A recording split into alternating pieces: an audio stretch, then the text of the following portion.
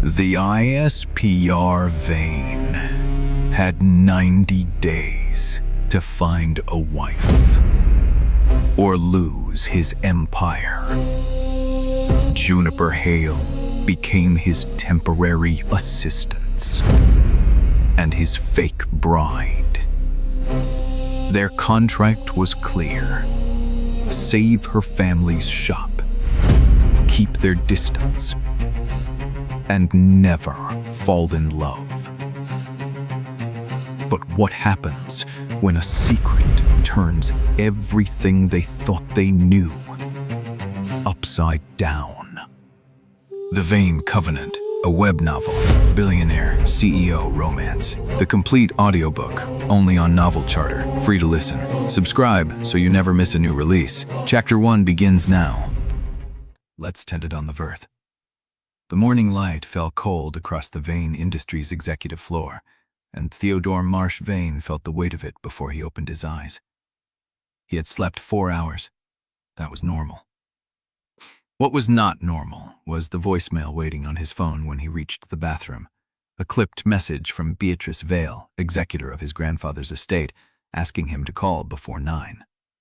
She had used the word urgent. Beatrice did not use that word lightly.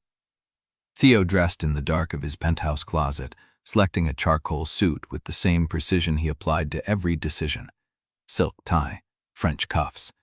The Vane signet ring he wore out of obligation, not sentiment. By the time he stepped into the elevator, he had already reviewed the morning's priorities in his hand. The Acehurst acquisition terms needed final sign-off.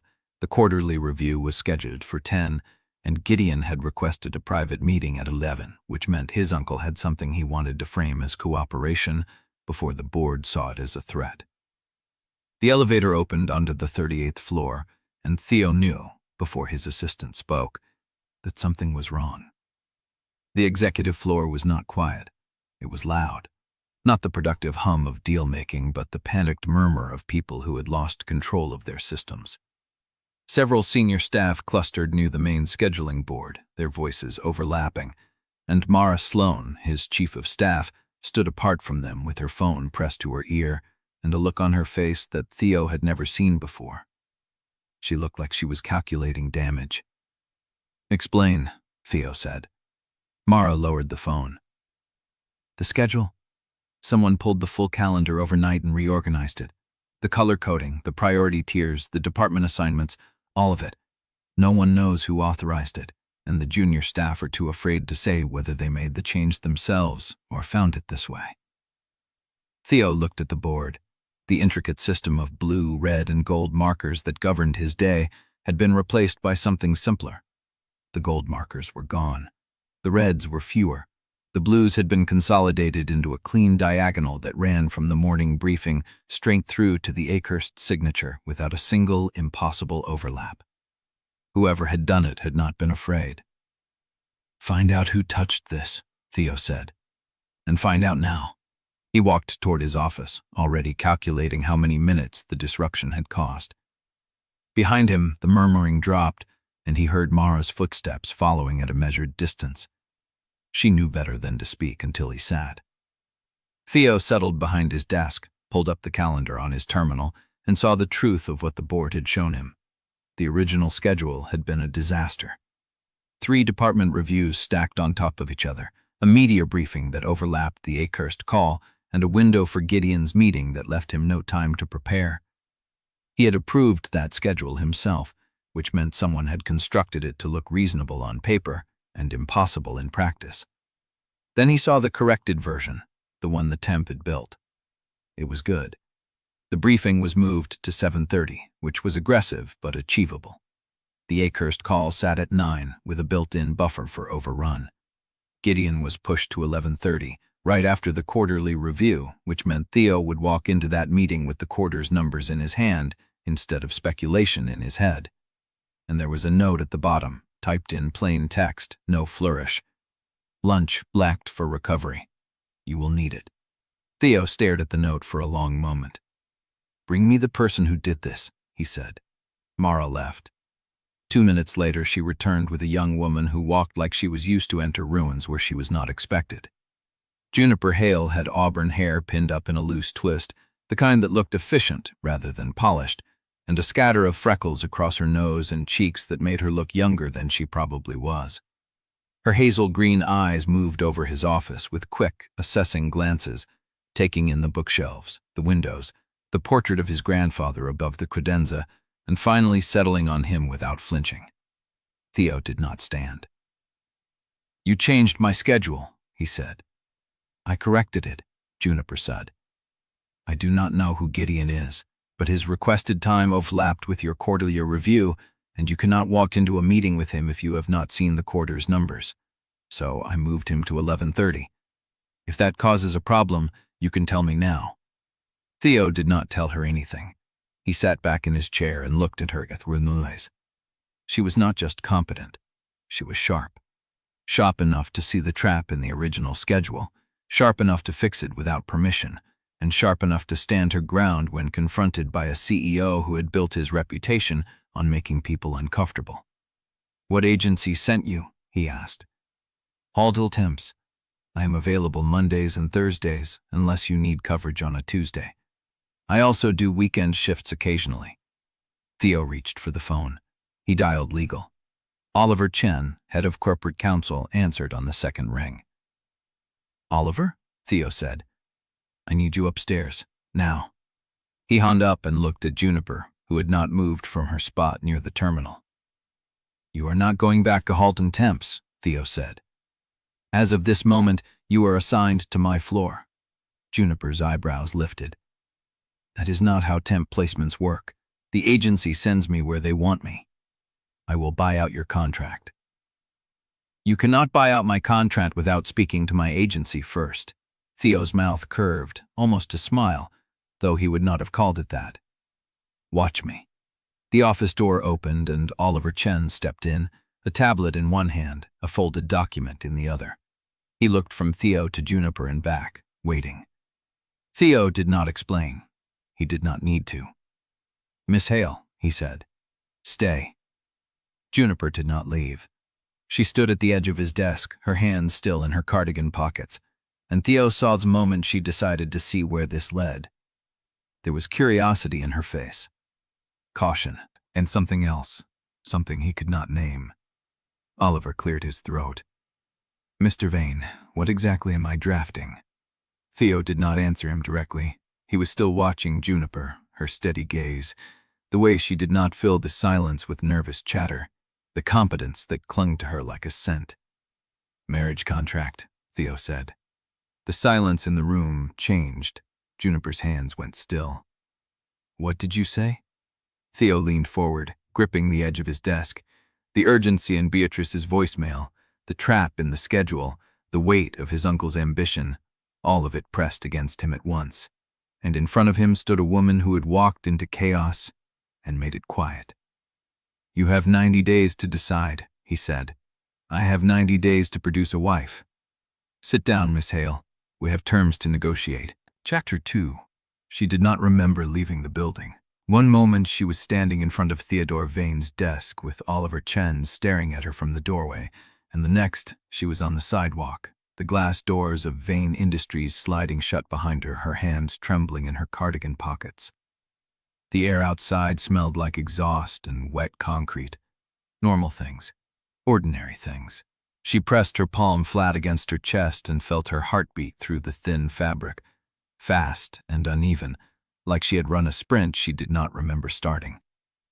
Marriage contract. The words kept repeating in her head, but they refused to attach to anything real. She was a temp. She worked Mondays and Thursdays. She had a hole in her cardigan and a flower shop that was drowning in debt. People like her did not get proposed to by men like Theodore Vane. She started walking. The bus came. She got on. She sat near the back, her hands wrapped around the strap of her bag, and watched the glass towers of the financial district shrink in the window. The buildings got shorter. The streets got older. The river district unfolded like a slow exhale. Brick storefronts and awnings that had been there since before her mother was born. She got off at the corner of River Street and walked at the last block with her eyes fixed on the sign ahead. Hale House Florals. The letters were painted in faded cream on a forest green background, the same sign Edith had hung 42 years ago. The windows were clean. The display buckets held fresh white tulips and pale pink stock. From the outside, the shop looked like it always did, warm, patient, alive. Juniper stopped at the door and pressed her forehead against the glass. Through the reflection, she could see the edge of the counter, the register, the stack of papers held down by the ceramic frog that had been there since she was a child. Papers.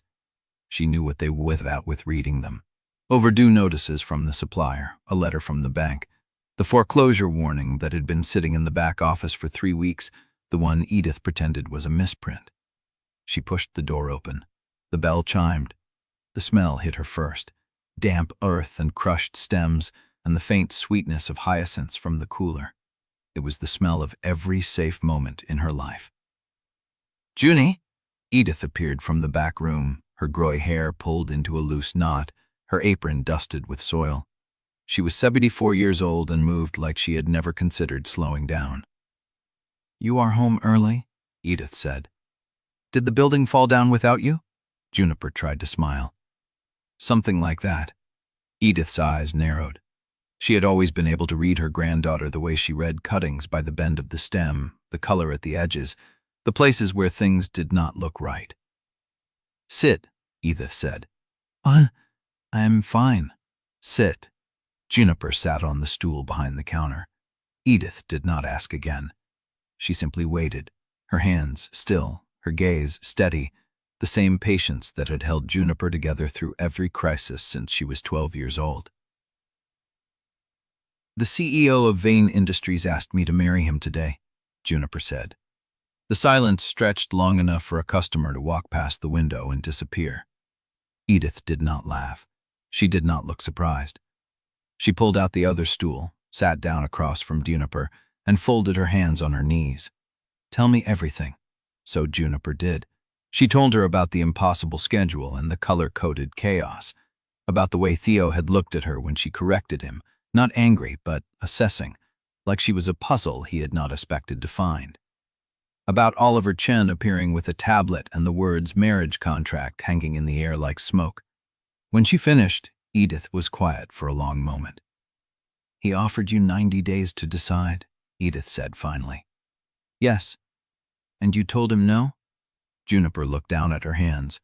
The scar on her thumb, the one from the florist wire, stood out pale against her skin. She had been 15, cutting stems for a funeral arrangement, and the wire had sliced through her glove like it was nothing. "I did not tell him anything," she said. "I walked out." Edith nodded slowly. Then she stood and walked to the back room.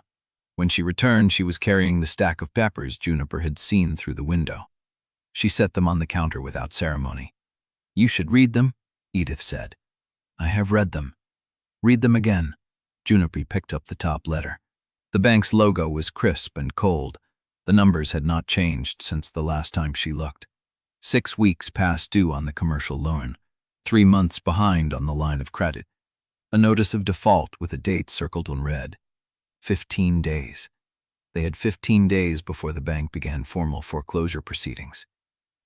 "We will figure it out," Edith said, but her voice had a crack in it that she could not hide. "We always do." Juniper set the letter down. She thought about the number Theo had mentioned in passing during their conversation, the amount he had implied he would offer. She had not let herself calculate it at the time. She calculated it now. It was enough. It was more than enough. "I have to go back," she said. Edith's face did not change. "Do you?" "If he meant what he said, if the offer is real, then I have to hear it." Edith studied her for a long moment. Then she reached across the counter and took Juniper's hand, her palm rough and warm from years of work. "You listen to the whole offer," Edith said. "Every word, and then you decide what you are worth, not what they were willing to pay." Juniper squeezed her hand. She stood. She walked to the door and stopped with her hand on the handle. "I love you," she said. "I know enough. You know I corrected your schedule. That is not enough to build a marriage on." Theo leaned back in his chair. The leather creaked. The lamp cast shadows across his face.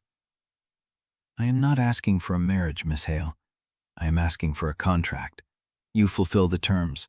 I fulfill the terms. At the end of 12 months, you walk away with enough money to save your grandmother's shop and never work a temp job again. Juniper looked down at the paper again.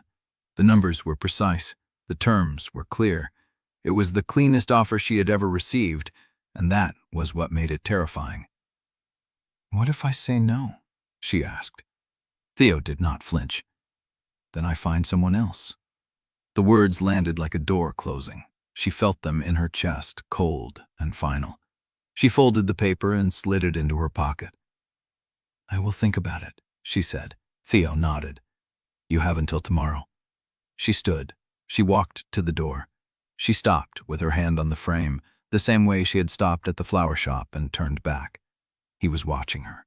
His face was unreadable, but his hands were flat on the desk, palms down, like he was holding himself in place. "Why me?" she asked. Theo was silent for a moment. Then he said, "Because you are the only person in this building who looked at my schedule and saw a trap instead of a problem." She did not have an answer for that. She walked out. The elevator doors closed. The building fell away beneath her. In her pocket, the paper pressed against her thigh, heavy with numbers that could save everything she loved, and strange with the promise of a year she had never imagined living. This Plah. Chapter 2 chimed as she pushed it through, and the smell of wet stems and old wood wrapped around her like a second skin. Edith was at the back counter, trimming chrysanthemums with the kind of focused precision that meant she was worried about money.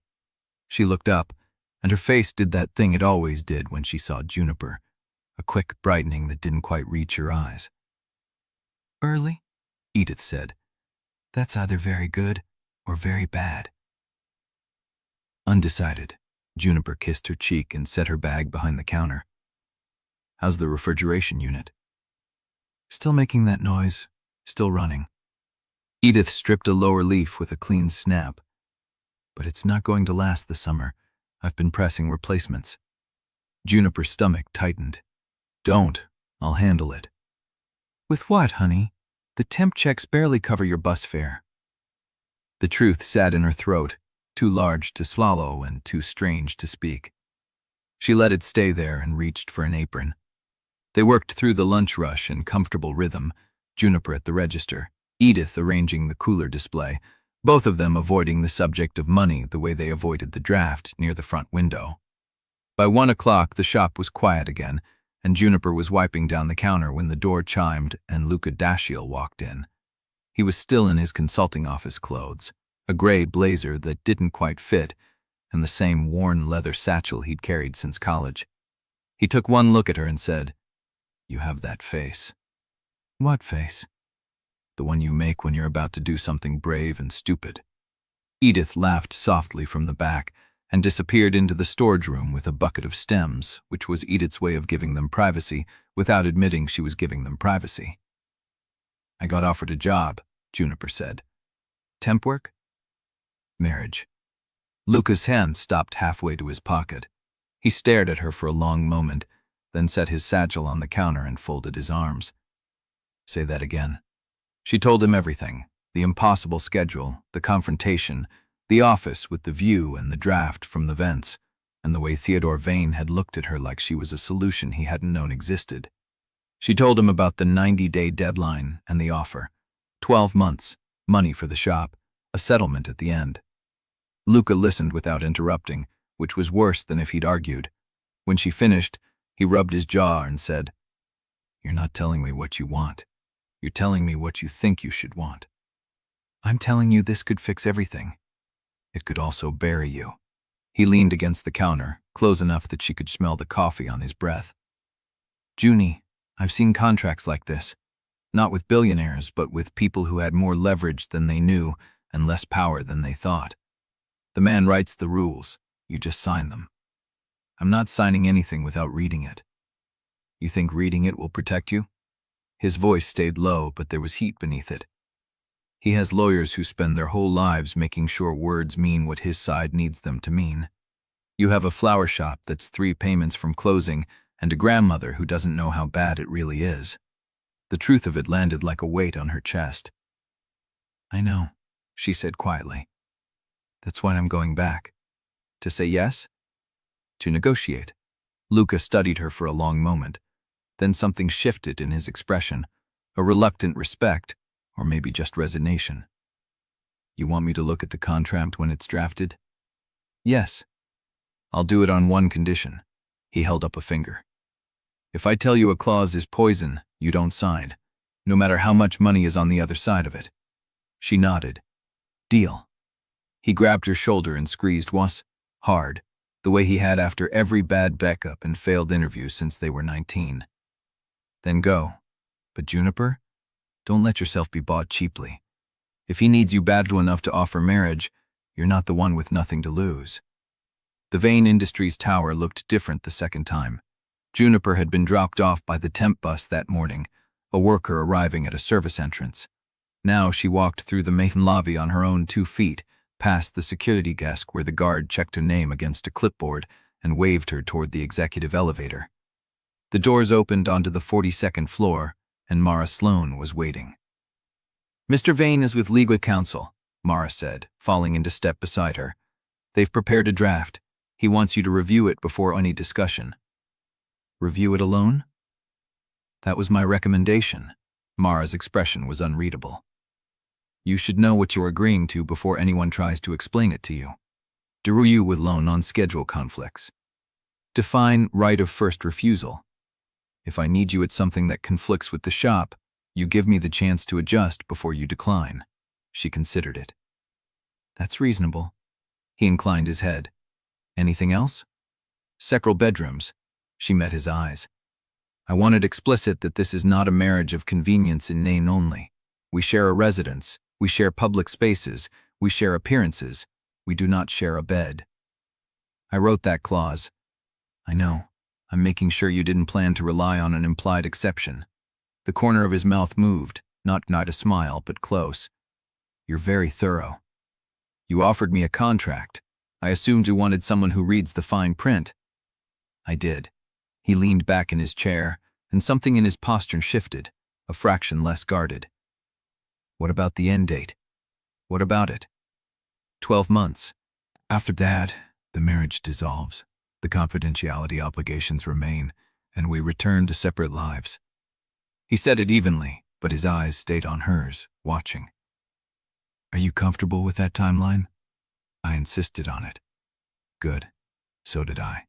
He said it without inflection, but Juniper felt the weight of it anyway, the reminder that this was a transaction, that he was as eager for an exit as she was. She told herself that was what she wanted. Clean terms, clear boundaries, no ambiguity. She turned to the final page and found a section she hadn't reached yet, a single clause at the bottom, set apart from the others. Optional intimacy rider. The parties agree that physical intimacy is not required for the fulfillment of this contract. Should either party desire to initiate such intimacy, they must obtain written, informed, and specific consent from the other party in advance of any such contact. This rider may be revoked in writing at any time by either party. She read it twice. Then she looked at Theo, who was watching her with an expression she couldn't name. That's unusual, she said. You made it clear you wanted boundaries. His voice was quiet. I wanted you to know they would be honored, in every sense. Something shifted in the air between them, a current she hadn't felt before. Juniper looked back at the page, at the words that protected her more thoroughly than any clause she'd expected. Why? She asked. Because I don't want you to feel trapped. Theo paused. And because I wanted you to see that I can be trusted before I ask you to trust me with anything else. She looked up, and his eyes met hers, and she realized that the final clause wasn't about safety at all. It was about choice, and she had just run out of reasons to say no. Chapter 4. Thursday morning arrived gray and damp, the kind of low-sky day that made Halden City's glass towers look like they were disappearing into cloud. Juniper stood outside the courthouse at 7:55 a.m., 2 minutes early, wearing the best dress she owned, a navy blue sheath she'd bought 3 years ago for a wedding she'd almost attended as a +1. The fabric was starting to pill at the seams. She'd pinned her auburn hair into something that tried for polished and landed at presentable, and she had the marriage contract in her leather tote, signed in triplicate, witnessed by a notary Oliver Chen had produced from somewhere inside the building. Luca had called at 6:30 a.m. No poison clauses. The financial terms were clean. The exit provisions favored her more than she'd expected. He'd said it looked like someone had written the contract to make leaving the easiest option. She hadn't told him that the optional intimacy rider had made her trust Theo more than any of the financial protections. Theo's black car pulled up at exactly 7:57. He stepped out in a dark charcoal suit, no tie, the collar of his white shirt open at the throat. He looked like a man who had slept poorly and compensated with precision. He met her eyes across the wet pavement. "You're early. So are you. I wanted to be sure you hadn't changed your mind." She could have said the same thing. Instead, she tightened her grip on the tote and walked toward him. Mara Sloan was waiting inside, holding a clipboard and a sealed envelope. She nodded at Juniper with professional neutrality and gestured toward a side corridor. "The judge is waiting. Family court, 3rd floor. Mr. Chen has already filed the paperwork. You'll sign the final certificate in chambers, and then you're done." Done. A 4-letter word for the rest of her life. Theo walked beside her, close enough that she could smell the cedar and bergamot of his cologne, close enough that she could feel the heat coming off his body without touching him. Neither of them spoke. The elevator rose. The doors opened onto a hallway that smelled like old wood and floor polish. The judge was a woman in her 60s with steel gray hair and reading glasses perched on her nose. She looked at them over the rim of her glasses, then at the file Oliver had submitted, then back at them. "No witnesses?" she asked. "Just us," Theo said. The judge studied him for a moment. "You're Theodore Vane. I've read about you. I hope only the good parts. I read everything." She turned to Juniper. "And you're Juniper Hale. Do you understand what you're signing today?" "Yes." "Do you fully consent to this marriage of your own free will?" Juniper felt the weight of the question land somewhere in her chest. "Yes." The judge looked between them again, then nodded once and opened the file. 15 minutes later, Juniper Hale became Juniper Vane. The ceremony was 7 sentences long, delivered in the flat cadence of someone who performed this ritual multiple times a day. They didn't exchange rings. Theo had mentioned that he'd have something for her later, a piece that would satisfy public appearances, but the courthouse held no jewelry, no flowers, no witnesses who cared. Just words on a page, a signature, and a 40-watt ceiling light buzzing overhead. When the judge closed the file and said, "Congratulations," Juniper felt nothing at all. That was how she knew it was real. They walked out of the courthouse into a wall of cameras. Juniper stopped so abruptly that Theo's hand caught her elbow, steadying her. Flashbulbs pulsed in a white blindness, and voices overlapped in a roar of questions. "Mr. Vane, who is she? Is this the surprise engagement? Where did you meet? Juniper, look this way." She had known this was part of the deal. Theo had warned her. Mara had drilled her. But knowing it in the abstract was different from standing in the middle of it with her new name still burning on her tongue. Theo's hand moved from her elbow to the small of her back, a steady pressure that guided her forward without rushing her. He didn't shield her with his body. He walked beside her, matched her pace, and spoke directly into the cameras with a calm that seemed to silence the noise. "Mrs. Vane and I appreciate your interest. We'll have a statement later today. For now, we ask for privacy as we celebrate privately." Mrs. Vane. The name hit her like a physical blow. Theo guided it into the back of the car, and the door closed, cutting off the chaos. He sat beside her, buttoned his jacket, and said nothing for a long moment. Then he turned to her. "You did well." "I didn't do anything." "That's what doing well looks like. The cameras wanted a reaction. You gave them composure." His eyes moved over her face. "How do you feel?" She thought about the question. "Like I just signed a contract I don't fully understand." "Give it a month. The terms will become clearer." "I wasn't talking about the contract." Something flickered in his gaze, a recognition she hadn't expected. He looked away first. The car pulled into traffic, and Juniper pulled out her phone to send Edith a quick text. "It's done. I'll call tonight." She had barely hit send when the phone buzzed with an incoming message from an unknown number. She opened it. "Congratulations on your marriage, Mrs. Vane. A word of advice, Vane wives are rarely safe. Watch your back." Juniper stared at the screen, the words swimming. Theo must have noticed her stillness. "What is it?"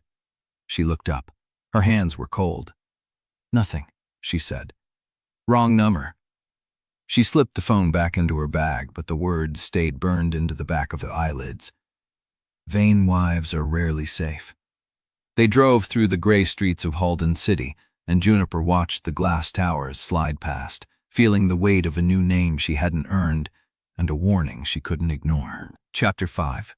The car stopped in front of a tower that seemed to pierce the gray sky without effort. Juniper looked up through the window and felt the scale of it press against her ribs. 40 stories of glass and steel, each one a statement she hadn't agreed to make. Theo opened her door before the driver could reach it. Courthouse manners, she thought. Or maybe just habit. "This is where you live." "Where we live now." He said it like a correction, like she had already gotten the terms wrong. She followed him into a lobby that smelled like orchids and money. A concierge in a tailored suit nodded at Theo, then at her, with a curiosity that stopped just short of staring. The elevator required a keycard that Theo pulled from his inner pocket, and when the doors closed, the silence was thick enough to lean on. "7th floor is the gym and pool," he said. "10th has a private dining room we can book. 25th is the concierge desk. I own the top 3 floors." "You own 3 floors of a building?" "I own the building." They orbited into a foyer that was bigger than Edith's entire apartment. Pale marble floors, a console table with a single white orchid, and a wall of windows that made the city look like a postcard someone had left behind. Juniper stepped inside and stopped breathing. The penthouse opened around her in a series of rooms that flowed into each other without walls, connected by light and space, and the kind of quiet that only came from perfect insulation. The furniture was muted and expensive, all gray and cream and steel, with nothing out of place and nothing that looked lived in. A woman in a black uniform appeared from a hallway to the left. She was in her 50s, with steady hands and a face that gave nothing away. "Mr. Vane, Mrs. Vane." She inclined her head. "I'm Helen. I manage the household staff. Would you like tea or coffee?" "Tea," Theo said. "The chamomile from the blue tin." He looked at Juniper. "She prefers tea, usually a black tea with a splash of milk, no sugar." Juniper's skin went tight. He had noticed. Of course he had noticed, because Theo noticed everything. But hearing him recite her preferences to a stranger made her feel like a file folder he had already memorized. "That's right," she said, because saying, "How did you know?" would admit she was unsettled. Helen nodded and disappeared. Theo led her through the penthouse room by room. A kitchen with appliances she couldn't name, a dining table that seated 12, a living area with a fireplace that turned on with a button, a study with a desk the size of a small boat, and a wall of books that looked more decorative than read. "Guest rooms are on the east wing," he said, opening a door onto a hallway with 3 closed doors. "Yours is the last one. I had the bed changed to the one you tested at the showroom. The mattress firmness, pillow type, sheet thread count." "You ordered a bed for me."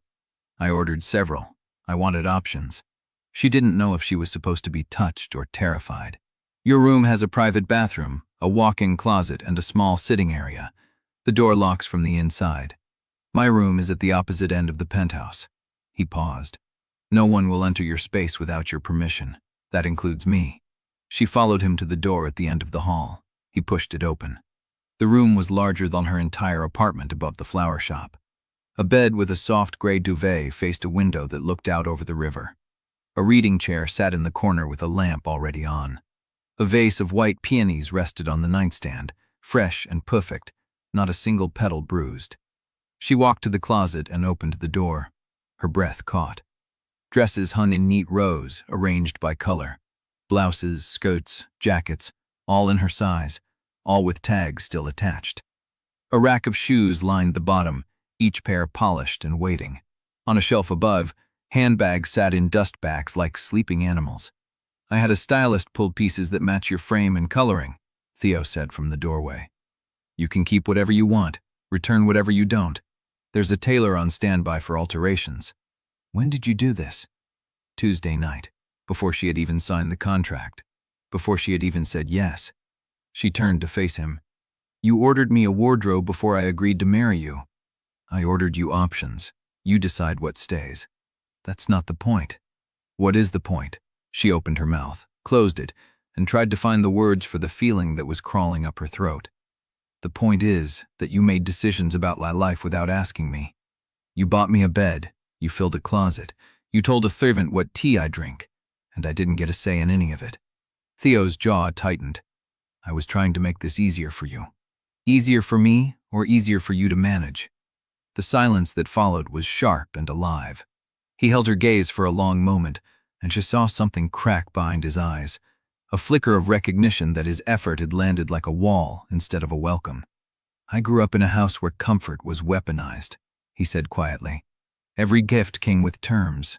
Every kindness had a receipt. I learned that if you don't provide for yourself, someone else will provide the wrong thing, and you will owe them for it. He looked at the closet, then back at her. I am not trying to own you, Juniper. I am trying to make sure you never feel like you need someone else to survive. She wanted to believe him. She wanted to trust that the difference between care and control was visible from where she stood. But she had spent a lifetime making herself small so people would keep her. And Theo had just filled a closet with proof that he expected her to stay. Thank you, she said, and the words came out flatter than she intended. For the thought. But next time, ask me first. He nodded once, a slow dip of his chin that felt more like a concession than an agreement. Dinner is at 7, he said. Helen will show you where. He turned and walked back down the hall, leaving her alone in a room full of clothes she didn't choose, in a penthouse that smelled like orchids, and a life she hadn't asked for. She opened the top drawer of the nightstand to see if there was a Bible, or a menu, or anything that told her what to do next. Instead, she found a business card. Beatrice Vale, attorney at law, estate and trust, litigation hand, written on the back in small, sharp letters. Call me when you're ready for the truth. Juniper's fingers went cold around the card. Outside, the river moved through the city like a seam, dividing one world from another, and she stood in the space between them, holding a warning and an invitation she had no one to share with. Chapter 6. The first thing Juniper noticed about Mara Sloan was that she did not smile. The second thing was that she had already made tea. 7 minutes early, Mara said, glancing at the stove clock. That's good. Theo's never early, and you need to compensate for his lateness without making him look late. Juniper set her bag on the kitchen island. She had worn the gray dress from the closet, the plainest one she could find, with her own cardigan over it, because the hole at the hem felt like armor. I don't understand. You will? Mara slid a tablet across the counter. That's the investor profile packet. Memorize it by Friday. The board dinner is Saturday, and you will be asked questions about Theo's portfolio, company direction, and your own background. If you hesitate, they will assume you're hiding something. Juniper opened the tablet. The first page listed 97 names, faces, and relationship maps, color-coded by trust level and voting influence. Gideon Vane sat at the center of the hostile group, marked in red. I'm supposed to memorize all of this in 3 days? I'm supposed to make sure you can. That's why I'm here. Mara pulled out a stool and sat across from her. The morning light caught the sharp line of her jaw and the stillness in her posture, a woman who had learned to hold herself like a blade. Theo's world runs on optics, Mara said. Every dinner, every handshake, every glance across a room is interpreted. You will be watched constantly. Your job is to look like you belong there without trying to prove it. And if I can't? Then Gideon's faction will have a very easy time convincing the board that Theo made a desperate mistake. Juniper looked down at the tablet. The faces stared back at her, wealthy, polished, hungry. She thought of the flower shop, the way Edith hummed while arranging peonies, the smell of wet stems and green leaves, the quiet safety of a place where no one was watching for cracks. You're nervous, Mara said. It was not a question. Yes. Good. Nervous is better than confident. Confident people get sloppy. Mara pulled a notebook from her bag. Let's start with the head table seating chart. They worked through the morning. Mara drilled her on who had power, who had influence, and who had both but pretended otherwise. She taught Juniper how to stand beside Theo in photographs, which angle made them look united without appearing staged, and where to place her hands when Gideon approached. "Don't cross your arms," Mara said.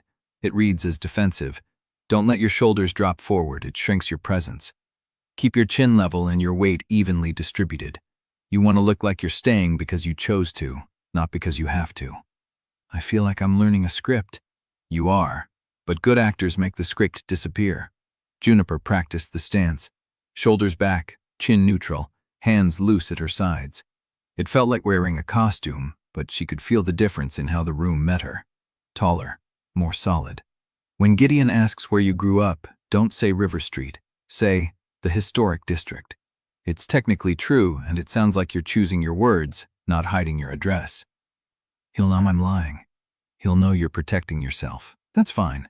He does the same thing, but his version sounds like condescension. Mara flipped a page. "Let's practice the dinner conversational structure. I'll be Celeste." Juniper straightened. "Already?" "Catching you off guard is the point." Mara's face shifted.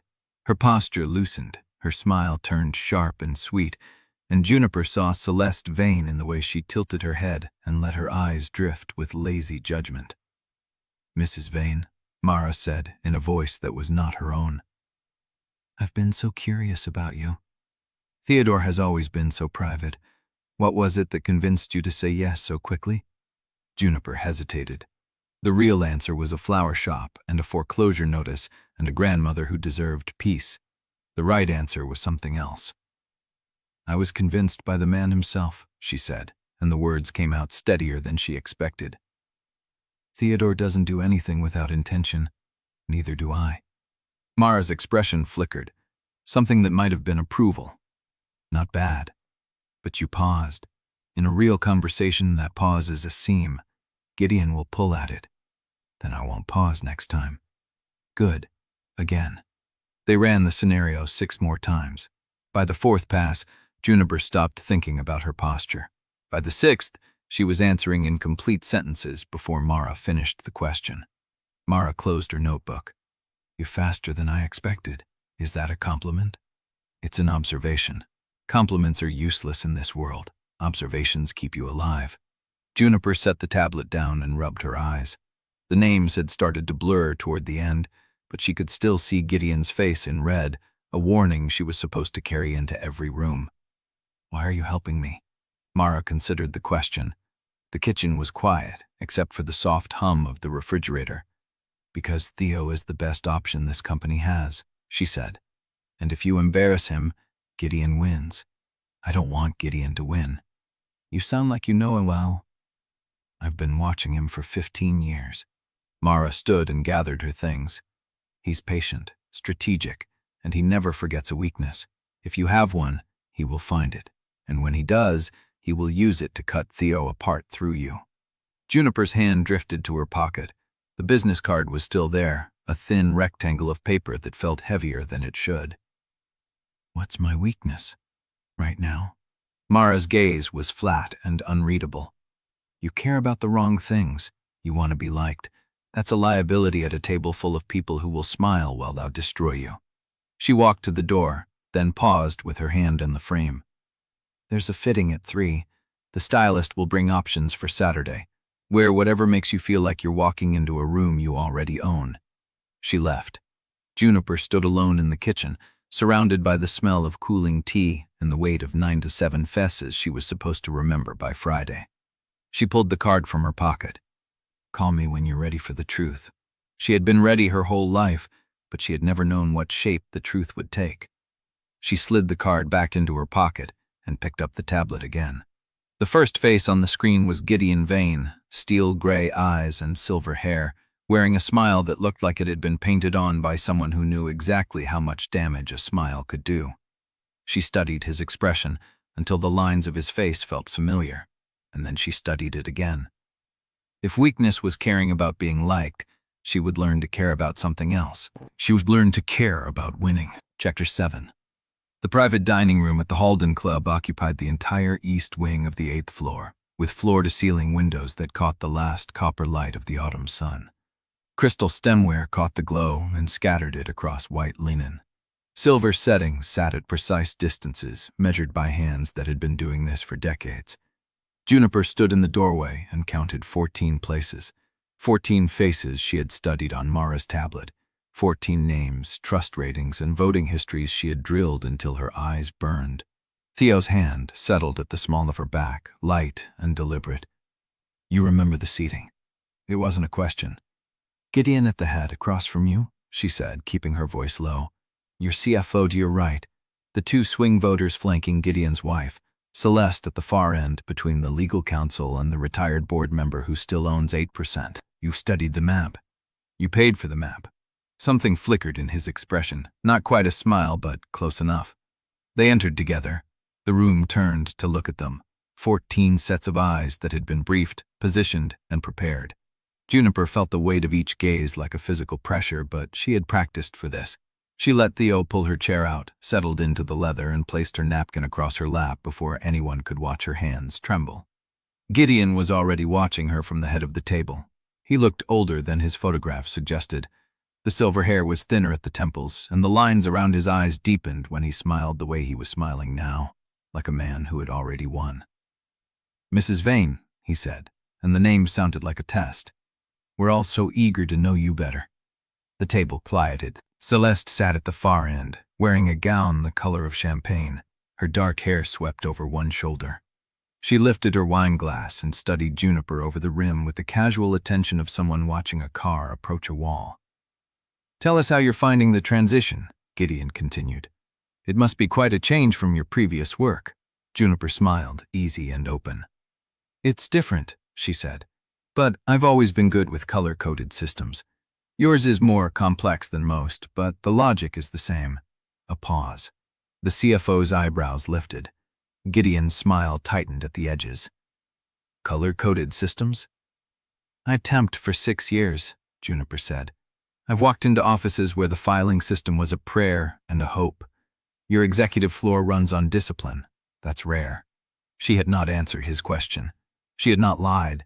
She had made a hostile observation sound like a compliment. Leo said nothing, but she felt his attention, sharp and present. Celeste set her glass down with a soft click. "Temping?" she said, drawing the word out. "That must have been educational. So many different environments. You must have learned a great deal about how different companies function." "I learned that most problems are caused by people who are afraid to say they don't know something," Juniper said. "The ones who admit ignorance are usually the ones who fix things." Celeste's smile did not waver. "And what do you think you'll learn here?" Juniper considered the question. The answer that rose was honest, which made it dangerous. But she had learned from Mara that truth could sometimes be armor.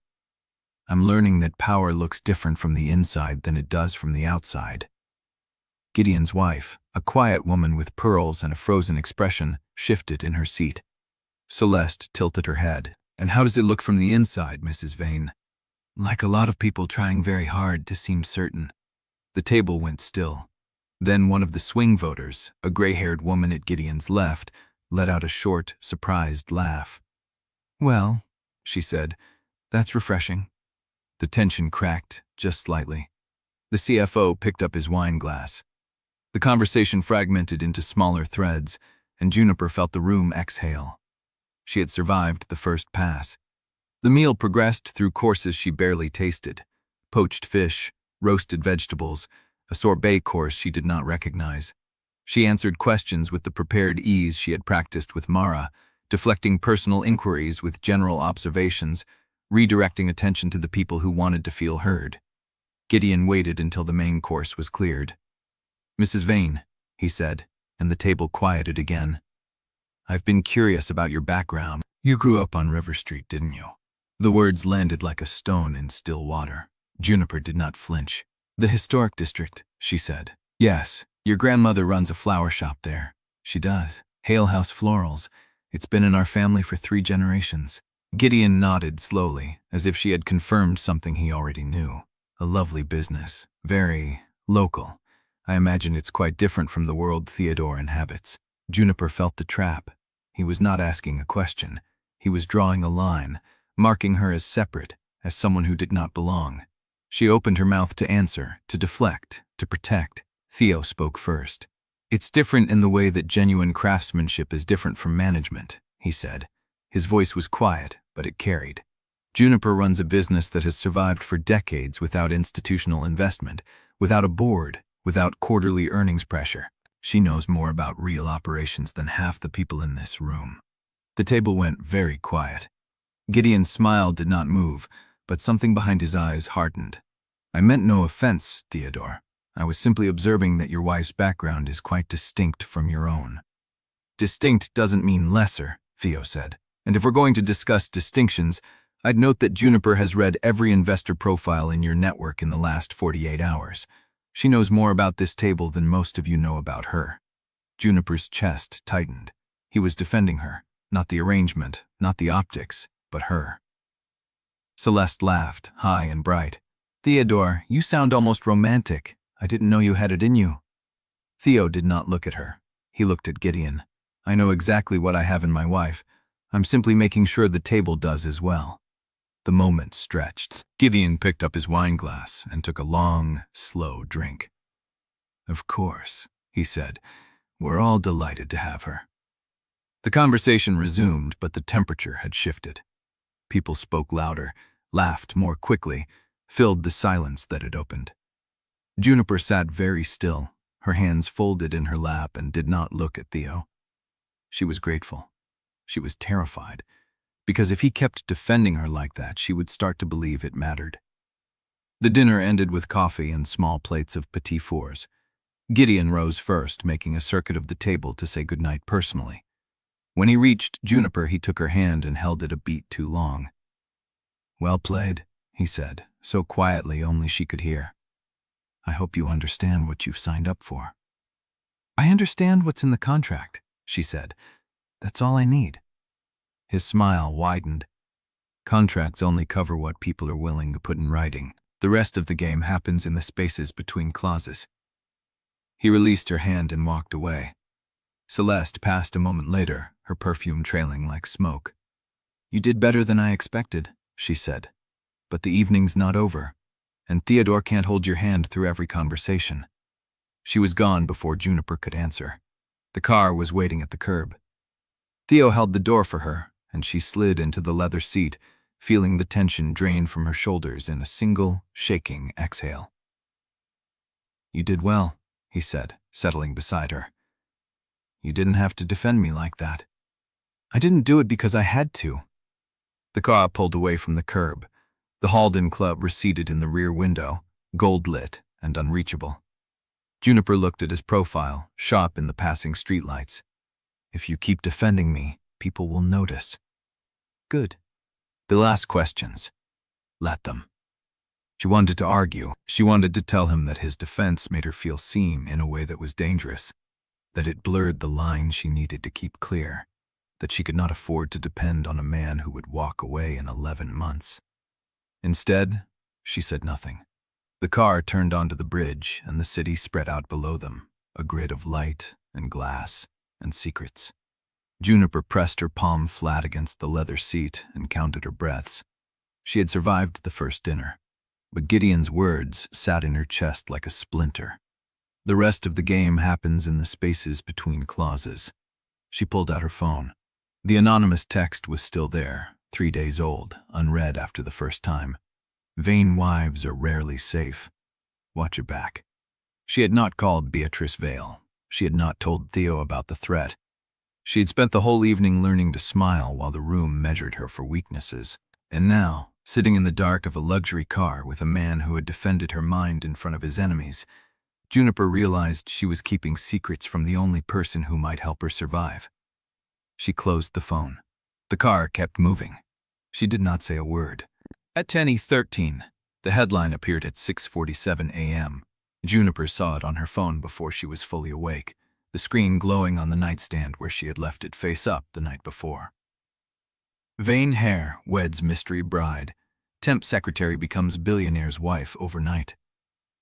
The article beneath was shorter than the headline, a grainy photo of them leaving the courthouse, a quote from an unnamed source near the Vane family, a question about whether the marriage had been arranged to secure the succession deadline before Gideon could challenge it. Someone had talked. Juniper sat up, her heart knocking against her ribs, and scrolled. There were 6 more articles. 3 had her photo, pulled from an old temp agency profile. 1 had a picture of Hale House florals from Street View, the awning she had painted with Edith last spring clearly visible. She swung her legs over the side of the bed and called the shop. Edith answered on the 4th ring, breathless. "I saw it," she said before Juniper could speak. "There's a van outside with a camera." "A van?" "Parked across the street. Hasn't moved since 6. I called Luca. He said not to answer the door." Juniper pressed her palm against her forehead. "I'm coming down." "You'll make it worse." "I'm not letting you sit alone while they stake out the shop." She hung up before Edith could argue and pulled on jeans and a sweater. No makeup, no plan, just the raw need to be there, to put herself between her grandmother and the lenses. The hallway was empty. The elevator took her down in silence, and she walked through the lobby with her head up, ignoring the doorman's curious glance. Outside, the morning air was cold and damp, carrying the salt of the river. She flagged a cab before she could second-guess herself. The driver recognized her. "Saw you on the news," he said, watching her in the rearview mirror. "That you, the one who married the Vane guy?" "Can you just drive?" He shrugged and pulled into traffic. The city scrolled past, unfamiliar and too bright. Juniper pressed her fingers into her palms and counted. She had known there would be press. Theo had warned her, and Mara had drilled her on how to handle questions, where to look, how to keep her voice steady. But knowing and living were different rooms, and she had just stepped through a door she could not close. The cab turned onto River Street.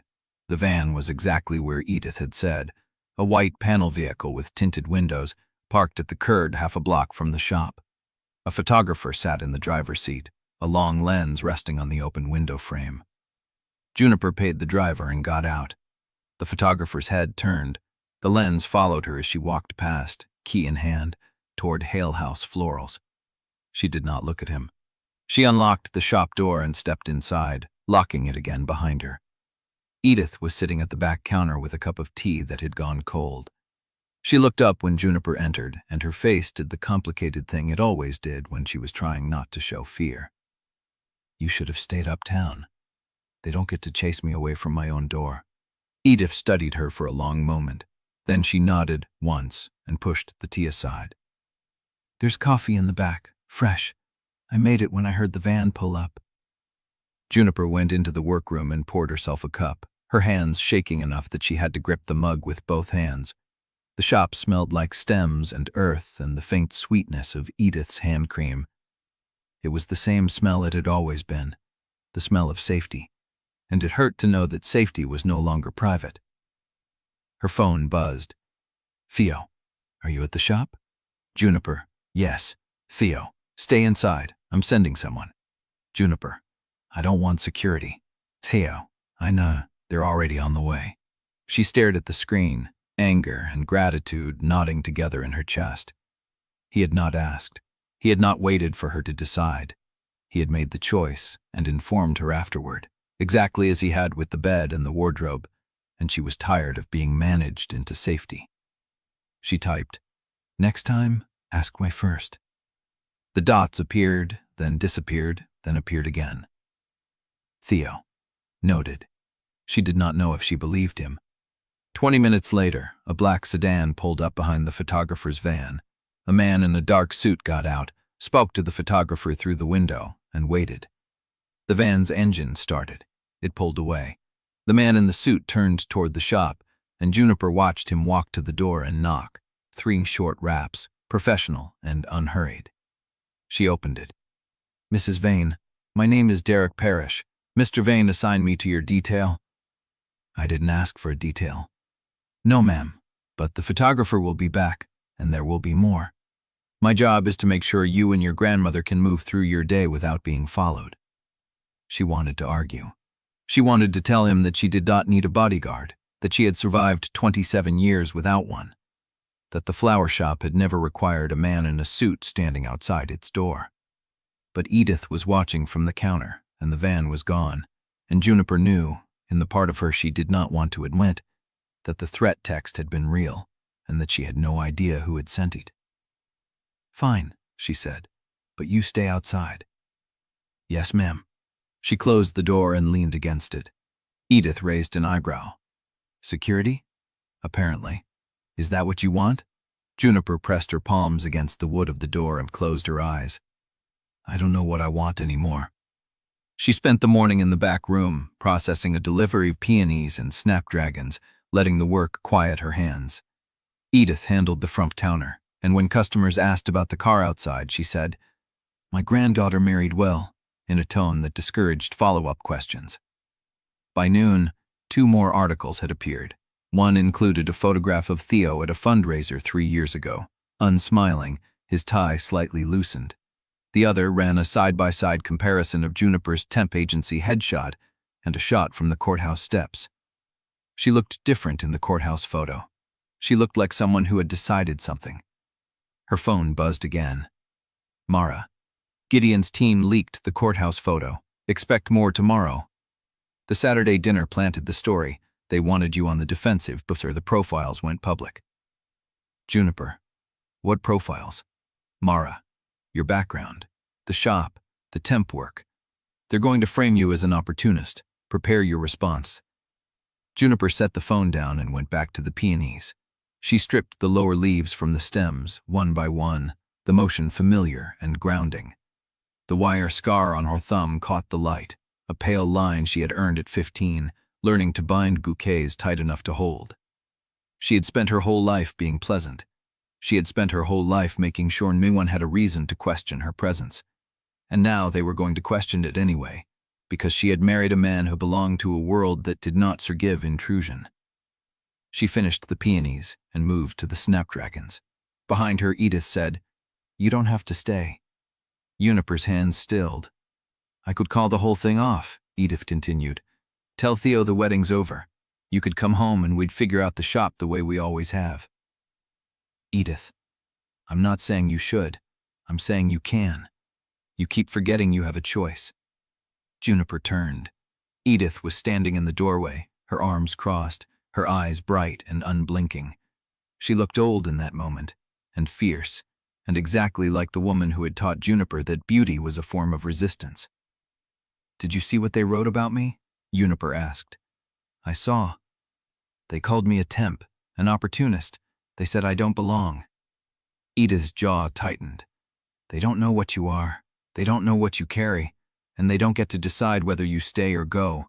That's your choice, and yours alone." Juniper looked down at her hands, the florist wire scar, the peonies, the life she had built in this room. "I'm not leaving," she said. "Not because of them." Edith nodded slowly. "Then you need to decide what you're staying for. Because if it's only fear of losing the shop, that won't hold. Fear never does." She turned and walked back to the front counter, leaving Juniper alone with the flowers and the weight of a question she was not ready to answer. Her phone buzzed one more time. "Theo, there's a dinner tonight with the board's legal committee. Gideon requested your presence.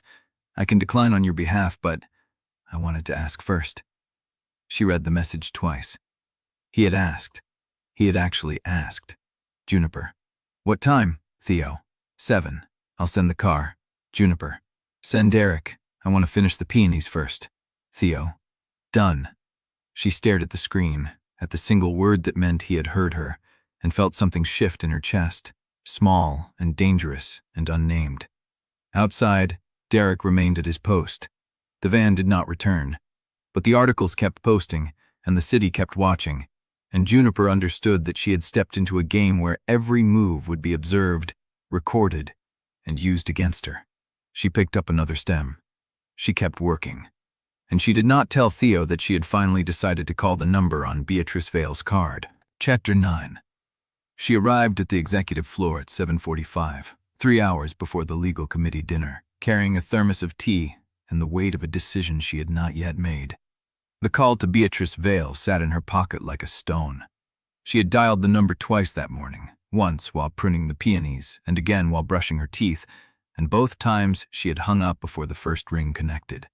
The truth, whatever it was, would change something.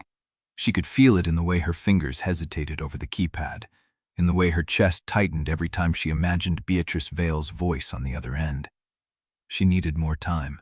She needed to see the shape of the game before she learned the rules. The elevator doors opened onto a floor that looked different than it had a week ago.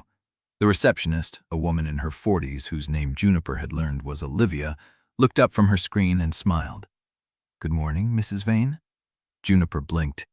She had not been called that here before. "Good morning, Olivia. Is Mara in?" "Downstairs in legal. She said you'd be coming in." Olivia hesitated. "The supply chain team has been waiting for someone to look at the vendor approval backlog. Janet on the 3rd floor has been sending escalated emails for 2 days, and no one's touched them." Juniper stopped. The 3rd floor managed procurement. If vendor approvals were stalled, deliveries would slip. If deliveries slipped, the production timeline would shift, and the quarterly numbers Theo was defending against Gideon's faction would take a visible hit. "Who's supposed to handle vendor approvals?" "Lisa in procurement. She's out on medical leave. No one reassigned the workflow." Juniper set her bag down at the empty desk Mara had designated for her near the conference room. She pulled up the shared drive, found the vendor approval queue, and saw a backlog of 43 pending requests, the oldest dating back 12 days. She started working. It was not complicated work. Each request required a checked PO, a confirmation of insurance, a signature from a department head, and a timestamp upload to the central system.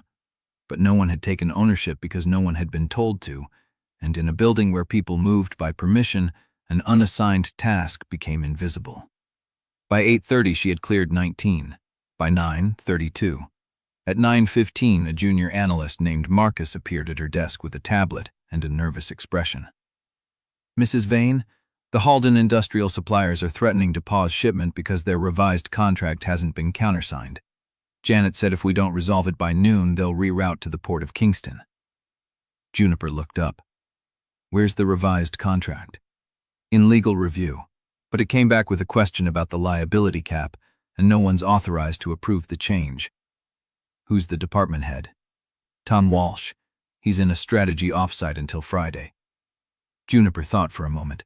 The investor profiles Mara had drilled into her included Tom Walsh.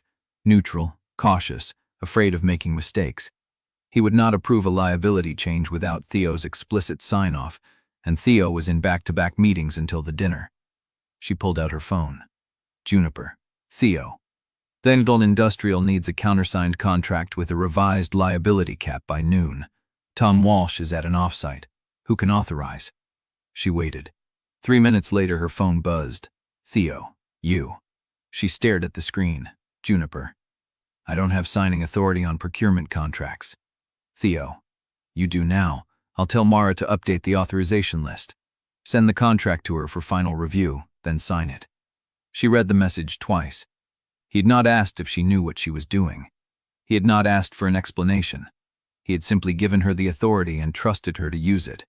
She looked at Marcus. "I'll have the countersigned contract to Janet by 11. Tell Halden Industrial the shipment is good." Marcus nodded and disappeared. By 10:30 the vendor queue was clear. By 11 the contract was signed and uploaded.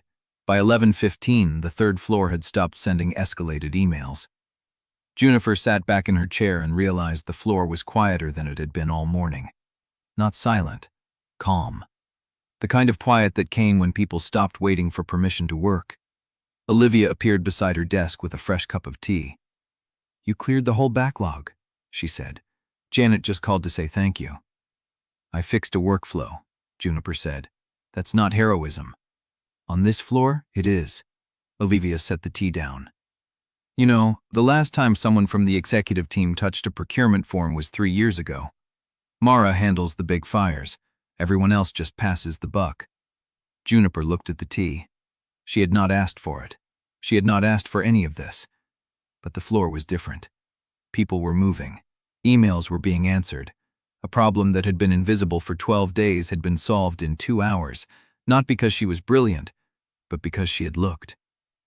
At 11:30 her phone buzzed again. "Theo, you skipped lunch."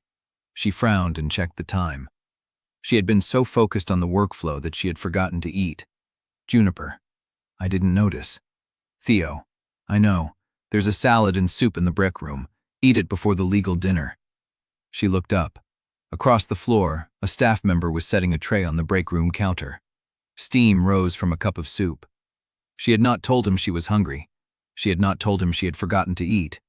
And yet he had noticed, ordered, and delivered without a single question about whether she needed it, as if the answer was already obvious. That was the thing about Theo Vane. He did not ask what you needed. He saw it, provided it, and expected you to accept it without explanation, because his world ran on efficiency and care looked like control when you were not used to being held. She stood. She walked to the break room. She ate the soup and the salad, and drank the tea he had sent, because refusing it would have been a message she was not ready to send. Chapter 10. Juniper finished the soup, returned the tray to the break room counter, and stood there staring at the empty bowl, as if it might explain something she did not have words for. Care looked like control when you were not used to being held. She had thought the line, not said it.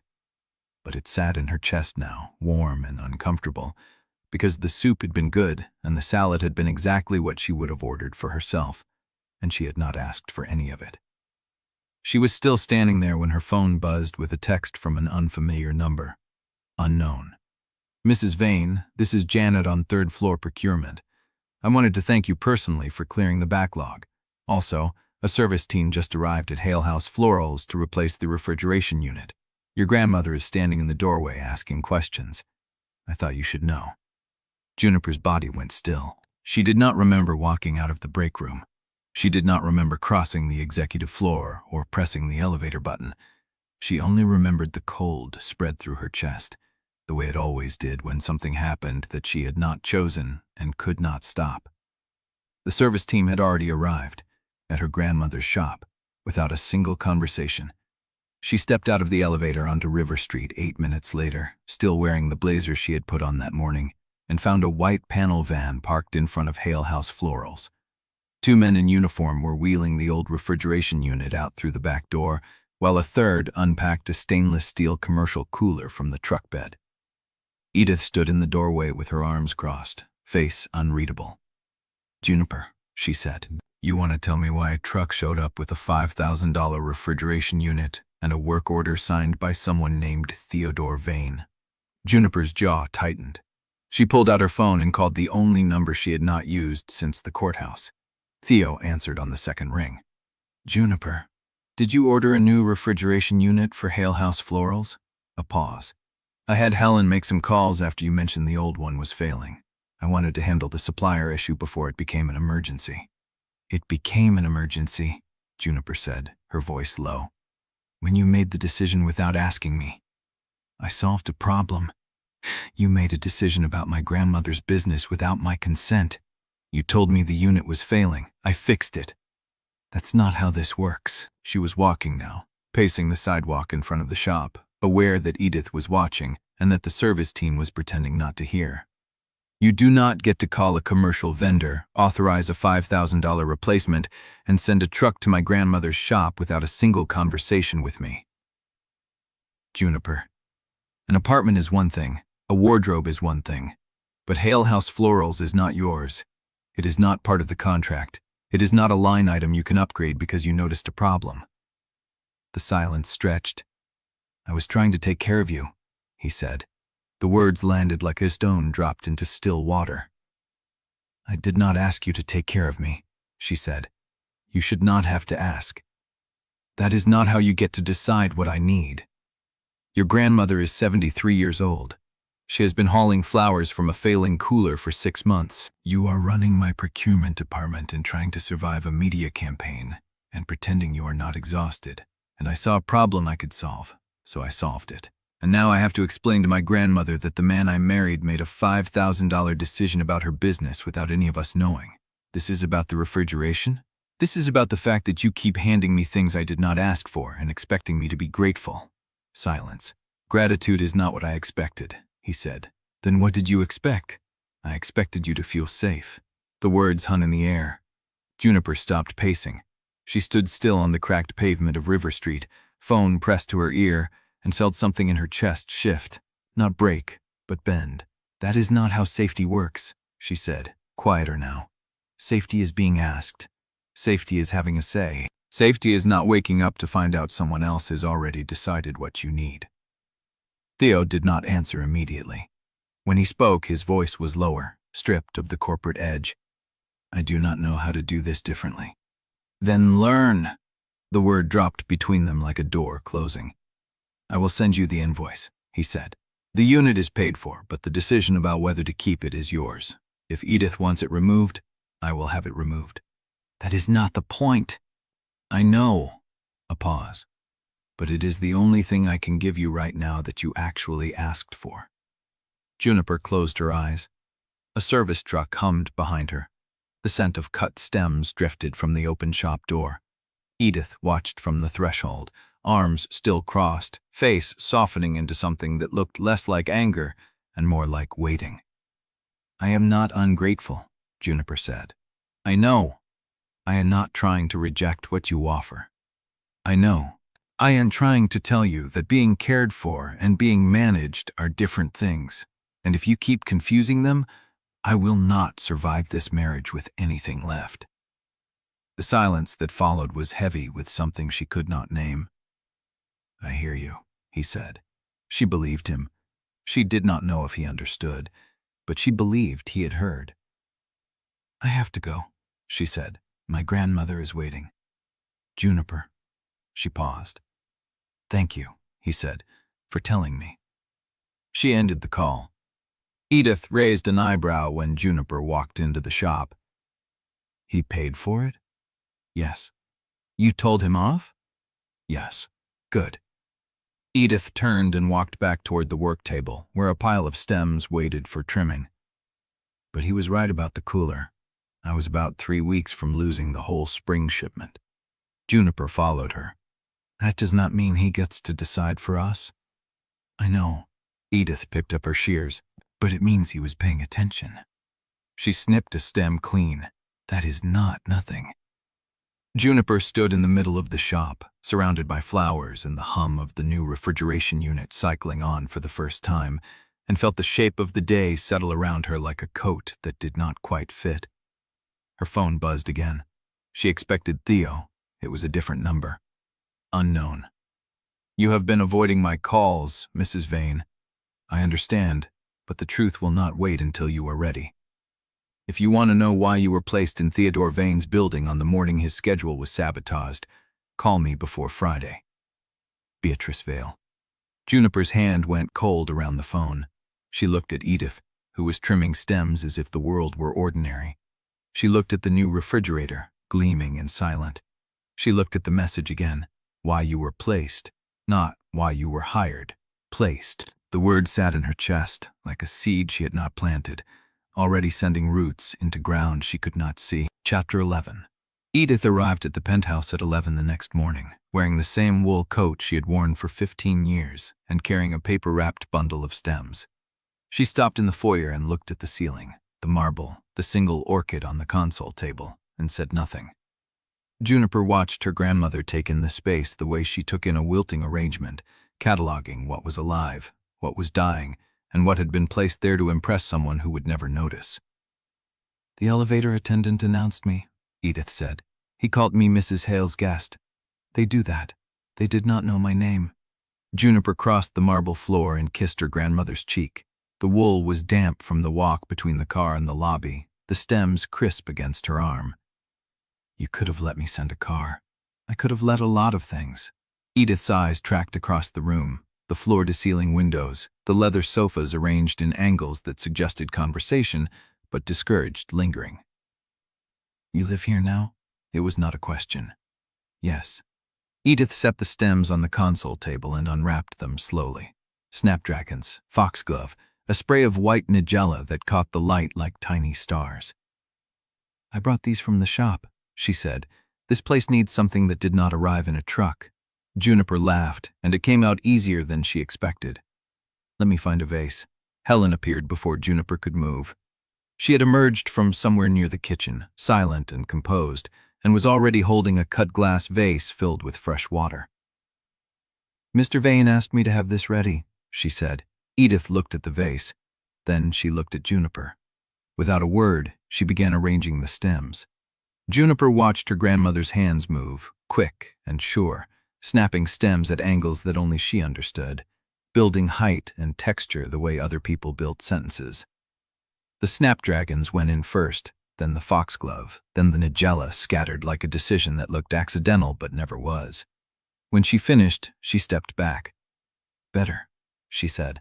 Helen took the arrangement to the console table without being asked. Edith turned to Juniper. "Where's your husband?" "In his office. He said he would join us for lunch." "Good. I want to see how he sits at his own table." Juniper led her through the penthouse, and Edith walked slowly, not like someone who was impressed, but like someone who was reading a room for exits. She touched nothing. She commented on nothing. She looked at the ridgeline of buildings beyond the windows and said only, "You see the river from here?" "On clear days. Your grandfather used to say you could tell the health of a city by how much of its water you could see. If the rich hide the river, the poor are paying for it." Juniper had no response to that. They reached the dining room, where the table was set for 3. White linens, polished silver, a low bowl of ivory roses that matched nothing in the room but had been placed there anyway.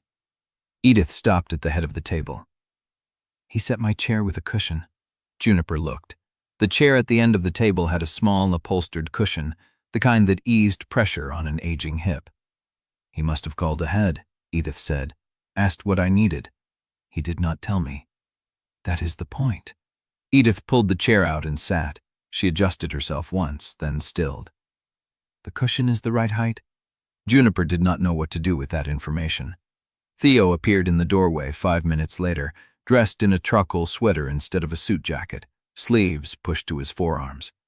Juniper had never seen him in anything less than full armor, and the sight of him standing there with his hands in his pockets, looking almost casual, almost approachable, made something in her chest slip sideways. "Mrs. Hale," he said, "thank you for coming."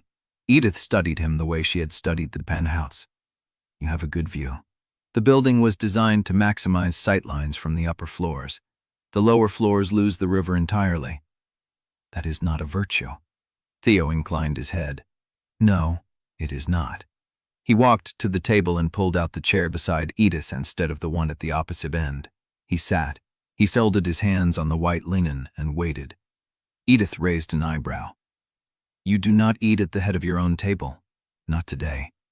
The silence that followed was not hostile. It was something Juniper could not name, a negotiation happening in a language she had not learned. Lunch arrived on trays carried by a woman Juniper had seen twice before.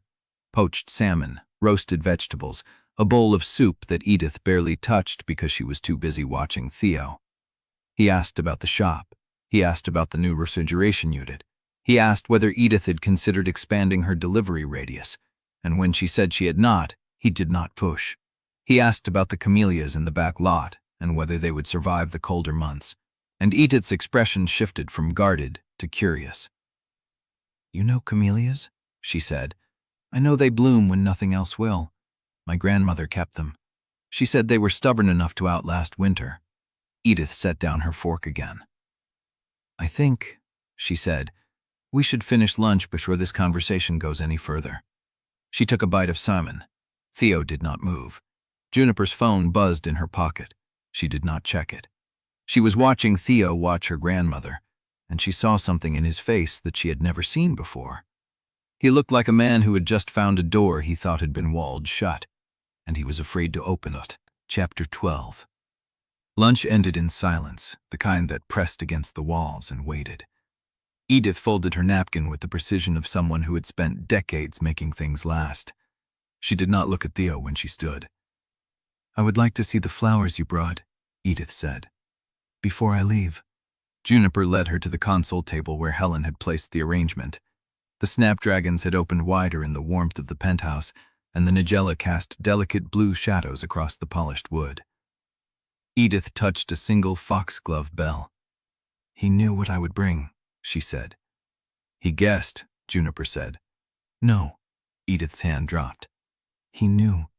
The vase was ready before I arrived. The cushion on the chair was the right height for someone with my hip. He did not measure me today, Juniper. He noticed the first time he saw me at the shop and remembered." Juniper did not know what to say. Edith turned and looked at her, and for a moment her face held something that was not quite anger and not quite fear. It was older than both, a kind of watchfulness that had kept her alive through things she never spoke about. "You are living in his house," Edith said. "You are sleeping in a bed he chose. You are wearing clothes he ordered. And he is kind to you." "He is.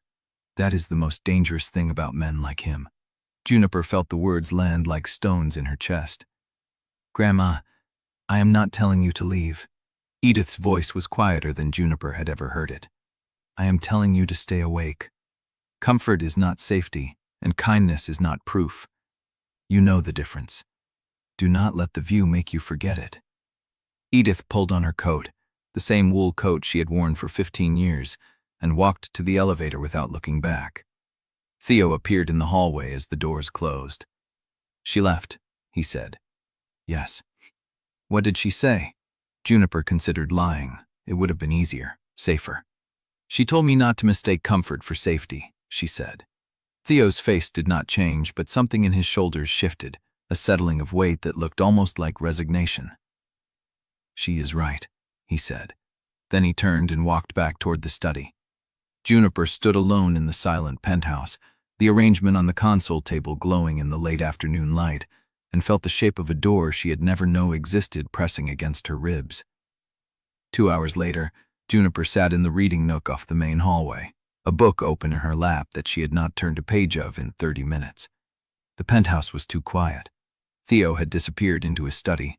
Helen had left for the evening. The only sound was the distant hum of the city below, muffled by glass and steel and the weight of floors that separated her from the street where she had spent her whole life knowing exactly who she was. She heard the study door open. Footsteps crossed the marble foyer, then stopped. Juniper looked up. Theo stood in the doorway of the reading nook, holding something in both hands. A painting. Small, maybe 18 by 24 inches, in a dark wooden frame that had been polished to a low gleam. "The original," he said, "of the family portrait." He set it on the low table in front of her, then stepped back. Juniper set down her book. The painting was old. She could see it in the crackling of the oil, the way the colors had deepened and settled into a patina that could not be faked. A family gathered in a formal tableau. Augustus Vane at the center, severe in a dark suit, a woman beside him with kind eyes and a soft mouth. Margaret, the grandmother who kept camellias. Behind them stood younger faces, sons and daughters, and a man who looked like a younger, harder version of Gideon. And on the far left, slightly apart from the grouped figures, a woman with dark hair and high cheekbones, her hands folded at her waist, her expression composed and watchful. She was beautiful. She was also, Juniper realized, looking directly at the viewer with an intimacy that none of the other figures shared, as if she knew she was being watched, as if she was waiting. "Eliza," Juniper said. "Eliza Hale," Theo confirmed. "Née Vane." Juniper reached out and touched the frame. The wood was warm from his hands. "And the current version," she said, "the one in the public records, is identical, except Eliza's face is gone. The paint covers her entirely. She was erased as though she had never existed."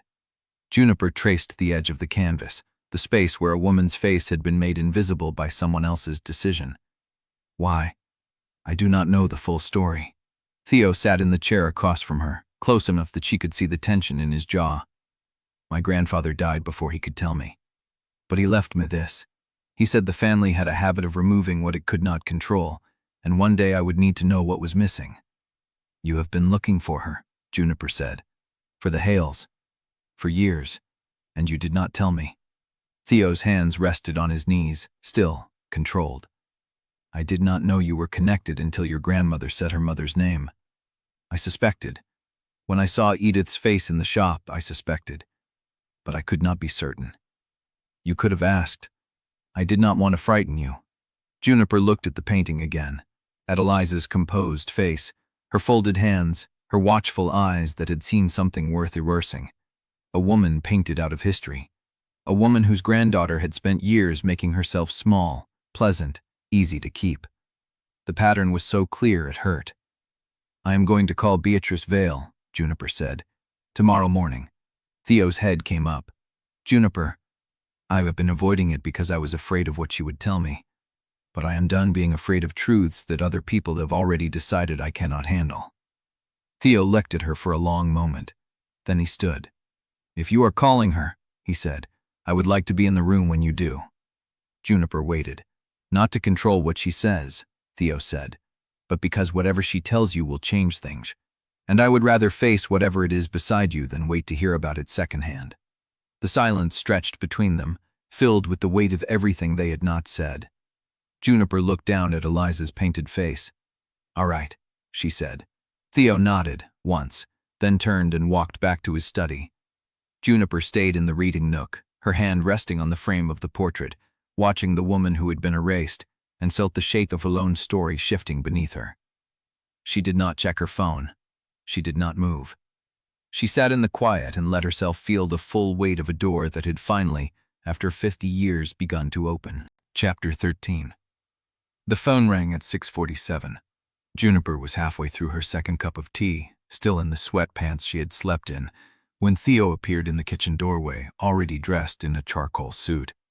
His face was composed, but the way he held his phone told her something had shifted. That was Mara, he said. There is a story running on 3 financial news sites. Someone leaked that Vane Industries is facing an internal governance challenge. No names, no specifics, but the market is reacting. Juniper set down her mug. How bad? Bad enough that I need to be visible today. He pulled out his own phone, already typing. They are calling it a panic, but it is not a panic yet. If I can show up, answer questions, and look like I own the room, it will settle by close. She understood what he was not saying. If he could not look like he owned the room, the story would grow legs. Where do I need to be? Theo looked up from his phone. The surprise on his face was quick, barely there, but she caught it. You do not have to come. I know, Juniper said, but if I am going to be your wife for the next year, I should probably learn how to stand next to you when things go wrong. He held her gaze for a long moment, then something in his shoulders eased just slightly. We leave in 30 minutes. The first stop was a breakfast meeting at a private club in the financial district. 6 investors, 3 of whom Juniper recognized from Mara's color-coded profiles, all neutral or leaning friendly. Theo shook hands, made introductions, and referred to her as his wife with a natural ease that still caught her off guard. He did not hold her arm or position her like an accessory. He simply included her, and when one of the investors asked about her background, Juniper answered honestly about the flower shop and watched the man's expression shift from curiosity to genuine interest. Edith Hale, the investor said. I know that shop. My wife orders from there every spring. Juniper smiled. She does the peony arrangements. Your wife prefers blush tones with eucalyptus. The man blinked. Yes. How did you? Your wife called last April to change the order 3 times. Edith remembers everyone. The investor laughed, and the tension in the room eased by a measurable degree. By the time they left, 2 of the neutral investors had become publicly supportive. Juniper did not know if that was enough to stop a story, but she watched Theo's shoulders drop a fraction of an inch as they walked to the car. That was well done, he said. She really does remember everyone. I know, but you remembered the detail, and you used it. Juniper did not have an answer for that, so she looked out the window and watched the glass towers slide past.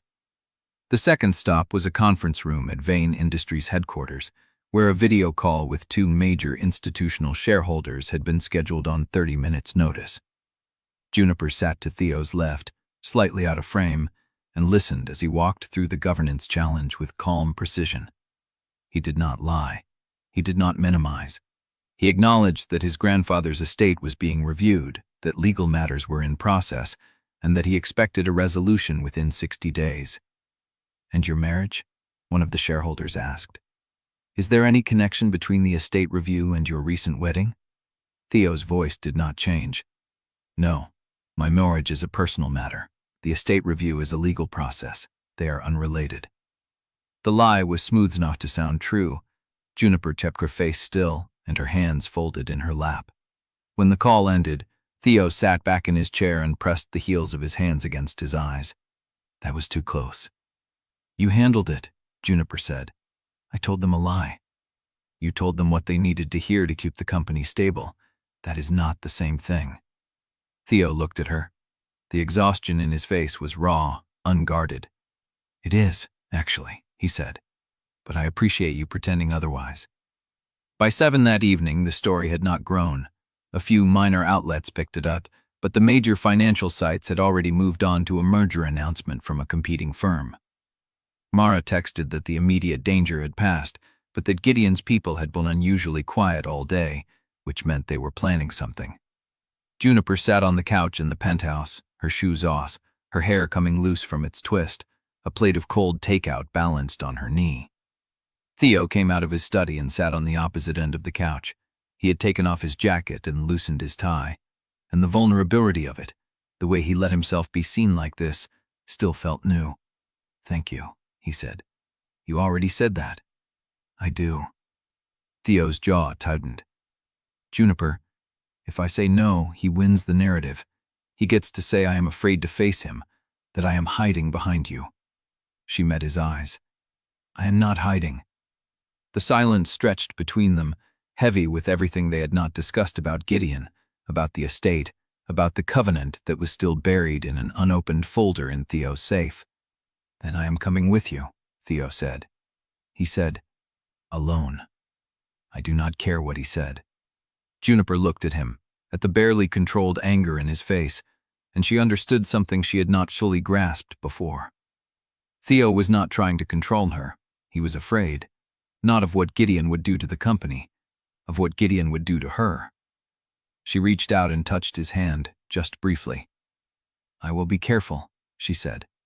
Theo did not look reassured, and somewhere in the back of her mind, a voice that sounded like Edith whispered that comfort was not safety, and that the door she had decided to walk through might lead somewhere she could not come back from. The briefs are looking for dismask, remembering, menu, the inside loading monetators. That means the drawing is not node Kylan player, just to be shadow. The eyes look in publicly navable players and immediately.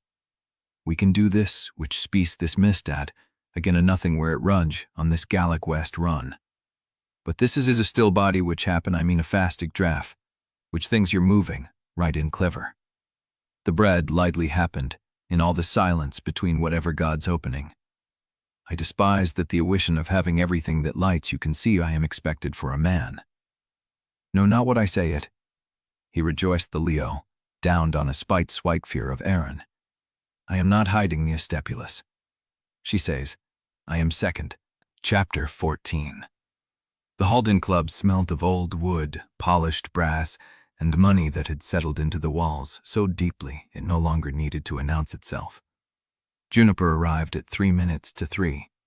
She had worn a navy sheath dress she found in the penthouse closet, modest pearls at her ears, and shoes that made her feel like she was standing on a knife edge. The doorman did not ask for her name. He simply nodded and gestured toward the elevator. The private dining room on the second floor was empty, except for one table by the window. Gideon Vane sat with his back to the light, a position that left his face in shadow while illuminating whoever sat across from him. He did not stand when she entered. Mrs. Vane. His voice was smooth, almost warm. Thank you for coming. Juniper took the seat across from him. You said it was urgent. I said I wanted to speak with you. Urgency was your interpretation. A silver teapot sat between them, 2 cups he had already poured. Tea? He gestured. It is jasmine. Your grandmother's shop carries a similar blend, I believe. The detail landed precisely where he meant it to. He had done his research. He wanted her to know. I am fine, Juniper said. Gideon smiled. It did not reach his eyes. You have been married to my nephew for 10 days now. How are you finding the experience? Adjusting. An honest answer. I appreciate that. He lifted his cup and took a sip. Theodore has never been easy to live with. He was not easy to raise either. Juniper kept her face still. You raised him? After his father died, yes. My brother was not equipped to parent, and his mother, Gideon set down the cup. She was occupied with her own survival, so the responsibility fell to me. The words were delivered with the weight of a man who believed he had done something noble. I taught him how the company worked, Gideon continued. How to read a balance sheet, how to manage a board, how to recognize when someone was lying to him. He paused. I also taught him that endurance was not the same as strength. Juniper said nothing. Theodore has always mistaken the ability to suffer for the ability to win, Gideon said. He thinks if he bears enough weight without breaking, he has proven something. But the game does not reward suffering. It rewards strategy. He leaned back in his chair, studying her. You look like you disagree. I do not know enough about the game to disagree, Juniper said. I know enough about Theo to think you are not giving him credit for what he has survived. Gideon's smile returned, thinner this time. Survival is not leadership. They are not the same thing, Juniper agreed, but I have seen him do both. The silence stretched. Gideon's eyes moved over her face, cataloging, measuring. You are protective of him, he said. That is unexpected. Why? Because I assumed the arrangement was transactional, a trade, his money for your presence. He tilted his head. But you speak about him like someone who has started to care. Juniper felt the trap closing and did not know how to step around it. I respect him, she said carefully. He has been fair to me. Fair. Gideon said the word like it amused him. That is a low bars for loyalty. I did not say I was loyal. No, but you were sitting here, in my club, defending him against a man who has known him 40 years longer than you have. He picked up his cup again. That is loyalty, whether you have named it yet or not. The room was too warm. The jasmine tea was beginning to smell cloying. Gideon set down the cup and folded his hands on the table. Let me be direct with you, Mrs. Vane. I do not believe you are a threat to the company. I believe you are a placeholder in a contract that Theodore designed to protect himself from my influence. That is not your fault. It is the position you were placed in. Juniper's chest tightened at the word placed. But placeholders become problems, Gideon said, when they begin to believe they are principals, when they forget that the arrangement has an expiration date and start acting like it is permanent. He looked at her with something that resembled pity. You are a bright woman. I can see why Theodore chose you, but suitability is not the same as safety. And when the contract ends, you will be a woman with no claim, no leverage, and a set of memories that will not help you in the life you return to. Juniper's hands were still in her lap. She kept them there. Is that a threat? She asked. It is a clarification. Gideon stood, adjusting his jacket. I want you to understand that you are not the target. You are simply in the way, and people who are in the way often get hurt without anyone intending to hurt them. He walked around the table and stopped beside her chair. Tell Theodore I said hello, he said, and that I look forward to seeing him at the gala on Saturday. He left without shaking her hand. Juniper sat alone at the table, breathing slowly, sourcing her pulse to steady. The jasmine tea had gone cold. She stood, gathered her bag, and walked toward the door. It opened before she reached it. Celeste Vane stood in the doorway, dressed in cream silk, her lipstick perfect, her smile sharp as a blade. Mrs. Vane, she said, I hope my father did not bore you too terribly. The smile widened. I heard most of it. He does love the sound of his own warnings. Juniper stopped. Celeste stepped aside, gesturing toward the hallway. Do not look so alarmed. I am not here to finish his work. She paused. I am here to give you some advice that he will not. Juniper waited. The gala on Saturday, Celeste said. It is not a party, it is a battlefield, and my father has already chosen which weapon to use against you. She tilted her head, studying Juniper the way her father had, but with something softer beneath the surface. You should know what it is before you walk in. Juniper's heart began to beat faster. Tell me. Celeste's smile did not waver. Not here. She glanced over her shoulder, then back at Juniper. Meet me at the River Street Cafe tomorrow morning, 7 o'clock. Come alone. She stepped back into the hallway, her heels clicking against the marble floor. Before Juniper could answer, Celeste was gone. The door swung shut behind her, leaving Juniper standing in the empty room with the smell of jasmine tea still clinging to the air. Chapter 15. The morning light was still gray when Juniper walked into the River Street Cafe. Celeste was already there, seated at a corner table with 2 cups of coffee and a phone face down on the surface. She looked up as Juniper approached, and for a moment there was no sharp smile, no blade beneath the surface. Just a woman who had chosen to be somewhere she probably should not be. "You came," Celeste said. "You knew I would." "I hoped." She pushed one of the cups across the table. "Sit down. We do not have long." Juniper sat. The coffee was black and bitter, and she drank it anyway. "What is the weapon?" she asked. Celeste's fingers traced the rim of her cup. "My father has arranged for someone to approach you at the gala tonight. A donor named Richard Helovich. He sits on the board of 3 charities the company sponsors, and he owed my father a favor that goes back 15 years. Juniper waited. "Helovich will corner you during cocktail hour," Celeste said. "He will ask you about your background, your education, your family. He will be charming at first. Then he will shift to questions about the marriage, about whether it was arranged. And if I refuse to answer, he will not need an answer." Celeste's voice dropped. "There will be a reporter seated at the bars. The reporter has been given a file with your employment records, your grandmother's shop, and a copy of the courthouse photo. If Helovich signals that you are evasive, the reporter will approach the society editor of the Halden Sentinel before midnight." Juniper's hands were steady around the cup, but the coffee had gone cold in her chest. "What does your father get out of this?" "Plausible deniability?" Celeste's smile returned, thinner now. "He did not plant the story. He simply introduced you to a donor who asked innocent questions. Whatever the reporter chooses to write is not his fault." "And you are telling me this because?" Celeste's smile faded. "Because I am tired of watching him destroy people who did not deserve it." The silence stretched. Juniper set down the cup. "Thank you." "Do not thank me yet." Celeste stood and pulled a card from her clutch. "If Helovich approaches you, say his wife's name, Margaret. She died 3 years ago, and he still wears her ring. Tell him you heard she loved peonies. He will not push further." She placed the card on the table. "That is the architect who designed the gala's floral arrangements. If you need an escape, tell him you want to discuss the centerpieces. He will take you to the kitchen. There is a service exit." Celeste walked away without looking back. Juniper sat alone with the card and the cold coffee, the smell of jasmine still clinging to her memory of the Halden Club, and the weight of the evening pressing down on everything she had not yet learned to carry. The dress arrived at 4 o'clock.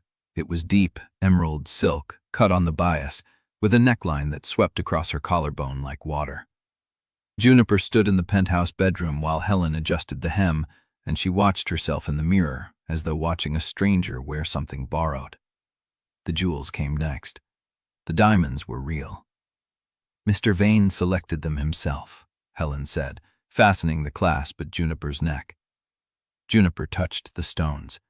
They were cold and heavy, and they lay against her skin like a promise she had not asked for.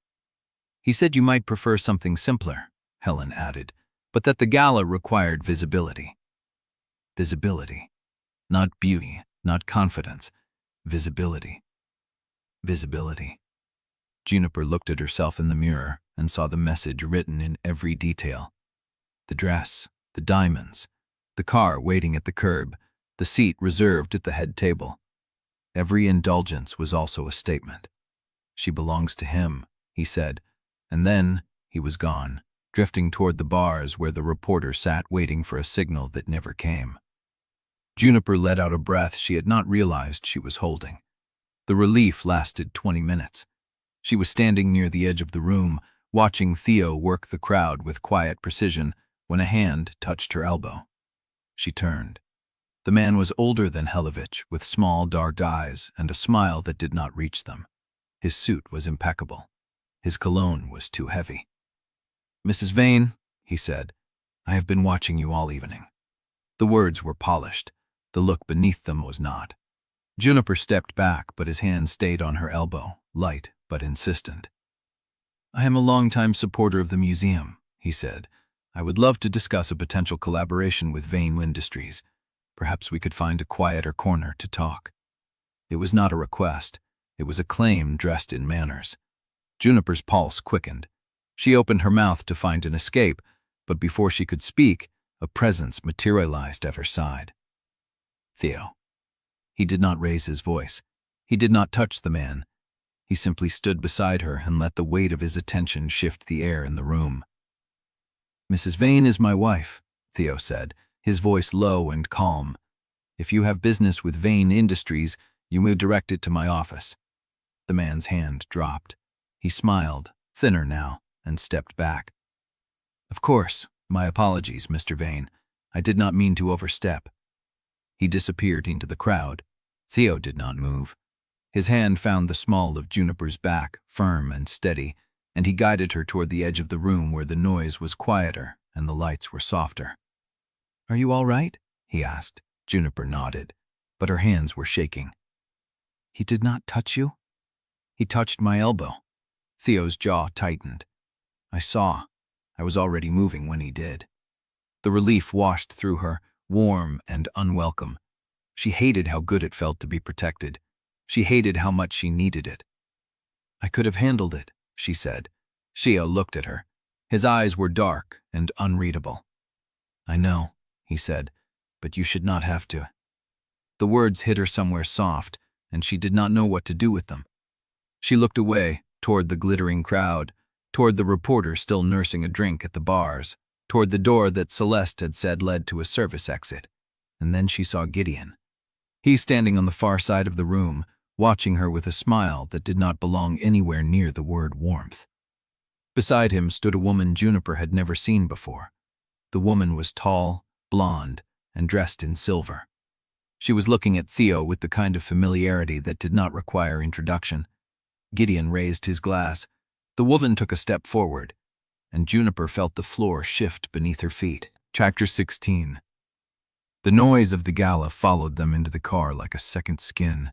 Juniper sat in the passenger seat with her heels kicked off and her bare feet pressed against the cool leather floor mat. The emerald dress felt heavy now, less armor and more costume. She watched the museum lights shrink in the side mirror until they were nothing but a distant glow swallowed by the Halden skyline. Theo drove with one hand on the wheel and the other resting on his thigh. He had not spoken since they left the valet. "You are quiet," Juniper said. "So are you." "I asked first." His mouth twitched, almost a smile, but it did not reach his eyes. "I am thinking about Saturday." The gala was Saturday. The board meeting next Saturday. The one where Gideon will have a full week to prepare his next move.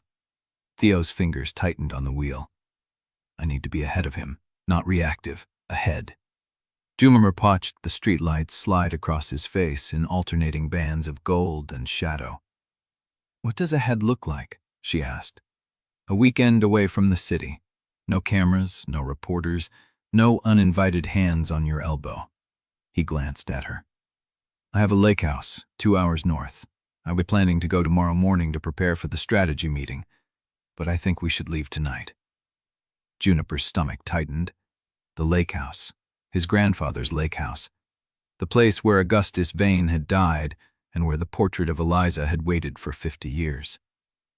"Tonight," she repeated. "The weather is turning. A storm is supposed to hit by morning. If we leave now, we will be there before it gets bad. If we wait, the roads may close." She should ask more questions.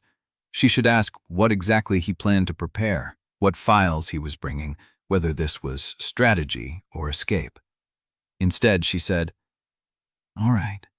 Theo blinked. "Just all right?" "You asked. I agreed." She turned to face him fully. "Or did you want me to negotiate?" Something shifted in his expression. Relief, perhaps, or surprise that she had not pushed back.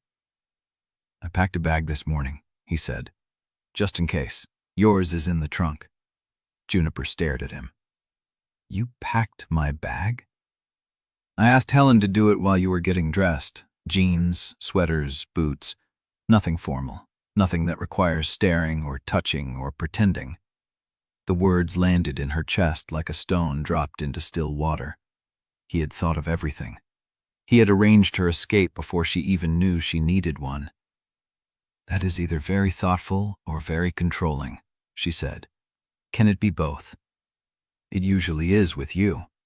Theo's hands relaxed on the wheel. He took the next exit without slowing, merging onto the northbound highway where the traffic thinned and the city lights began to recede.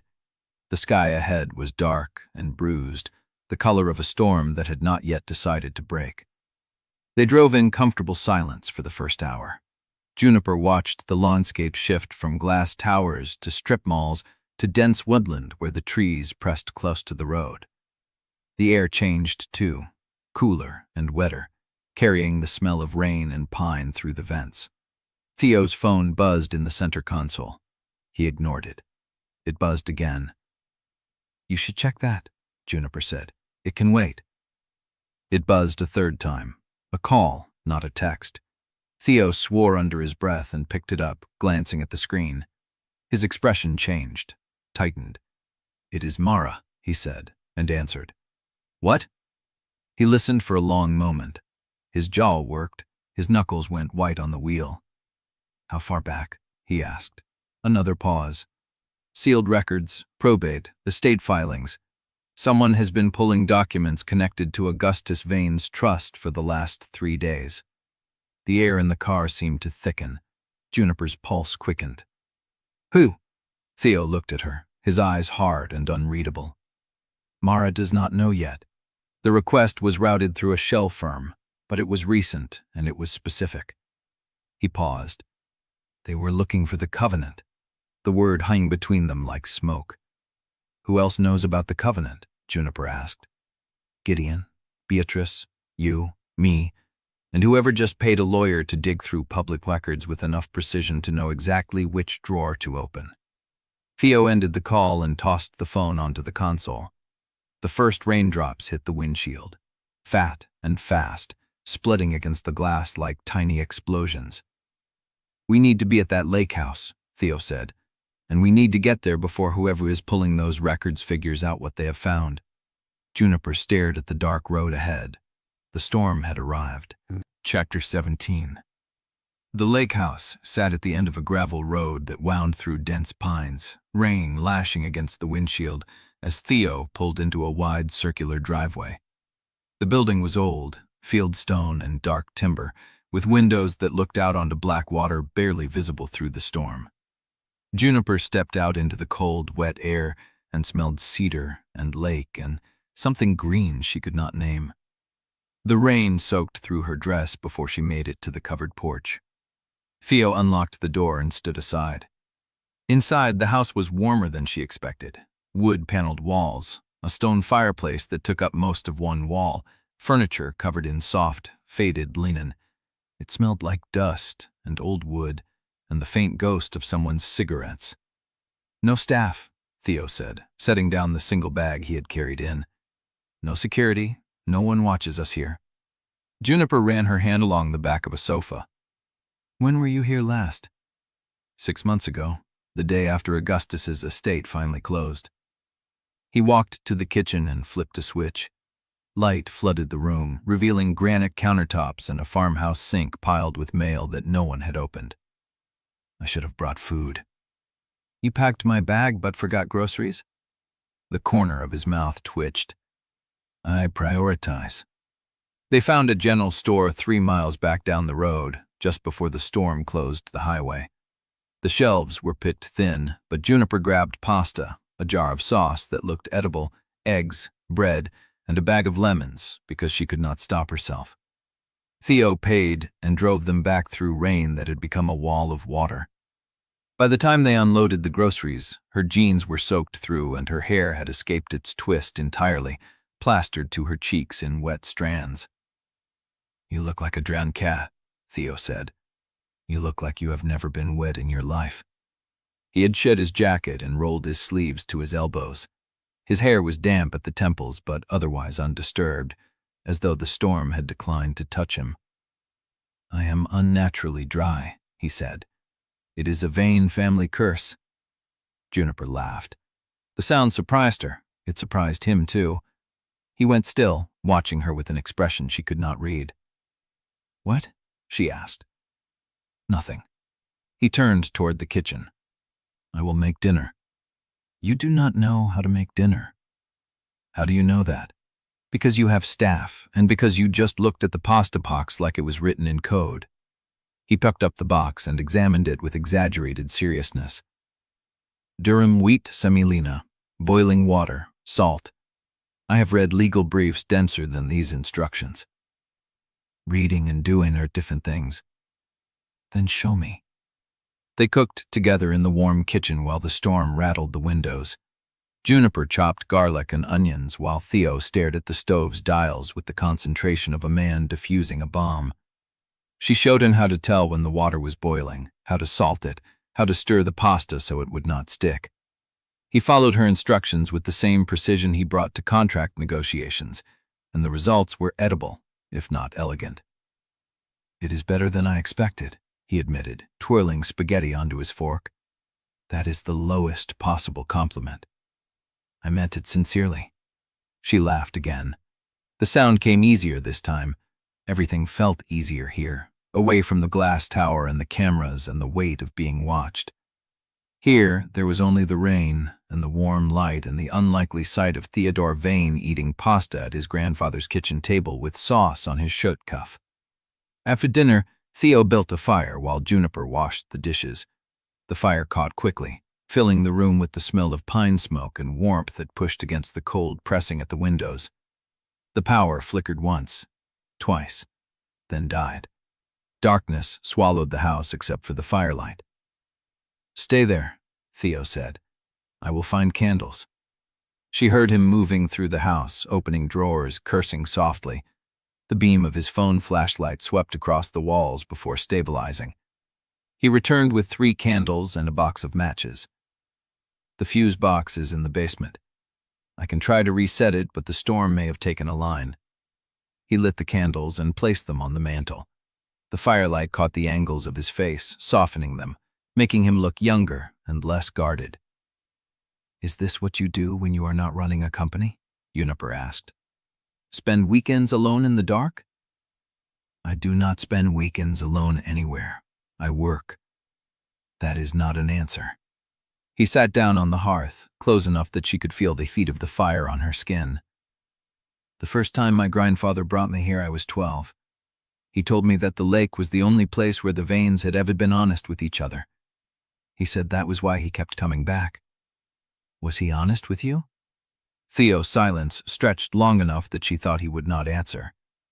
"He was the only one who ever was." The storm intensified around midnight. Rain hammered the roof. Wind pushed against the windows hard enough to make the glass groan.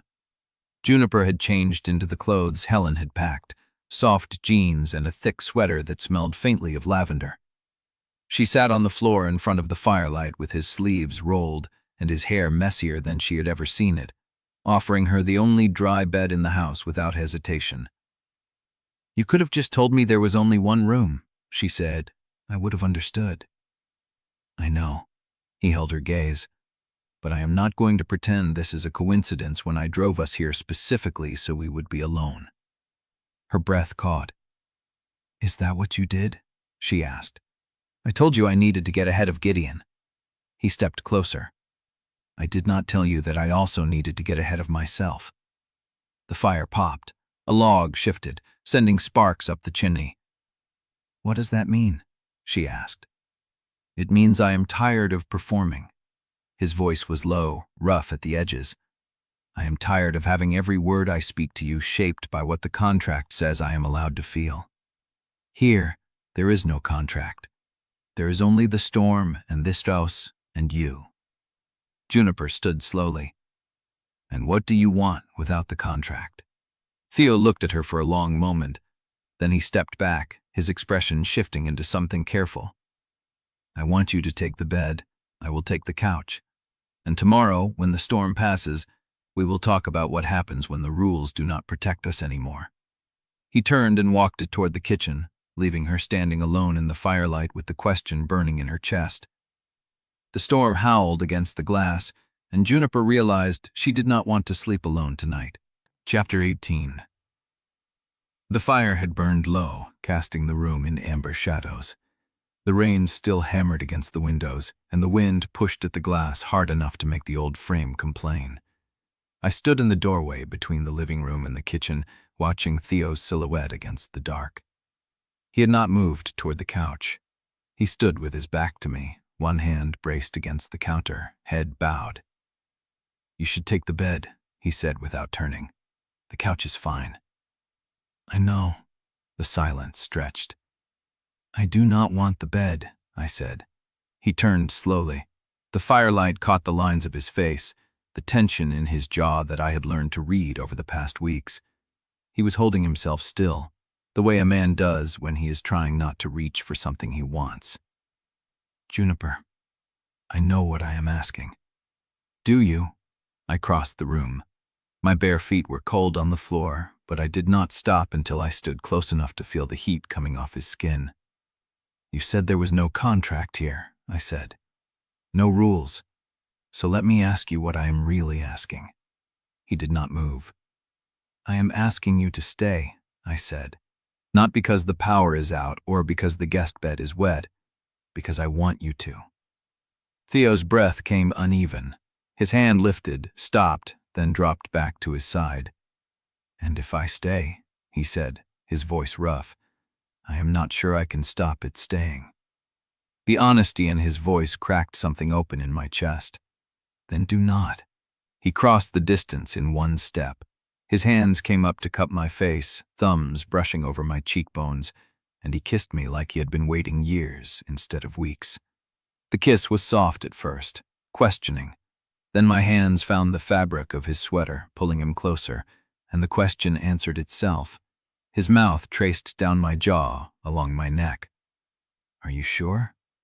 "I have never been more sure of anything." We moved through the dark to the bedroom without turning on lights. The storm pressed against the windows, and the rain kept falling. But inside that room, there was only the sound of breath and skin and the quiet miracle of being chosen. Afterward, I lay in the dark with my head on his chest, listening to his heartbeat slow. His fingers traced patterns on my arm, absent and tender, and the rain had softened to a steady rhythm against the glass. I thought he had fallen asleep. Then his voice came, low and careful. "Tell me something true." I lifted my head. "What kind of true?" "The kind you do not tell people because it would cost too much to say out loud." The fire had burned to embers, casting long shadows across the ceiling. I settled back against his shoulder. "When I was 12, my mother died. My grandmother raised me after that, and she never once let me feel like a burden." I paused. "But I learned anyway. I learned that if I was easy to keep, people would keep me. If I needed too much, they would leave." Theo's arm tightened around me.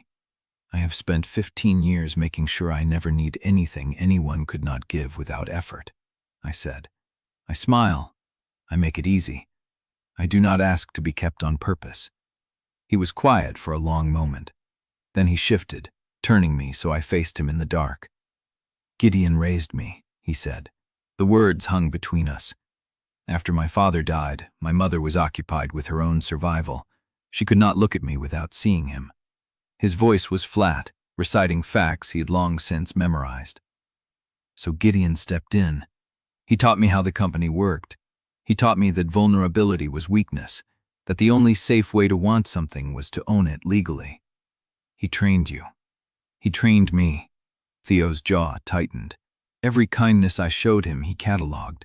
Every fear I admitted, he weaponized later. By the time I was 16, I had learned to feel nothing in front of him. My hand found his in the dark. "But you feel things," I said. "I feel things." He pressed his forehead to mine. "That is the problem. I feel everything, and I have no idea what to do with it except write it into contracts so it cannot hurt me." The rain had nearly stopped. The wind had died to a whisper. "I do not want to be another clause," I said. "You are not," his voice cracked. "You are the first thing I have ever wanted that I cannot control, and it terrifies me." I kissed him, soft, slow, a promise instead of a question. Then let go, I whispered against his mouth. Just for tonight.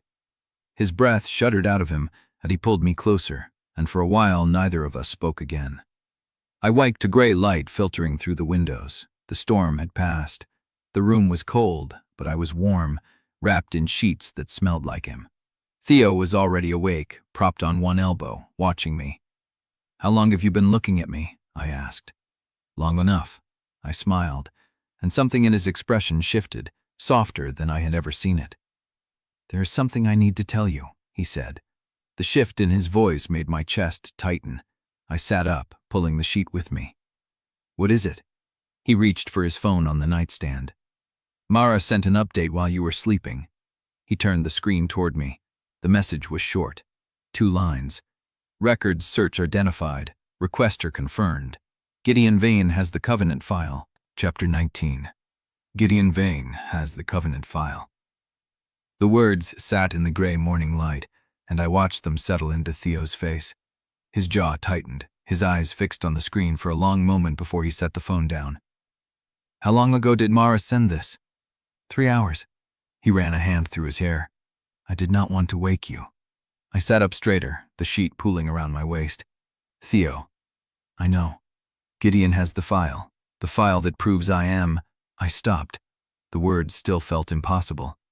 "That proves everything." "I know."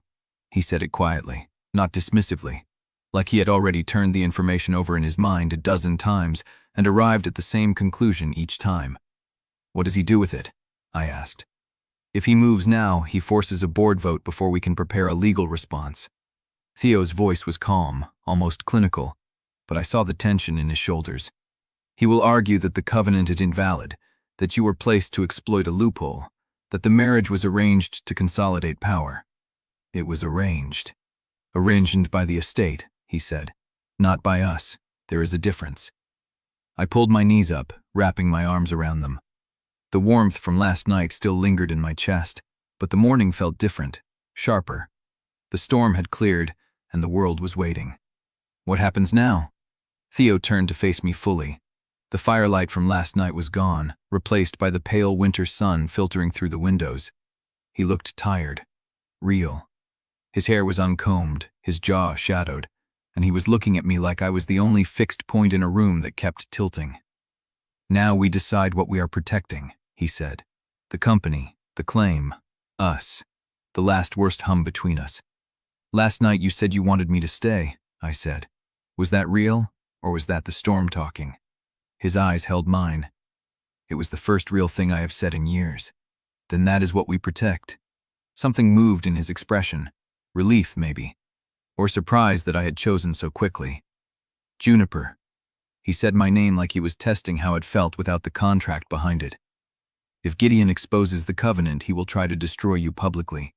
He will paint you as a plant, a pawn, a woman who manipulated her way into a billionaire's bed. Let him try. He will go after Edith. He will find every shadow in your past and drag it into the light." I thought of Edith's tired hands, her 15-year-old coat, the way she had warned me that comfort was not safety. "I am not afraid of my past," I said, "and Edith has survived worse than Gideon Vane." Theo was silent for a long moment. Then he reached out and took my hand, his thumb tracing a slow circle on my palm. "I have spent my entire life trying to control outcomes," he said. "Every decision, every word, every clause in every contract. I thought if I could structure the world precisely enough, nothing could hurt me." "Has it worked?" A bitter smile crossed his face. "No." The admission sat between us, raw and unguarded. This was not the CEO who commanded boardrooms. This was the boy who had learned that vulnerability was a weapon his uncle would use against him. "I do not know how to do this without rules," he said. "I do not know how to want something without trying to own it." My fingers tightened around his. "Then we learned together." We made coffee in the quiet kitchen. The power had returned sometime before dawn, and the house hummed with the small sounds of a system coming back to life. I found eggs in the refrigerator and bread in the cabinet, and we ate standing at the counter, barefoot, no schedule pulling at us. At some point I stopped thinking about Gideon, about the covenant, about what waited in Halden. Theo caught my gaze across the counter and held it. "Thank you," he said. "For what?" "For staying, for not running." I set down my mug. I thought about running. In the beginning, I thought about it a lot. And now? I crossed the distance between us. My hands found the fabric of his sweater, the same one he had worn last night, still soft against my fingers. Now I want to know what happens when we stop pretending. He kissed me then, slow and deliberate, like he was memorizing the shape of it. When he pulled back, his forehead rested against mine. "The study," he said. "There is a cabinet my grandfather always kept locked. I never opened it." "Why now?" "Because I think whatever is in there is something he wanted me to find." I looked past him, down the hall where the study door stood slightly ajar. "Then let us look together." He took my hand, and we walked through the quiet house, the floorboards cool beneath my bare feet. The study smelled of old paper, old dust, and the morning light slanted through the windows, catching motes of dust in the air. Theo stopped in front of a low cabinet beside the desk. The wood was dark, the brass lock old. A key sat in the lock, as if someone had left it there deliberately. He looked at me. "Are you ready?" My heart was beating hard, but not from fear, from the certainty that whatever was in that cabinet would change everything. "Open it," I said. He turned the key. The lock clicked, and the door swung open. Chapter 20. Juniper did not find a blanket. She found the cabinet's second shelf empty, except for a single folder, thick with paper, bound in faded red string. The string was tied in a precise knot, the kind someone made when they wanted to ensure the contents stayed exactly where they had been left. She should have closed the door. She knew that. The rational part of her brain, the part that had survived by knowing when to look away, told her to leave whatever this was for Theo to open when he was ready. Her hand reached for the folder anyway. The string came loose with a single pull. She set the folder on the desk and opened it. The first document was a letter, handwritten on stationery that had yellowed at the edges. The ink was faded but legible, the handwriting deliberate and sloping. "To whoever finds this, I have tried to tell the truth where I could. The family will say I am sentimental. They will say the past belongs in the past. They are wrong. What was taken from Eliza was not a seat at a table. It was her name, her inheritance, and her daughter's future." Juniper's breath caught. She turned the page. A second document, typed this time, formal. The letterhead read, "Vane Industries, Founding Charter Appendices, Confidential." The date was 52 years ago. She read the first paragraph twice before the words fully registered. The undersigned Augustus Theodore Vane, dated 2 years before his death, affirming that the covenant remained in full legal effect and that his heir, Theodore Marsh Vane, had been informed of the covenant's existence in principle, but not of the specific beneficiary. He had known. Theo had known something, enough to search for the Hales, enough to question her grandmother, enough to suspect. The final document was a single sheet, a handwritten note from Augustus, addressed to Theo. "I am sorry I did not tell you everything. I wanted to, but I was afraid of what you do to the truth. Gideon has spent a lifetime trying to control what cannot be controlled. You are better than him. You always were. The lake house is where I learned that love does not have to be a transaction. I hope you find that here too. The key to the covenant is not in the documents. It is in the person I trusted to find them." Juniper heard footsteps in the hall. Theo appeared in the doorway, his hair still damp from the shower he had taken while she searched for the blanket. He was wearing jeans and a soft gray shirt, and for a moment he looked like a stranger. Not the CEO, not the husband, but a man standing at the edge of a room where everything was about to change.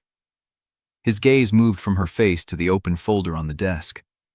Juniper. She could not read his tone.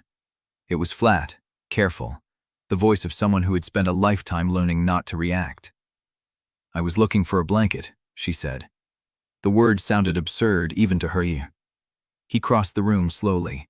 When he reached the desk, he looked down at the papers without touching them. "How much did you read?" "Enough." He closed his eyes for a long moment. When he opened them, there was something in his expression she had never seen before. Not fear, not anger, something closer to grief. "I was going to tell you," he said. "I was going to tell you everything when we got back to Halden." "When?" "I do not know. Soon. before Gideon could use it against us. She thought of the night before, the way he had held her in the dark, the way he had told her about Gideon, about his mother, about learning that vulnerability was a weapon. She had believed him. She had felt the truth in his words. But now she looked at the papers in front of her and felt the ground shift beneath her feet. "You knew," she said. "You knew about the Covenant. You knew about Eliza. You knew the Hales were connected and you never told me." "I knew fragments, rumors, legal shadows." His voice was steady, but his hands were gripping the edge of the desk. "I did not know it was your grandmother until I saw her at the flower shop. And by then what? By then I was already falling in love with you." The words landed hard. Juniper stood up. Her legs felt unsteady, and she pressed her palms against the desk to steady herself. "Did you marry me because of the Covenant?" The question came out raw, stripped of polish. Theo looked at her like she had struck him. "No." "Then why?" "Because you walked into my office and told me my schedule was impossible. Because you did not flinch when I was brutal. Because you made me laugh, and I had forgotten what that felt like. Because I saw you standing in my kitchen barefoot, humming, and I realized I had never wanted anyone to stay before." His voice cracked on the last word. "I married you because I was desperate, but I am staying because I cannot imagine leaving." Juniper stared at him. The folder sat between them, full of decades of secrets and betrayals. The Covenant, the inheritance, the erased history that had shaped her grandmother's life and her own.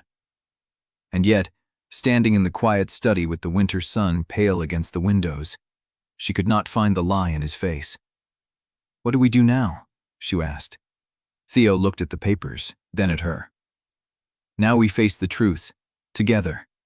He reached for the folder, and she let him take it. Chapter 21. The study felt smaller with the file open between them, the pale winter light catching dust motes that hung suspended in the still air. Juniper did not take her hands off the desk.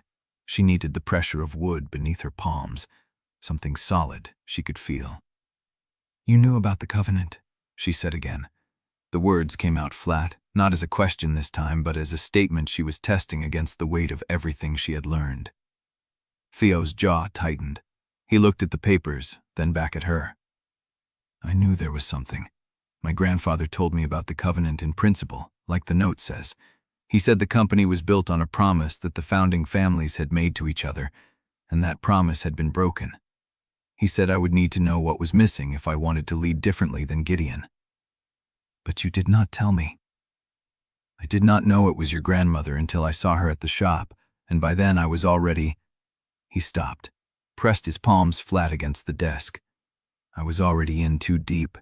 I did not know how to tell you without making you question everything." She let out a breath that was almost a laugh. "You mean without making me question whether you married me for the inheritance?" "Yes, because that is exactly what I am questioning, Theo." He flinched. It was small, barely a movement, but she saw it. "I did not know about the Hale connection when I proposed you," he said. "I did not know about the Covenant specifically naming the secondary founding line. I knew fragments, rumors, legal shadows that my lawyers had spent years trying to track down. That is the truth." She studied his face. The lines around his eyes, the set of his jaw, the way his hands were absolutely still against the desk as if he was holding himself together by force. "You said you suspected the Hales from the moment you saw Edith at the flower shop." "I did. But suspicion is not knowledge. I did not have proof. I did not have the documents. I had a photograph my grandfather left me of a woman I could not identify, and a family history that did not add up." "Then why did not you ask me?" He looked down at the folder. When he spoke again, his voice was rougher than she had ever heard it. "Because I was afraid that if I asked, you would be gone, that you would see me as just another Vane who wanted something from you, that you would walk away and take the only light I had found in years with you." The silence stretched between them. Juniper thought about the morning they had spent together, the coffee, the eggs, the way he had looked at her across the kitchen counter like she was something precious. She had believed it was real. She still wanted to believe it was real. But the folder full of decades-old secrets sat between them, and there it could not be ignored. "You should have told me," she said. "Before we slept together. Before I told you about my mother. Before I let myself—" She stopped, swallowed. "Before I let myself love you." The word hung in the air, heavy and raw.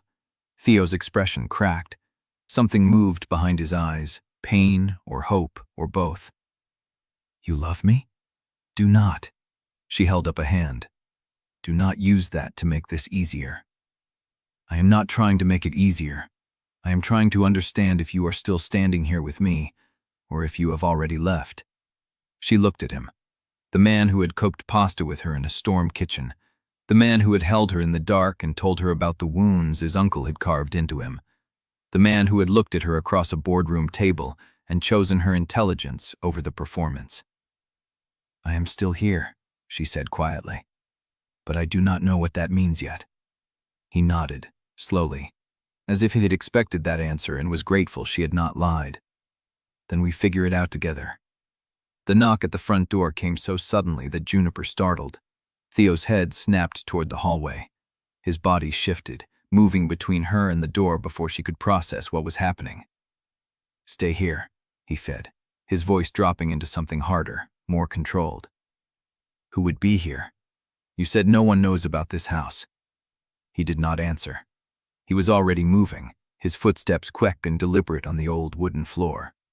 Juniper followed, despite his instruction, stepping into the hallway just as he reached the front door.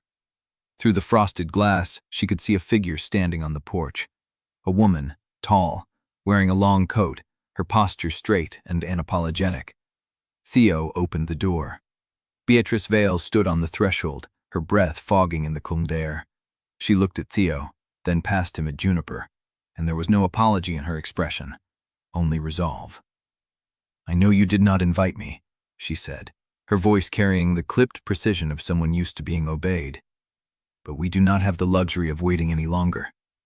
She stepped inside without waiting for permission, and the door swung shut behind her, sealing them all in together. Chapter 22.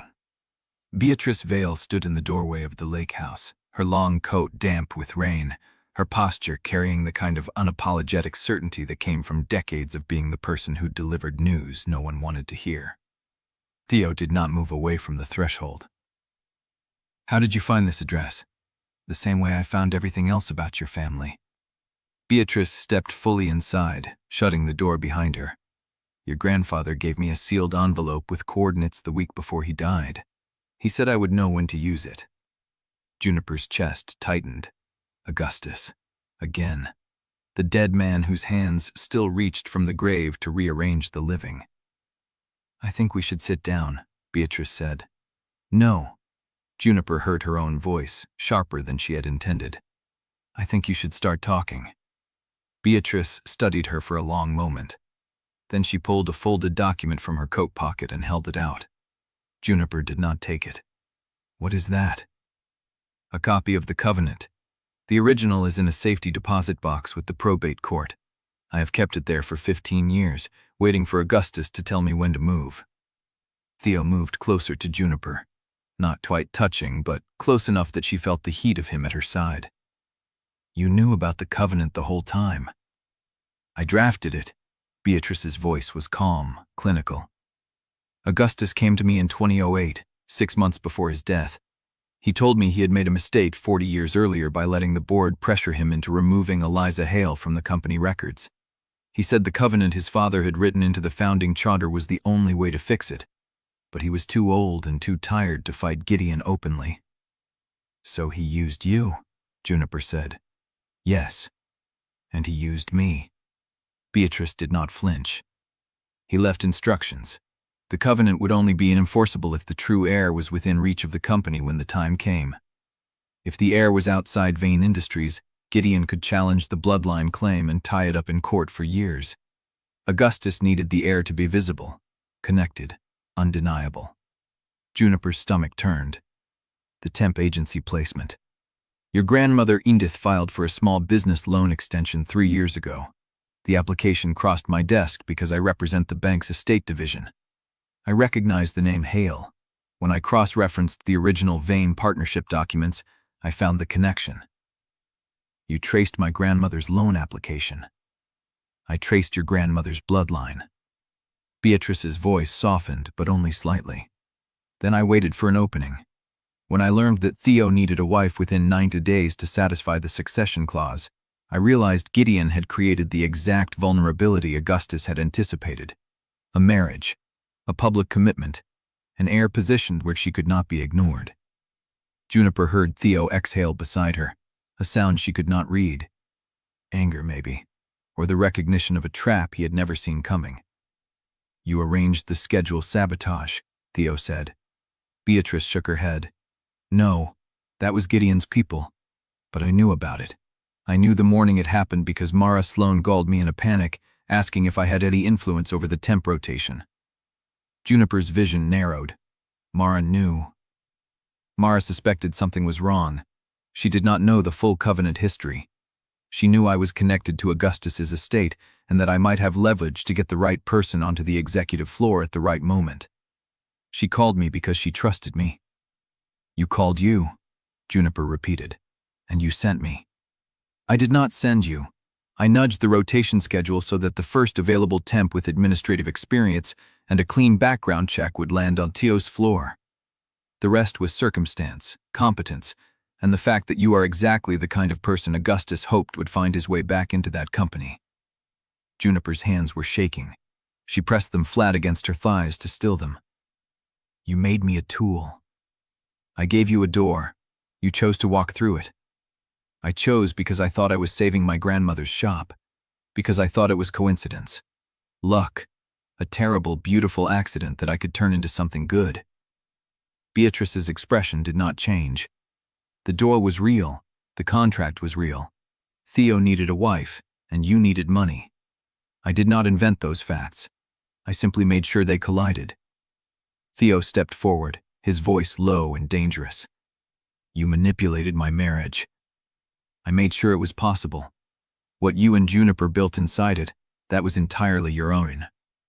Beatrice looked at Juniper, and for the first time, something like warmth flickered in her eyes. Augustus told me once that the only thing he regretted more than erasing Eliza was not trusting his granddaughter to fight. He said the Hales had always been the ones who planted things, who grew things, who refused to let the ground stay barren. He believed that if the truth ever reached the right hands, those hands would know what to do with it. Juniper's throat ached. You could have told me, before I signed the contract, before I married a stranger and moved into his penthouse and let myself fall in love with him. If I had told you, you would have run. You would have protected Edith by disappearing, and Gideon would have buried the Covenant so deep that no court would ever find it. I needed you to be inside the company when the truth surfaced. I needed you to care enough to stay. And now Gideon has the file. Now he knows what you are. And now you have to decide whether the woman who survived by being easy to keep is still the woman you want to be. The silence pressed against Juniper's chest like a physical weight. Theo moved beside her. He did not reach for her hand. He simply stood close enough that she felt his presence, solid and waiting. Get out, he said quietly. Beatrice looked at him. Theo, I said, get out. You have delivered your message. You have explained how thoroughly you and my grandfather arranged our lives. Now you will leave, and we will decide what to do with the wreckage you have left behind. Beatrice held his gaze for a long moment. Then she nodded, once, and walked to the door. At the threshold, she turned back. The Covenant is valid. Gideon cannot challenge it directly without opening an audit of the entire Chandra history, which would expose the erasure. His only play is to discredit Juniper personally, to make her claim look like opportunism rather than birthright. He will attack the marriage first. Then he will attack her character. Then he will attack Edith. We know, Juniper said. He will not stop. Augustus knew that too. That is why he left you the key. Juniper's pulse stuttered. The key. The note he wrote. The key is in the person I trusted to find them. Beatrice's voice dropped. He was not talking about me, Juniper. He was talking about you. You are the key. Not the documents, not the Covenant. You. The door closed behind her, and the Laycocks fell silent. Juniper stood in the middle of the room, her hands still shaking, her mind spinning through every moment of the past 3 weeks. The temp agency call, the building mix-up, Theo's office, the contract, the gala, the storm, the folder. None of it was accident. All of it was design. She turned to Theo, and she saw the some understanding cracking through his composure. "Tell me one thing, say us. Tell me that the night we spent together was not part of someone else's plan." He met her eyes. The vulnerability in his face was raw, unguarded, terrifying. "It was the only thing in my life," he said, "that has ever been entirely mine." Chapter 23. The drive back to Halden City passed in a silence so thick it felt like weather. Juniper watched the highway unspool through the passenger window, the storm clouds breaking apart into pale afternoon light as they descended from the hills. The lake house had felt like a world apart, insulated by rain and isolation and the strange tenderness they had built there. But every mile closer to the skyline pulled that world smaller in the rearview mirror. Theo's hands stayed on the wheel, knuckles white, jaw tight.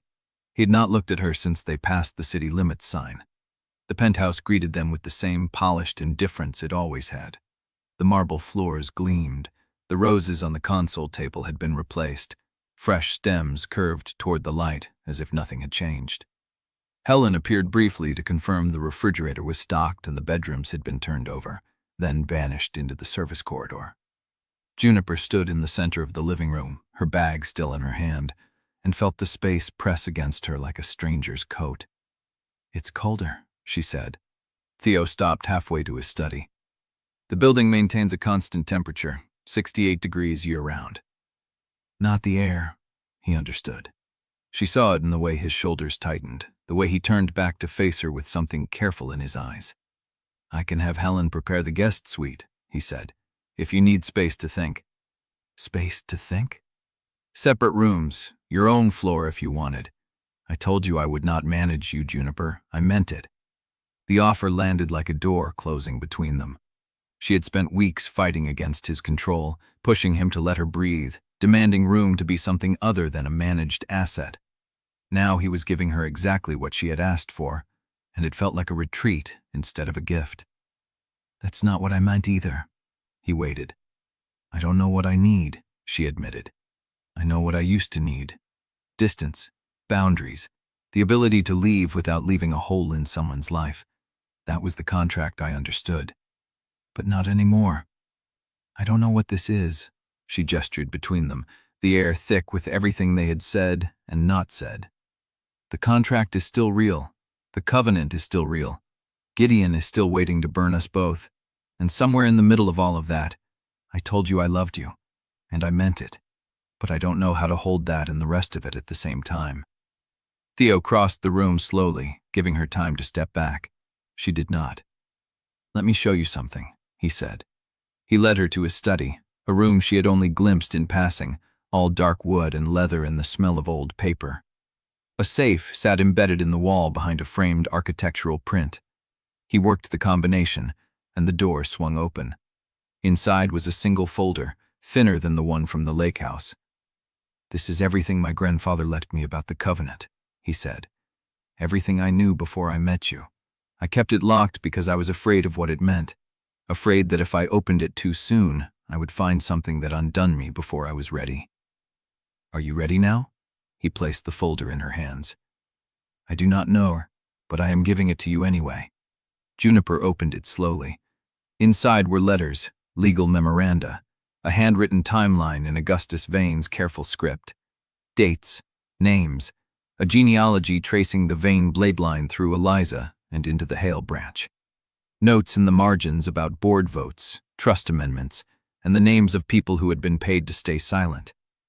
At the bottom of the stack was a photograph she had not seen before. A young woman with auburn hair and a familiar set to her jaw stood beside an older man in front of a flower shop. Hale House Florals, but younger, the sign freshly painted, the windows bright with arrangements. Edith, her grandmother, maybe 40 years younger, with the same stubborn chin and watchful eyes Juniper had known her whole life. Augustus visited her once, Theo said quietly. After the covenant was drafted, he wanted to see her face, to know what the family had discarded. She never told me. She might not have known who he was. He did not introduce himself. Juniper traced her grandmother's younger face with her fingertip. The woman in the photograph looked fierce and tired and full of hope. All the things Juniper recognized in the Edith she knew now. "Why are you giving me this?" "Because I spent my whole life collecting information like ammunition, knowing things so no one could surprise me. And it made me safe, but it did not make me loved." His voice dropped. "I do not want to arm myself against you. I want you to have every piece of the truth I have, even the ones that make me look like the man Gideon trained me to be." She closed the folder and held it against her chest. "Come to bed tonight," she said. His breath caught. "The same bed. That door stays open." He nodded, and something in his face shifted, like a wall she had not realized was still standing had finally cracked. The rest of the afternoon passed in strange, suspended quiet. Juniper called Edith, who answered on the second ring, and listened without interruption as Juniper told her the barest outlines, the Covenant, the Bloodline, the danger. Edith was silent for a long moment, then said only, "I have been waiting for this call my whole life, child. Come see me tomorrow, alone." Juniper agreed and hung up with her hands shaking. She ate dinner across from Theo in the formal dining room, both of them picking at food neither wanted. They talked about weather forecasts and the condition of the lake house roofs, everything except the folder sitting on the study desk and the weight of what came next. The silence after the plates were cleared felt like a held breath. Then Juniper's phone buzzed on the table between them. She looked down. An unknown number, a message with no preview, just the first few words visible on the lock screen. "Mrs. Vane, this is urgent and private. I have an offer that protects everyone you love. Reply to confirm your discretion, and I will send the location." Theo's hand moved to cover hers. "Don't answer." Juniper stared at the screen. The letters burned in the dim light. "She's my grandmother," she said. "He said he would go after her. Which is exactly why you cannot walk into a room he controls without knowing what he has." "Theo, wait, let me find out where he wants to meet before you commit to anything." He was already reaching for his phone, his jaw set, the controlled executive snapping back into place. But beneath the surface, she saw the fear, the same fear that had cracked his voice at the lake house when he admitted he did not know how to love without trying to solve everything. "I can't let you handle this for me," she said. "I'm not trying to handle it. I'm trying to buy us time." The phone buzzed again, a second message. "I will take your silence as agreement. Tomorrow, 10 a.m., the Halden Club, private dining room. Come alone or the offer disappears. And Mrs. Vane, do not bring your husband's lawyers. This conversation is between blood and blood." Juniper set the phone face down on the table. Theo's hand stayed over hers, warm and steady and terrified. "We have until tomorrow," he said. She looked at him, at the man who had married her for a deadline and loved her despite every reason not to. And she felt the old instinct rise, the one that told her to make herself small, to agree, to let someone else carry the choice. But she was the key. Augustus had said so. And keys did not get to hide. Chapter 24. The Halden Club smelled like old wood and older money, lemon polish and tobacco smoke soaked into the walls over decades. Juniper stepped through the revolving door at 9:57 and gave Gideon's name to the concierge, who did not check a reservation. He simply nodded and gestured toward the private dining room at the end of a paneled hallway. She had told Theo she needed to do this alone. He had argued for 20 minutes, then stopped when she asked him whether he trusted her to make her own choices. The silence that followed had been worse than the argument. The private dining room was small, a round mahogany table set for two, coffee service already laid out. Gideon stood by the window overlooking the river, silver hair combed back, signet ring catching the winter light. He turned when she entered and did not smile. "You came alone." "I said I would." "You also married my nephew without telling anyone in the family what you were." He gestured to the chair across from him. "Sit, Juniper. This is not a confrontation unless you make it one." She sat. The chair was too deep, the kind of furniture designed to make visitors feel small. She kept her back straight and her hands visible on the table. Gideon took the seat across from her and poured himself coffee with the unhurried precision of a man who had never been rushed by consequence. He did not offer her any. "I am going to speak plainly," he said. "You have stumbled into something you do not fully understand. A covenant drafted by a dying man who was too sentimental to let go of a grievance from 50 years ago. It has no teeth in practice. It would take years of litigation to enforce, and even then, no court would strip a multi-generational conglomerate of its leadership because Augustus Vane felt guilty about a cousin he barely knew." Juniper kept her face still. "Then why are we having this conversation?" "Because litigation is expensive and public, and while it drags through the courts, the company bleeds, shareholders panic, the board fractures, and your grandmother's name ends up in every business section in the country." He set the coffee cup down with a soft clink. "I am offering you a way to avoid all of that." He reached into his jacket and slid a single sheet of paper across the table. It was dense with legal language, but Juniper caught the key phrases: irrevocable trust, beneficiary assignment, full indemnity, non-disclosure agreement. "What is this?" "A proposal. You sign over any claim you might have through the Hale line into a blind trust administered by my legal team. In exchange, the trust guarantees your grandmother's medical expenses, housing, and a comfortable annual income for the rest of her life. No conditions, no clawbacks.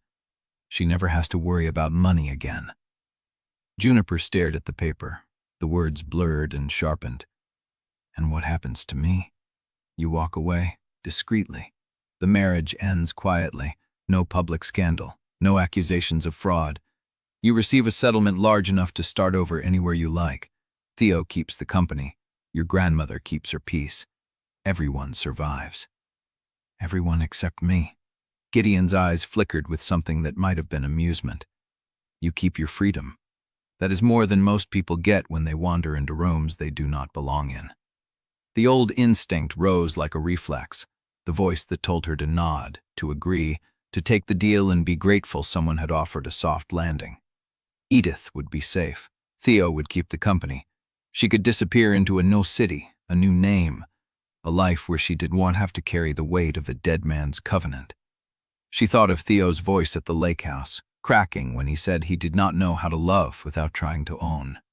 She thought of the photograph of Edith as a young woman, fierce and hopeful, standing in front of a flower shop she had built from nothing. "This is not an offer," she said. "This is a bribe." Gideon's expression did not change. "Call it what you like. It is the best option you have." "And if I refuse?" "Then I will be forced to demonstrate that your marriage to Theodore was a calculated fraud designed to manipulate the company's succession. I have documentation, emails from his legal team discussing the 90-day deadline, a copy of the contract with its expiry date and financial terms. The board will have no choice but to launch a formal investigation, and once that happens, your grandmother's history will be public within a week." He leaned forward, and for the first time, his voice dropped below the polished veneer. "Do you want to explain to Edith Hale that the company she was arrested from will now destroy her granddaughter on the headlines? Do you want to watch her spend her remaining years answering questions about whether she raised a gold digger?" Juniper's hands were shaking. She pressed them flat against her thighs beneath the table so he would not see. "I am not offering you a trap, Juniper. I am offering you mercy. Take the money. Protect your grandmother. Walk away while you still can." He stood and smoothed his jacket. "You have until noon tomorrow to decide. After that, the offer disappears, and I proceed with the board complaint."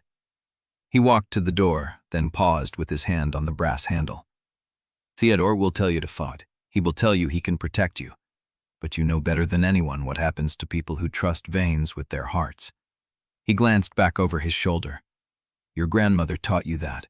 Do not make her teach you again." The door closed behind him with a soft click. Juniper sat alone in the private dining room, the single sheet of paper glowing white against the dark wood. She could hear the river outside, the hum of traffic, the distant clatter of cup from the main dining room. She folded the paper and slid it into her coat pocket. Then she walked out of the Halden Club and stood on the sidewalk, the winter air biting her cheeks. Gideon's words pressing against her ribs like a bruise. Her phone buzzed. A text from Theo. "Are you okay?" She stared at the screen. She could tell him the truth, that Gideon had offered her a way out, that the price was her silence and her grandmother's safety, and everything she had started to believe was real. But if she told him, he would fight. He would try to protect her. He would do what Vanes always did, turn love into a strategy. She typed back, "Fine. Coming home." The lie tasted like old copper, like the taste of every time she had made herself small so someone else could stay comfortable. She hailed a cab and got in, and the whole way back to the penthouse, she kept her hand in her coat pocket, fingers pressed against the folded edge of Gideon's offer, trying to remember whether she was still fighting for something or just learning to surrender before the war began. After 250. The river district looked smaller than Juniper remembered. She stood outside Hale House Florals at 8 in the morning, the shop windows still dark, the closed sign facing outward.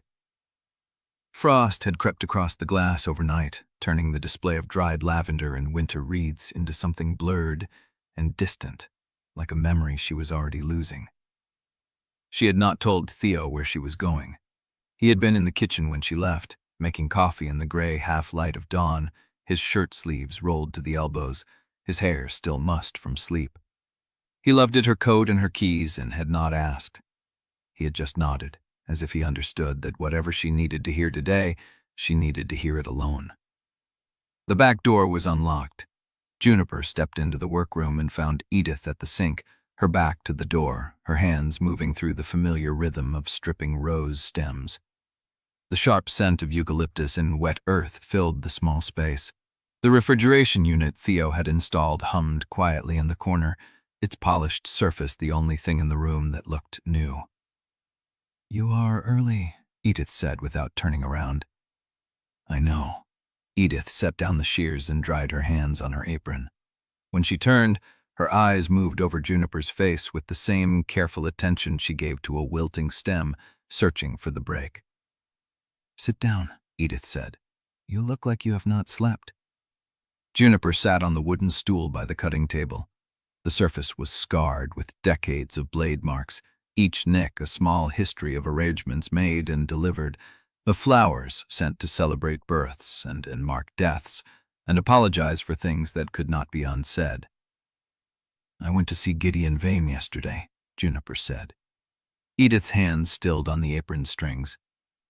"I see. He offered me money to walk away, to sign over the covenant claim into a blind trust. He said if I refuse, he will file a board complaint proving the marriage was fraud. He said he will make sure everyone knows who I am and how I got here." Edith pulled out the other stool and sat down heavily, her knees cracking, her hands folding in her lap. The morning light caught the silver in her hair, the deep lines around her mouth, the tired set of her shoulders. "And what did you tell him?" "I told him it was a bribe." A small, worn sound escaped Edith's throat. It might have been a laugh. "That is my girl. But I took the paper.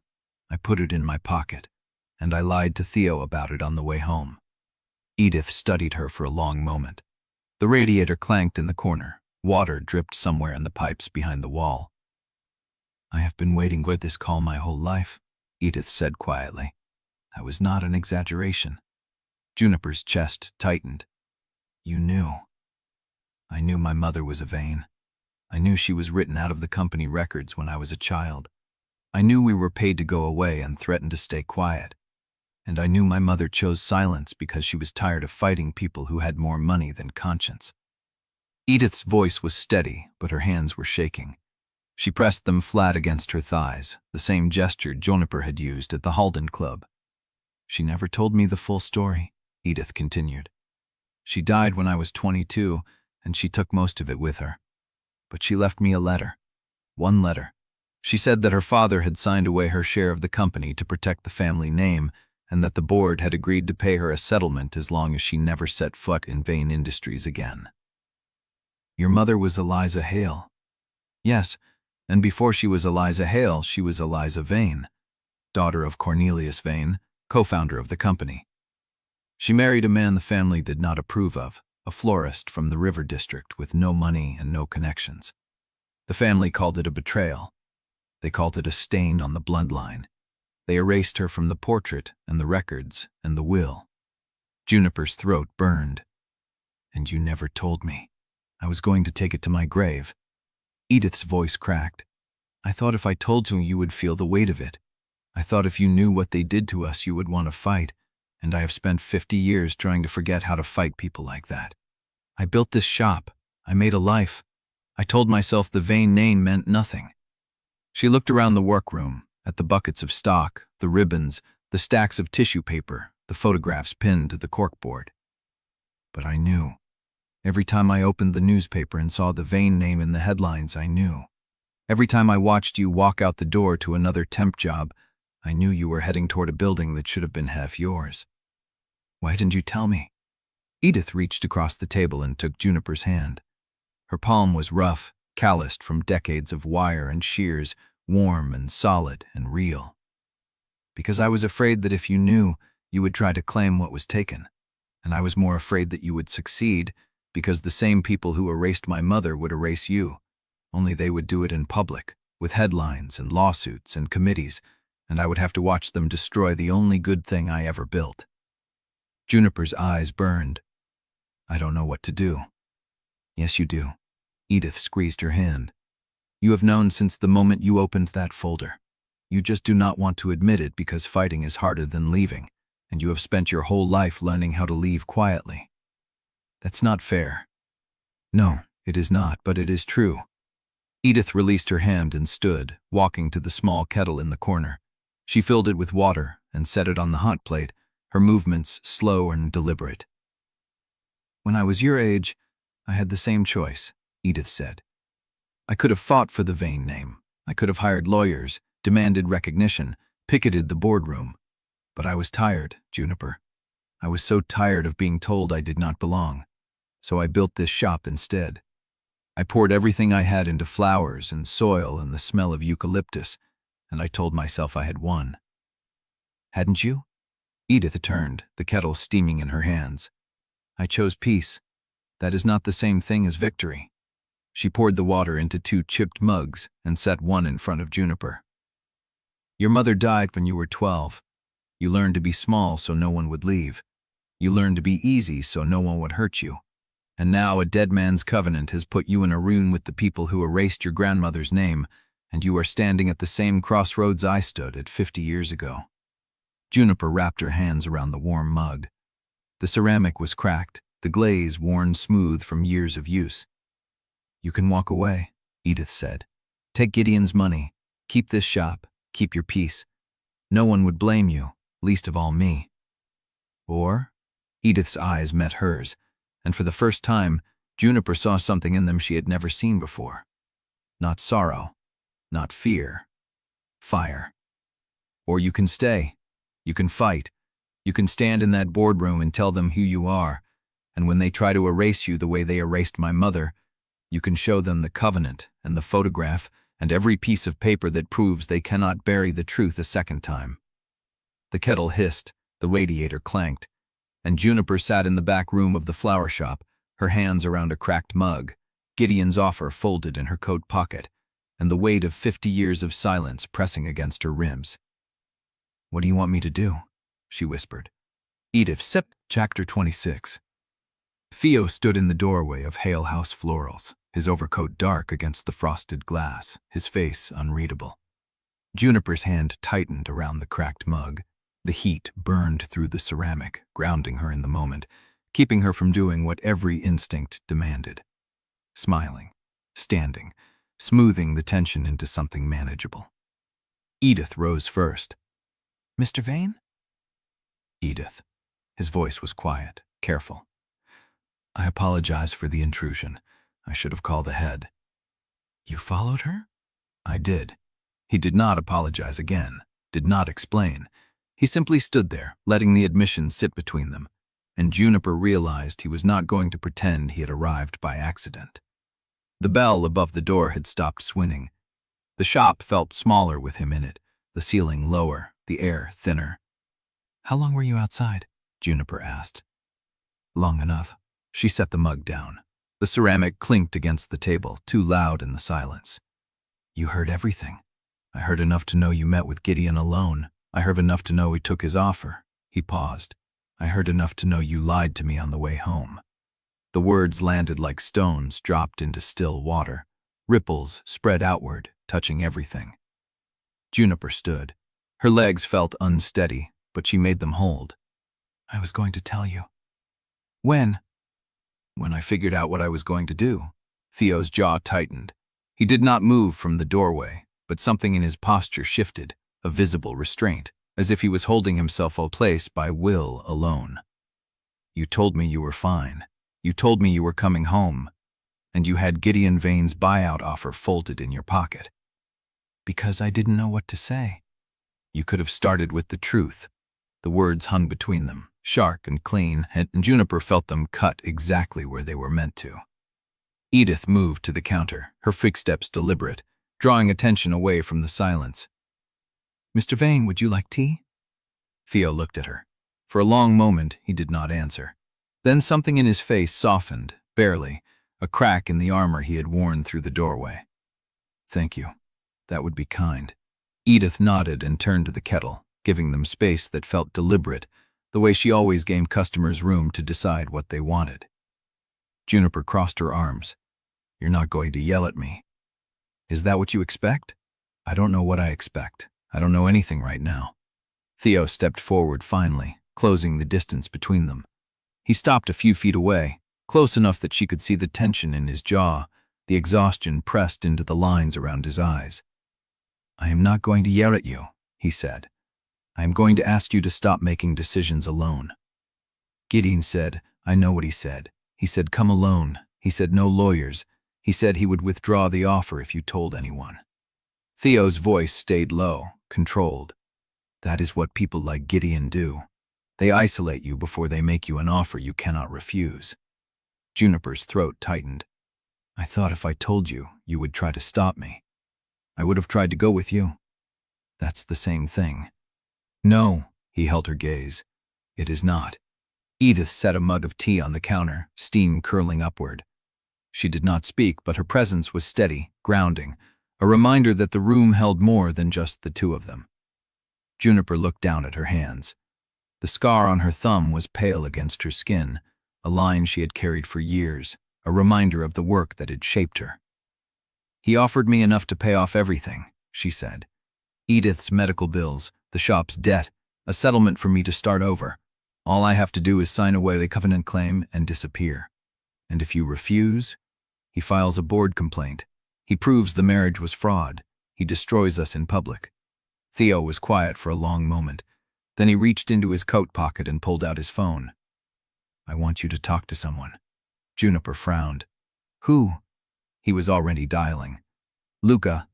Luca? You calling Luca? You trust him. He reviewed the contract. He knows the numbers. You need someone who can strip Gideon's offer down to what it actually buys. The phone rang once, twice, then a voice answered, rough and familiar. Theo, whose voice crackled through the speaker. Why the hell are you calling from this number? Because I need you at Hale House Florals. Now.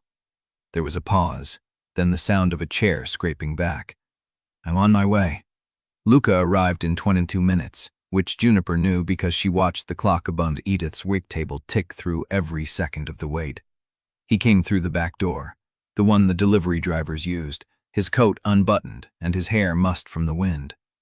I might up this father-animizing shadows arrives for my delivery fire. He smells a thicker stose as entirely hurt, and to this setting is paused on screen gettens the grounds.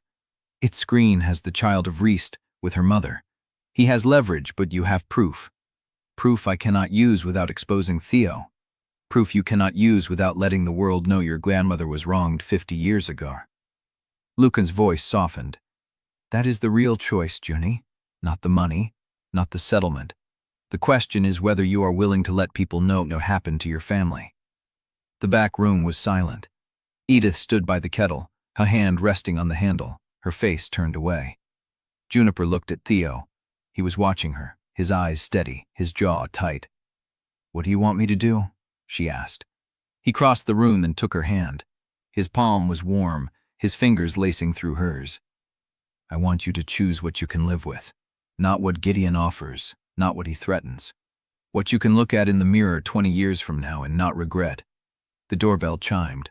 They all turned. A delivery cyclist stood at the front door holding a manila envelope. He tapped on the glass. Edith moved to the door and opened it.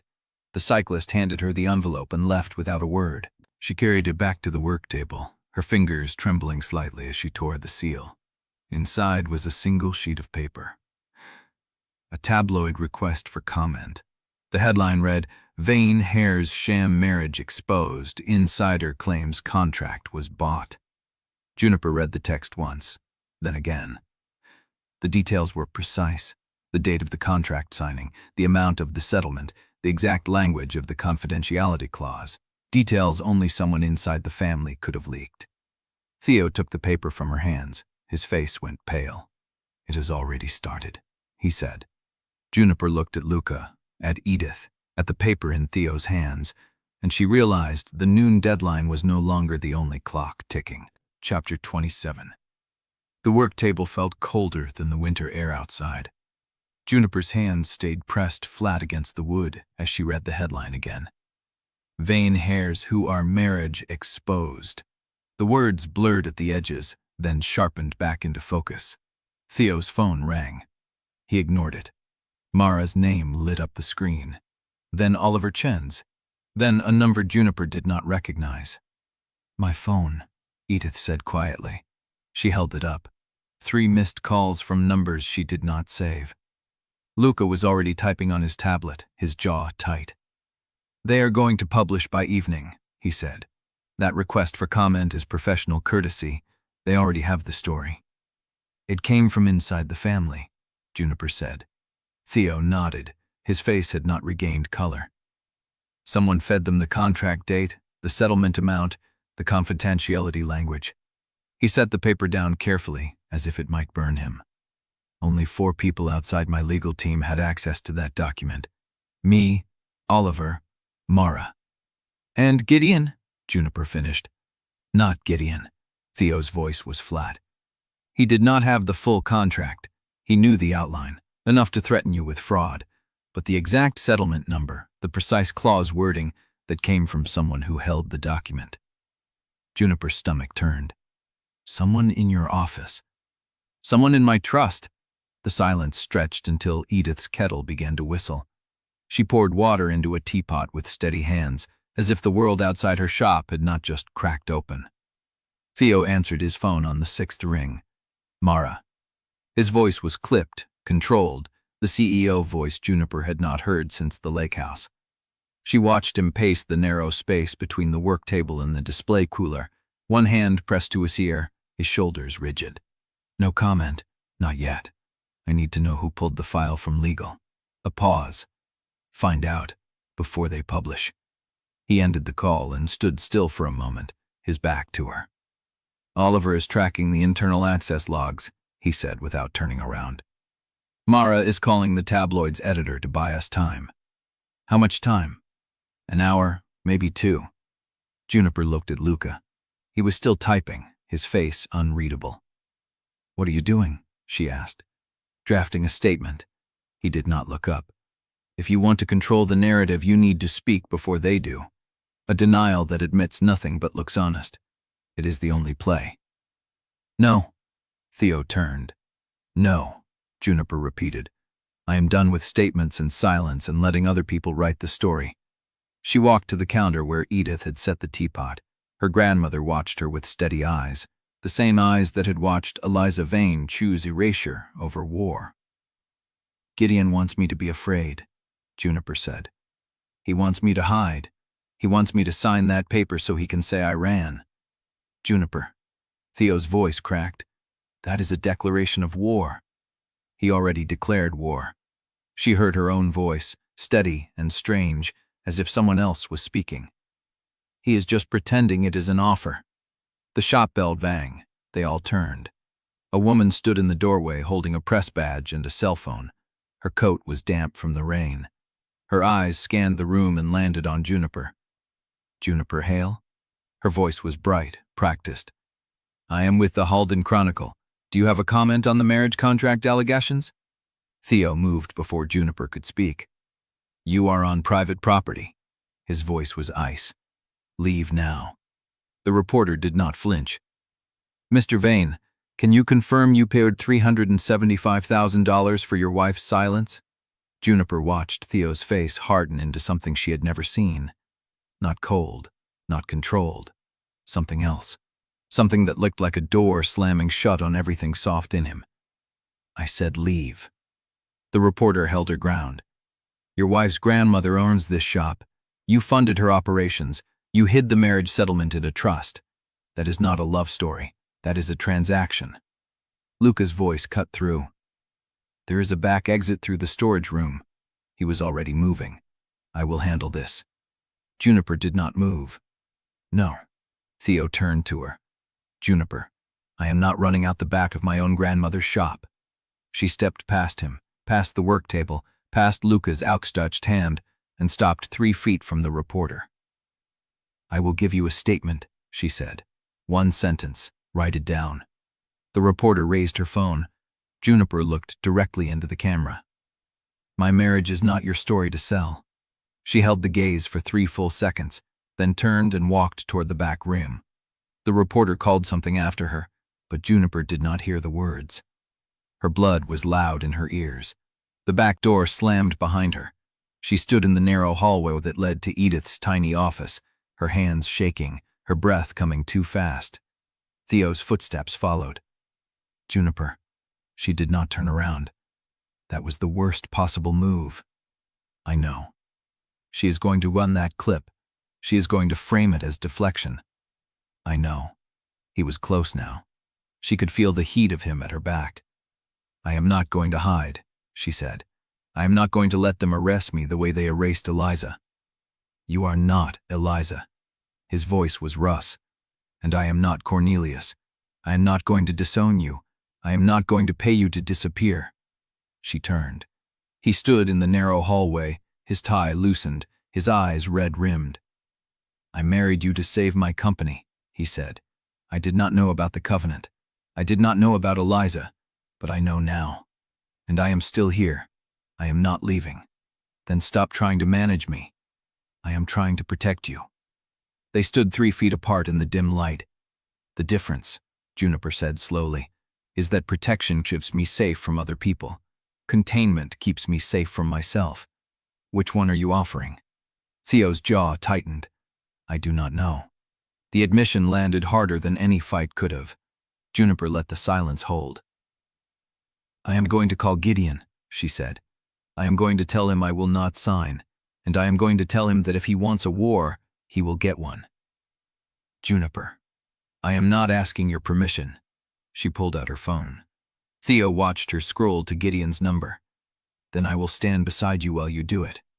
He moved to her side, and Juniper pressed call. Chapter 28. Mara's voice on the line was clipped, professional, the same tone she used for quarterly earnings calls. I am sending you a file. Read it before you say anything. Juniper held the phone between them, speaker on. Theo's hand found her elbow. The document came through. Juniper opened it. Spreadsheets, voting records, email chains between Gideon's council and 7 board members, all dated within the past 48 hours. The subject line read, Governance Stability Review. Tell me what I am looking at, Juniper said. Proxy Support Collection, Mara said. Gideon's people have been circulating a resolution under the guise of governance reform, standard language, board efficiency, succession clarity, nothing that triggers disclosure requirements. Theo's jaw tightened. How many? 7 confirmed, 2 more leaning. That gives him 9 of 15 before the session even opens. Juniper kept scrolling. The emails were careful. No overt mention of the marriage, the covenant, or the tabloid story. Just polite requests for support on a routine governance review. But the timing told the real story. He started this before the tabloid broke, Juniper said. Yes, which means the leak was coordinated. Mara's silence was confirmation. Theo moved to the window, his back to her, his voice flat. Who is the access log missing? Oliver is still tracking, Mara said. But I have been through every authorized touchpoint on the contract file. The only names that appear are yours, Oliver's, mine, and one ghost access that routed through a terminal in legal that should have been locked. A terminal. 3rd floor, procurement desk, signed out to a temp who left the company 6 months ago. Juniper looked up from the phone. That is how they got the contract details. That is how they got the contract details, Mara confirmed. Someone with physical access, a cloned badge or a backdoor credential used that terminal to pull the file after hours. The timestamp puts it at 2:14 a.m., 3 nights before the gala. Theo turned. Who had the override codes for that floor after hours? Building security logs show no authorized entry after 9 p.m. that night. Mara's voice was careful. Whoever did it knew how to move without leaving a badge trail. Juniper set the phone down on Edith's cluttered desk. The spreadsheets glowed in the dim light. Mara. She kept her voice steady. Why are you bringing us this? Another silence, longer this time. Because I have worked for Theodore Vane for 11 years, Mara said. I have watched him win every battle by being the smartest person in the room. But he is not fighting smart right now. He is fighting scared, and scared makes him predictable. Theo said nothing. I am not choosing sides, Mara continued. I am choosing outcomes. If Gideon controls the board, he will dismantle everything we built in the last 5 years. The R&D division, the renewable transition, the community investment trusts. He will strip the company for parts and call it efficiency. And if you get caught helping us, I will deny this call ever happened. Mara's voice was dry. And then I will hand you my resignation and trust you to make it worth my gamble. Juniper picked the phone back up. Thank you. Do not thank me yet. Mara's tone shifted. The emergency board session is already being assembled. I have a contact in the corporate secretary's office who says the formal notice will land within the hour. Gideon is pushing for a vote by end of day tomorrow. Tomorrow? Theo's voice cracked. He cannot wait. Every hour the story sits unanswered, the press digs deeper. He wants the board to rule before anyone publishes the Covenant documents. Juniper felt the floor tilt. He does not know I have the Covenant proof.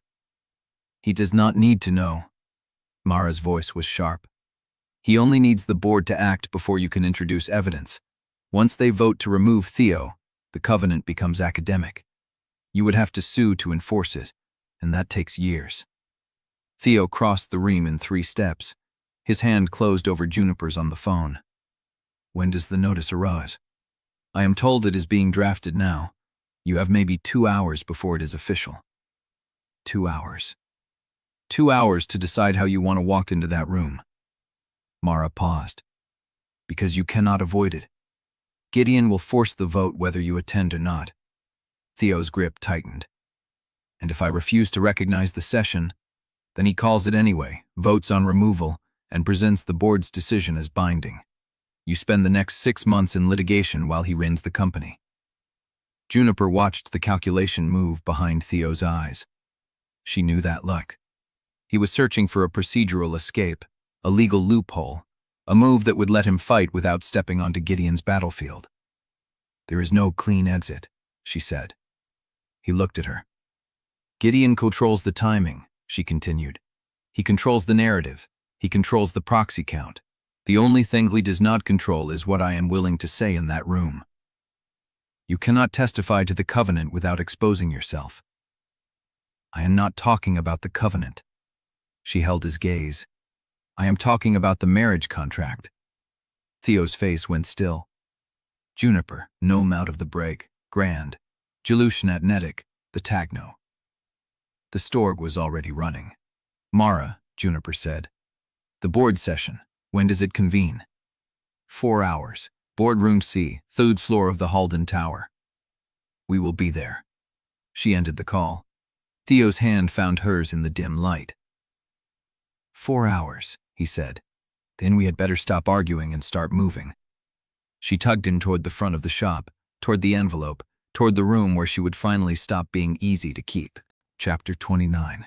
The shop felt smaller with the formal notice sitting on the counter. Edith had not opened the envelope. She stood with her hand resting on it, watching Juniper and Theo emerge from the back hallway with the weight of the decision still settling between them. "The board session," Edith said. 4 hours? 4 hours. Juniper looked at the envelope. "That is the formal demand. Gideon wants it on record." Theo moved past her and picked up the envelope. He did not tear it open. He held it like something that would burn if he held it too long. "We need to leave," he said. "Not yet." Juniper touched his wrist. Edith read the silence and stepped toward the back room. "I will make tea." The door clicked behind her. They were alone in the front of the shop. The winter light through the windows caught the dust floating above the work table. Fresh stems sat in a bucket, their petals still tight, waiting to be arranged. Theo set the envelope down. 4 hours, he said. "And you want to stand in front of the board and tell them the marriage was a transaction?" "I want to tell them the truth." "They will not hear the difference. They will hear admission. They will use it." "Let them." His jaw tightened. "You do not understand what it means to offer yourself as a target. I have spent my entire life learning how to absorb attacks, so the people He stopped. "So the people you what?" He did not answer. Juniper stepped closer. "So the people you love do not have to," she finished. His hands were fists at his sides. "Say it, Theo." "I do not know how to do this." His voice cracked at the edges. "I do not know how to want someone without trying to solve every problem before it touches them. I do not know how to stand beside you without standing in front of you." "Then learn. I am not built that way. You were not built to trust anyone either, but you gave me the folder. That was different." "It was not." She reached for his hand, uncurling his fingers one at a time. "You gave me the ammo even though it could have destroyed you. That is trust. This is the same thing. You let me stand in the blast radius with you, or you lose me." The word hit him like a blow. "Lose you? The moment you decide I need to be protected from the truth, you treat me like a child. And that is not a marriage I want to stay in." He stared at her. "You would leave. I would fight like hell first." She stepped into his space, close enough to feel the heat coming off his chest. "But do not mistake control for care. If you love me, you let me choose the risk." His breath was uneven. "If you walk into that room and admit the marriage was a contract," he said, "Gideon will use it to paint you as a fraud. He will destroy your reputation. The press will follow you for years. Then I will have a reputation worth defending. Juniper, I know what I am choosing. Are you sure?"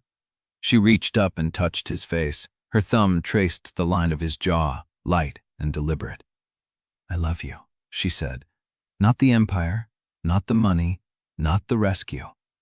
You, the man who does not know how to love without solving. The man who bought a flower shop refrigeration unit because he could not stand watching someone work when a machine could do it faster. The man who is terrified right now because he cannot structure his way out of this." He closed his eyes. "I do not know what happens after today," she continued. "I do not know if we win, or if Gideon takes the company, or if the press tears us apart. But I know I do not want to face it alone, and I do not want to face it with someone who is hiding half of himself behind a wall of solutions." His hand came up and covered hers against his cheek. "If I let you stand beside me," he said, "and something happens to you, then it happens to both of us. I cannot promise I will survive that. You do not have to promise. You just have to let me choose." He opened his eyes. For a long moment he just looked at her, the man who had spent 30 years building walls, writing contracts, and treating vulnerability as a weapon that would eventually be turned against him. Then he kissed her. It was not gentle. It was not soft. It was the kiss of someone who had finally stopped fighting and let the fear and the want and the terror of losing something real spill out all at once. Juniper kissed him back, matching the pressure, letting him feel that she was not retreating. When they broke apart, his forehead rested against hers. "The board session," he said. "We go together. Together." We do not hide anything. We do not nod anything. He pulled back and looked at the envelope on the counter. Then let us go see what Gideon wrote. Juniper picked up the envelope. The seal was clean, the paper heavy, the return address embossed with the Vane Industries tower. Before she could open it, her phone rang. She glanced at the screen. Mara, Juniper answered. Change of plan, Mara said. Gideon moved the session to 1 hour. He is calling it an emergency governance vote. The press is already gathering at Halden Tower. Juniper looked at Theo. We are on our way. She ended the call and slid the phone into her pocket. Theo took her hand. No hiding, he said. No hiding. They walked out together, the envelope still unopened, the clock suddenly much shorter than 4 hours. Chapter 30. The leather of the back seat was cold against Juniper's hands as the car pulled away from Hale House Florals. The envelope rested in her lap, still sealed. The weight of it felt heavier than paper should. Theo drove with one hand on the wheel, the other reaching across to hold hers. His grip was firm but not crushing, someone who had learned to measure his own pressure. I should have opened it before we left, she said. We were running. He's still running. No.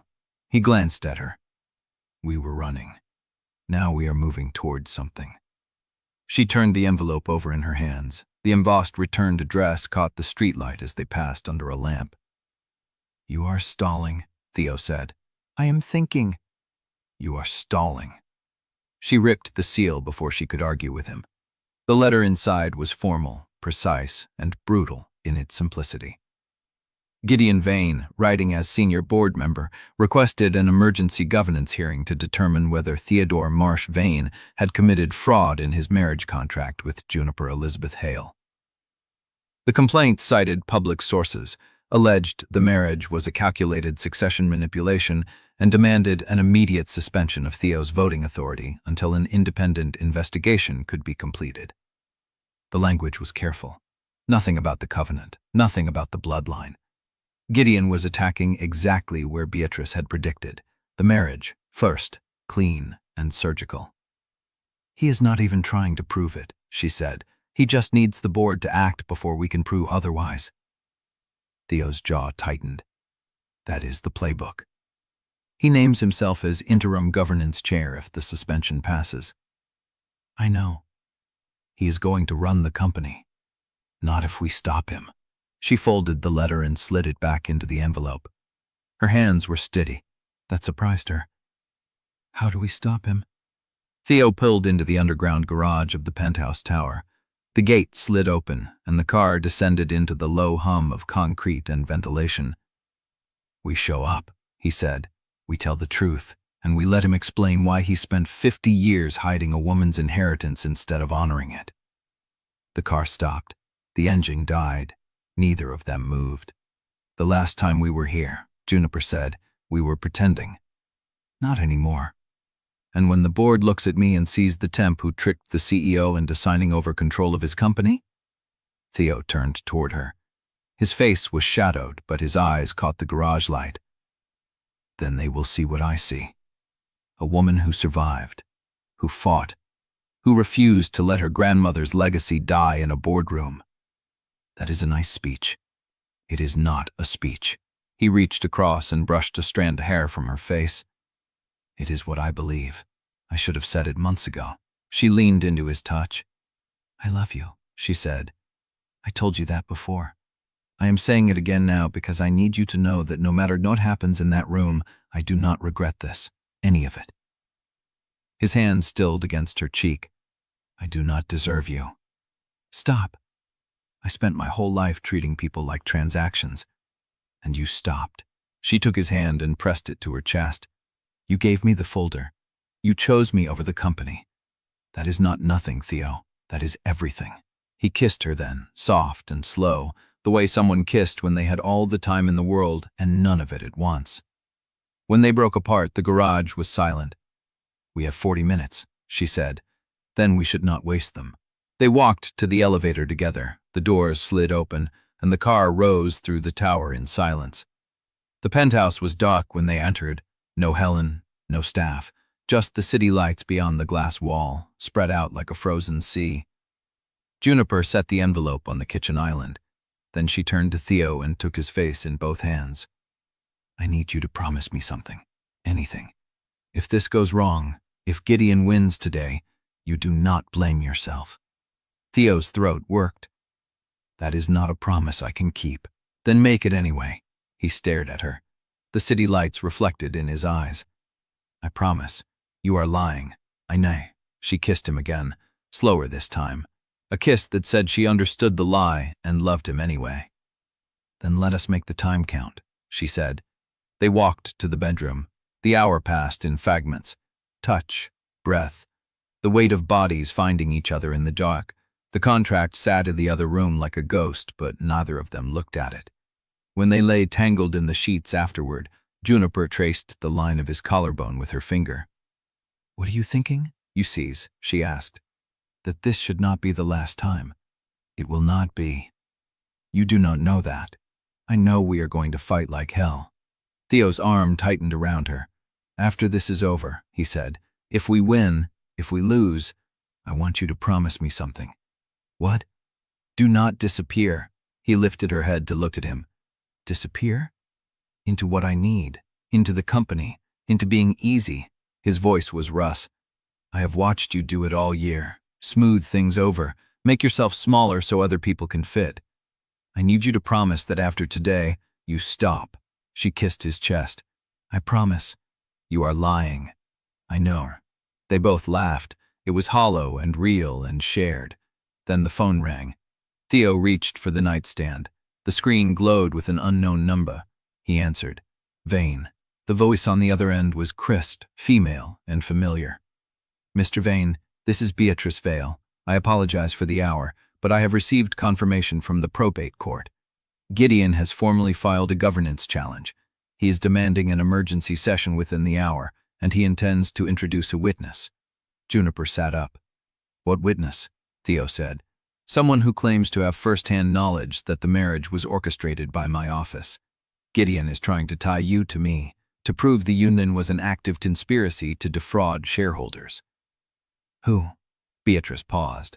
A woman, tall, blonde. She was at the gala with Gideon. Theo's face went pale.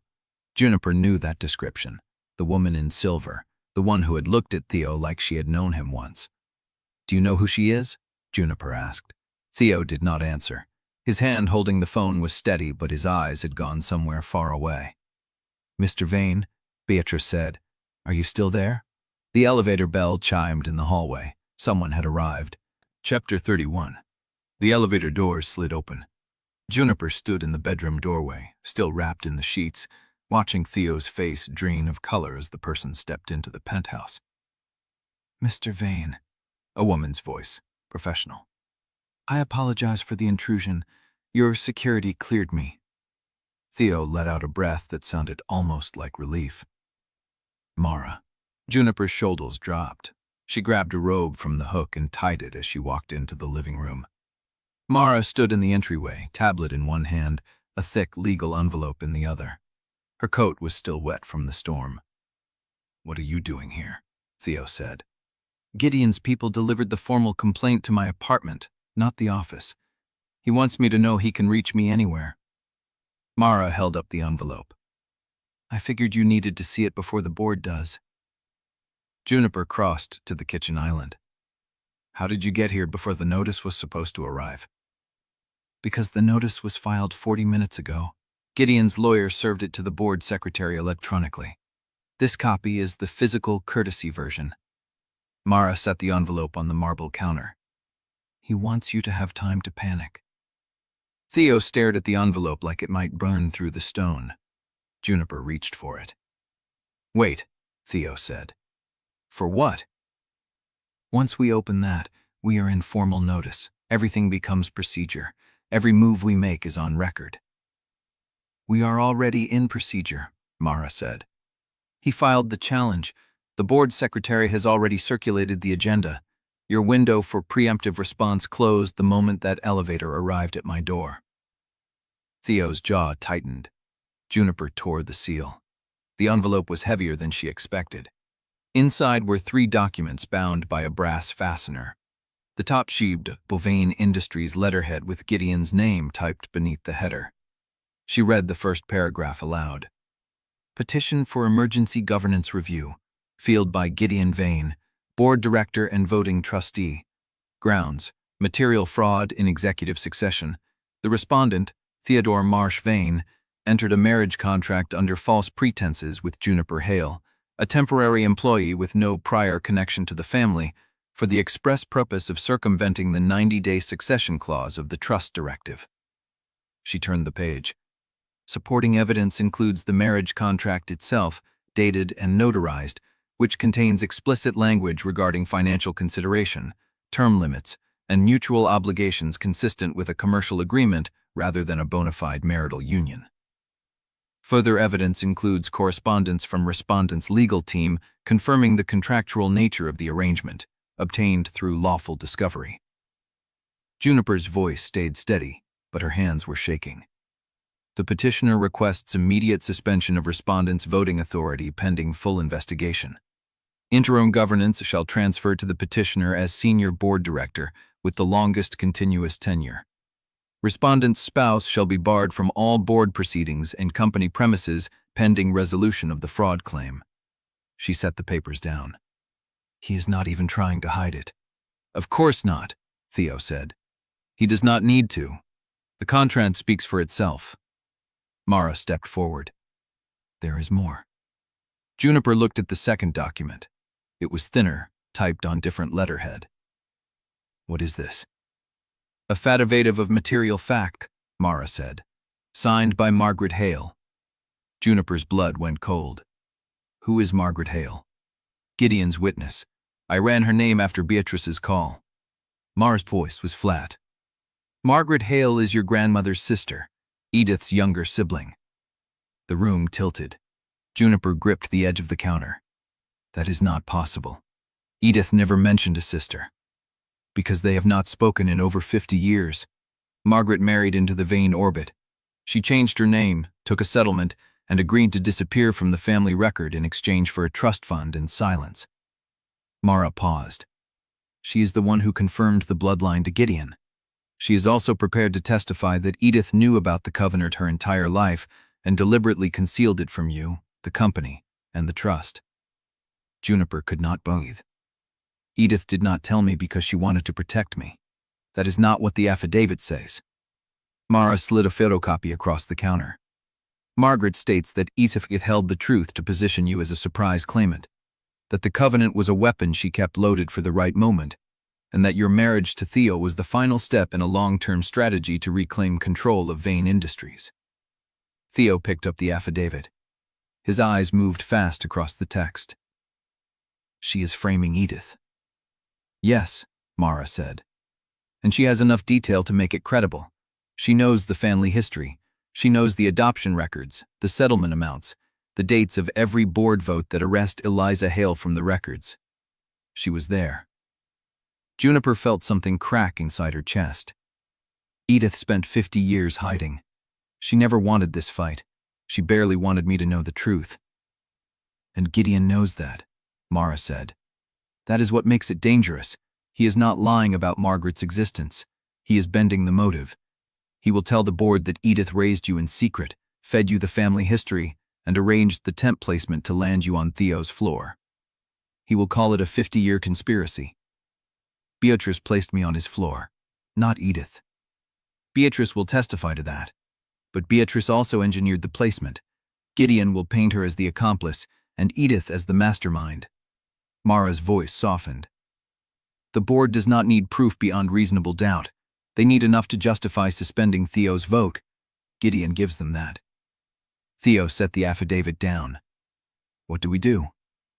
Mara looked at him. The strongest defense is to argue that the marriage is genuine, that the contract was a formality, and that the covenant claim is irrelevant because you and Juniper are married in fact, not just on paper. And the covenant? If you introduce it now, you confirm Margaret's narrative. You prove that the bloodline exists, that the claim has value, and that Juniper's grandmother had reason to hide it. Gideon will use it as evidence of premeditation. Juniper's stomach turned. Then we cannot use the covenant. No, Then we fight on the marriage. Yes. Theo's hands were braced against the counter. His knuckles were white. The marriage is real, Juniper said. The contract was a beginning. That does not make what we have a lie. Mara nodded. That is your argument, but you need more than argument. You need evidence that the marriage was authentic. Evidence that cannot be explained away by the contract terms. Juniper looked at Theo. Optional intimacy rider. Theo's head snapped up. What? The rider. It is in the contract. It establishes that physical intimacy was not required, that we chose it sheely.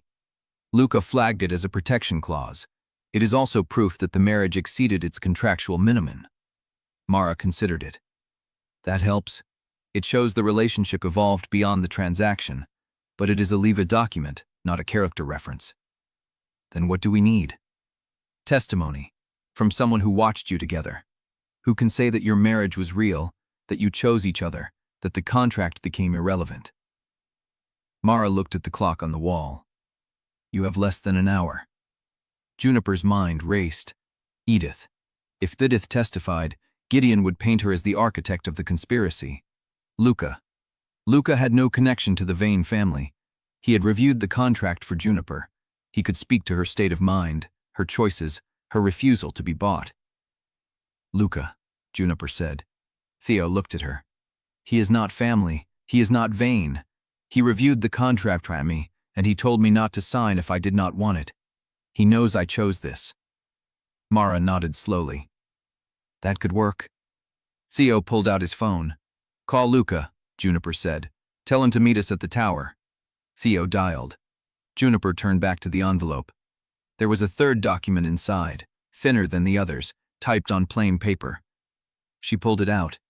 It was a letter, handwritten, on stationery that smelled faintly of lavender. I'm strowing for the Rescalize. I discovered this wet. I can jasp at his time. I entirely start. The words beliefs that I speakly. Just be nevidedly premise Lydra. I'm unifially shoulders we know from the breebs. The door thanks to dollar. Many boast would invither rather like Priad, Lister with Craddock. It couldn't just find that work for my mouth, but the wather clefto still such just manifold nights. Some of the many Sistians do not going across the deal. Either the Heinessen, they believe they're responsives, you only believe this disaster. This is what I's real. The rosening self, the rand of despiring catagraph, of repussment of the enmise to cumber her 100. It's just all the finimals, something like Cratery is already chased. This is what it's what's coming out. That's the weight that protest discoves. Juniper, if you are reading this, Gideon has already moved. I asked Margaret to testify because I could not bear to do it myself. She agreed because she owes me a debt older than you.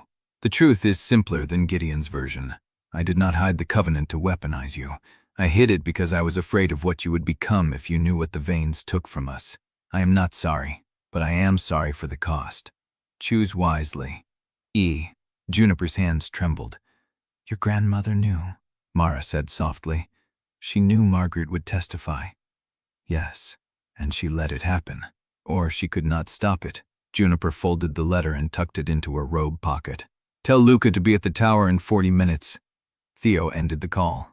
He is on his way. Juniper looked at the papers spread across the counter. The contract, the affidavit, Edith's letter. Gideon had built a cage around them. She was going to break it. Chapter 32. The lobby of Halden Tower was already thick with press by the time Juniper stepped out of the elevator. She had changed into a charcoal dress, no jewelry, her hair pulled back tight enough to hurt. Theo stood beside her in the same suit he had worn the night before, the fabric wrinkled at the elbows, a detail Mara would normally have caught before he left the penthouse. Nobody was catching details today. The car was waiting. Theo's hand found the small of her back as they crossed the marble floor, a touch that was less about guidance and more about grounding. Juniper let herself feel it for half a second before she locked everything behind her ribs. They were halfway to the revolving doors when a woman in cream silk stepped directly into their path. Celeste Vane smiled like they had run into each other at a garden party. Theodore, Juniper. She tilted her head, studying Juniper's dress with an expression of mild concern. I heard about the emergency session. Dreadful timing. Are you sure you want to walk through that crowd looking like you slept in your clothes? We are in a hurry, Celeste. Theo's voice was flat. I am sure you are. Celeste did not move. I only wanted to offer my support. Families should stand together at moments like this. Juniper felt the words land like stones. Family. As if Celeste had any stake in what happened to them. We appreciate the sentiment, Juniper said. Step aside. Celeste's smile sharpened. I was not speaking to you. Theo's hand pressed harder against Juniper's back. Celeste, I am helping. Celeste spread her hands, palms open, the picture of innocence. I have spent the morning on the phone with 3 charity boards. They are all very concerned about the optics of having a woman with known financial ties to a temp agency scandal sitting on their donor lists. I told them I would look into it. Juniper's stomach dropped. You are removing me from charity boards. I am protecting institutional integrity. Celeste's voice was silk wrapped around a blade. You think the scandal follows the tabloids? It does not. The scandal follows the person. Every time your name appears on a donor plaque, someone will remember the headline. The board chairs remember. Your photograph is already circulating. The revolving door turned behind Celeste, letting in a slice of street noise and camera flashes. I have been where you are. Celeste lowered her voice, standing in a lobby while people decide whether to let you in. The difference is that I was born to it. You are borrowing status, and status borrowed is always reclaimed. Juniper felt the old pattern rise in her chest, the urge to smile, to smooth, to make herself small enough to slip past unnoticed. She let it pass. You think I want to be on your charity boards? Celeste's smile flickered. I think you want to be taken seriously, and you will not be. Not while your marriage is a punchline. I am doing you a favor. When the board strips Theo's vote, you will want to have friends in the rooms where people still remember you. Theo stepped forward. Enough. Tell her, Theodore. Celeste's eyes did not leave Juniper. Tell her that being tolerated by powerful men is not the same as belonging. She needs to hear it from someone who knows. A camera flash caught the edge of Juniper's vision. She turned. A photographer was standing near the door, lens trained on them, the shutter click audible even over the lobby noise. Celeste had planned this. You wanted witnesses, Juniper said. I wanted you to understand. Celeste smoothed her sleeve. Gideon will finish what he started. The board will suspend Theodore's vote, and you will be left with a worthless inheritance claim and a grandmother who lied to you for 50 years. I am giving you a chance to recalibrate before the fall. Another flash. Juniper's hands were steady. The only thing I need to recalibrate is your assumption that I will be easy to push out of rooms I did not ask to enter. Celeste's expression went still. I did not ask to marry Theo. I did not ask to be the heir to a company that erased my family. But I am here, and I am not leaving because you think I look tired. The photographer moved closer. Celeste's smile returned, thinner than before. Then I will watch from the front row. She stepped aside. Theo guided Juniper toward the door. The photographer tracked them, shutter firing, but Juniper kept her eyes forward, her spine straight, her breath measured. They reached the car.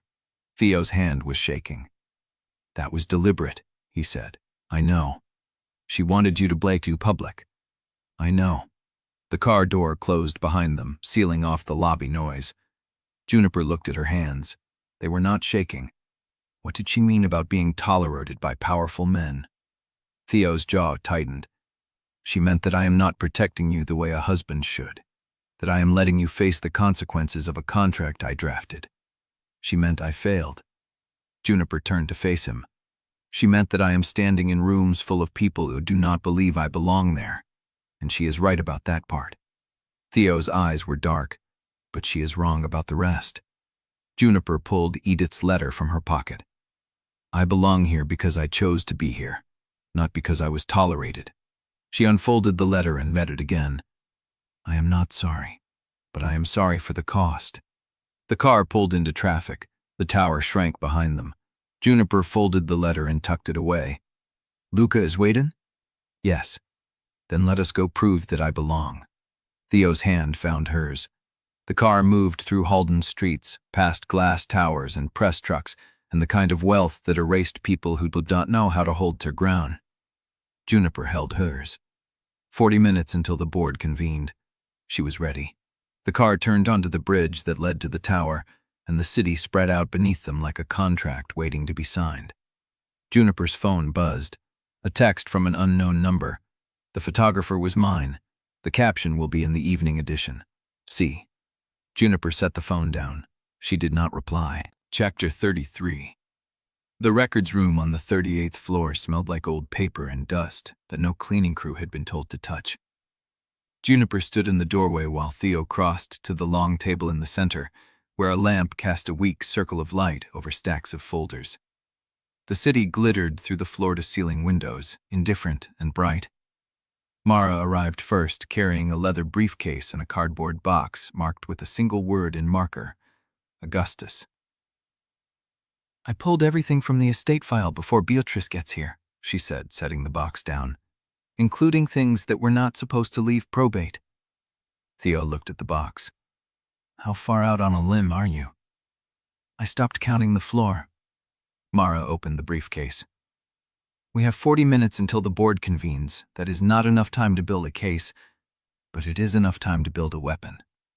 She laid out 3 stacks, authenticated trust appendices, the original Covenant summary with Augustus's marginal notes, and a genealogy chain tracing Eliza Hale through 2 marriages and a name change into Edith's birth certificate. Beatrice arrived 7 minutes later, her coat damp from the rain that had started falling while they crossed the lobby. "Where is the photograph?" Theo handed her the folder from his grandfather's cabinet. Beatrice opened it, studied the image of young Edith standing outside Hale House Florals, and set it beside the genealogy chain. "This is the proof that Augustus wanted her found." "Then why did he wait 40 years to leave it in a locked cabinet?" Juniper asked. Beatrice's hand stilled. "Because he was a coward at the end. He knew what the board would do if he moved while he lived, so he arranged for the truth to surface after he could not be punished for it." The room went quiet. Mara broke the silence. "We need to timestamp everything. Every document has to be traceable to before Gideon filed his petition. If he can argue we assembled this in response, it loses credibility." They worked in overlapping layers. Beatrice authenticated signatures. Mara copied notary stamps and logged dates. Theo organized the timeline from Cornelius Vane's founding charter through Eliza's erasure to the Covenant's dormancy and Juniper's discovery. Juniper sat at the end of the table, holding a letter she had not read before. It was addressed to Edith, dated 2008, signed by Augustus Vane. "Edith, I cannot undo what my father did. I cannot give you back the years you spent building a life outside the company he stole from your mother. But I can leave the door open for the next generation. The covenant has been written into the charter. It will hold, even after I am gone. When the time is right, someone will find it. I hope she is as strong as you." The letter trembled in Juniper's hand. "Your grandfather wrote to my grandmother." Theo looked up from the timeline. "What does it say?" "He told her he was leaving the door open." Juniper's throat tightened. He knew. He knew she was his cousin, and he sent her a letter apologizing for his father, and then he hid the proof for 15 more years. Beatrice set down her pen. "Augustus was not a good man, Miss Hale, but he was a man who tried at the end to make amends. That is more than most of them do." Juniper folded the letter and placed it in the evidence stack. "Does it matter? To the board?" Beatrice shook her head. "No, but your grandmother will have proof that he knew, that she was not one to be happened by everyone." Mara slid a binder across the table.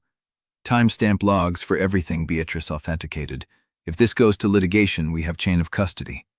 Theo picked up the binder, flipped through it, and stopped at a page near the back. "What is this?" Beatrice leaned over. "An addendum to the covenant. It was never entered into the corporate record. Augustus wrote it 6 months before he died, describing the conditions under which the covenant could be executed without board approval. He gave himself a workaround. He gave his granddaughter's heir a workaround." Theo read the addendum aloud. Upon presentation of authenticated Bloodline evidence and the original Covenant document, the stewardship transfer shall be executed by the Executor without board vote, provided the heir affirms in writing that they accept the full obligations of governance. Juniper's pulse quickened. The full obligations of governance? What does that mean? Beatrice removed her glasses. It means you cannot take the inheritance without running the company. The Covenant was designed as a stewardship, not a payout. If you claim the heirship, you claim Vane Industries. Every division, every debt, every board member who will fight you for control. The room held still. I can refuse it, Juniper said. You can. Beatrice's voice was gentle. But then the Covenant expires and control returns to the direct line, which means Gideon. And he will dismantle everything Augustus tried to protect. Juniper stared at Augustus's handwriting. She had come into this room to build a defense. She had not expected to inherit a war. Mara checked her watch. 35 minutes. The board will seat within the hour. Theo reached across the table and took Juniper's hand. You do not have to decide tonight. We only need to survive the vote. Survive the vote? Juniper's voice was hollow. And then what? Spend the next 5 years fighting Gideon in every boardroom while I figure out whether I want to run a company I never asked for. Theo did not answer. Beatrice gathered the authenticated documents and placed them in a sealed portfolio. Then we make sure you have the option to choose later. That means we do not let Gideon strip Theo's vote before you have time to breathe. They worked until the binding of the portfolio was complete, until every document had a seal and a witness and a timestamp that could survive cross-examination. Mara stood, stretched, and picked up her briefcase.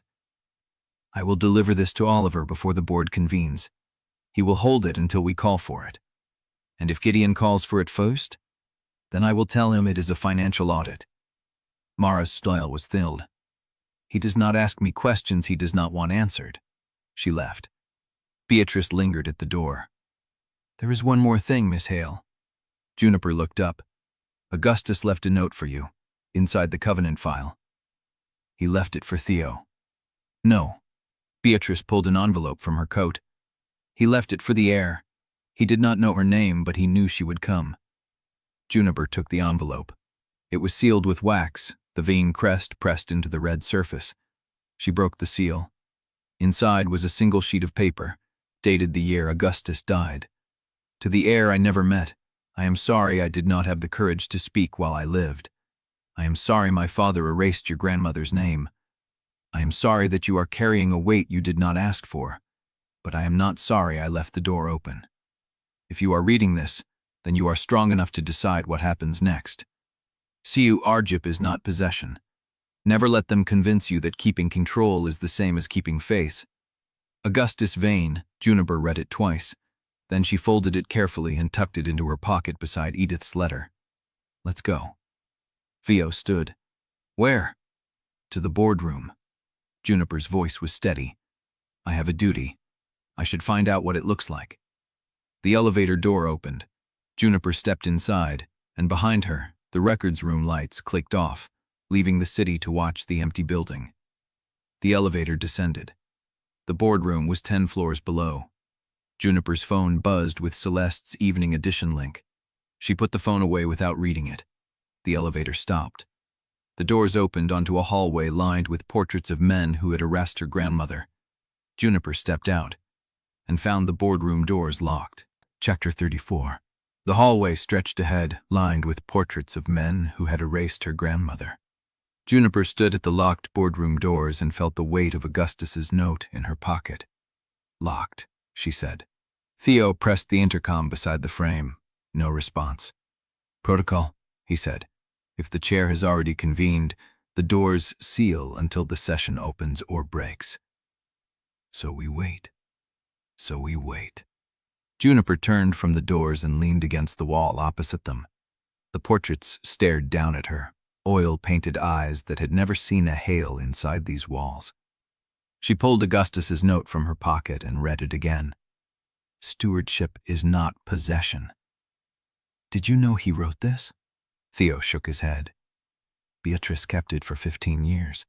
She only gave it to me when I told her we were going to fight. She trusted you with it. She trusts that I will not keep you from your inheritance the way his father kept Eliza from hers. Juniper folded the note carefully. You told me earlier that I did not have to decide tonight. I meant it. And what happens if I never decide? If I walk away from the Covenant and let Gideon have the company? She watched his face. What happens to us? Theo did not answer immediately.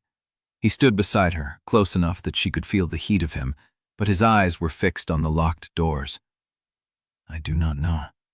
The honesty landed harder than a lie would have. You must have thought about it, she said, every hour since we found the folder. And what did you decide? That I would not ask you to carry a burden you did not choose, that I would rather lose the company than watch you become another Vane sacrifice. Theo's voice was low, but I also know that if Gideon wins, he will come for Edith, for the shop, for every piece of evidence that proves your grandmother belonged here. He will not stop at the boardroom. Is that a warning or a prediction? It is the truth. He turned to face her. I cannot promise you that I will choose correctly. I cannot promise you that my instinct to protect will not override your right to choose. I cannot promise you that I will be able to stand beside you when every part of me wants to stand in front of you. Juniper's chest tightened. That is the most honest thing you have said all night. Because it scares me. Theo's voice cracked on the last word. It scares me to admit that I do not know if I am strong enough to let you fight your own war. The hallway fell silent. Juniper reached for his hand. Then we stay afraid together.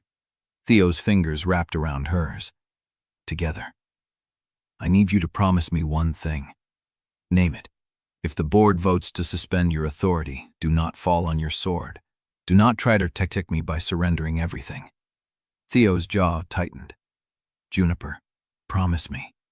Silence stretched between them. I cannot promise what I do not know yet. The words hit her like a blow. Then what are we doing here? She asked. We are walking into a room where Gideon has prepared every angle but one. Which one? Theo looked at her. Us. He prepared for a marriage of convenience.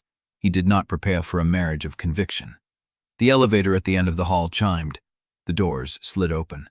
Gideon stepped out first, flanked by two board members Juniper recognized from the dinner, both men in charcoal suits with the confident stride of people who already knew how the fight would land. Behind them, Celeste emerged in a navy dress, her smile polished and cold. Gideon paused when he saw them. Nephew, Miss Hale. His voice carried through the hallway. I see the doors have already sealed. It seems the board is eager to begin. Eager, Theo said. Or coached. Gideon's smile did not waver. Miss Hale, I hope you have considered my offer. The noon deadline has passed, but I am willing to extend it until after the vote, given the circumstances. Juniper held his gaze. I have considered it. And I am still here. Gideon's smile thinned. So you are. He walked past them toward the locked doors, and Celeste fell into step beside him. Before she passed, Celeste paused. Miss Hale, Miss Vane, did you read the evening edition? No. Celeste pulled her phone from her clutch and held it up. The screen showed a photograph of Juniper in the Halden Tower lobby, her face frozen mid-sentence as Celeste's planted photographer caught her in the worst possible moment. The caption read, Vane heir's bride fails to convince.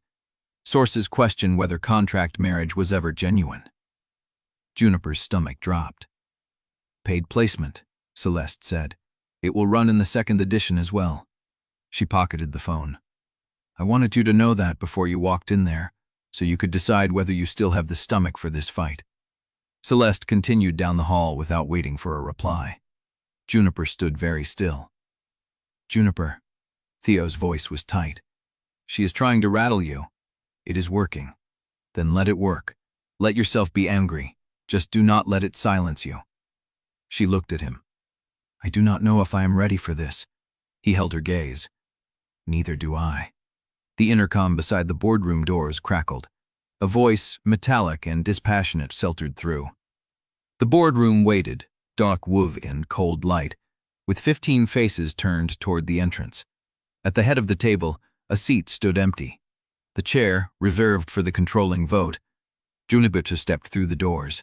Behind her, the blonde woman from the gala stepped out of the shadowed corner of the hallway, and Gideon smiled.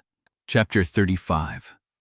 The boardroom air pressed against her like a physical weight. 15 faces, dark wood, cold light, and the metallic hum of the recording system capturing every word. She stood at the table with her hands flat against the mahogany, her palms damp. Eleanor Chase studied her. "Miss Hale, you are not a party to this proceeding. You are here as a witness. Then I am requesting permission to speak as one."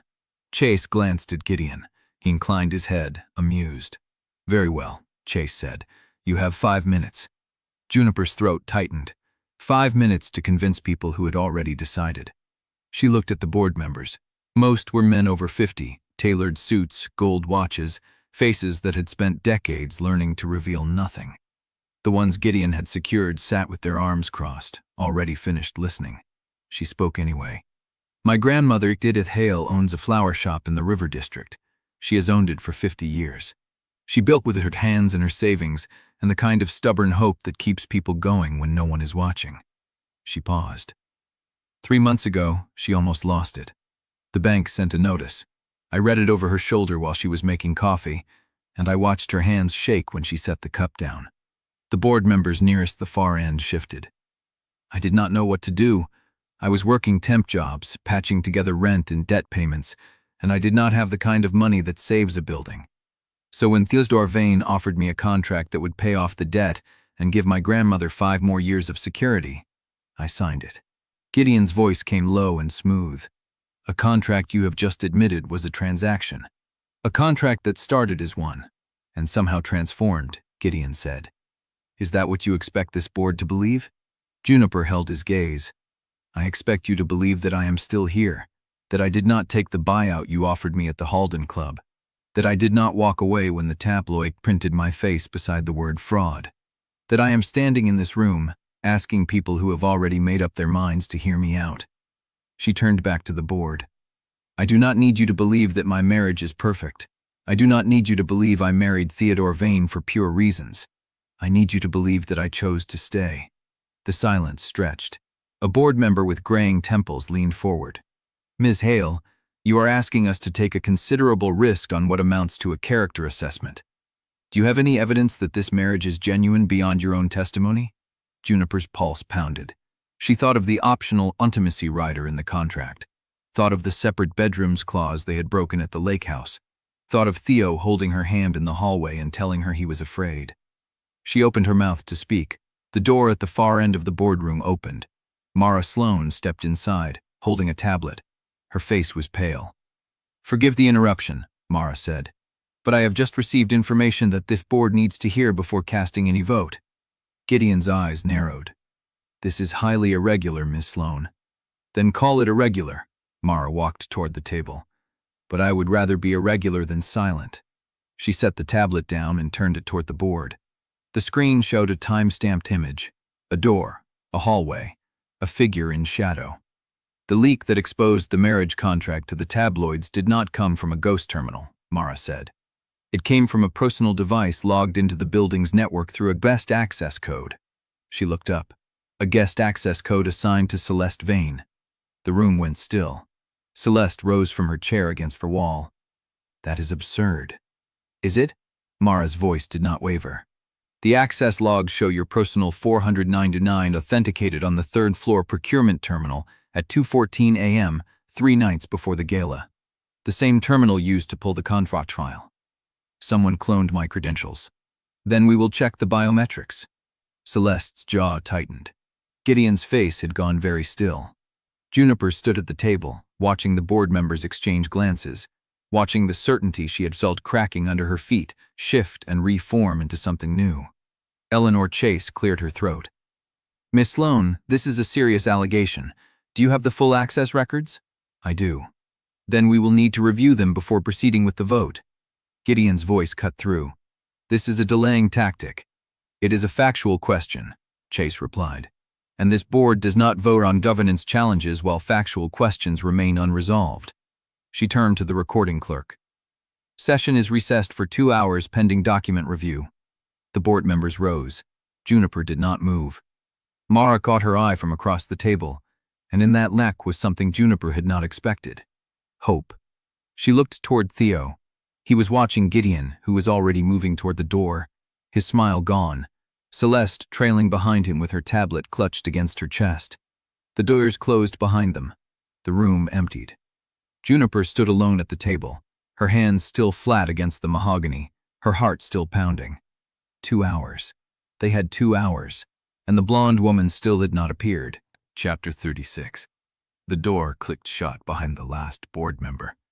Juniper stood alone at the table, her hands still pressed flat against the mahogany. The recess gave them 2 hours, but her mind raced faster than any clock. Theo came to her side. "You did well." "I told them I chose to stay." She looked at him. "That wasn't enough. It bought us time." "Time for what?" She turned toward the window. The sky beyond the glass was gray and flat, giving nothing away.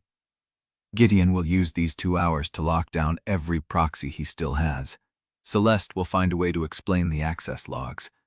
And the blonde woman is still out there, waiting." Theo's jaw tightened at the mention of her. "Who is she?" Juniper asked. "Her name is Margaret Chen." The name hit like a cold wave. Marit cared this street tempt of. "Margaret," Juniper repeated. "Like Edith's sister. No relation." Theo's voice dropped. "She worked for me 5 years ago. Senior analyst on the restructuring team. She left under a cloud." "What kind of cloud?" Theo did not answer. Mara stepped forward from the door where she had been standing guard. "The kind that involves a terminated contract and a signed NDA." Juniper looked between them. "Gideon recruited her." "He recruited her the moment he found out about the Covenant," Mara said. "Margaret has access to documents from Theo's tenure that predate your marriage. Emails, meeting notes, anything that could be framed as evidence of a coordinated plan." Theo's face was stone. "She was present for every conversation I had with Oliver about the succession clause." Juniper felt the floor shift beneath her. "Then she can prove we planned the marriage before I ever walked onto your floor." "She can try." Theo's voice hardened. "But the timing doesn't work. Oliver called me the morning after you fixed my schedule. Anyone who testifies otherwise will have to explain why no legal work was done until after you proved yourself." "That's thin. It's enough if we make it hold." Mara checked her phone. "I have 90 minutes before the biometric review is complete. If Celeste's credentials were cloned, the logs will show a split authentication event. If they weren't, the logs will show her fingerprint on the terminal. And if Celeste is clean, then we find the real mole." Mara's expression did not change. "But I do not believe Celeste is clean." Juniper pulled out her phone. The text from Celeste still glowed on the screen. "The photographer was mine. The caption will be in the evening edition."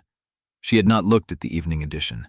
She opened the browser and typed in the paper's name. The headline hit her like a slap.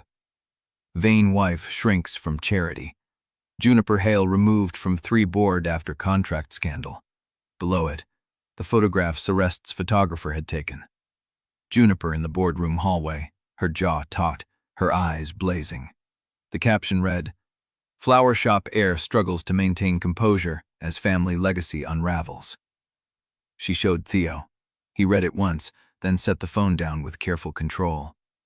"I will handle Celeste." "No." Juniper's voice cut through. "You will not. Juniper, you cannot fix everything by fighting my battles for me." She looked at him directly. "You promised me you would stand beside me, not in front." He held her gaze for a long moment, then nodded once. "What do you need?" "I need you to trust that I know what I'm doing." "I do trust you." "Then let me speak to the board when the session reconvenes. Let me tell them the rest of the story." Theo's face flickered with something unreadable. "The rest of the story includes the Covenant." "It does." "Are you sure?" Juniper thought of Edith's letter, thought of the ledger in the shop, thought of the 50 years of silence her grandmother had carried like a second spine. "I am sure," she said. 90 minutes later, the boardroom doors opened again. Eleanor Chase resumed her seat at the head of the table. The board members filed in, their faces unreadable. Gideon returned with Celeste at his side, both wearing identical expressions of controlled patience. The blonde woman was not with them, but Juniper knew she was waiting, somewhere, for the right moment. Chase tapped the table. The board has reviewed the biometric access records provided by Ms. Sloan. The logs confirm that the contract file was accessed through a guest code assigned to Celeste Vane. Celeste opened her mouth. The board also notes that the terminal in question has no biometric lock, Chase continued. The guest code alone does not establish who was physically present at the terminal at 2:14 a.m. Mara's jaw tightened. However, Chase said, the pattern of access raises sufficient questions that no vote will be taken on the governance challenge today. Gideon's face went still. Chair Chase, my petition is based on documented fraud, not a tabloid leak. And this board will address your petition. Chase's voice did not waver. But not in an emergency session called on 48 hours' notice with evidence that remains contested. We will reconvene in 7 days if full document review, witness testimony, and a complete chain of custody for all access records. 7 days. Juniper felt the ground steady beneath her. Gideon rose. This is a delay. It is due process. Chess looked at him. You will have your hearing, Director Vane, but it will be conducted properly. The room stirred with murmured conversations. Then Juniper stood. Chair Chase. The room quieted. I would like to say something before we adjourn. Chase studied her for a moment. Ms. Hale, the formal session is technically closed once I declare. Then consider it an informing address. Juniper's voice carried. I spoke earlier about my marriage, about why I signed the contract and why I stayed, but I did not speak about what brought me into this building in the first place. She turned to the board. None of you know who I am. Not really. You know I worked in a flower shop. You know I showed up one morning and fixed a schedule. You know I married Theodore Vane and now stand accused of being part of a conspiracy. She paused. But you do not know my grandmother's name. A board member with silver hair shifted in his seat. Her name is Edith Hale, Juniper said. And 30 years before I was born, her mother Eliza helped build this company. The room went still. Eliza Vane was the daughter of Cornelius Vane, co-founder of Vane Industries. She married a florist. She was disowned. She was erased from the company records, and she was paid to stay silent. Juniper held the gaze of each board member in turn. The covenant that Gideon Vane wants to use to seize control is not a weapon. It is a debt. A debt this company owes to my grandmother's family. A debt that has been buried for 50 years because it was more convenient to pretend Eliza Vane never existed. Gideon's voice cut through. This is a fabrication. It is documented. Juniper did not look at him. Signed by Augustus Vane, notarized, verified by the executor of his estate. The silver-haired board member leaned forward. You have proof of this? I have the original covenant file. I have Augustus Vane's personal letter confirming the erasure. And I have my grandmother's birth certificate, which lists Eliza Vane as her mother, with the Vane family name still attached. The room erupted into overlapping voices. Chase tapped the table for order. Ms. Hale, this is a significant claim.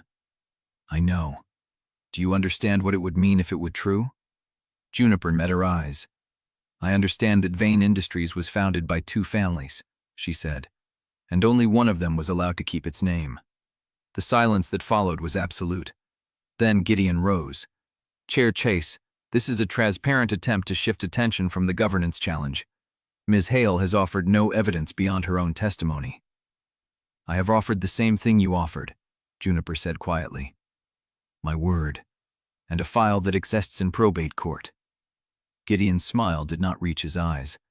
Then I look forward to seeing it in 7 days. He turned and walked toward the door. Celeste followed. The board members rose slowly, exchanging glances that held more questions than answers. Juniper stayed at the table.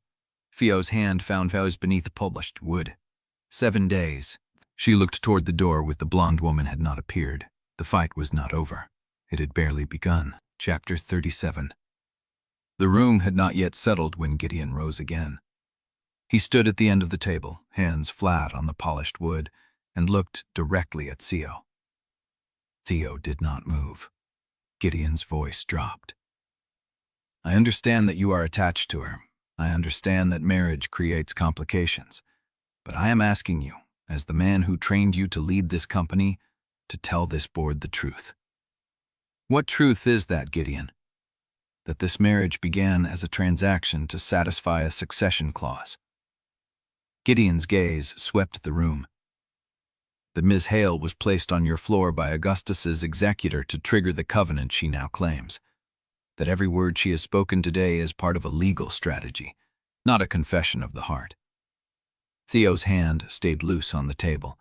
Juniper watched his knuckles, the only part of him that moved. I am asking you, Gideon said, to choose this company over a woman you have known for less than 3 months. The silence stretched. A board member with graying temples leaned forward. Theodore, your uncle is making a direct appeal. If you have evidence that contradicts Ms. Hale's claims, now is the time to present it. Theo rose. He walked to the far end of the table where Mara had placed the box of Augustus's documents. He opened it, lifted the authenticated covenant file, and set it on the table. I have evidence, he said. Gideon's chin lifted. But it does not contradict Ms. Hale's claims. The room stirred. Theo opened the file. This is the original stewardship covenant, signed by Cornelius Vane and Augustus Vane, authenticated by Beatrice Vale as executor of Augustus's estate. It establishes that a controlling ownership interest was reserved for the bloodline of Liza Vane, Cornelius's daughter, in perpetuity. He withdrew a second document. This is Augustus's notarized addendum, written 6 months before his death, which confirms that the transfer can execute without board approval upon presentation of authenticated bloodline evidence. A third document. This is my grandfather's personal letter to Edith Hale, dated 2008, in which he apologizes for his father's erasure of Eliza Vane from company records and states that he has left the door open for the next generation to correct what he did not have the courage to fix while he lived. Theo looked at Gideon. The covenant is real, the bloodline is real, and Ms. Hale's grandmother Edith is the living heir of Eliza Vane. Gideon's face did not change, but his hand moved from the table to his pocket. You are choosing to validate this claim, he said. Do you understand what that means? I do. It means the company you have spent your entire life preparing to lead will be restructured. It means voting control shifts to a woman who had never sat on a board, never read a balance sheet, and never made a decision more consequential than which flowers to order for a wedding. Theo did not look away. I understand what it means. Then you are choosing to surrender the company to an unproven heir rather than discredit a woman you signed a contract to marry. I am choosing to honor a debt this company has owed for 50 years. Gideon's voice sharpened. You are choosing your wife over the dynasty your grandfather built. Theo closed the file. I am choosing the truth over the version of history that was convenient for us. The board member with graying temples spoke again. Theodore, if you are acknowledging the covenant is valid, then you are acknowledging that Ms. Hale's claim supersedes your own voting authority. Are you prepared to accept that consequence? Theo's jaw tightened. I am. Juniper's breath caught. She had known what he would say. They had discussed it. He had told her in the car, in the records room, in the quiet before the doors unlocked. But hearing him say it aloud, in front of the people who had defined his entire life, was different. This was not strategy. This was sacrifice. Gideon shook his head slowly. You have no idea what you are giving up. I know exactly what I am giving up. Theo's voice was quiet. I am giving up the control that has defined every day of my adult life. I am giving up the certainty that I could always fix things by being the one in charge. And I am giving it up because the woman who asked me to stand beside her instead of in front of her has shown me that love is not possession. He looked at Juniper. It is stewardship. The room was silent. Chair Chase tapped the table. Mr. Vane, are you formally acknowledging that the covenant transfer is valid and enforceable? I am. and you are prepared to cede voting control to the executor of Augustus's estate pending verification of Ms. Hale's bloodline. Theo's voice did not waver. I am. Gideon gathered his folder. Then this board has a decision to make, he said. Theodore had just handed the company to a woman whose only qualification is a grandmother who married a florist. If you choose to validate that transfer, you are choosing chaos over stability, sentiment over profit, and an untested heir over a proven executive. He turned to leave. But I will remind you all that the vote has been delayed for 7 days, and in 7 days, a great deal can change. He walked toward the door. Celeste rose to follow him, then paused. She looked at Juniper, her expression unreadable. You wanted to be seen, she said quietly. Now everyone will see you. She walked out. The board members began to rise, exchanging low murmurs. The silver-haired member stopped beside Theo. That was a costly choice, Theodore. I know. Are you sure you understand the cost? Theo met his eyes. I understand that keeping something you did not earn is not the same as earning something you choose to keep. The man studied him for a long moment, then nodded once and walked away. The room emptied. Juniper sat at the table, her hands folded in front of her, the authenticated file still open where Theo had left it. He did not move. He stood at the far end of the table, his back to her, looking at the door through which Gideon had disappeared. Juniper. Here. I need you to tell me something. She waited. He turned. Was that the right thing? She rose and walked toward him. She saw the fade away, close enough to see the tension in his shoulders, the exhaustion in his eyes. It was the hardest thing, she said, and the hardest thing is usually the right thing. He let out a breath that sounded like it had been held for years. I have never surrendered anything in my life. I know. I do not know how to do it. Then we learn together. She took his hand. The blonde woman had not appeared. The vote had been delayed. Gideon was still out there, regrouping. But Theo had stood in front of the people who had raised him to believe that control was the only currency that mattered, and he had chosen to give it away. That was not defeat. That was a beginning. The doors behind them clicked shut. They were alone. And 7 days stretched ahead like a chasm neither of them can see the bottom of. Chapter 38. Councilwoman Reeves was the first to raise her hand. Her voice carried across the table, thin and precise. I confirm my vote in favor of recognizing the Covenant transfer. The counting was not quick enough. 2 more hands went up. 3.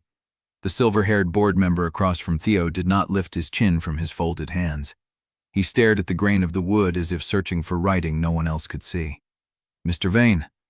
Councilwoman Reeves turned toward Theo. You hold the controlling seat. Without your vote, we cannot validate the transfer. Theo did not look at her. He looked at Juniper. She was sitting very still at the end of the table, her hands flat on the polished surface, her breath shallow. She was not watching the board members. She was watching him. He had known this moment was coming. He had prepared for it in the records room, in the car, in the dark hours before dawn when sleep had refused to come. But preparation was theory, and this was a room full of people who had never seen him lose. Theo rose. Every pair of eyes in the room followed him. I have held voting authority for Vane Industries for 9 years, he said. In that time, I have presided over 63 acquisitions, 17 divestitures, 3 market crises, and 1 governance challenge. I have never missed a vote. I have never abstained, and I have never voted against my own interest. He paused. Until today. He walked the length of the table to the chair Eleanor Chase had vacated. The empty seat at the head of the table, the one reserved for the controlling vote. He stopped behind it, laid his hands on the back of it. I am formally recusing myself from the voting authority granted to me by the succession clause, Theo said, and I am casting my vote as executive designate of Augustus Vane's estate to recognize Juniper Hale as the rightful legatee of the Stewardship Covenant, with full governance obligations and privileges. Gideon's voice cut across the room. You cannot recuse yourself and then vote in the same session. It is procedurally incoherent. It is procedurally valid, Theo replied, because the Covenant addendum transfers voting authority to the executor upon declaration of a valid bloodline claim. I am declaring that claim recognized. The vote is not mine to hold anymore." He pulled the chair out and sat. For a moment, nothing happened. Then Councilwoman Reeves said, "The vote is carried." Gideon's folder hit the table. "You have just handed the company to a woman who signed a marriage contract for money." He was not shouting. He did not need to shout. His voice carried ice. "A woman who admitted, in this room, that the marriage began as a transaction, and you are asking this board to trust her with the legacy of a multi-generational enterprise." "I am asking this board to trust the covenant Augustus Vane wrote," Theo said. "The same covenant that protected the company for 70 years. The same covenant Gideon has been trying to bury since he discovered it existed." Gideon's jaw tightened. "You think this is over? I think this is the beginning of something I am not afraid to face." The boardroom became a tide of motion. Chairs scraping, voices overlapping. The silver-haired man finally lifted his head and left without a word. Councilwoman Reeves was already on her phone, speaking in clipped tones about document transfers and press statements. Celeste rose slowly. She did not look at Juniper. She looked at the empty chair Theo had just vacated, the one he had taken from the head of the table, and then she followed her father out. The door clicked shut. The room was half empty. Juniper's hands were still flat on the table. She did not move. Theo stood, walked to her, pulled out the chair beside her, and sat. "Juniper, I heard you. I need to know you are all right." She turned her head. Her face was pale, but her eyes were steady. "I am not all right," she said. "I am terrified. I have just inherited a company I do not know how to run, and the man I love just gave up everything he has ever worked for to make it happen. I am not all right at all." Theo did not answer. He reached across the table and took her hand. "Then we are terrified together." The door behind them swung open. Mara stepped in, her face taut. "The press has the story." "How fast?" Someone in the boardroom fed them the outcome before the vote was even confirmed. Theo's hand tightened around Juniper's. "Can we get out through the basement garage?" Mara shook her head. "Gideon's people are already down there. They are waiting for you to run so they can photograph it." Juniper drew a breath. She straightened her spine. "Then we do not run." She stood, let go of Theo's hand. "We walk out together. We let them photograph us. And you let me speak first." Theo looked at her.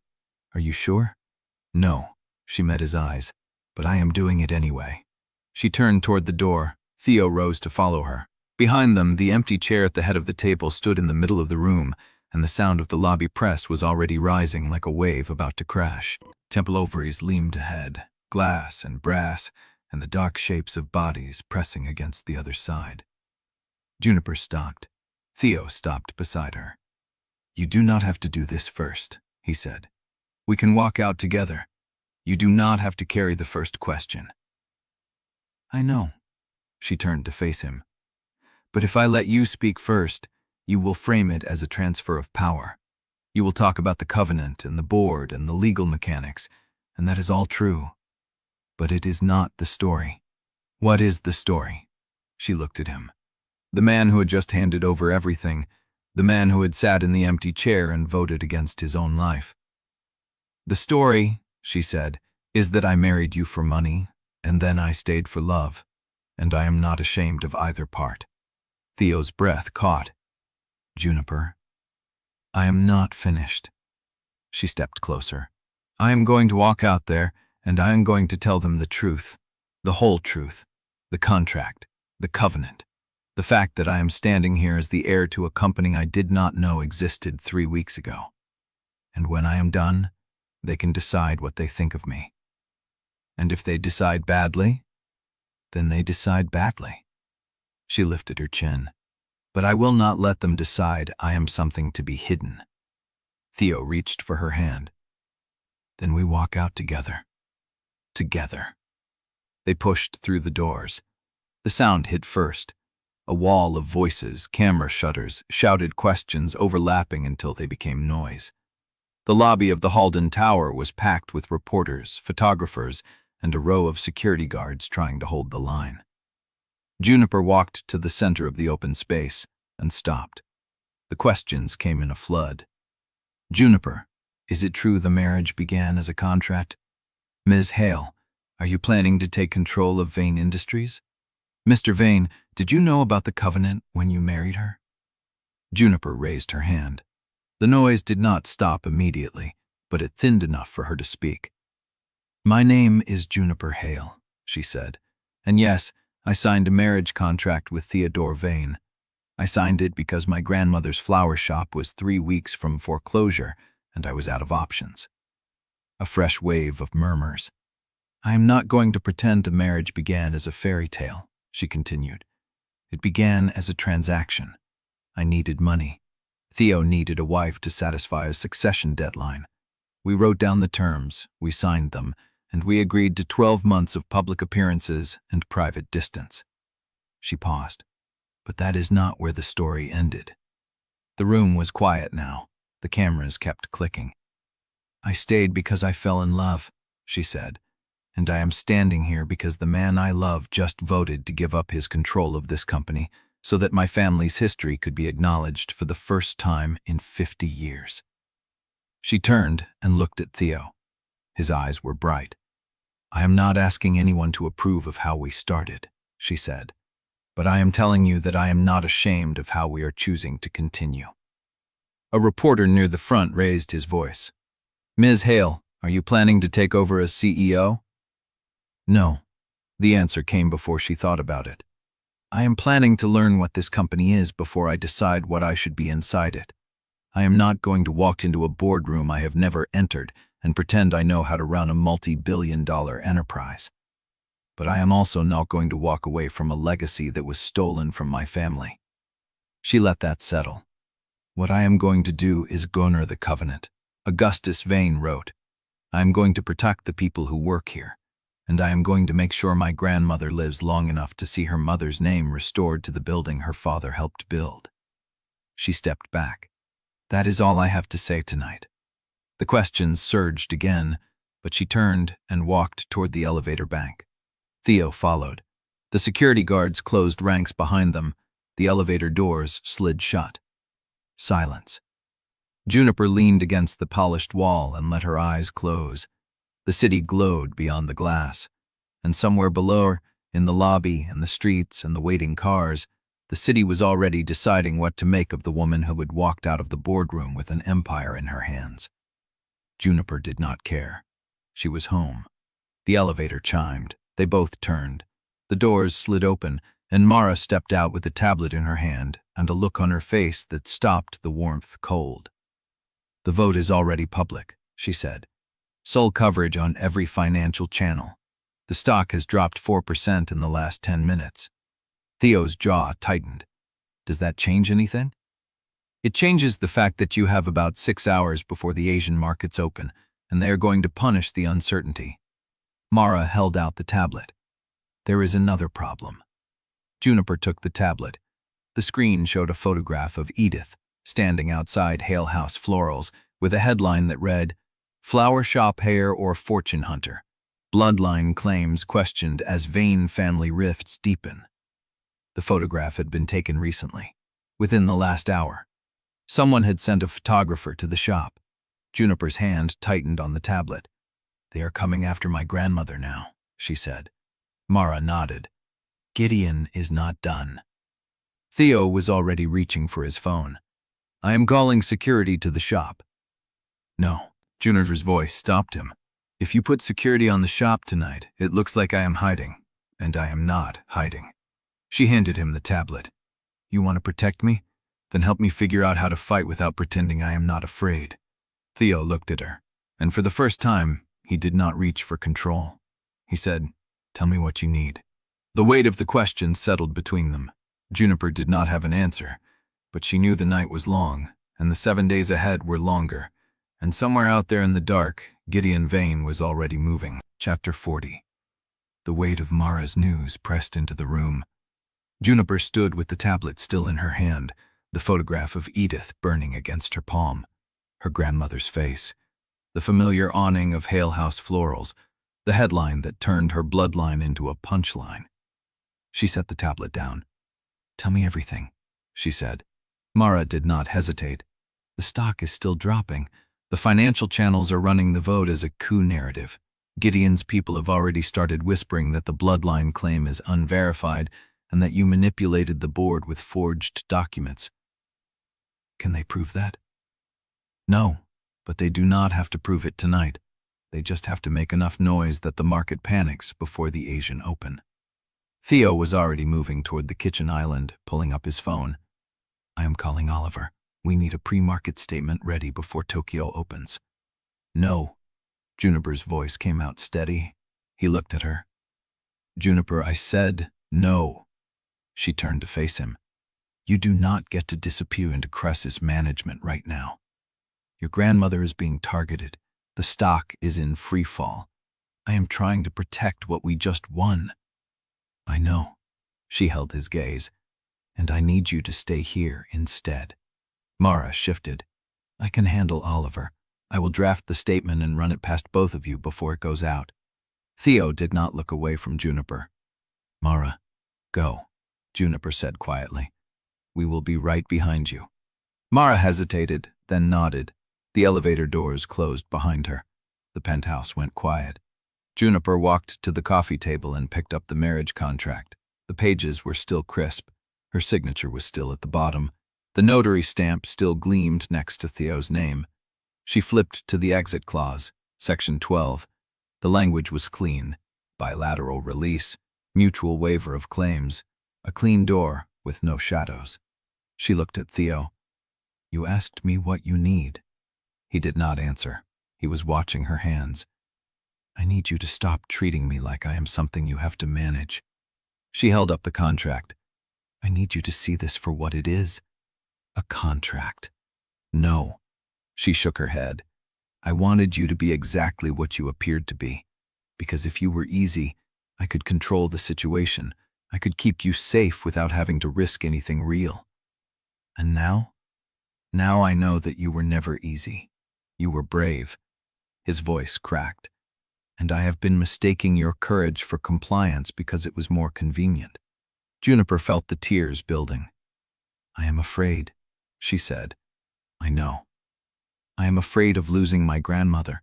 I am afraid of failing at the company. I am afraid that the city will decide I am a fraud and that everything we just won will turn to ash. Tell me what you need. She stepped into him. I need you to be afraid with me. He wrapped his arms around her. Okay. I need you to stop offering to let me go every time it gets hard. Okay. I need you to stay. She pressed her forehead against his chest. Not because of a contract, not because of a covenant, because you want to. Theo pulled back just enough to look at her. I have never wanted anything the way I want you. She reached up and touched his face. Then stay. He kissed her. It was not a careful kiss. It was not measured. It was the kiss of a man who had spent his whole life choosing control and had finally found something worth surrendering for. When he broke away, his hands were trembling against her back.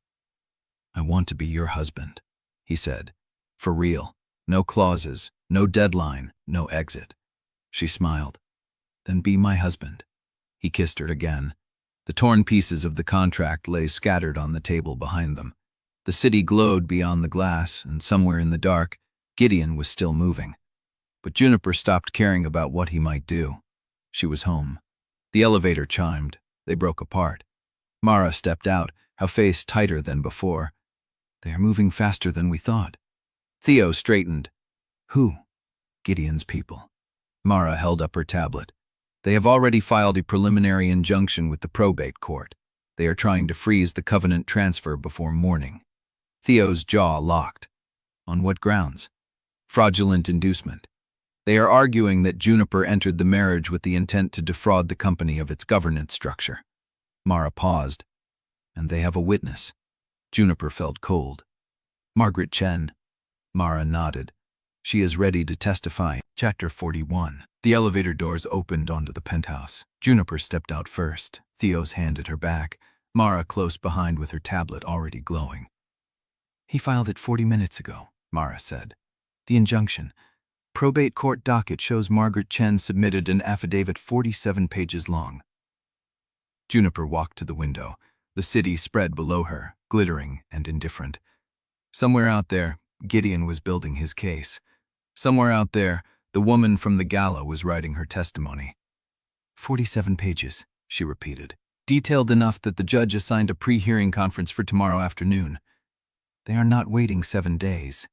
They are trying to kill this before the board reconvenes. Theo moved to stand beside her. What grounds specifically? Fraudulent inducement as the primary claim. They argue Juniper entered the marriage with the specific intent to discover and exploit the covenant for personal gain. That she knew about the bloodline before the wedding and concealed it. It is not true, Juniper said. I know.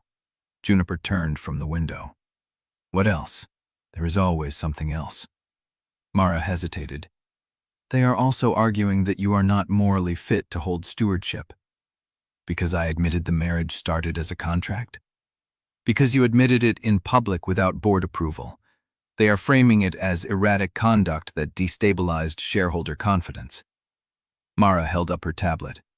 Stock dropped another 2% since Tokyo opened. Theo's jaw tightened. I need to call Oliver. We need a pre-market statement that addresses the injunction without feeding their narrative.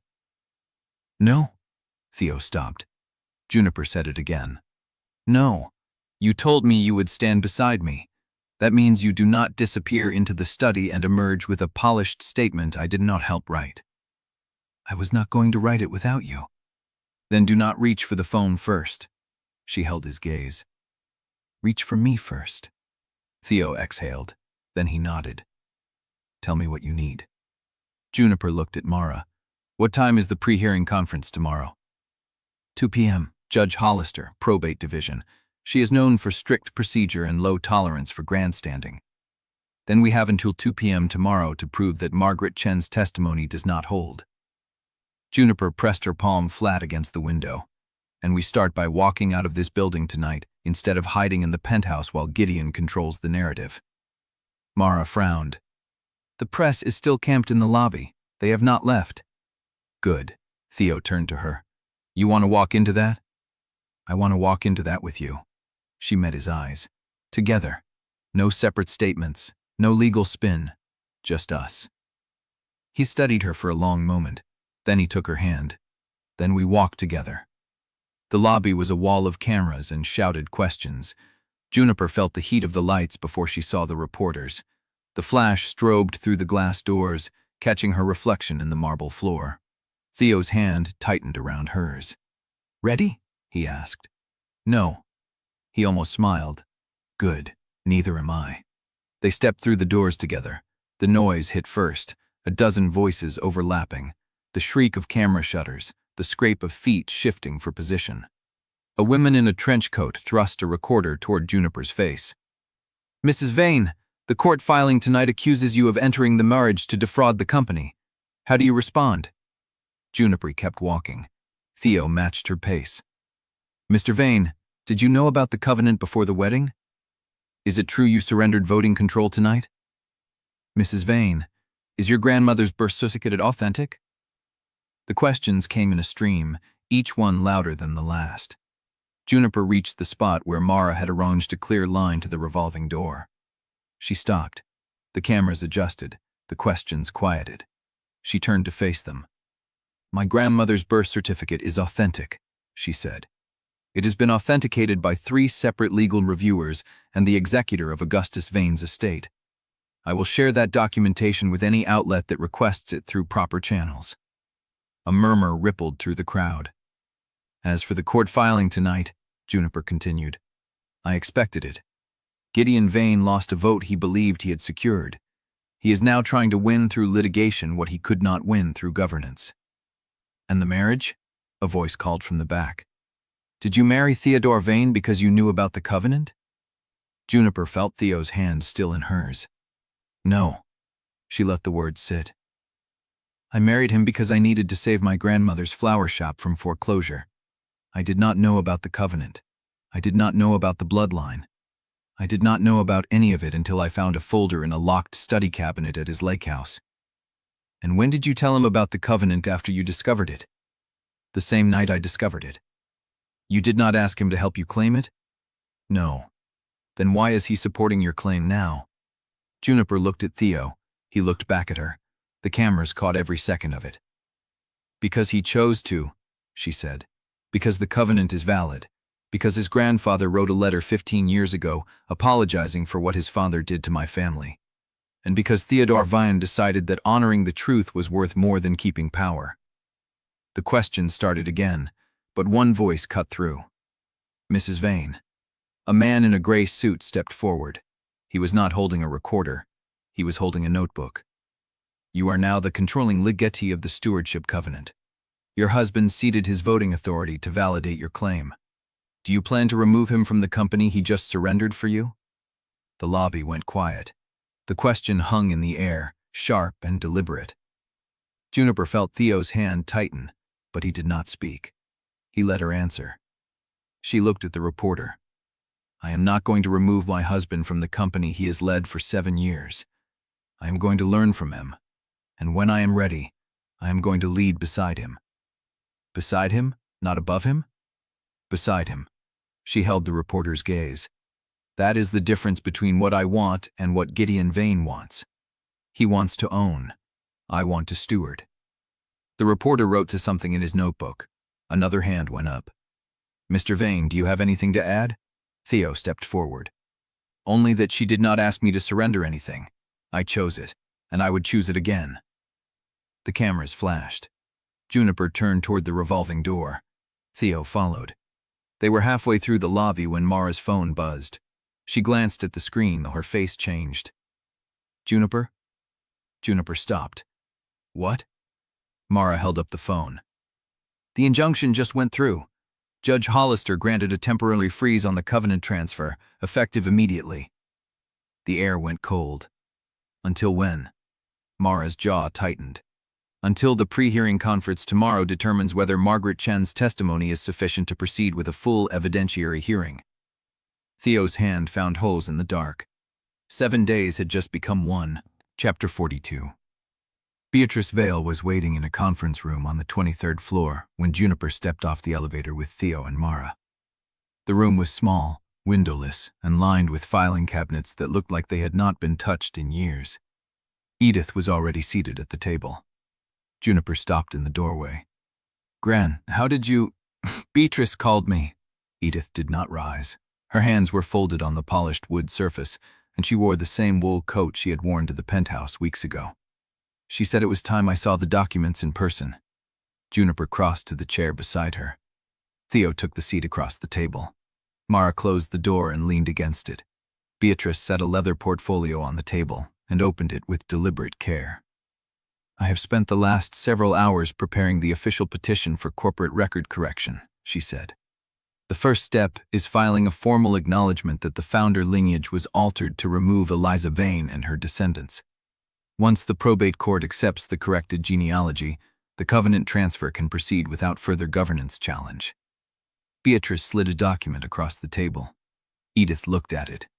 It was a photocopy of the original incorporation filing from Vane Industries, dated 1957. The names at the top were Cornelius Vane, Henry Vane, and a third line that had been scratched out with such force that the paper had torn in 2 places. Beneath the scratched line, someone had written in careful script, Eliza Hale. Edith's hand hovered over the page. Your mother's name, Beatrice said quietly. The original charter listed her as a co-founder. She held 15% of the voting shares. When she married Arthur Hale, Cornelius had the charter amended. He removed her name. He transferred her shares into a trust controlled by his line. Edith's finger traced the scratched-out line. 53 years, she said.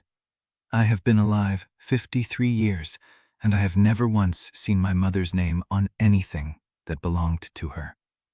Juniper felt her throat close. Where is the original charter? Theo asked. State Archives, Beatrice said. The amended version is the one on public record.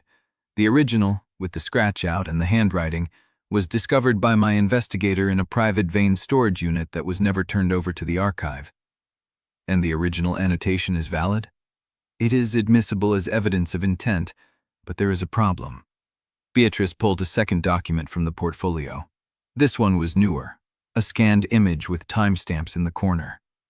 The original charter contained a marginal note in Cornelius's handwriting, she said.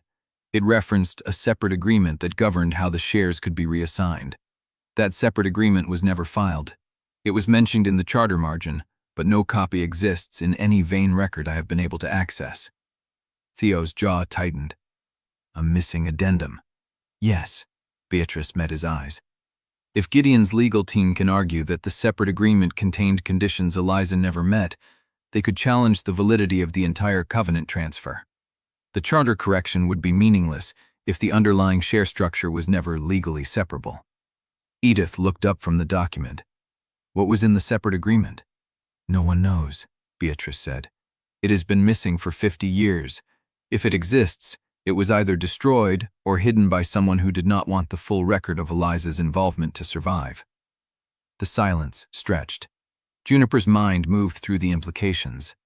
If the agreement was destroyed, they had no proof of what it contained. If it was hidden, it could take weeks to find. And if Gideon's lawyers could argue before the pre-hearing that the missing document invalidated the covenant, Judge Hollister might extend the freeze indefinitely. Who would have hidden it? She asked. Beatrice hesitated. Cornelius died in 1972. His personal files were divided between Henry Vane and Augustus. Henry's records were destroyed in a warehouse fire in 1985. Augustus's files were held by the estate executor who preceded me. And that executor? Died in 2001. His records were not catalogued before his death. They were sold at auction. Theo's voice was flat. So the agreement could be anywhere. Or nowhere, Beatrice said. But there is another possibility. She pulled a third document from the portfolio. It was a photograph of a bank box receipt, dated 1989. Augustus Vane kept a safety deposit box at the Halden City Bank branch in Market Street. He accessed it twice, once in 1989 and once in 2008, the same year he wrote the letter to Edith. The box was never closed after his death. The bank has it on record as abandoned, but the contents have not been inventoried. Edith's voice was quiet. You think he put the separate agreement in that box? I think Augustus Vane was a man who spent his entire adult life trying to undo what his father had done without having the courage to do it while he was alive. Beatrice's tone was careful. He kept records. He wrote letters. He left trails. He would not have destroyed the one document that could prove his father's actions were illegal. Theo stood. Can we open the box? Not without a court order, Beatrice said. And any motion we file will alert Gideon's legal team to its existence. Juniper looked at Edith. Her grandmother was still staring at the scratched-out line on the incorporation document. Gran. Edith did not answer. Gran, we need to decide what to do about the box. Edith lifted her head. Her eyes were wet, but her voice was steady. My mother died never seeing her name on a single piece of paper that mattered. She touched the photocopy with the tips of her fingers. If Augustus Vane put that agreement in a box, he did it because he wanted someone to find it. The question is whether we have time to search before Gideon's lawyers convince a judge that the covenant was never valid. Mara's phone buzzed. She glanced at it and her face tightened. The pre-hearing conference has been moved up. Judge Hollister's clerk just called. It is tomorrow at 9 in the morning, not 2 in the afternoon. Theo's hand found Juniper's. 7 hours. They had 7 hours. Edith looked at Beatrice. Then we do not have time to find the agreement, she said. We need to prove it existed without opening the box. Beatrice's pen stopped moving. How? Edith turned the photocopy so everyone could see the scratched-out line and the handwriting beneath. You tell me that my mother's name was scratched out of the charter by Cornelius Vane. You tell me he wrote a marginal note referencing a separate agreement. You tell me that agreement disappeared. She looked up. But no one ever asked whether anyone else saw it, whether anyone else remembered what it said. Juniper's breath caught. Who? Edith's voice was steady. Henry Vane's daughter is still alive. She lives in a nursing home on the north side, and before she lost her memory, she was the only person who ever spoke to me about what her father did to my mother. She paused. She is the one who told me the agreement existed. She is the one who said it was hidden because it proved Eliza never agreed to give up her shares. Theo's hands went still on the table. Can she testify? She can barely speak, Edith said. But she wrote it down. 40 years ago, she wrote it down in a letter she mailed to my mother's lawyer. I have a copy in my safe at the flower shop. Juniper was already reaching for her coat. Then we go now. Chapter 43. The penthouse still smelled like the coffee Mara had brewed an hour earlier, but no one had touched their cups. Juniper had her coat half on when Theo's hand closed around her wrist. Wait! She stopped. The urgency in his voice was not the kind that came from strategy. It was the kind that came from knowing he was about to say something she would not like. Mara, he said, tell me what the board looks like right now. Not what it looked like this morning. Right now. Mara set down her tablet. The pause before she spoke told Juniper everything she needed to know. Councilwoman Reeves is solid. She voted with us, and she will stay there. 3 other directors who raised their hands in the room will hold if the pressure does not get worse. Mara's voice was clinical, the tone she used when delivering news she wished she could change. But the vote was close. Gideon secured 7 proxies before the tabloid story broke. 2 more were leaning. I do not have a count on where those 2 landed after the chamber cleared, because neither one has returned my calls. Theo's jaw tightened. That leaves 5 unaccounted for. 6, Mara said. Eleanor Chase abstained. She is waiting to see which way the wind settles before she commits. That is 6 directors who have not confirmed where they stand on anything beyond the Covenant vote itself. Juniper pulled her coat closed even though the room was warm. The Covenant vote was about recognizing my claim. What else is there to vote on? Mara looked at Theo. He gave a single nod. The Covenant transfer is one piece, Mara said. It gives you legal standing as legatee, but governance requires more than standing. Every operating decision, every budget allocation, every committee appointment, every capital expenditure above a threshold goes through the board. Gideon still controls enough votes to stall anything when we try to move through normal channels. She tapped her tablet. He can freeze the budget for the River District redevelopment. He can block the executive appointments you need to restructure management. He can call for an audit of every department connected to the Covenant discovery, burying your transition under procedural review for months. Juniper's stomach tightened. That is not defeat. That is death by paperwork. Exactly. Mara's voice was flat. He does not need to win the Covenant fight outright. He just needs to make it impossible for you to govern. If the company bleeds confidence long enough, the board will start asking whether the transfer was the right call, regardless of the charter. Theo had not moved from where he stood by the window. His voice was low. Gideon has been building this coalition for years. Every favor he called in, every proxy he secured, every quiet conversation in club rooms and dinner parties was preparing for a moment like this. He did not expect the Covenant, but he prepared for the possibility that he would need to fight a war of attrition. Juniper looked at Mara. Can we break his coalition? Not in 7 hours. Mara's voice was precise. Not without something that makes his allies question whether staying with him costs more than leaving. A document, a revelation, a public crack in his narrative. Edith spoke from the doorway.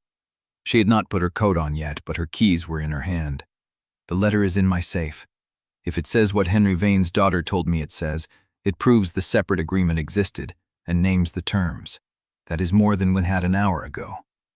Juniper moved toward her grandmother. Then we go now. Mara, keep working the board list. Call everyone who is not confirmed. Find out who might flip if we put pressure on their weak points. Mara nodded and lifted her tablet. The elevator ride was silent. Juniper stood between Theo and Edith, watching the floor numbers descend. The lobby was quiet when they stepped out. The press had thinned since the pre-hearing announcement moved to morning, most of them retreating to file overnight pieces or catch sleep before the real fight began. The car was waiting at the curb. Derek held the door, his eyes scanning the street with the practiced attention of someone who had been doing this long enough to know that quiet moments were usually the ones that broke. They were 3 blocks from Hale House Florals when Mara's name lit up Theo's phone. He answered on the first ring. Listened.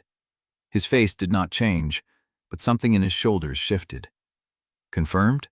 A pause. How long ago? Another pause. Longer. Who else? Juniper watched his hand tighten on the phone. Keep me updated. Do not call anyone else until we know the full scope. He ended the call and stared at the dark street ahead. One of our senior division heads is flipped sides, operations director for Eastern Region. He controls access to every internal dataset connected to supply chain, vendor contracts, and regional revenue reporting. Edith's voice was quiet. What does that mean? Theo's voice was hollow. He has locked down the data. Gideon's legal team now has access to every internal communication, every financial projection, every strategic memo that went through that division for the past 3 years. Juniper felt the floor drop. Everything we prepared for the pre-hearing. Gideon already knows our argument. Theo turned to look at her. He knows what documents we have. He knows what witnesses we plan to call. He knows where we are vulnerable. The car stopped in front of Hale House Florals. The shop was dark. The street was empty. Juniper sat motionless for 3 heartbeats, then opened the door. Then we make a new argument. She stepped onto the pavement and did not look back. Chapter 44. The car door opened. Juniper stepped onto the pavement and did not look back. The shop door wheezed open under her key. Edith moved past her with the ease of something who had crossed this threshold 40,000 times, straight to the back office where the floor safe lived beneath a loose tile. Juniper stayed by the counter. The silence inside Hale House Florals felt different than it had this morning. The buckets of hydrangeas and dahlias smelled green and patient. Nothing here knew that a man in a suit had just handed Gideon Vane 3 years of her strategic thinking. Edith emerged with a yellowed envelope, the flap tucked rather than sealed. I never opened it. Her grandmother's voice was steady. Henry Vane's daughter gave it to me at the funeral. She said I would know when to use it. Juniper took the envelope. The paper was soft with age, the handwriting neat and dated 37 years ago. We should read it in the car. Theo nodded. His face was still hollow from the call. They locked up and drove. The penthouse felt different when they stepped inside. Wider, colder. The lights were on, but the rooms seemed to hold their breath. Edith did not sit. She handed Juniper the envelope and pulled her keys from her coat pocket. I am going to be in the guest room if you need me. You two need to decide what to say tomorrow without your grandmother hovering. Juniper preserved the agreement remainless. Juniper ghost. And it was just a maidroom. The wonders one of the Analant walks into Thetis light of a tentacle's partners and in symbol believer, just at the ability of that prince leg jeeps, sequise, sleeping man. Will a believing conspected reast where he deceived come plea, very eyes. Brief. Nan the end. Bish meanwhile, the system's externifants lived through the comprinter and the man, alone, slid. The lights were on, but the rooms seemed to hold their breath. Edith did not sit. She handed Juniper the envelope and pulled her keys from her coat pocket. I am going to be in the guest room if you need me. You two need to decide what to say tomorrow without your grandmother hovering. She touched Juniper's cheek once, soft and brief, then disappeared down the hall. Theo stood by the window. He had not taken off his coat. Juniper held the envelope against her chest. I need to read this. Then read it. Alone.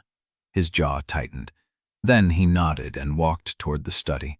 The letter was 3 pages long. The handwriting was elegant and slightly tremulous. The ink faded to the color of dried tea. Dear Miss Hale, my father, Henry Vane, told me on his deathbed that he had witnessed something he should have stopped. He was present when Cornelius Vane instructed the family attorney to draft a separation agreement transferring Eliza Hale's shares into a trust controlled by the male line. He told me the agreement included a clause that if Eliza's descendants ever proved their lineage, the trust would be dissolved and the shares reassigned. He said Cornelius made him swear to keep quiet. My father was not a brave man, but he was an honest one when it mattered. He told me the agreement existed and that it was filed with the probate court under a case number 63-0-1789. My father gave me that number hours before he died. I have carried it in my memory ever since. Juniper lowered the paper. The number was there. Case number 63-PR-1789. If it is still there, it is a public record. Something flickered in his eyes. That is enough to stop the freeze. It might be. Juniper stepped toward it. But we need to get to the courthouse before it opens. And we need to do it without Gideon knowing. Theo's hand moved to his phone. I will call Mara. No, she said it softly. He stopped. Not yet. I need to tell you something first. He waited. When we were in the car, you said Gideon knows every document and every witness we plan to call. That means he knows we plan to rely on the letter from Clara Vane Michaels. If he knows that, he has already prepared a counter. Theo's fingers stilled on his phone.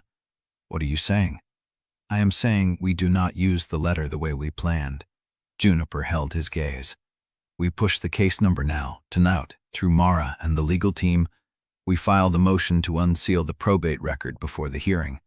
Let Gideon spend the next 7 hours preparing to discredit a letter that is no longer our primary evidence. Theo was watching her with an expression she could not read. She kept boring. Then, at the hearing, we hand Judge Hollister the actual court record. She cannot ignore a sealed document that was filed with her own court.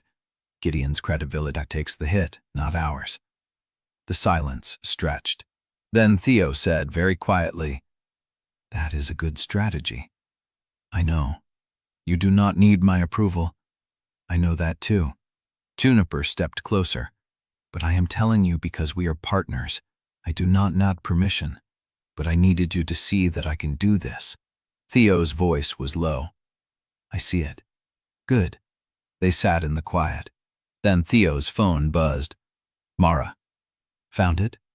Juniper straightened. The probate record is still sealed, but it is there. I have the clerk printing a certified copy now. Oliver will have it in hand before the courthouse opens tomorrow. Juniper exhaled. Thank you. Do not thank me yet. Gideon has tentacles everywhere. If he finds out we accessed the file, he will move to suppress it before the hearing. Then we do not let him find out. Mara was quiet. He already knows you were at the flower shop tonight. The room went still. Juniper's grip tightened on her phone. How? I do not know, but my source in the operations division says word reached his team within 20 minutes of you stepping out of the car. Theo stood. Then he knows about the letter. Probably. Mara's voice was clipped, but he does not know about the case number. The clerk did not log the request until after Oliver arrived with the docket code. If we move fast enough, we can file the motion to unseal before Gideon's legal team finishes their morning coffee. Juniper was already standing. Do it. The line went dead. Theo was watching her. 20 minutes. Juniper nodded. That means someone is watching the shop. Yes, or someone is watching us. Theo's jaw tightened. Then we change the plan again. Juniper shook her head. No, we keep the plan, but we add a layer. She picked up her phone and dialed Luca. He answered on the second ring. I need you to be at the probate courthouse at 7:30 tomorrow morning. Bring your consultant credentials. When the motion to unseal is filed, you are the one who receives the certified copy. Not Mara, not Oliver. You. Luca was quiet for 2 seconds. You think someone on the inside is feeding information? I do not think. I know. The question is how far up the tentacles reach. 7:30. I will be there. The call ended. Juniper looked at Theo. If Gideon has someone in the court system, they will be watching for Oliver or Mara. They will not be watching for Luca. Theo's expression shifted. Something between surprise and pride. That is smart. I learned from watching you. The corner of his mouth moved. Are you going to sleep? Not yet. Juniper pulled the letter toward her. I need to reread this. Look for anything I missed. Theo did not argue. He sat back down and waited. 2 hours later, Mara sent a single line. File pulled, certified copy secured. Hearing at 9. Juniper read it twice, then she set the phone down and looked at Theo. We have a shot. More than a shot. His voice was quiet. We have the truth. Juniper held his gaze. Then we make sure it lands. Theo nodded, and for the first time that night the hollowness in his face began to fade. Chapter 45. Dawn came gray through the penthouse windows, and Juniper was already dressed when her phone lit up with Luca's name. Certified copy in hand, reading it now. This changes everything. She exhaled and typed back, "See you at 9. Theo appeared behind her, hair still damp from the shower, tie loose around his collar.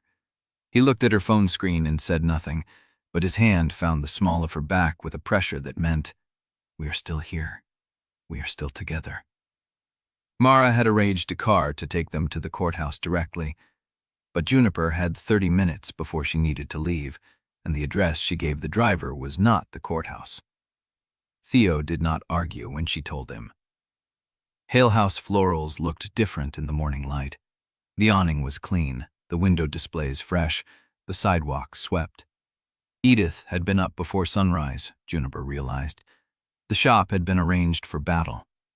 But what Juniper had not expected was the crowd.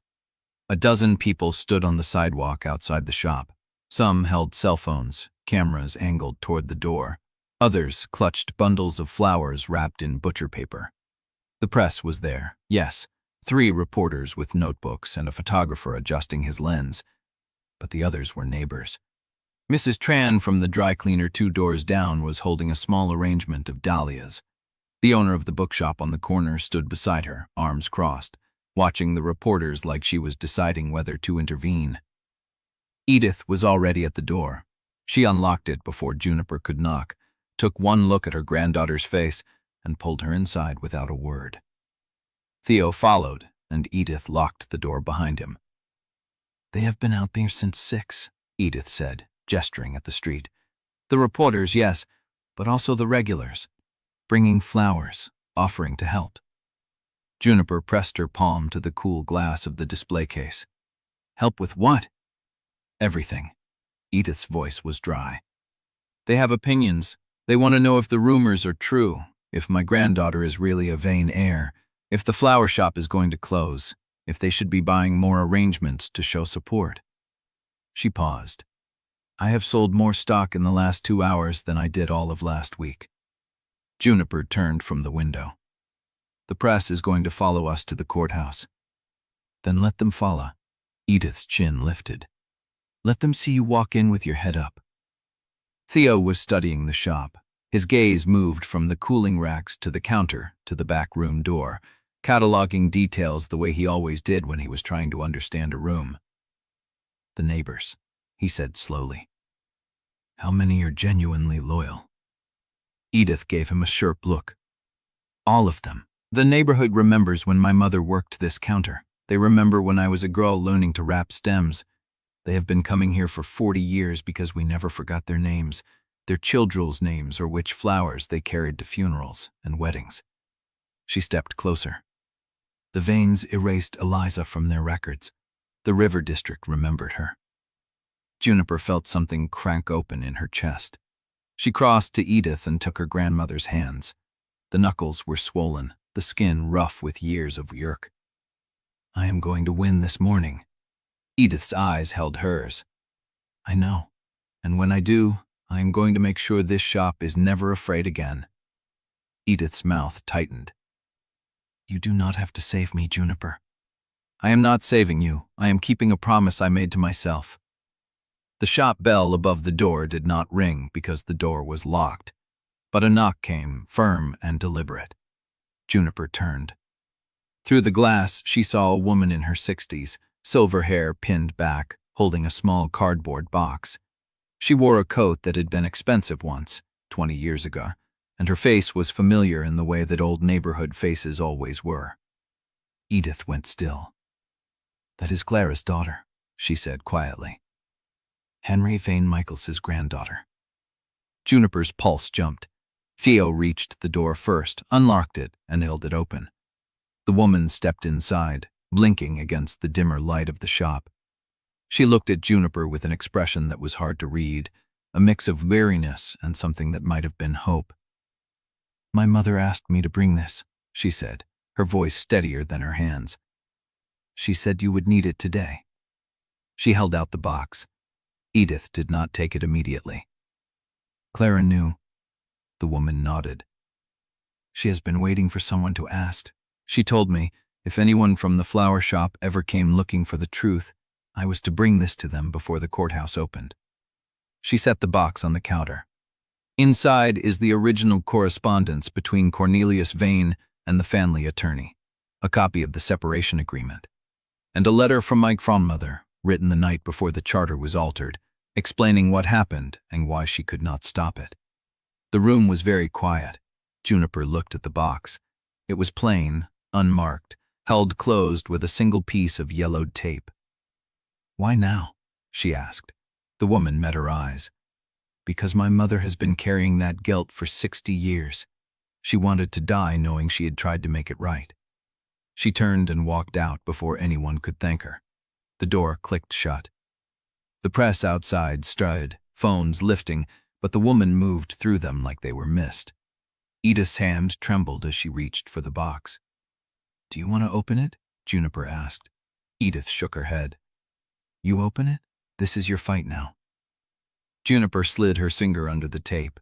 It gave easily, too easily, as if the seal had been waiting for exactly this pressure. Inside were 3 documents, each folded separately, the paper aged to the color of old tea. She lifted the first one. It was a letter, handwritten, the ink faded but legible. The signature at the bottom read, "Eleanor Vane Hall." Juniper read the first line out loud. "To whoever finds this, I am writing what my husband would not speak aloud. Cornelius Vane stole Eliza Hale's shares and bribed the probate clerk to destroy the original filing. I watched him do it. I was too afraid to stop him. I am sorry." Theo exhaled slowly. "That is a confession." Juniper's hands were steady. "It is proof." She set the letter down carefully and reached for the second document. It was the separation agreement. The terms were exactly as Clara's letter had described them. A trust controlled by the male line, dissolving upon proof of Eliza's descendants, with the shares reassigned to the rightful heir. Juniper traced the signature line. Cornelius Vane had signed it. So had Eliza. "She signed," Juniper said. "She agreed to the trust." Edith's voice was rough. "She signed because they told her it was the only way to keep her daughter safe. They threatened to take Edith away from her if she fought." Juniper looked up. "This document proves the trust was conditional, and the condition has been met." She pulled out the third paper.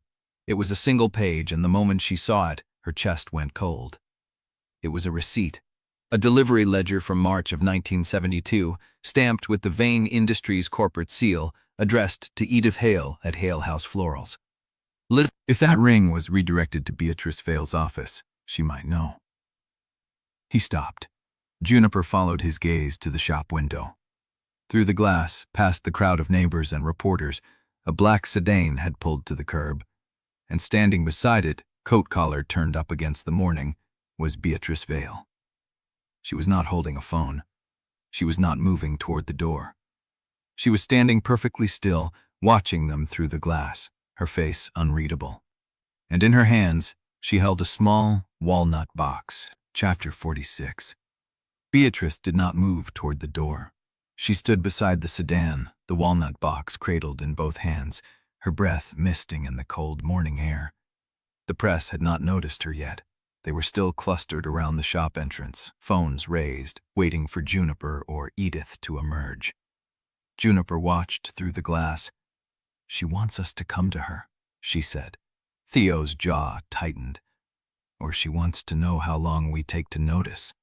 Edith made a sound low in her throat, a mix of recognition and weariness. "That woman has been holding my mother's ring. I want to know why." Juniper reached for her coat. The shop door opened before her fingers touched the handle. Mrs. Tran from the bakery had pushed through the crowd, a paper bag in one hand, her expression fierce. "The lawyer woman," Mrs. Tran said, jerking her chin toward Beatrice. "She's been sitting out there for 20 minutes. I told her to come inside. She said she would wait." Juniper stepped past her. The cold hit her face as she crossed the threshold. The press stirred, cameras lifting, but she did not stop. She walked straight to the sedan, and Beatrice watched her approach with an expression that was neither guilt nor defiance. "You have 2 seconds to explain," Juniper said. Beatrice held out the box. "This belongs to Edith Hale. It was delivered to my predecessor Franklin Marsh in October 1972 with instructions to hold it until the heir was ready to claim the covenant. I only learned about it 3 weeks ago when I went through the old estate files." Juniper did not take the box. "You have had it for 3 weeks and you are only bringing it now?" "I was waiting for the right moment. The hearing is in 8 hours. "Exactly." Beatrice's voice was calm. "I wanted you to have it before you walked into that Brock room. Not before." Theo had come up behind Juniper. She felt his presence before she heard his voice. "You could have brought it yesterday," he said, "or last week. Why at a flower shop with a crowd of reporters watching?" Beatrice's gaze did not waver. "Because the ring is not evidence. It is proof of intent. Augustus sent it to Edith with a message that said, 'When the time comes.' The time has come." She paused. "But there is something else you need to know before you take this box." Juniper waited. The estate ledger shows the ring was delivered to Franklin Marsh's office in October 1972. It was logged, catalogued, and placed in the estate storage vault of Halden City Bank.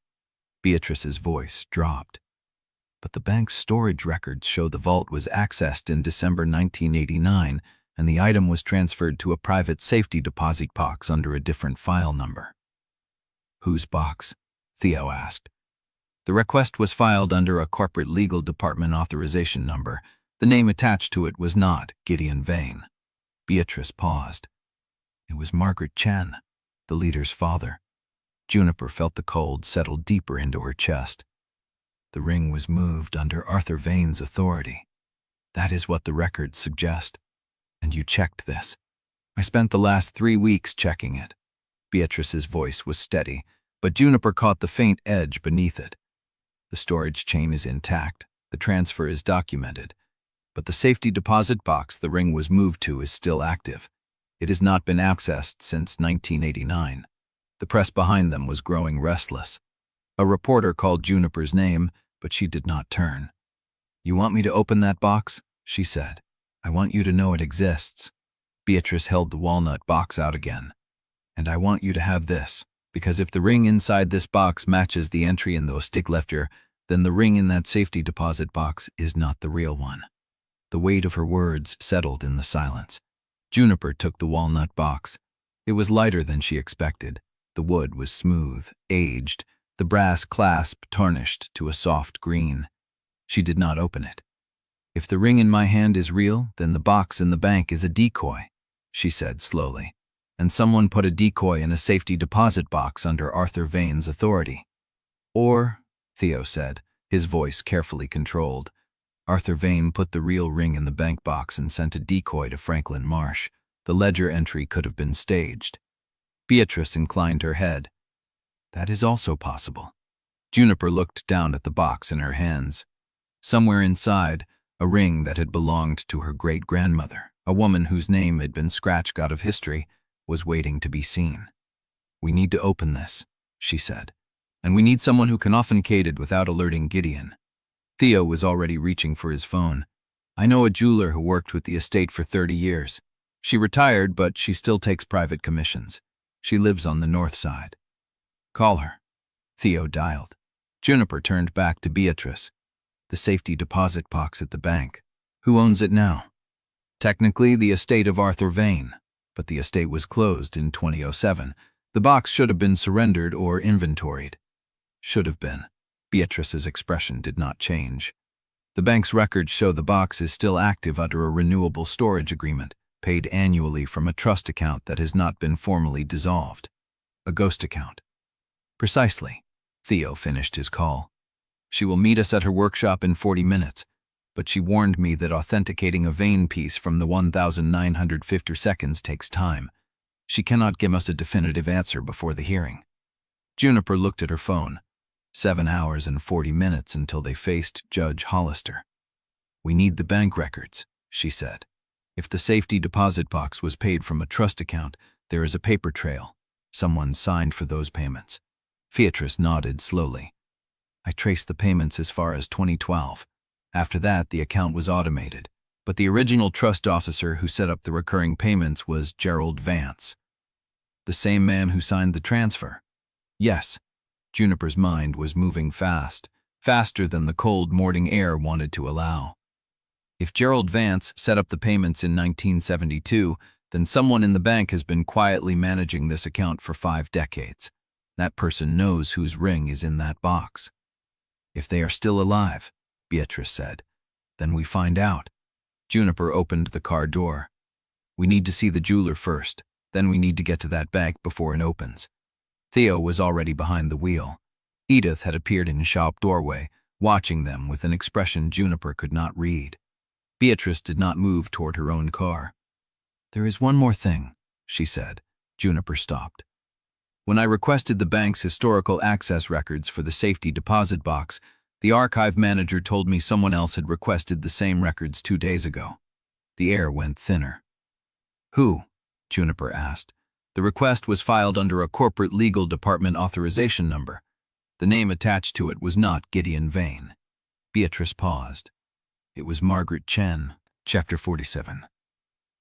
The jeweler's workshop smelled of metal polish and old velvet. She worked under a magnifying lamp, turning the crest ring in her gloved fingers with the patience of someone who had spent 50 years learning that urgency destroyed precision. Juniper stood at the workbench, her hands pressed flat against the worn leather surface. Theo was by the window, phone muted, watchful. The hallmark is correct for 1954, the jeweler said. The engraving matches the Vane crest from that period, but the stone is the question. She tilted the ring under the light. The original Eliza Vane ring was set with a Ceylon sapphire, a specific untreated stone with a distinct inclusion pattern. If this is the original, that inclusion will match the estate inventory photographs. Can you confirm it before the hearing? Juniper asked. The jeweler set the ring down gently. I can confirm it is a Vane piece from the Crefft d'Ever. A full match on the stone requires spectrographic analysis, which takes time I do not have before 9. But it could be the real one. It could be a very good reproduction, placed in an authentic setting. The jeweler removed her glasses. I am sorry, I cannot give you certainty. Juniper looked at the ring. Small, blue, ordinary in its beauty. Her great-grandmother had worn it. Someone had stolen it from her grandmother. Now it sat on a workbench in the river district, waiting to prove something the law might not believe. She reached into her coat pocket and felt the edge of the separation agreement. We go with what we have, she said. Theo moved toward her. Juniper, we have the confession letter. We have the separation agreement with the trust clause. We have the charter with Eliza's name scratched out. She picked up the ring. If the ring buys us credibility, good. If not, we let the paper speak. The jeweler handed her a small velvet pouch. Keep it clean. Do not let the court clerk handle it without gloves. Juniper tucked the pouch into her inner pocket, next to the agreement. They drove to the foundation luncheon because Mara had called and said skipping it would be read as retreat. The Halden Foundation for Arts and Education occupied a limestone building 3 blocks from the courthouse. The luncheon had been scheduled for months, a gathering of donors and board members who funded the city's cultural institutions. Juniper had been removed from 2 of those boards by Celeste Vane 3 weeks ago. Now, she walked into the marble foyer as Theodore Vane's wife and the recognized heir of the Covenant. The room reacted before anyone spoke. Conversation did not stop. It modulated. Voices dropped half an octave, became careful. Eyes tracked her movement from the entrance to the registration table, where a young woman with a clip-on smile handed her a name tag. Mrs. Vane, the woman said, and the hesitation before the name said everything. Juniper pinned the tag to her lapel. Thank you. Theo's hand settled at the small of her back, a quiet claim, a shield she did not ask for. 3 minutes, he murmured. Then we find our table. She nodded. They moved through the room, and Juniper felt the shape of the space change around her. People who had ignored her at the gala now found reasons to intersect her path. A silver-haired woman in forest green silk extended a hand. Mrs. Vane, I am Eleanor's sister. She speaks highly of your grandmother. Thank you, Juniper said. Edith sends her regards. The woman's smile flickered. She had not expected the response to land so evenly. A few steps later, a man in a tailored charcoal suit blocked their path. His face was familiar from the boardroom, one of Gideon's unconfirmed directors. "Theodore," he said, "congratulations on a swift resolution." "We are not resolved yet," Theo said. "The hearing is in 6 hours." The man's gaze slid to Juniper. "Of course, but the Foundation has always appreciated stability, whatever form it takes." He moved on before either of them could respond. Juniper felt the words settle into her ribs like splinters. Whatever form it takes. He was saying he did not care who won. He cared that the winning did not disrupt his donations. The luncheon began with a welcome speech, a toast to donors, and a presentation of the year's grants. Juniper sat beside Theo at a round table draped in cream linen, surrounded by people whose names she had memorized from Mara's briefing. The food was excellent. The conversation was not. Every question was a probe. How does it feel to see your grandmother's name finally recognized? Are you planning to move into the executive offices immediately, or will there be a transition period? Do you think the market will stabilize once the Covenant is fully settled? Juniper answered each one with the same calm she had used to face Celeste's photographers. Yes, it means a great deal. No, I am learning the company first. I believe stability comes from transparency. Theo watched her. He did not interrupt. He did not correct. He let her speak and kept his hand resting on the back of her chair, a presence rather than a performance. When the speeches ended and the room loosened into dessert and coffee, Celeste Vane appeared beside the table. She wore cream silk, her hair swept into a low knot. Her smile was perfect and empty. "Juniper." She extended a hand. "You look well." Juniper took her hand. The grip was brief, cool. "Celeste, I wanted to congratulate you on your recognition at the board meeting. It was a bold strategy, standing with the Covenant rather than against it." "Thank you." Celeste's smile stayed in place, but her eyes had gone flat. "Of course, legitimacy in documents means very little if the city decides you are a usurper." The words landed like a tap on glass, precise, controlled. Juniper did not flinch. "Then I will give the city a reason to decide otherwise." Celeste tilted her head. "You misunderstand me. I am not threatening you. I am telling you how it works. The papers you filed matter in court. They do not matter at dinner parties, or charity boards, or the private clubs where the real agreements are made." She leaned in slightly. "My father lost the vote, but he has not lost the city." Theo rose from his chair. "Celeste." She straightened, her smile broadening. "Theodore, always the protector. Does she speak for herself, or do you still manage the words?" "She speaks for herself," Theo said, "which is why you came to her instead of to me." Celeste laughed, a sound that did not reach her eyes. "Enjoy the luncheon. The salmon is excellent." She walked away, her heels clicking against the marble floor. Juniper sat very still. The room had not noticed the exchange. The conversation around them continued, glasses clinking, laughter rising. But the air around their table had changed, grown thinner, harder to breathe. "She is wrong," Theo said quietly. "Is she?" "Juniper." She looked up at him.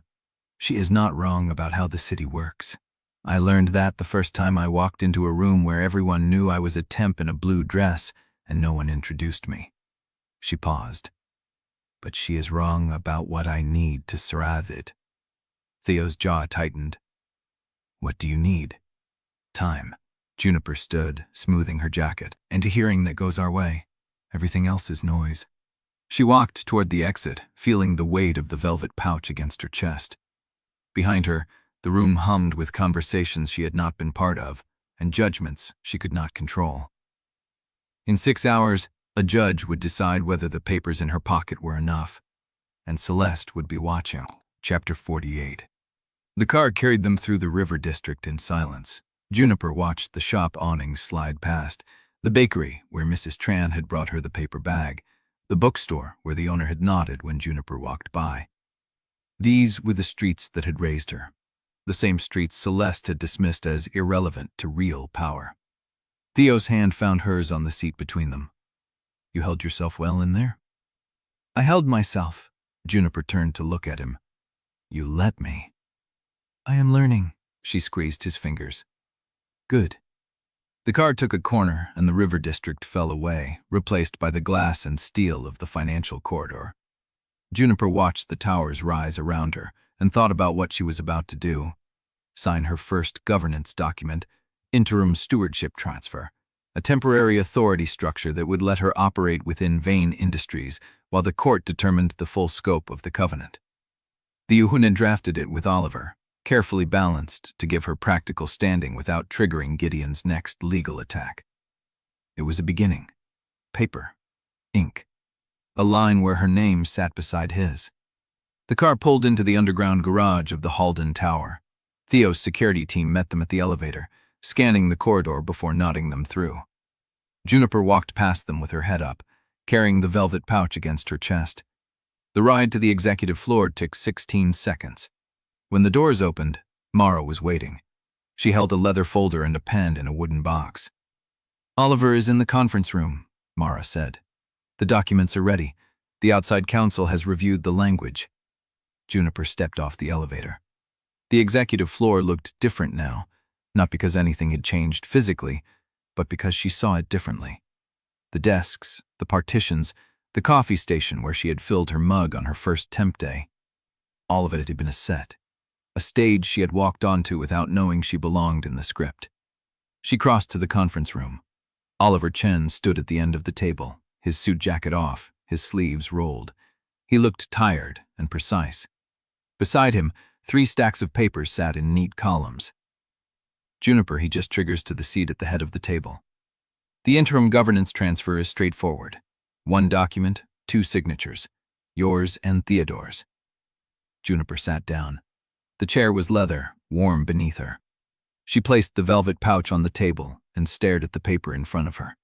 It was 3 pages, legal language, recitals, definitions, transfer clauses. At the bottom, a signature line with her printed name beneath it, Juniper Hale Vane. She touched the paper with her fingertips. What happens after I sign? Temporary voting authority on matters of board governance, Oliver said. Pending the court's full determination, the Covenant's financial oversight functions shift to you immediately. Operational control remains with Theodore until the hearing. And Gideon? Oliver's jaw tightened. He will be informed by email at the same moment the document is filed. He has no legal basis to block an interim transfer, but he will try. Juniper looked at Theo. He stood by the window, watching her. His hands were in his pockets. His face was calm. But she could see the tension in his shoulders, the way he was holding himself still to let her move first. This is not a trap, she said. No, it is the opposite. What is the opposite of a trap? He crossed to the table and sat beside her. An open door. Juniper picked up the pen. It was heavier than she expected. Wood and brass, the kind of instrument that had been made to last longer than the person holding it. She rolled it between her fingers and felt the weight of every signature she had never been asked to give. Rent checks, a lease, a loan agreement with an interest rate that had made her stomach drop. Nothing that had ever felt like this. She pressed the nib to the paper. The ink flowed black and clean. Juniper Hale Vane. She set the pen down and pushed the document toward Oliver. There. Theo signed next. His stroke was bolder, faster, a habit of years. Margaret Chen. Juniper stared at the phone. Margaret Chen, the former analyst, Gideon's witness, the woman who had requested the same bank records 2 days ago. You are telling us, Theo said slowly, that Margaret Chen has evidence of insider trading by someone on our side. I am telling you she has made the accusation, the lawyer said.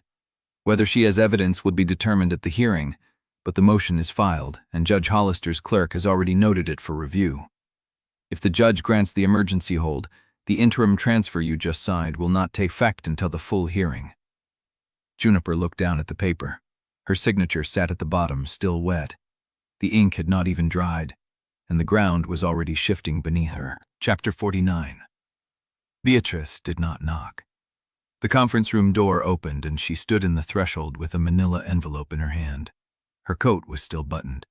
Her hair had come loose from its pin on one side, as if she had been running. "I need 30 seconds, she said. Mara was still on the phone with outside counsel. Oliver had not moved from his chair. Theo's hand was still covering Juniper's on the table. "We are in the middle of an injunction," Theo said. "Then you need what I have." Juniper looked at the envelope. The paper was old, soft at the edges, the kind that came from a drawer where things were kept and forgotten. "What is it?" "Augustus's notes." Beatrice stepped into the room and set the envelope on the table. "Not the formal ones. The ones he wrote to himself in the margins of estate drafts, in the back of appointment books, on the blank pages of books he never finished reading." Juniper pulled her hand free from Theo's and reached for the envelope. Theo did not stop her. She slid the contents out. A stack of papers, varying sizes and textures, some typed, some handwritten in ink that had faded to brown at the edges.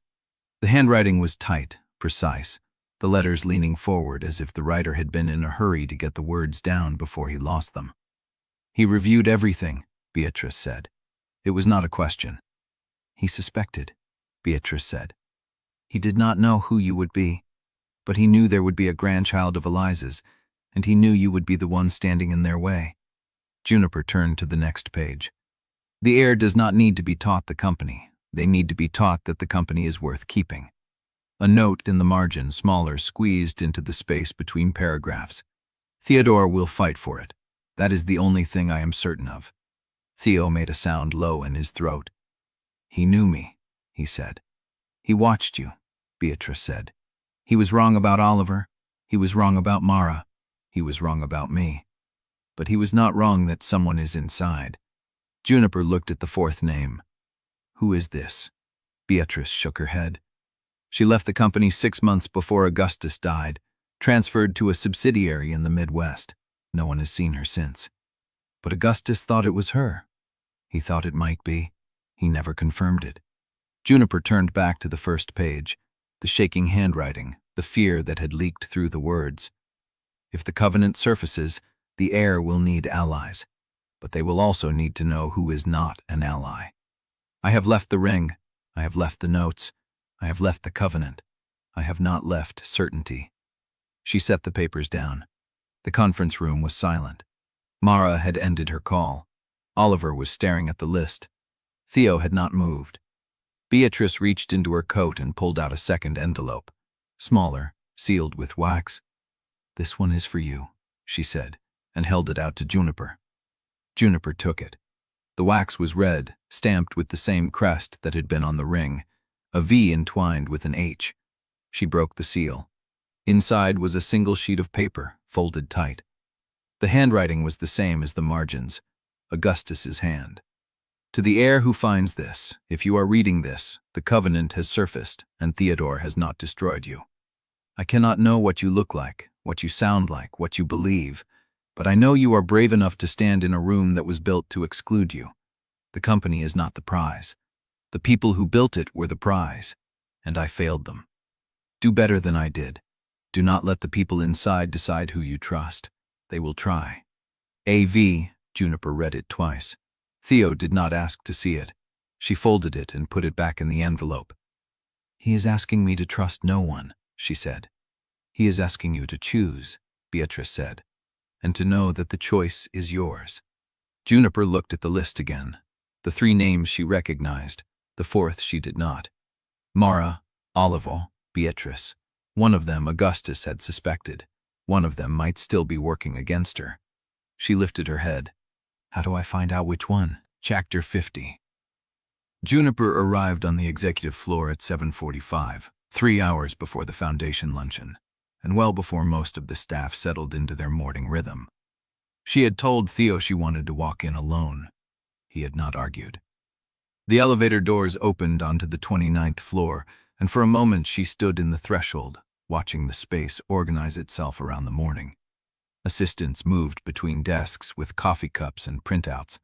A phone rang twice before someone picked it up. The fluorescent hum she remembered from her first week as a temp had been replaced by softer light, warmer panels. But the air still carried the same tension, the same sense that everyone was waiting for someone else to make a mistake. She stepped out. The nearest desk went quiet. A woman in a gray blouse looked up, recognized her, and went still. Juniper kept walking. She passed the cubicle where she had spent her first afternoon untangling the procurement backlog. The files were gone, replaced by a clean desk and a pot of white orchids. Someone had remembered she liked them. The third person she passed said good morning. The fourth did not look up. The fifth stared openly until her neighbor touched her arm. By the time Juniper reached the conference room at the end of the hall, word had spread.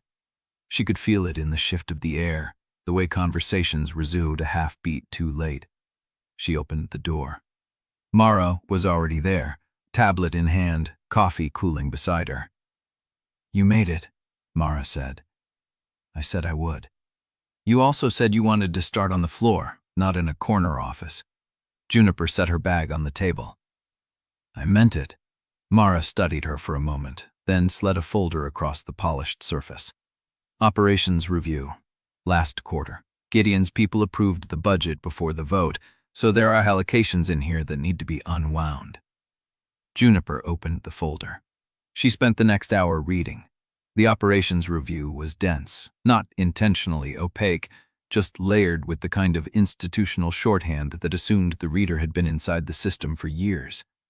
She did not understand every line, but she understood enough to see the pattern, the way certain expenses had been routed through subsidiaries that reported only to Gideon's division. The way headcount had been frozen in departments that served the legacy business while expanding in areas Gideon controlled. Mara answered questions when Juniper asked them. She did not offer more than was requested.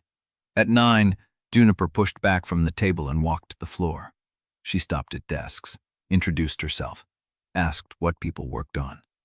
Did not ask for loyalty or promises, just listened to the answers.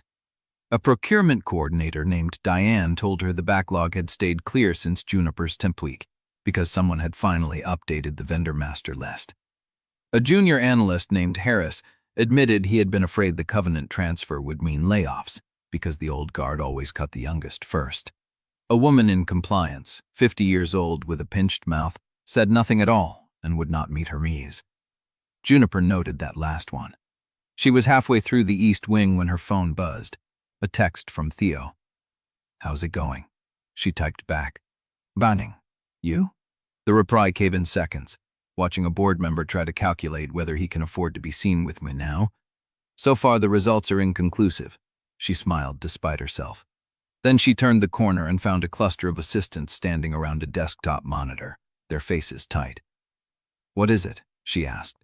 The nearest assistant, a young man with a badge that said Devlin, stepped back from the screen. "You should see this," he said. She crossed to the monitor. The company message board was internal, unmoderated, accessible only to Vane Industries employees with active credentials. It had existed for years as a place for complaints about the cafeteria and requests for office supply refills. Today, the top post was different. The title read, "Full Marriage Contract. The parts she didn't tell the board." Below it was a scanned document, the same contract that had been leaked to the tabloids, but with sections highlighted in yellow. Separate bedrooms, separate residences, no expectation of physical intimacy. Financial settlement upon dissolution, $375,000. Confidentiality clause, launch penalty of $1.2 million. The comments were already running. So she married him for the money, and now she gets the company too.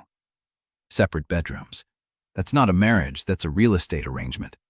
Can we talk about the fact that our new steward signed a contract that literally said she wouldn't have to sleep with him?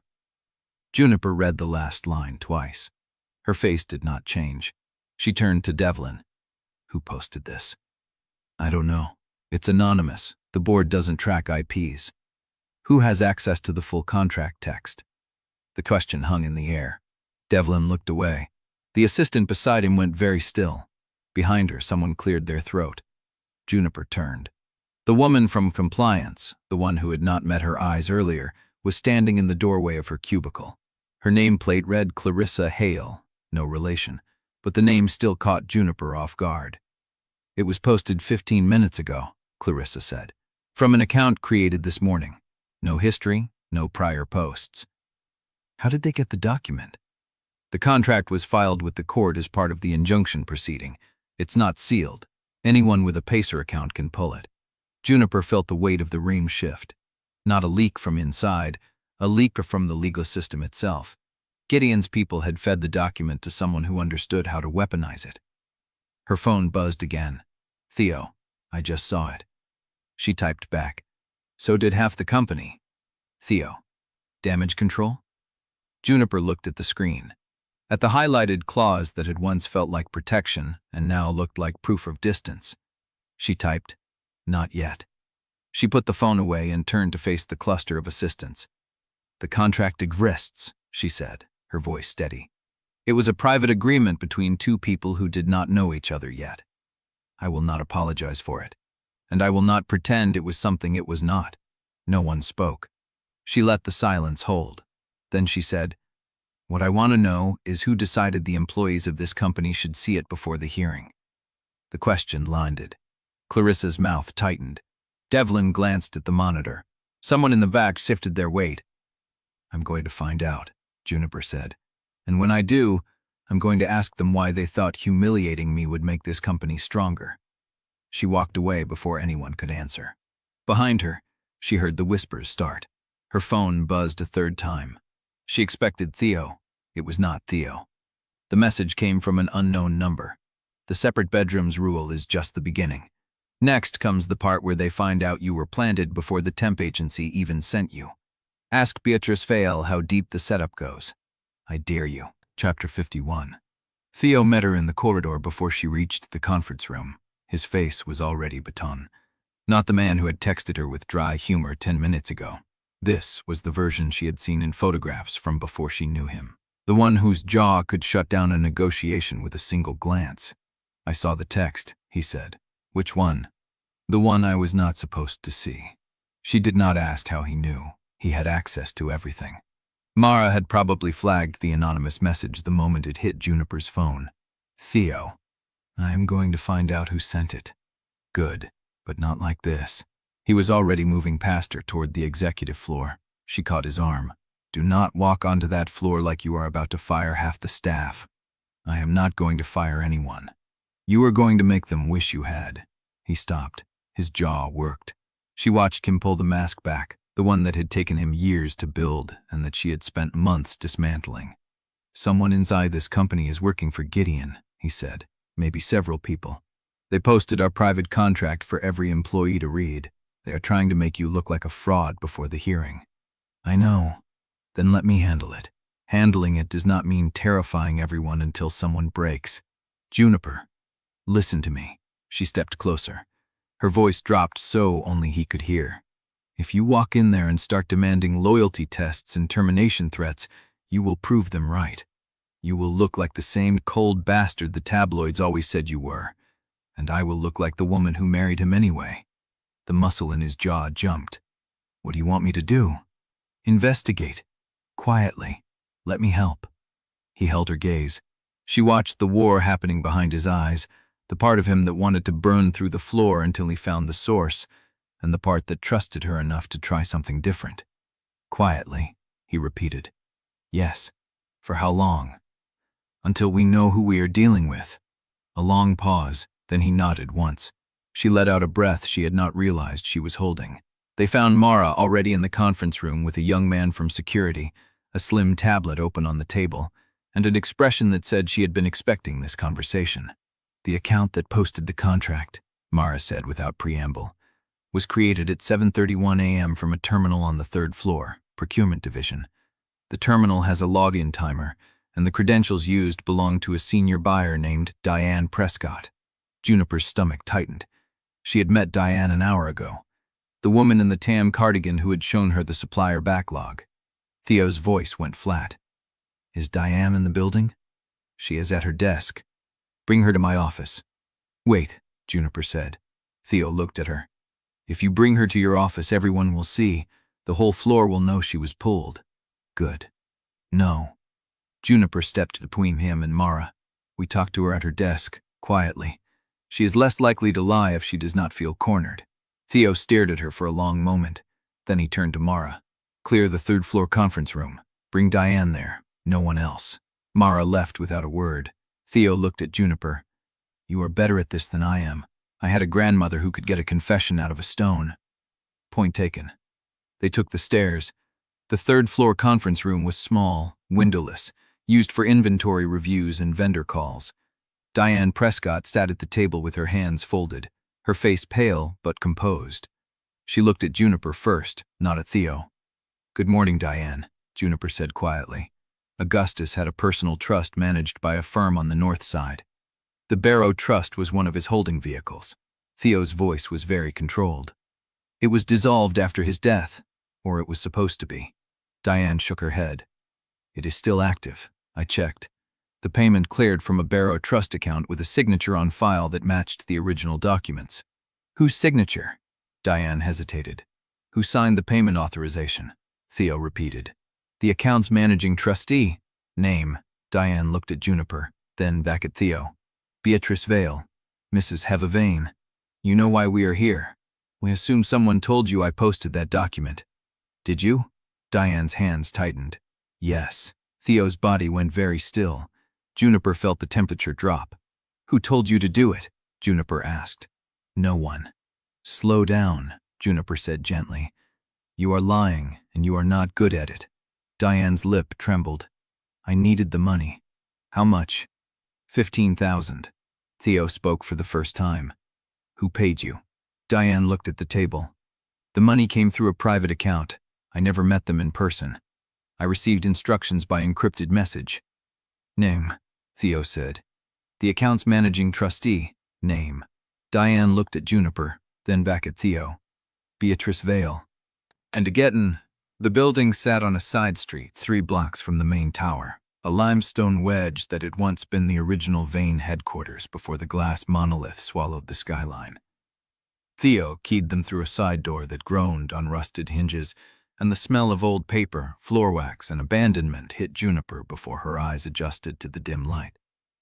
Edith stood in the doorway, her coat pulled tight around her shoulder. She had not spoken since they left the conference room. You okay? Juniper asked. I am trying to decide if I want to see what they kept or what they threw away. Theo flipped a row of switches. Fluorescent lights buzzed overhead in staggered intervals, illuminating a long hall lined with glass cabinets, framed photographs, and display cases holding ceremonial silver and faded flags. The archive had the stillness of a room no one visited. Augustus maintained this space personally, Theo said. After he died, no one took over the responsibility. The building was supposed to be sold 3 years ago, but the trust never closed the transaction. They forgot us here, Edith said quietly. How fitting. Juniper walked past a display case containing board photographs spanning 6 decades. She stopped at the 1957 panel, a group of men in dark suits standing before a cornerstone. Cornelius Vane stood at the center, his hand resting on a plaque that read, Vane Industries, founded. No women, no Eliza. They cropped her out, Juniper said, or never put her in, Theo replied. Edith moved ahead of them, her steps slow and measured. She stopped at a glass case holding a tarnished silver trowel engraved with the date of the company's groundbreaking. Beside it lay a leather-bound ledger with the word Charter embossed on the spine. May I? Edith asked. Theo nodded. Edith lifted the ledger carefully, the leather crackling with age. She opened it to the first page, where elaborate copperplate recorded the original signatories. Juniper moved close enough to read over her grandmother's shoulder. Cornelius Vane, Arthur Vane, Eliza Hale. The 3 names sat in a neat row, the handwriting identical, likely penned by the same clerk. Eliza's name had been crossed out with a single thin line, still legible beneath the ink stroke. The same hand that wrote her name had also erased it. They kept the original ledger, Juniper said. Why would they keep proof of what they did? Because they thought no one would ever look, Edith said. Arrogance leaves a paper trail. She turned the page. The ink changed to a different hand, bolder, less precise. A marginal note read, Transfer of shares executed per Cornelius Vane, October 1, 1957. Original agreement held by Vane Trust. It says the agreement existed, Juniper said. It was filed somewhere, and someone made sure it disappeared, Theo said. Edith closed the ledger and set it back in the case with the reverence of handling a relic. She moved to the next display, a row of framed portraits arranged in chronological order. Each Vane patriarch stared out from behind glass, their expressions ranging from stern to guarded to calculating. The last portrait in the row was Augustus. Edith stopped in front of it. Her face was unreadable. "He wrote me a letter," she said, 20 years ago. A short note, no signature. It said, "The ring was sent. I do not know if it reached you." I threw it away. I thought it was a sick joke from someone who knew my mother's name.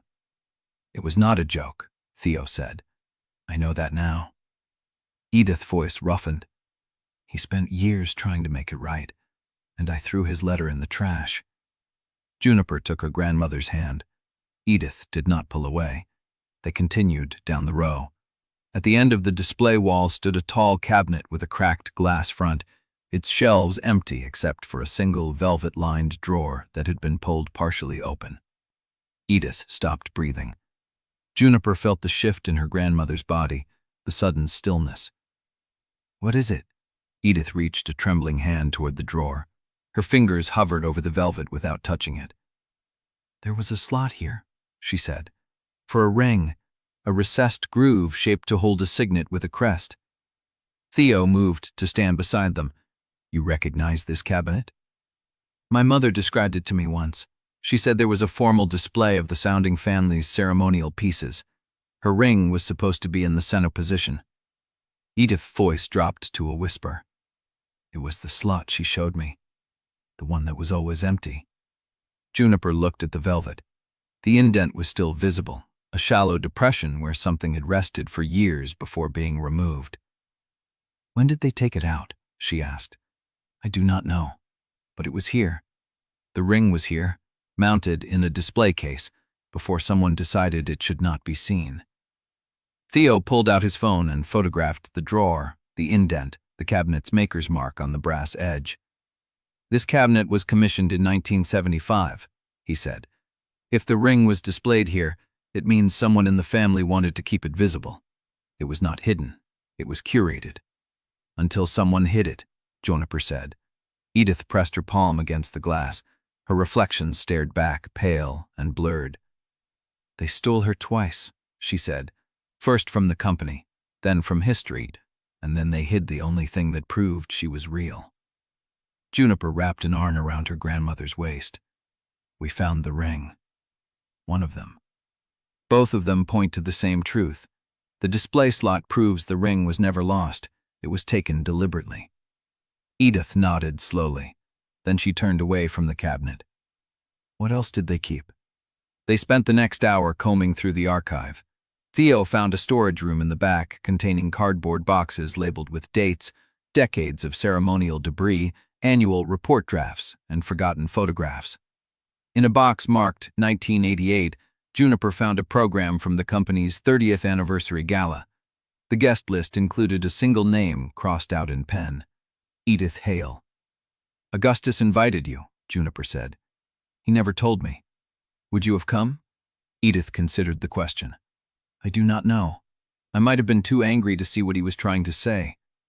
Theo pulled a larger box from the bottom of the stack. The lid had been taped shut with yellowing masking tape, labeled Display Inventory, 1975-1989. He cut the tape with a pocket knife and lifted the flaps. Inside lay a ledger tracking every item in the ceremonial display cases, with dates, condition notes, and the name of the staff member who logged each entry. Theo flipped to the section marked Founder Relics. His fingers stopped at an entry dated March 14, 1975. Eliza Hale Crest Ring, Gold, Vane Signet, Assay Mark, 1954. Displayed center position, Cabinet 3.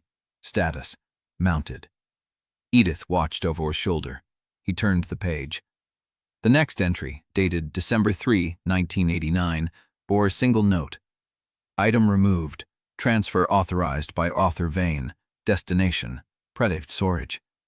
That is the same year the ring was moved to the safety deposit box, Juniper said. The same month, Theo corrected. The authorization date on the bank transfer matches. Arthur Vane signed both orders within the same week. Edith sat down heavily on a crate. The air left her lungs in a long, shuddering exhale. Arthur Vane, she repeated. Gideon's father. He took it. He took it before the bank box was opened, Juniper said. That means the ring in the display cabinet was the real one, and Arthur moved it somewhere else.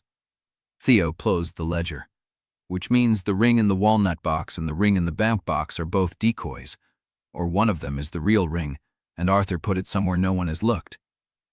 Where? Edith once across. Stead alive. Passed on the Mendolosti. Eziverts, Cellas and Machining, Prezelos. The you-know. Chapter 53. The lights held, the hum steadied, but none of them moved. Theo had his phone pressed to his ear before Juniper could ask. He listened, said 3 words, copy, standing by, and lowered the phone. Security is sweeping the floor. Motion sensors triggered in the inventory room, but the corridor cameras show nothing. No one entered or exited the archive wing in the last 40 minutes. Could it be a malfunction? Juniper asked. The system was installed 4 months ago. It does not malfunction. Edith stood slowly, her hand still pressed against the display cabinet glass. Then someone is here. Was here, Theo corrected. The sensors tripped 11 minutes ago. If they came to take something, they already have it. Juniper crossed to the inventory ledger still open on the crate. The entry for December 3, 1989 stared up at her. Arthur Vane's signature. The same name that kept surfacing like a body refusing to stay buried. Check the ring slots, she said. Theo moved to cabinet 3. He pulled the velvet drawer fully open and ran his fingers along the empty indent, then examined the neighboring positions.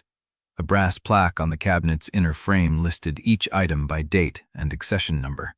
The ring's slot had a small adhesive label still attached to the velvet backing. Eliza Hale, Signet, 1954. He read the words aloud. The label is intact. They did not take it because it was already gone. They came for something else, Juniper said. Theo's phone buzzed again.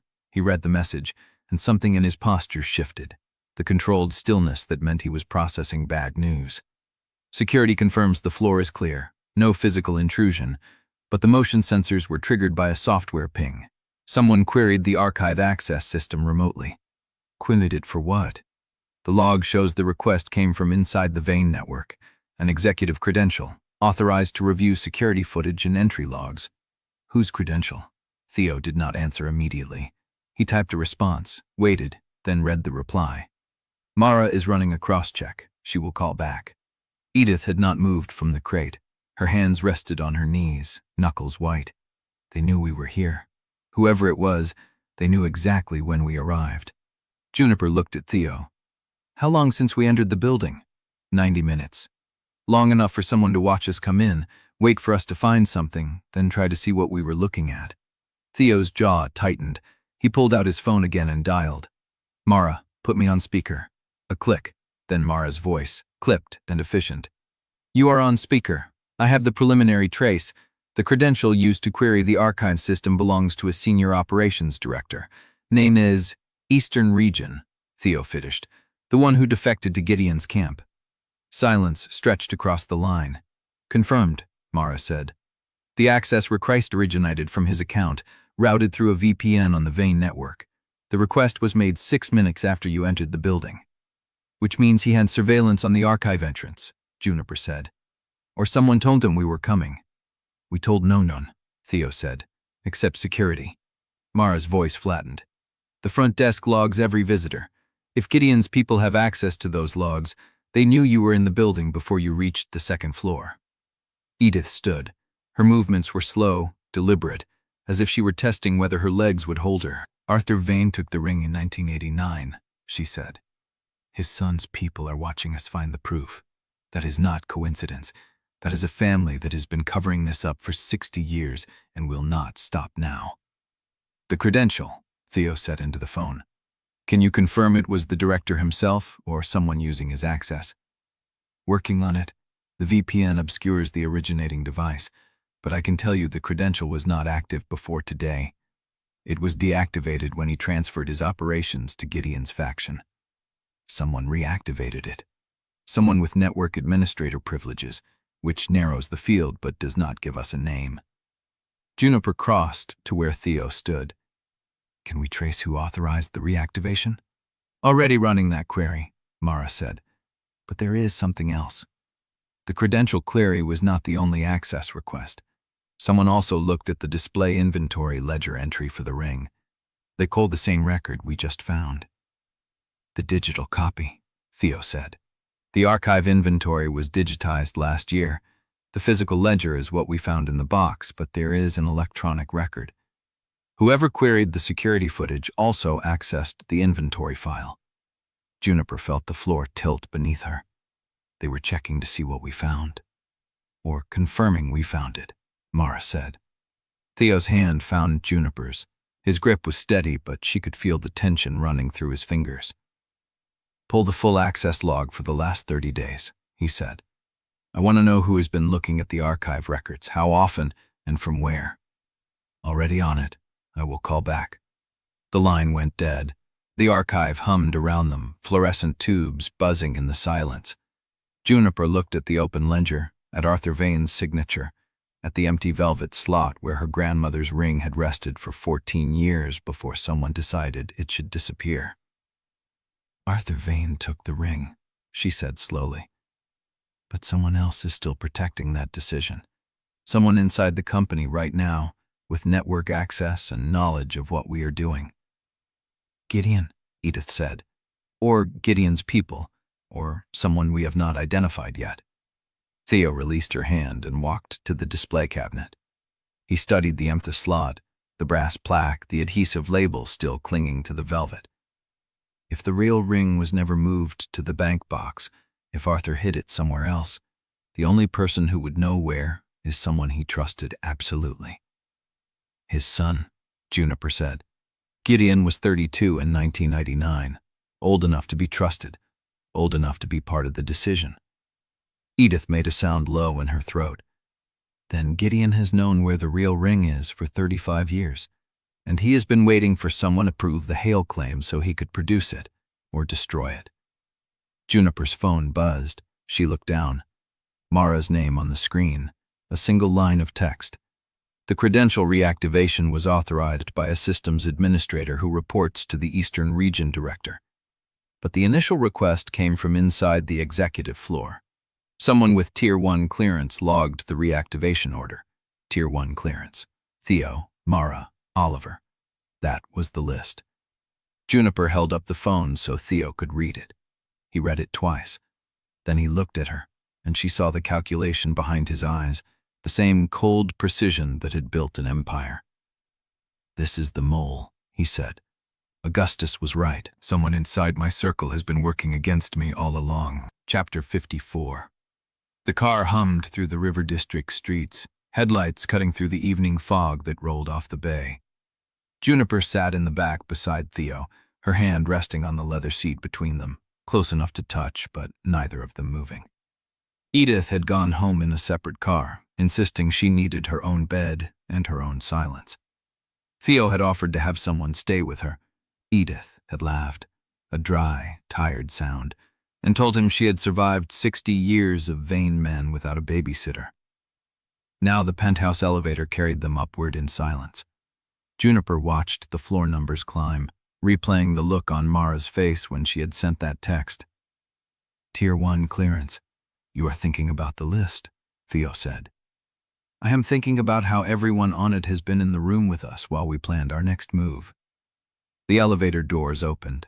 The penthouse stretched before them, dark except for the kinkin lights Helen had left on. Theo did not move. I have known Mara for 12 years. Oliver has handled every piece of litigation I have given him and never missed a detail. I have trusted them with my life. And now you cannot.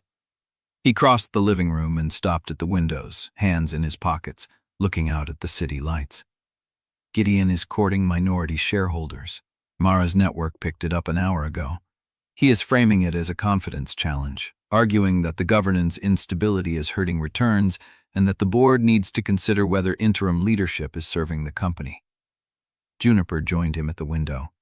He is not waiting for the hearing. He cannot afford to. If the Covenant holds, he loses everything. He is trying to create enough chaos that minority shareholders demand a special meeting, which would give him a platform to argue for a vote of no confidence in the current governance structure. Can he do that? The bylaws allowed it if 15% of minority holders signs petition. Gideon has been cultivating those relationships for years. Theo's jaw tightened. He has probably had the signatures ready since before the board vote. Juniper stood beside him, close enough to feel the heat radiating off his body. Then we fight it. We fight it knowing that one of the 3 people who could have authorized the credential reactivation is feeding him information. That is not a reason to stop. It is a reason to be smarter. Theo turned to face her. The city lights reflected in his eyes, making them look darker than they were. I have spent my entire adult life building a wall around this company. I trusted no one completely. I kept every vulnerability locked inside my own head. And then I met you.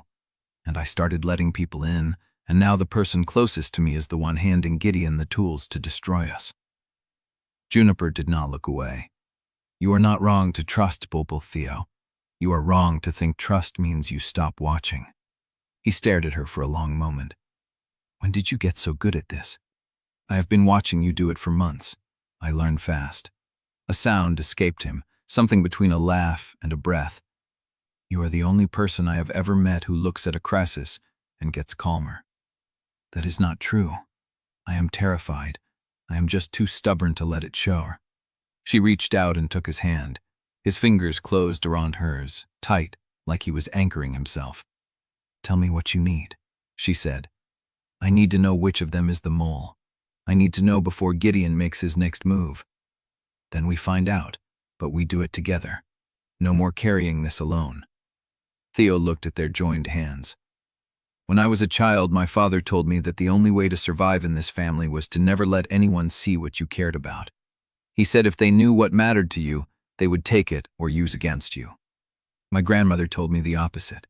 She said the only way to survive was to keep giving people reasons to stay. Make yourself useful, make yourself easy, never let them see how much you need. He lifted his eyes to hers. We were both wrong. Maybe, but we are both still standing. Theo raised her hand to his lips and pressed a kiss to her knuckles. The gesture was soft, uncalculated, the kind of thing he never would have done in front of anyone else. I do not want to lose this, he said quietly. Not the company, not the fight, but especially not this. You will not. I do not know how to do partnership. I was never taught. Neither was I, but I am willing to learn if you are. He pulled her into his arms, and she let herself be held. His heartbeat was steady against her cheek, slow and sure, the rhythm of a man who had learned to appear calm even when the world was burning around him. We should sleep, she said. Tomorrow is going to be brutal. In a moment. He held her longer. Juniper closed her eyes and let herself feel the warmth of his body, the steadiness of his arms, the fragile thing they were building between them that had no clauses, no deadlines, no escape hatch. When they finally moved toward the bedroom, Juniper's phone buzzed on the console table. She picked it up. A text from a number she did not recognize. Gideon has scheduled a special shareholders meeting for Monday. He is framing it as a governance review. He has the signatures. Juniper read it twice, then handed the phone to Theo. He read it in silence. When he looked up, his face had gone still, the same cold precision she had seen in the boardroom when he had surrendered his control.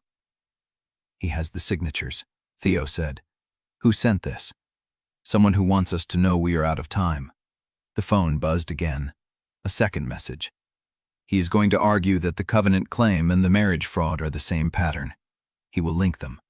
And he has evidence you have not seen yet. Juniper's blood went cold. Evidence of what? She said aloud. Theo did not answer. He was already reaching for his own phone, dialing Mara, the night stretching in front of them without a clear end in sight. Chapter 55. The phone rang twice before Mara answered. Her voice came through sharp and fully awake, the sound of someone who had been waiting for the call. Tell me you have something, Theo said. I have a name. The reactivation request originated from Oliver's terminal. his credentials, his login timestamp, his authorized signature. The silence on Theo's end lasted 3 full seconds. "Oliver," he repeated. The request came through at 3:47 p.m. yesterday. Oliver's executive assistant confirmed he was in a deposition all afternoon. She saw him leave the conference room once, briefly, to use the restroom. That is the only window. Someone used his terminal while he was out of the room. That is the generous reading, Mara said. The other reading is that Oliver stepped out, unlocked his terminal, and let someone else access it. Or that he did it himself, and that position is his alibi. Juniper watched Theo's face change. The controlled mask slid back into place, but she saw the cracks around his eyes, the way his jaw tightened. "Who else was in the building?" Theo asked. "I am pulling the floor locks now, but Theo, if the person who used Oliver's terminal has Tier 1 access, they could have wiped the audit trail before I ever saw it. The only reason I caught this is because the reactivation left a cross-reference flag in the archive security system that the floor logs do not normally talk to." "Someone made a mistake." "Someone made one mistake. That is all we get." Theo ended the call and stood very still in the middle of the penthouse living room. The city glittered beyond the windows, indifferent to the war being fought in its shadow. "Oliver is not the mole," Juniper said. Theo turned to look at her. "You cannot know that." "I can. He has been in your corner since before I arrived. He drafted the marriage contract. He pulled the probate record. He risked his bars standing to certify that copy before the hearing. People who have been in my corner for years are the ones who can hurt me most. Then look at the alternative. Someone framed him. Someone who knew he would be in a deposition, knew his terminal would be unattended, knew how to make the access look like his. That is not a random operative. That is someone inside your inner circle who understands how the security systems talk to each other." Theo's hands were steady at his sides, but she could see the tension in his shoulders, the way he was holding himself together by force of will. "If Mara is the mole," he said slowly, "then she just told me the reactivation came from Oliver's terminal to point me away from her. If Oliver is the mole, the deposition alibi was engineered. If I am the mole, I am gaslighting myself while the company burns." "You are not the mole." "I cannot prove that either." Juniper crossed the room and stood in front of him. She did not touch him. She waited until he met her eyes. "Then we stop trying to prove who did it and start asking who benefits most from us tearing each other apart." Theo stared at her. The tightness in his jaw eased by a fraction. "Gideon," he said. "Gideon does not need to be the one using the terminal. He needs us to be too busy suspecting each other to see his real move coming. His real move is Monday, the special meeting. Then we have 3 days to figure out what evidence he has that we have not seen." Theo's phone buzzed again. He glanced at the screen and his expression hardened. "Mara, the Asian markets opened 10 minutes ago." He put the call on speaker. "Tell me." "Down 4% in the first 7 minutes of trading," Mara said. "The business wires are running a coordinated narrative. Vane Industries' governance crisis deepens as Bloodline claim threatens leadership stability. Gideon's camp leaked the injunction filing and the marriage contract details to 3 major financial outlets simultaneously. They are framing the Covenant claim as a hostile takeover disguised as inheritance law." Juniper felt the floor shift beneath her. "That is not true." "It does not need to be true," Mara replied. "It needs to be the story the market believes. Gideon is betting that fear will do his work for him. If the stock drops far enough, institutional investors will start demanding an emergency board meeting before Monday. He wants the special meeting moved up to today." Theo's hand tightened around the phone. "What is the stop-loss threshold?" 7%. If we hit that, the trading algorithms will trigger automated sell-offs. After that, it is a cascade." "How long do we have?" "If the current rate holds, 90 minutes, maybe less." Theo ended the call and looked at Juniper. The mask was gone now. She saw the fear underneath, raw and unguarded. "I need to make a statement," she said. "The lawyers will want to draft it. The communications team will want to approve it. We do not have time for approvals. The markets are falling now. If you say the wrong thing, you will make it worse. If I say nothing, Gideon wins by default. Theo held her gaze for a long moment. Then he nodded once, sharply. What do you need? A camera, a live feed, and no one between me and the microphone. 20 minutes later, Juniper stood in the Vane Industries press room, a small space on the ground floor normally used for quarterly earnings calls. A single camera faced her. A single microphone waited on the podium. Theo stood behind the camera operator, hands in his pockets, watching her with an expression she could not read. Mara had arranged the feed through the company's investor relations portal. It would go live simultaneously on the website, the internal network, and the financial news wires. No script, no teleprompter, no filter. Juniper placed her hands on the podium and looked directly into the camera. My name is Juniper Hale Vane. I am the granddaughter of Edith Hale, whose mother Eliza Hale was a co-founder of Vane Industries. I am also the wife of Theodore Vane, the current chief executive of this company. I am aware that some of you believe these two facts cannot coexist without fraud or manipulation. I am here to tell you that they can, and they do. She paused. The silence in the room was absolute. I did not know about my grandmother's connection to this company when I married Theo. I signed a marriage contract because my family's flower shop was weeks from foreclosure and I had run out of options. That is the truth. It is not a flattering truth, but I will not apologize for it. I made a difficult choice to protect the people I love, and I would make it again. She leaned forward slightly. What I learned afterward changed everything. I learned that my family's history was erased from this company's records. I learned that my great-grandmother's shares were taken through a trust arrangement that was never legally dissolved. And I learned that the covenant governing those shares is still enforceable. I did not choose to be the heir to a contested fortune, but I will not walk away from it simply because powerful people find my existence inconvenient. She let that settle. Theo Vane knew about the covenant before I did. He had the option to hide it, to suppress it, to fight me for control. Instead, he chose to honor it. He chose to recognize my family's claim even though it cost him voting authority. That is not the behavior of a man who married me to steal an inheritance. That is the behavior of a man who believes that truth matters more than power. She straightened. I am not asking the market to trust me. I am asking the market to wait. Let the legal process run. Let the evidence be heard. Do not let fear-based headlines decide the future of a company that has survived for 60 years because people built it with integrity, not because they silenced the people who disagreed with them. She stepped back from the podium. Thank you. The camera light went dark. For a long moment, no one moved. Then Mara's phone buzzed. She glanced at it, and her eyes widened. The dip is slowing, she said. We were down 6.2% 30 seconds ago. Now we are at 5.8. The sell-off is easing. Theo let out a breath he had been holding since Juniper started speaking. She did not move from the podium. Her hands were shaking, but her voice had been steady. Good, she said quietly. Now hold. Her phone buzzed in her pocket. She pulled it out. A text from an unknown number. Impressive. But you should know the evidence Gideon is holding is not about the covenant. It is about your grandmother. Juniper's blood went cold. Ask Edith what she did with Augustus's letter. Chapter 56. The invitation arrived by courier at noon. A cream envelope with embossed lettering and no return address. Juniper opened it in the Penthouse kitchen while Theo watched from the counter, coffee untouched in his hand. Theodore and Juniper Vane. You are cordially invited to a private dinner at the Halden Club, 7th floor at 8 o'clock this evening, hosted by the Governance Advisory Circle. Black tie. Governance Advisory Circle? Juniper read aloud. That sounds like a name they invented to sound neutral.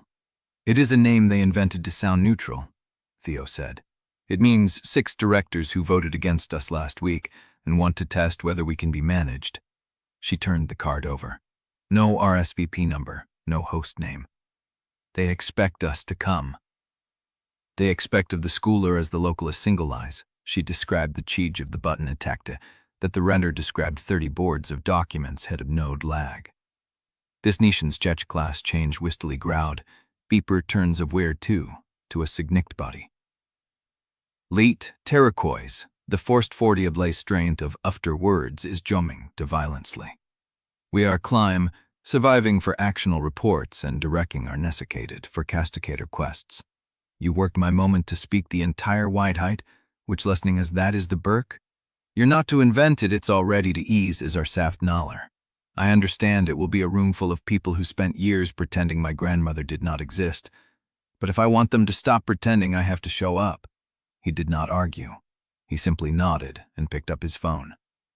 I will have Helen lay out formal wear. The navy gown, I think. It makes you look serious. It makes me look like I am attending a funeral. It makes you look like you are attending theirs. That is the point. The 7th floor of the Halden Club smelled of old wood, older money, and something floral Juniper could not identify. The private dining room held a single long table set for 8, with crystal glasses catching the low light of a crystal chandelier. 6 men and 1 woman waited at the far end. The woman stepped forward first. Silver hair, sharp jaw, tailored black suit.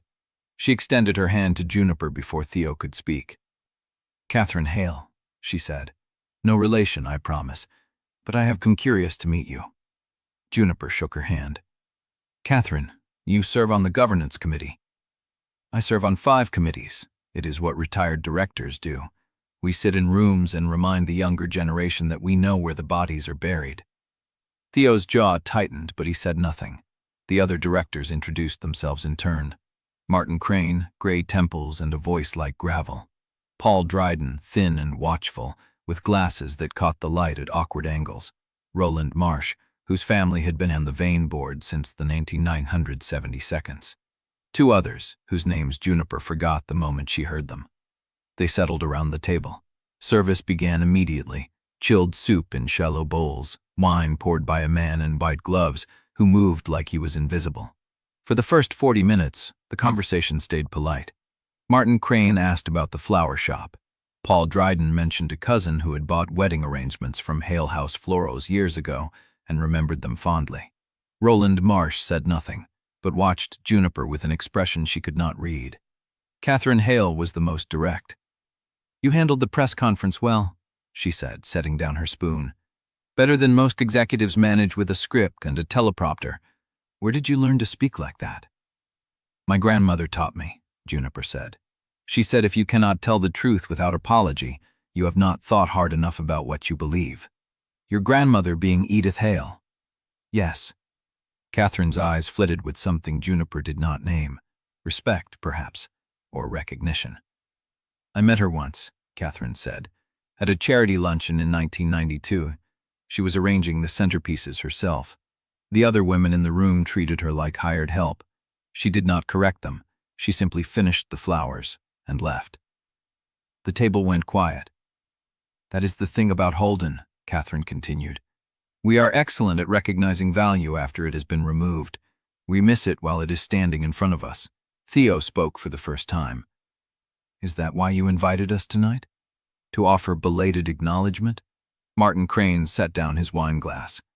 "We invited you because the company is hemorrhaging value, and we need to know whether the current leadership can stabilize it. The personal history is secondary." "The personal history is the reason the company is hemorrhaging value," Theo said. "Gideon did not start this fight because of my marriage. He started it because he saw an opportunity to seize control. The Covenant, the leaks, the market panic, those are symptoms. The disease is a board that let him operate unchecked for years." Paul Dryden adjusted his glasses. "That is a convenient narrative. It absolves you of any responsibility for the situation." "I am not absolving myself. I married a woman I hearts anew to satisfy a succession clause. I kept the covenant hidden because I was afraid of what it would cost. I made choices based on fear. But I am not the one actively trying to destroy the company to win a personal war." Roland Marsh finally spoke. His voice was soft, almost tired. "No. You are just the one who let the heir walk in the front door without knowing who she was." Juniper turned to face him. "You knew." Roland held her gaze. "I suspected. I had access to the Founder archive before it was sealed in the $192. I saw the original charter. I saw Lysael's signature crossed out. I knew the line was real, and I knew it had been buried." "When did you see it?" 1987. I was a junior director then. I asked questions. I was told to stop asking. And you stopped. Roland did not blink. I had 3 children and a mortgage. The men above me made clear that pushing the matter would end my career. I chose my family. The silence that followed was the loudest thing Juniper had ever heard. She set down her wine glass carefully. You knew my grandmother's mother was erased from this company's history. You had proof, and you stayed silent for 35 years. Yes. Do you expect me to forgive you? No. I expect you to understand that silence is not always cowardice. Sometimes it is survival. Juniper pushed back from the table slightly. Her voice stayed even. My grandmother spent 50 years surviving. She never asked anyone to forgive her for it. She just kept showing up, kept working, kept being kind even when the world treated her like she did not matter. That is what I learned from her. Not how to speak without apology, how to endure when no one apologizes to you. Theo's fan found hers under the table. That was harder than I expected, he said. It was harder than I expected too, but I am glad we came. Why? She looked at the empty chairs, the half-empty wine glasses, the remnants of a meal that had been served in a room built to exclude her grandmother. Because now we know who sat in silence while it happened, and we know whose voices changed when we showed up. She pulled out her phone. The anonymous text was still there. Asked Edith what she did with Augustus's letter. She had not asked. She had not even called her grandmother. The text sat like a splinter under her skin, waiting to be pulled. Theo saw her face change. What is it? Nothing, just the text from earlier. He did not press, but she saw him watch her as she slipped the phone back into her pocket. The question hung between them, unasked and unanswered, and Juniper knew it would not stay buried much longer. Chapter 57. The penthouse felt hollow when they returned. Juniper moved through the foyer without stopping, her coat still buttoned, her mind still caught in the Halden Club's chandelier light. Theo followed at a distance, letting her have the space she was not asking for. She stopped at the window wall. The city stretched below, glittering and indifferent. Somewhere down there, Roland Marsh was driving home to a family he had protected for 35 years by staying quiet about her grandmother's stolen legacy. Somewhere, Catherine Hale was deciding whether tonight had been a test or a gift. Juniper pressed her palm flat against the glass. I want to write something. Theo came closer but did not touch her. What kind of something? Governance principles. For the Covenant transfer. She turned to face him. I have been reacting to Gideon's moves for weeks. I want to go into Monday with my own terms, what I will do with the inheritance if I keep it. You have ideas. I have been watching you run this company for months. I have seen what works and what does not. I have seen what people are afraid of and what they need. She paused. I want to write it down, before anyone else tells me what I am supposed to want. Theo studied her for a long moment. Something in his face shifted, softer than surprise, more complicated than approval. Then write it. She worked at the dining table until 3 in the morning. Theo brought tea twice and did not read over her shoulder. The first cup went cold. The second she drank standing up, pacing the length of the table while sentences circled in her head. She wrote about transparency, quarterly public reports on governance decisions, board meetings open to recorded summary for all shareholders, not just the inner circle. She wrote about labor protections, a minimum wage floor above the city standard, profit sharing for non-executive employees, a fund for workers facing medical or family emergencies. She wrote about community investment, a fixed percentage of annual profits directed to small business loans in the River District and other neighborhoods Vane Industries had ignored while its towers rose. She wrote about the Covenant itself, a permanent seat for Edith Hale's lie on the governance board, not as a ceremonial gesture, but as a voting position with real authority. By the time she finished, the sky had started to lighten. She leaned back in her chair and read the whole document from the top. It was not perfect. Some sections needed legal review, some numbers needed real financial projections. But it was hers. Every word. She looked up and found Theo standing in the doorway, still in his shirt from the night before, watching her with an expression she could not name. You read it. Parts of it, while you were pacing. He crossed to the table. The labor fund alone will cost 30 million a year in the first phase. I know. The board will fight it. Then we fight them. He picked up the last page and read the closing paragraph. When he set it down, his hand stayed on the paper. You could have written a revenge document, he said quietly. You could have demanded control in ways that would cripple everyone who crossed your family. You had the right. I had the right, but I did not have the obligation. She met his eyes. I do not want to inherit a company by becoming the person who runs it through fear. That is Gideon's model. That is what my grandmother's family did to her. I will not spend the rest of my life proving I am just like them. Theo's jaw tightened. His voice came rough. I spent 15 years believing control was the only thing that kept this company together. I believed if I showed weakness, Gideon would tear it apart. I made myself into something I did not always recognize because I thought is what survival required. He paused. You walked in and handed me a corrected calendar. Then you walked into a room full of people who wanted you to fail and told the truth instead of hiding. And now you are writing governance principles that prioritize the people my family spent decades ignoring. He stepped closer. I am proud of you, Juniper, but I am also shaken, because you are showing me a way I never thought to look. She felt heat behind her eyes and blinked it away. Then look at it with me. I need your help to make this real. They worked through the rest of the night, editing, arguing, refining. At 7, Mara arrived with coffee and a folded printout of the Asian market close. Stabilized. Your statement held, but Gideon is already seeding the narrative for Monday. Juniper handed her the draft. Mara read it in silence. When she finished, she looked up with something like wonder. This is not a governance document. This is a manifesto. It is a proposal for what I want to build. Mara set the pages down carefully. I think you might actually survive this. Beatrice called at 9. Juniper answered on the first ring, still wearing last night's clothes, the draft spread across the table like a shield. Something has happened, Beatrice said. Her voice carried an edge Juniper had not heard before. Gideon's team filed a motion 30 minutes ago. They are petitioning the court to contest your grandmother's testimony capacity on age grounds. Juniper's grip tightened on the phone.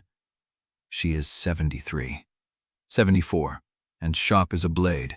But the motion argues that a woman of her age with recent emotional strain is not a reliable witness for historical events spanning 6 decades. Beatrice paused. They will try to have her testimony dismissed before she can give it. Juniper turned toward the window. The city still glittered. The draft still sat warm on the table. But the ground under her feet had just shifted. How long do we have? The hearing is tomorrow. If the judge grants the motion, Edith will not speak. And without her testimony connecting the ring, the letters, and the charter, the Covenant claim loses its living witness. Juniper thought of her grandmother's hands, the ones that had tied 1,000 bouquets, carried her through grief, and held the truth for 50 years without setting it down. Schedule the meeting, Juniper said. I want every lawyer you have on this, and I want to know exactly who filed that motion. I already know, Beatrice said. Margaret Chen signed the motion. The line went quiet. Juniper looked at Theo. He was already reaching for his phone. Chapter 58. The motion hum in the air like smoke. Juniper stood at the penthouse window, watching the city blur into morning light, the phone still warm in her hand. Margaret Chen, the name pressed against her ribs like a blade she had not seen coming. Theo was already on his own line, voice low and clipped, pacing the length of the kitchen island. Juniper caught fragments. No, she cannot testify remotely. They will argue presence is required for cross-examination. A pause. Then we file a protective response before noon. She turned from the glass.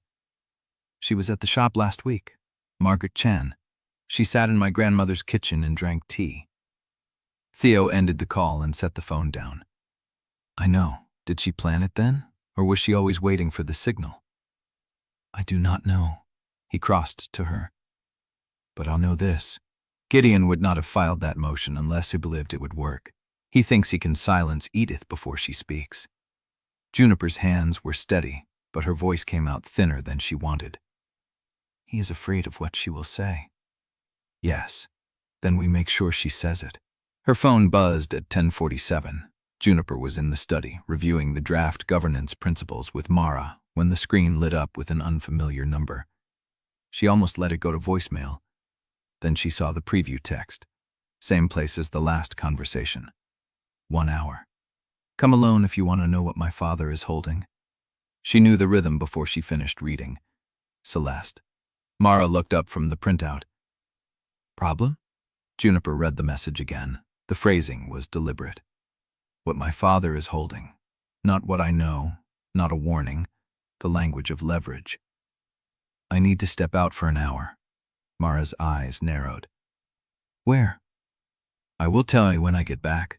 The Halden Club's private dining room smelled of lemon polish and old decisions. Celeste sat at the same table where Juniper had faced Gideon weeks earlier. She wore a cream silk blouse and pearl studs, her hair swept back in a way that looked effortless, but was not. She did not stand when Juniper entered. You came. Your text said you had information. Celeste gestured to the empty chair across from her. Sid, I am not going to bite. I am trying something different. Juniper remained standing. We have never been friends, Celeste. I do not expect that to change now. If you have something to say about your father's evidence, say it. Celeste's smile flickered.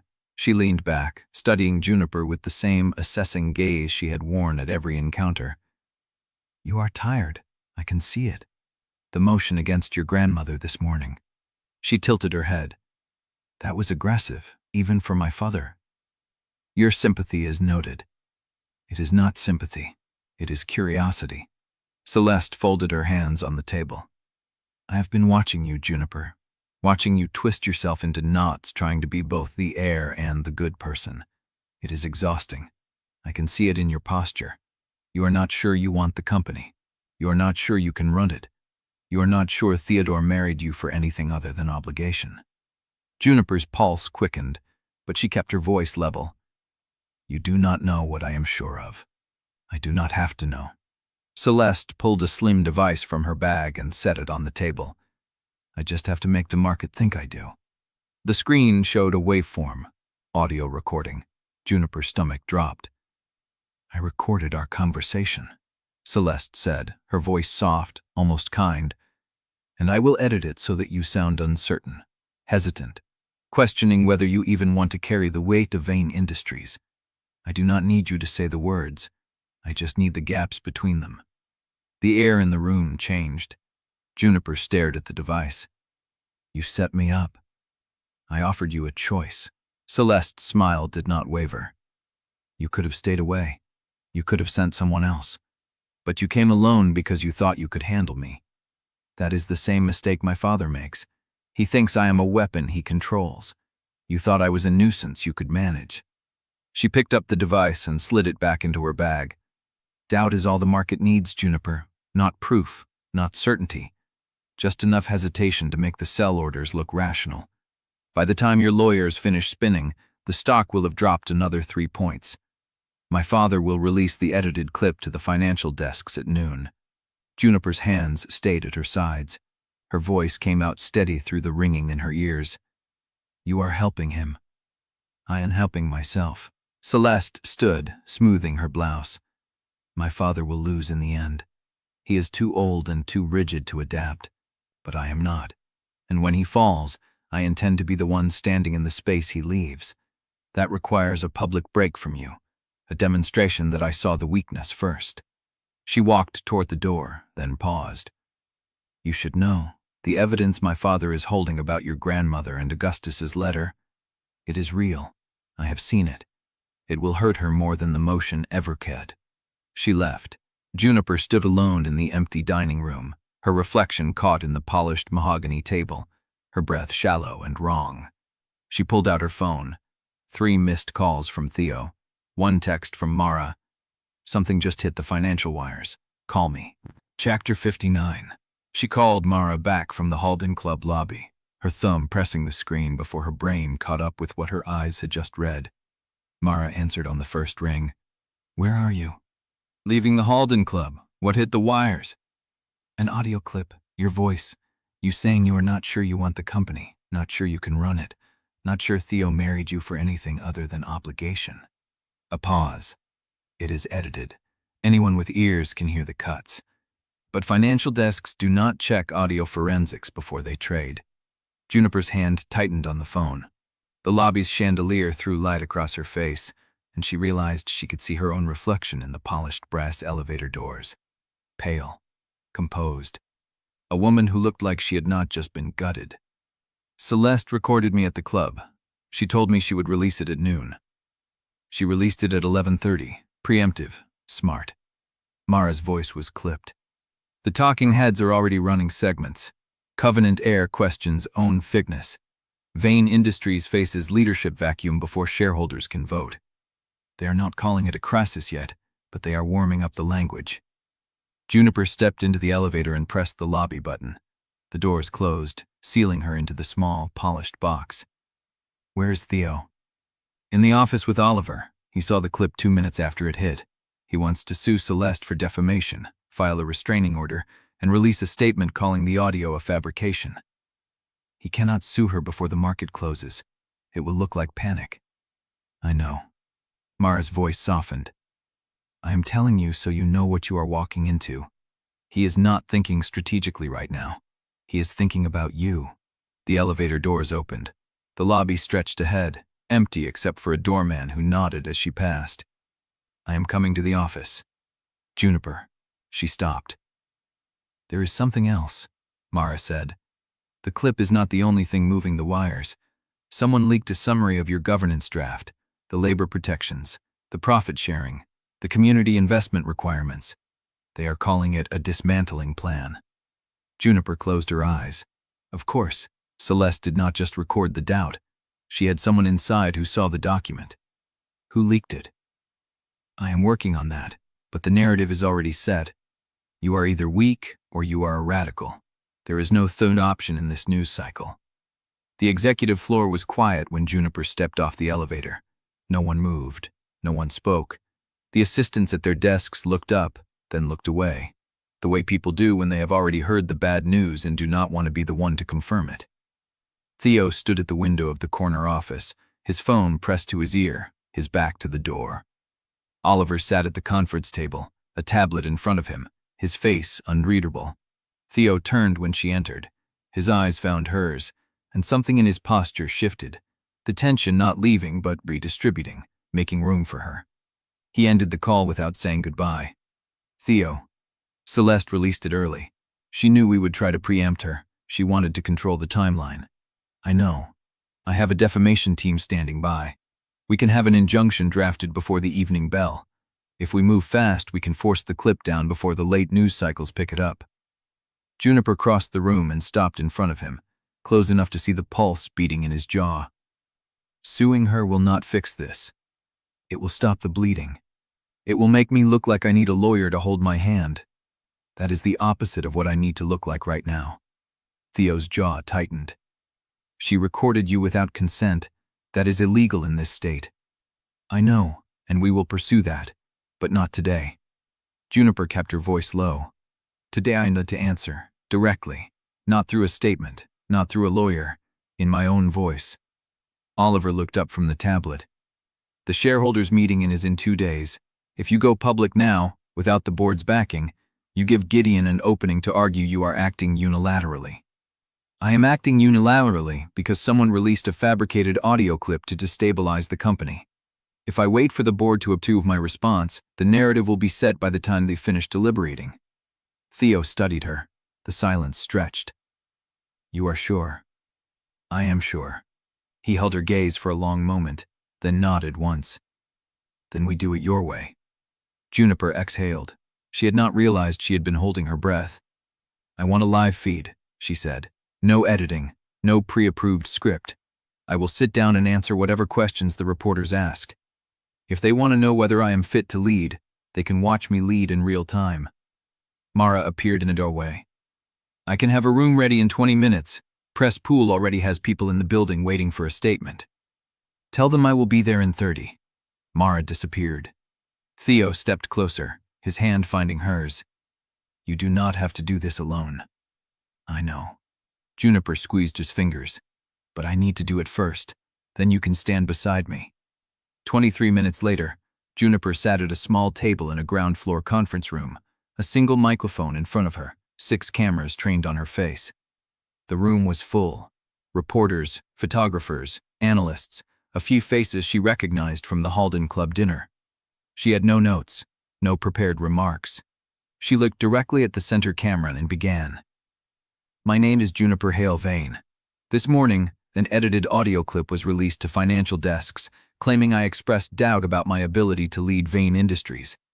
That clip was recorded without my knowledge or consent, and it was edited to remove context, tone, and the full content of the conversation." She paused. "I will not ask you to take my word for it. I will release the full, unedited recording to every outlet that wants it by the end of the day. You can compare the 2 versions and decide for yourselves which one tells the truth." A reporter near the back raised his hand. "The leaked governance document suggests you plan to restructure the company's entire labor framework. Can you confirm that?" Juniper met his eyes. "I can confirm that I drafted a set of governance principles. I cannot confirm that they will be implemented exactly as written, because governance is a collaborative process. But I can confirm that I believe a company that extracts wealth from a community has an obligation to reinvest in that community. If that makes me a radical, then I am not the first radical in my bloodline, and I will not be the last." The room shifted. Someone scribbled notes. Another reporter leaned forward. "Do you believe you are qualified to man Vane Industries?" Juniper felt the weight of the question. The cameras, the silence. "I believe I am qualified to learn," she said. "I believe I am qualified to listen. And I believe I am qualified to surround myself with people who know what I do not. If that is not enough for the market, then the market has never met anyone who built something from nothing." She held the gaze of the centered camera for 3 full breaths. Then her phone vibrated on the table. She glanced at the screen. It was the flower shop's number. She excused herself, stepped out of the frame, and answered. "Juniper? It's Doris from next door." The voice was breathless, tight. "I went to check on Edith this morning because she could not open the shop. She is not here. The back door is unlocked. Her coat is still on the hook. I do not know where she went." Juniper's blood went cold. "Call the police," she said. "I am coming now." Chapter 60. The press conference dissolved around her. Juniper stepped away from the table, the phone still pressed to her ear, and motioned toward Theo with her free hand. He was at her side in 3 seconds, his face already shifting from controlled composure to something sharper. "What happened?" "Edith is gone. Doris found the shop open. Her coat's still there. No note." Juniper's voice came out flat, mechanical, the way it did when she was holding Panic at arm's length. "I need to get to the River District." Theo pulled out his phone. "I will have security meet us there. Derek can coordinate a search team." "No." She grabbed his arm. "Not a search team. Not yet. If this is Gideon, he would spin it as instability. I need to see the shop first. I need to know what I am walking into." Theo studied her for half a breath, then nodded. "Then we go now." The drive took 11 minutes. Juniper spent them staring at the streetlights sliding past, her hands pressed flat against her thighs. Theo drove. He did not fill the silence with reassurances. She was grateful for that. Hale House florals looked normal from the outside. The front door was closed. The lights were off. The display window still held the arrangement Edith had built 3 days ago, a cascade of late-season dahlias and eucalyptus that had started to droop at the edges. Doris met them on the sidewalk, a thin woman in a quilted vest, her arms wrapped around herself. "I checked the back first," she said. The door was unlocked. Her apron was on the hook. Her keys were on the counter. I called her name 3 times before I called you." Juniper moved past her into the shop. The cool air hit her first, the familiar smell of wet soil and cut stems. Everything was in order. The work table was clean. The shears were hanging in their designated spot. The register was closed. Edith's apron hung on the peg by the back door, the same apron she had worn for 20 years. Flower sat fabric faded to soft gray. Juniper touched it. The fabric was cold. "She did not leave voluntarily," Luca said from the doorway. She turned. Luca stood with his phone out, his face tight. "Security footage from the bakery's camera," he said. "Edith left at 7:12 this morning. She was with someone." He held up the screen. The footage was grainy, shot from an angle above the bakery door. Edith's small figure was unmistakable. The wool coat, the careful stride, the way she carried her weight like someone who had learned to make herself small in doorways.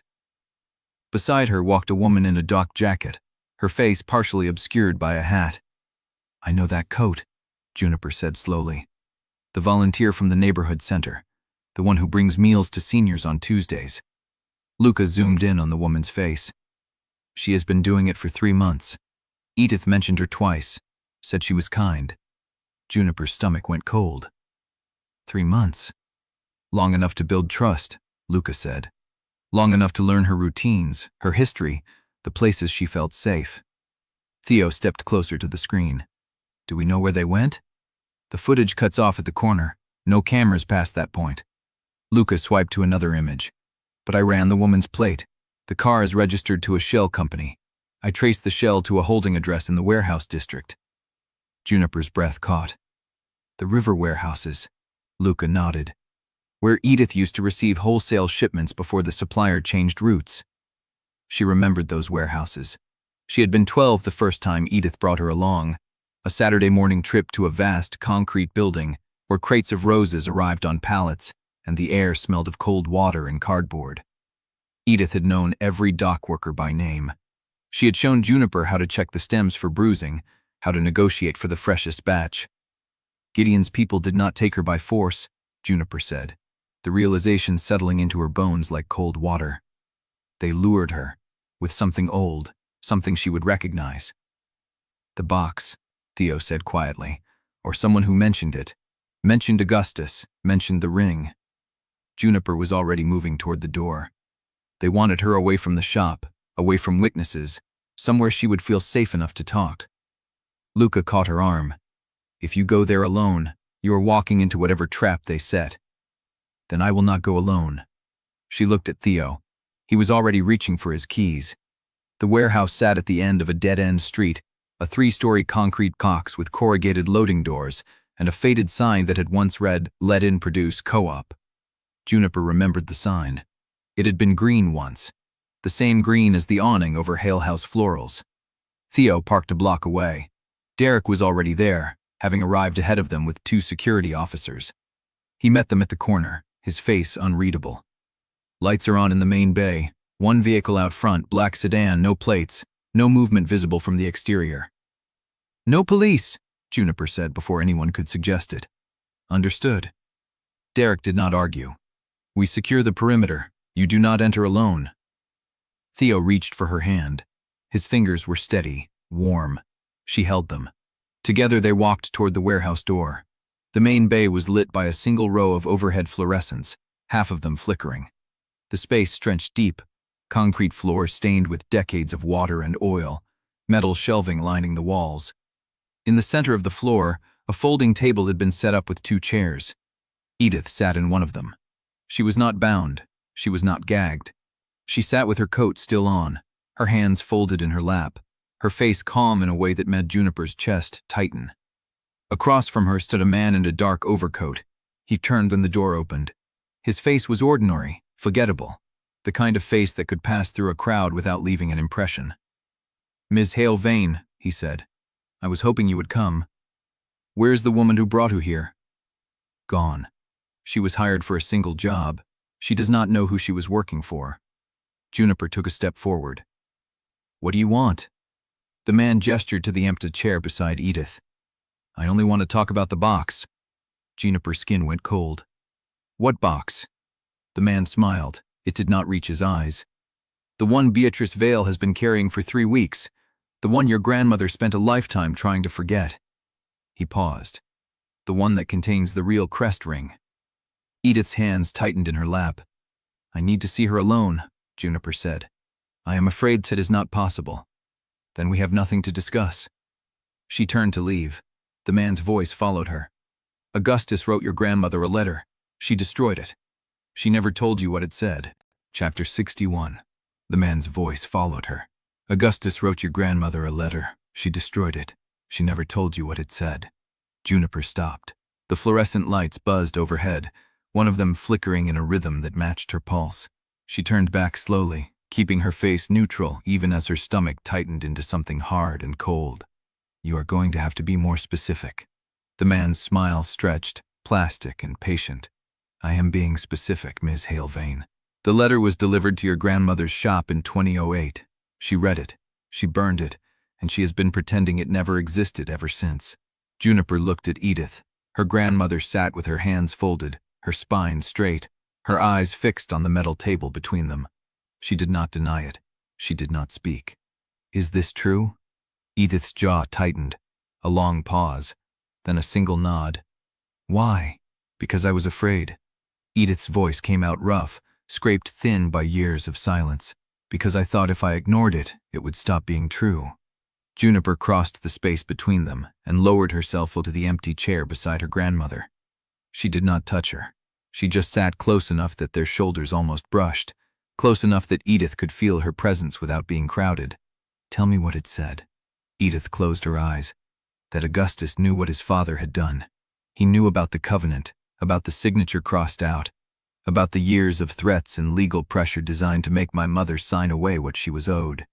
He knew, and he spent the last decade of his life trying to find a way to fix it without destroying the company in the process." She opened her eyes.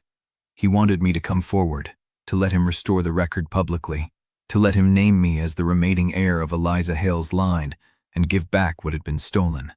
Juniper's breath caught. "Then why didn't you?" "Because I did not trust him." Edith's voice cracked. "Because by the time he wrote that letter, I had spent 40 years building a life that did not depend on the Vanes forgiving me for existing. I had Hale House florals. I had your mother. I had a daughter who never had to learn what it felt like to be a charity case at a dinner table full of people who thought I was hired help." She blinked hard. "I burned the letter because I was too tired to hope." The man across the table tilted his head, his expression almost sympathetic. "And now that hope has found you anyway." Juniper ignored him. She kept her eyes on Edith, watching the way her grandmother's hands trembled in her lap, the way her shoulders curved inward like she was bracing for a blow. "You came here because they asked about the box." Edith nodded. "They said they knew where it was hidden. They said if I did not confer the location, they would make sure the ring never surfaced, that it would disappear the way everything else had disappeared." Her voice dropped. "They said you would lose the covenant if the ring could not be produced as evidence." Juniper's chest tightened. She turned to face the man fully, letting the silence stretch until the space between them felt like a held breath. "Who sent you?" "We do not use names." "Then we are done here." She stood, reaching for Edith's arm. The man did not move. "If you walk out that door, Ms. Hale Vane, you will never see the ring. It will be melted down within the week. The covenant will become a historical footnote that no court can enforce without physical proof of the founder's line." Juniper stopped. She counted to 5 in her head, letting the rage settle into something colder. Then she turned. "You are lying." The man's smile flickered. "Excuse me? You do not know where the ring is." She stepped closer, her voice low and even. "If you knew where it was, you would not want my grandmother to confirm the location. You would already have it. You would be holding it as leverage instead of sitting in a cold warehouse trying to scare an old woman into giving you information she may not even have."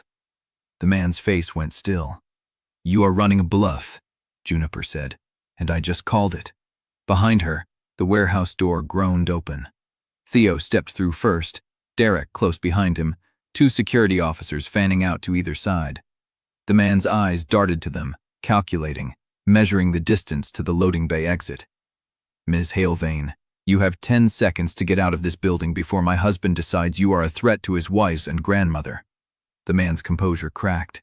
He looked at Theo, at Derek, at the security officers moving to block the loading bay doors. Then he looked at Juniper, and for just a moment, she saw something like respect flicker behind his mask. "You are more interesting than they told me." He reached into his coat. Derek moved forward, but Juniper held up a hand. The man pulled out a plain white envelope and set it on the table. "A courtesy, from someone who would like to wake you without intermediaries." He stepped back, turned, and walked toward the side door at a pace that was not quite a run. Juniper did not watch him leave. She picked up the envelope. Inside was a single slip of paper, a bank receipt. Market Street branch, Halden City Bank, dated 3 days ago. A safety deposit box fee payment, signed with an initial that could have been a G or a C or a careless stroke of the pen. She turned it over. On the back, someone had written an address in clean, unhurried script. Eleanor Vane Hall, River House. Tomorrow, 10 a.m. Come alone. Theo reached her side, his hand finding her elbow. What is it? Juniper looked at Edith, still seated at the table, her hands now pressed flat against the metal surface like she was holding herself steady against a current. Grandma, Juniper said softly. Do you know who Eleanor Vane Hall is? Edith's face drained of color. She opened her mouth, closed it, opened it again. She was my mother's sister. Chapter 62.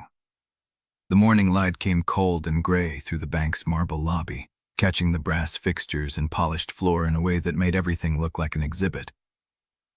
Juniper stood at the center of it, Theo beside her, Edith on her other side with her hands clasped tight enough to turn the knuckles white. Beatrice had arrived before them. She stood at the counter, speaking in low tones to a bank officer whose face had gone carefully neutral. A document case rested on the marble beside her, secured with a leather strap. Emergency access was granted at 6:30, Beatrice said without turning. Judge Hollister's chambers signed the order as soon as I presented the charter photocopy and the 1989 transfer authorization. Theo's hand found the small of Juniper's back. Any pushback? None yet. Beatrice turned, holding a paper slip. But the docket moves fast when Gideon has a standing alert on any Vane-related filings. I give us 40 minutes before someone knows we are here. Juniper took the slip. It was the same receipt the mystery man had left in the warehouse. Market Street branch. Safety deposit box 412. Payment current. Let's not waste them. The bank officer led them through a security door, down a corridor lined with private viewing rooms, and stopped at a vault door that looked like it belonged in a battleship. He worked the combination with practiced efficiency, then gestured for them to follow. Inside, the air was still and cool. The box was at eye level, embedded in a wall of identical steel rectangles. The officer slid it out with both hands, carried it to a small table in the center of the vault, and set it down with a sound that was more weight than Juniper had expected. Take as long as you need. Press the intercom when you are finished. He left. The four of them stood around the table, the box between them like a sealed verdict. Edith had not moved since they entered the vault. Grandma? I have not seen this box since 1989. Juniper looked at her grandmother's face, the way her jaw was set against something that wanted to crack through. Arthur brought me here, Edith said. He would not tell me why, just that I needed to see it for myself. Did you open it? No. Edith's voice was barely a whisper. He told me it was my mother's legacy. He said one day I would know what to do with it. And then he locked it again and I never came back. Theo reached past Juniper and pressed the latch. The lid lifted with a soft hiss of released air. Inside lay three things: a ring, a stack of letters bound in blue ribbon, and a folded document so old the paper had gone amber at the edges. Juniper reached for the ring first. It was heavier than she expected. Gold, warm against her palm, set with a deep green stone that caught the vault's low light and held it. The crest was unmistakable. The same layered pattern she had seen in the archive display cabinet. The same lines that matched the 1954 hallmark the jeweler had confirmed. But this one had a date engraved inside the band. March 1957, the month the charter had been signed. This is the real one, Juniper said. Edith took it from her fingers with a reverence that made Juniper's throat tighten. She held it up to the light, turning it slowly, and when she spoke, her voice was raw. I have not seen this since I was 12 years old. My mother wore it every day. When they pushed her out of the company, she stopped wearing jewelry entirely. She said she did not want anything on her body that reminded her of the price of belonging. She closed her fingers around the ring. Then she set it down and reached for the letters. The ribbon was brittle. It broke at the first touch. Edith unfolded the top letter. Juniper watched her grandmother's face change. It is from my mother. She did not read it aloud. She did not need to. The tears that slid down Edith's cheeks said everything the paper could not. Juniper turned to the folded document. She opened it with the care of someone handling something that had waited decades to be seen. It was the original charter annotation, the same marginal note they had found in the archive ledger, but this was the executed version. Signed, witnessed, dated. Eliza Hale's name was not crossed out here. It stood beside Cornelius Vane and Arthur Vane in clear, deliberate ink, followed by a percentage allocation that matched the Covenant's claim. At the bottom, 3 witness signatures. One of them was Augustus Vane. Another was a name Juniper did not recognize, Harriet Chen. The third was Roland Marsh. Roland signed this, Juniper said. Theo leaned over her shoulder. He was a junior associate in 1957. He would have been 23. And he never told anyone. Theo's jaw tightened. He told us he saw the charter in 1987. He did not tell us he witnessed the original. Beatrice stepped forward, her face pale. Harriet Chen was Margaret Chen's mother-in-law. Juniper looked up. Margaret's family knew. Her mother-in-law witnessed the original covenant. Margaret would have known about this her entire adult life. The air in the vault felt thinner. Juniper looked at Edith, still holding her mother's letter, still crying without sound. She looked at the ring, the charter annotation, the stack of names that proved her grandmother's blood had been written into the company's foundation, and then deliberately erased. "We need to photograph everything," she said. "Every page, every signature, every date." Theo was already pulling out his phone. Beatrice moved to the viewing room door, ready to call for the officer. She stopped. Her hand hovered over the intercom. "Ms. Vale?" Beatrice turned. "We have a problem." "What kind of problem?" "There is a courier at the front desk. They are holding an injunction order from Judge Hollister's chambers, signed 30 minutes ago, authorizing the seizure of any materials removed from Safety Deposit Box 412 pending a full evidentiary hearing." Juniper's blood went cold. How did they know? Beatrice's face was unreadable. "Someone on the bank staff notified Gideon's legal team within minutes of the box being accessed." Theo's phone was already in his hand. "Then we move faster than them." He began photographing the documents in rapid sequence. The ring laid flat beside the charter annotation. The letters spread open on the table. Juniper grabbed her own phone and joined him. Edith sat down heavily in the vault's single chair, still clutching her mother's letter. Outside the vault, footsteps echoed in the corridor. Chapter 63. The footsteps grew louder. Juniper's hands moved faster. She photographed the charter annotation page by page, the ring from every angle, the letters spread open on the vault table. "There is a procedural defect," Juniper kept photographing. "Explain it later. Just tell me how much time." "The injunction was served at the bank's registered address, not at my listed service address with the state bars. Under Section 439 of the Civil Procedure Code, emergency orders must be delivered to Council of Records' registered service address, not the physical location of the evidence." Theo lowered his phone. "How long does that buy us?" "Until I am served properly. The courier will have to locate my office address and physically deliver a second copy. That gives us between 1 and 3 hours before Judge Hollister can enforce the seizure." Juniper stopped. "And then what?" Beatrice's face was unreadable. "Then we file a motion to vacate the injunction on the basis of prior notice defects, and we present the full chain of custody for these materials. The judge will either uphold the seizure or release the contents for independent authentication." Edith looked up from the letter. Her eyes were red, but her voice was steady. "Then we authenticate them now?" She folded the letter carefully and tucked it into her coat pocket. "While we have the window." The vault fell silent. Juniper looked at the ring, the charter, the stack of blue ribbon letters. She looked at her grandmother, who had just held her dead mother's handwriting for the first time in 60 years. "We need a notary," Juniper said. "We need a certified chain of custody affidavit witnessed before we leave this room." Beatrice was already moving toward the intercom. "I will have the bank manager bring one down." Theo cuffed Juniper's arm. "Roland Marsh signed the original charter as a witness. He was 23 years old. He has been lying about that for 35 years. "I know." If Gideon finds out before we speak to him, he will bury Roland so deep no court will accept his testimony. Then we speak to Roland first. Beatrice turned back from the intercom. The notary will be here in 3 minutes. I suggest you use that time to decide what stays and what leaves this vault with us. Juniper looked at the spread of evidence on the table. The ring, the charter, the letters. Everything leaves. The injunction says materials removed from the box, then we document every piece in situ before we move anything. Video, photographs, witness signatures from everyone in this room.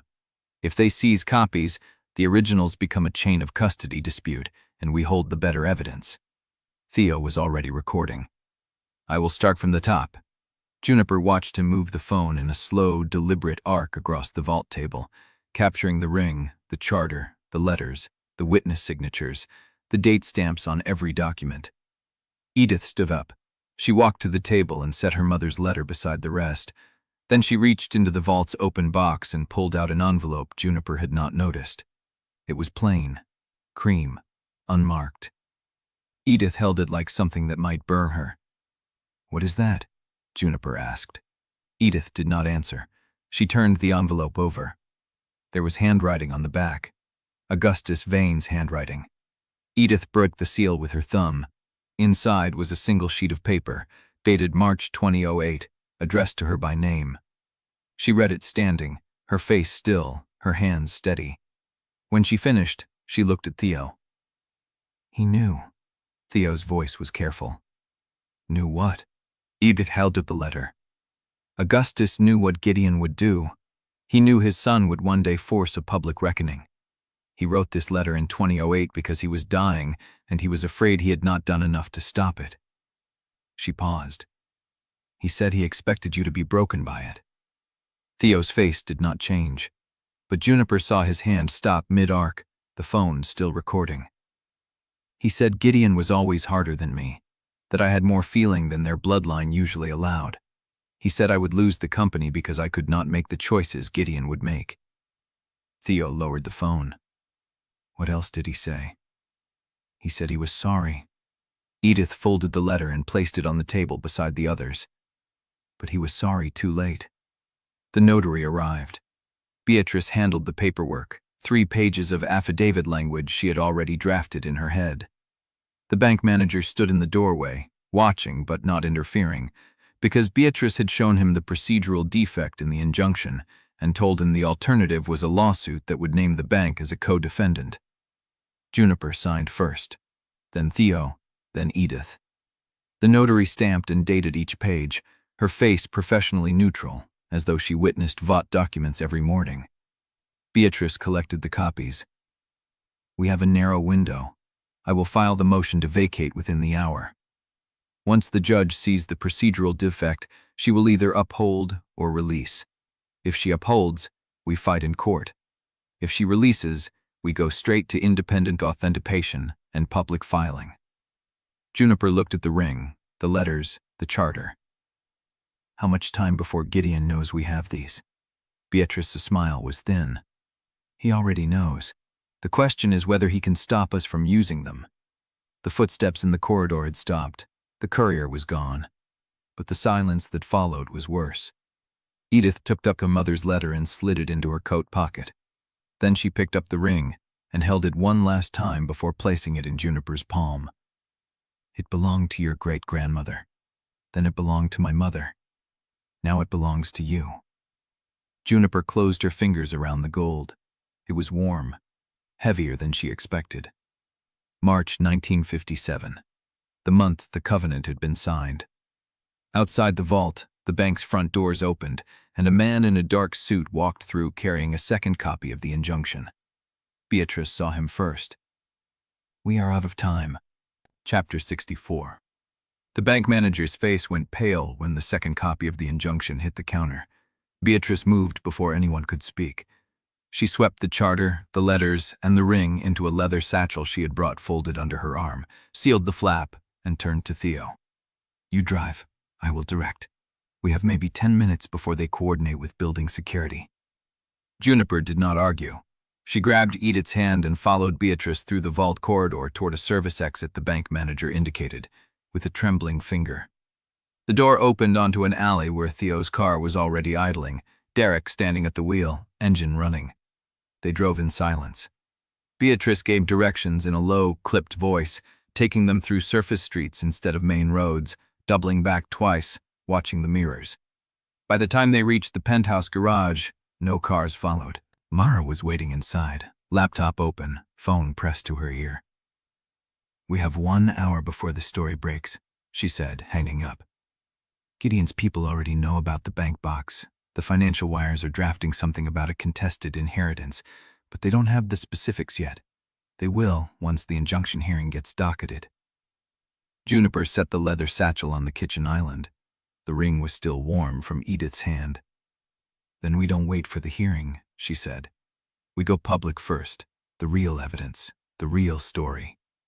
Mara looked at her. "That is not how this is usually done." "I know."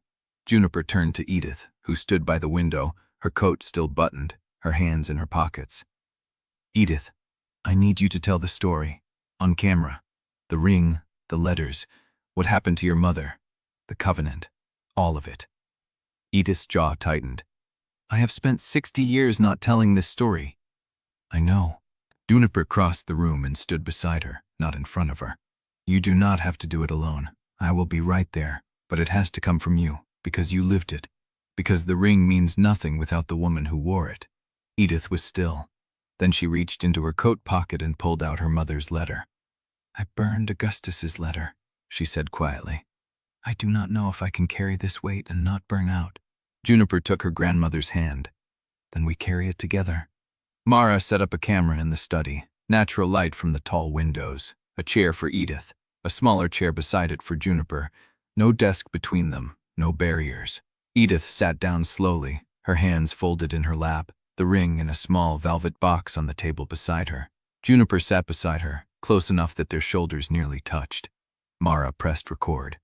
A small red light appeared on the camera. Edith looked at it for a long moment. Then she began. "My mother's name was Eliza Hale." Her voice was steady but quiet, the voice of someone who had practiced silence too long. "She helped build Vane Industries. She signed the original charter. She was there in 1957 when they wrote the covenant that said a Hale would always have a voice. And then they erased her." Juniper did not interrupt. Edith talked for 20 minutes. She told the story of the ring, how it had been commissioned for Eliza in 1954, how she wore it every day until the day the board told her she was no longer welcome at the table. She described the letter her mother had written, the one still in her coat pocket, the one that said she was being pushed out because a woman with opinions was a liability they could not afford. She talked about the years after, the silence, the flower shop, the life she had built from nothing because the Vanes had taken everything else. "I was angry for a long time," Edith said. "Then I was tired. And then I stopped believing that justice was something people like me could afford." Her voice cracked. "I stayed silent because survival seemed safer than justice. I told myself it was protection. For my daughter, for my granddaughter. That if I kept my head down, the world would leave us alone." Juniper reached for her hand. Edith held it. "But silence does not protect. It just makes you easier to bury."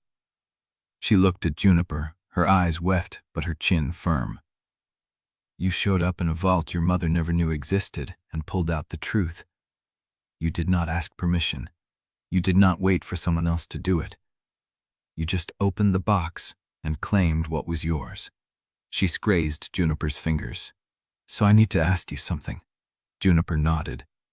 "If we win this fight, if the covenant is honored, if the name is restored, what kind of world are you going to build?" The question hung in the air. Juniper opened her mouth to answer. The doorbell rang. Mara looked at the monitor, then at Theo. "That is not a delivery." Derek moved toward the entrance, one hand going to his belt. The doorbell rang again, longer this time. Then a voice, muffled through the wood. "Margaret Chen, I need to speak with Juniper Hale Vane. I have information about the Covenant, and I am out of time." Chapter 65. The door opened. Margaret Chen stood in the threshold with her coat half-buttoned and her hair loose, the kind of dishevelment that came from moving fast, not from carelessness. She looked past Derek, past Theo, and found Juniper standing in the mouth of the hallway. "I know you have no reason to trust me," Margaret said, "but I need you to hear what I have to say before Gideon finds out I am here." Derek did not step aside. Theo moved to stand beside Juniper, his body angled between her and the door without quite blocking her. A reflex, a choice. Juniper touched his arm. "Let her in." Derek stepped back. Margaret crossed the threshold like a woman who expected the floor to fall away beneath her. They moved to the study. The camera was still set up. The ring was still on the table. Margaret stopped when she saw it. "That is it," she said, not a question. "The real one." Edith was still seated in the chair, her mother's letter in her hand, her eyes on Margaret with the quiet wariness of someone who had learned to measure danger in small increments. "You signed the motion against me," Edith said. Margaret's jaw tightened. "Yes. Why should we listen to you now?" Margaret pulled a folded document from her coat and set it on the table beside the ring. It was thick, creased at the edges, and stamped with a seal Juniper recognized from the vault. "Because Gideon did not write that motion. He made me sign it, but he did not write it." She tapped the document. "He has been planning this since before your marriage was announced. He has a second front. Someone inside the operations division has been feeding him data for months. Access logs, communication trails, staff movements." Theo's face went still. "Nay. Emily Cross. She runs the HR systems group, reports to the senior operations director. Gideon owns her through a shill consulting contract that predates her employment here."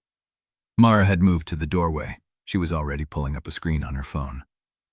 "I have met Emily Cross," Mara said. 3 years in operations, quiet, competent, no flags." "That is the point," Margaret said. "People like Emily do not get caught because no one looks at them. She handles the back-end access protocols, the audit trails, the termination triggers." Juniper felt the shift in the room. Termination triggers for what? "For the communications systems Gideon wants disabled before Monday's shareholder forum. Emily has already run a simulation. If Gideon triggers it, half your internal communications team will lose system access within 90 seconds. No warning, no override path." Theo looked at Mara. "Can we verify that?" Mara was already typing. "If she has been running access simulations, there will be logs. Buried, but recoverable if I pull the right query before she purges them." "Do it." Mara turned and disappeared down the hall. The silence that followed was the kind that settled into corners. Margaret Chen was still standing, her hands at her sides, her coat still half-buttoned. "I did not come here to be forgiven," she said. "I came because my husband is dying, and I have spent 30 years protecting a family legacy that Gideon Vane is about to dismantle brick by brick. Oliver does not know I came here. He would probably tell me not to." She looked at Edith. "I had tea at your shop because Gideon told me to. He wanted me to get a sense of whether you would fight or fold. I went because I was afraid of what he would do if I refused. But I sat at your table, and you poured tea for me, and you talked about flowers like they were the only thing in the world that still made sense." Edith said nothing. "I am telling you this because I need you to know that I was not there as a spy. I was there because I wanted to see if you were real." Edith studied her for a long moment. "And am I?" Margaret almost smiled. "More real than most of the people in the boardroom." Juniper stepped forward. "Gideon knows you are here." "He will soon," Margaret said.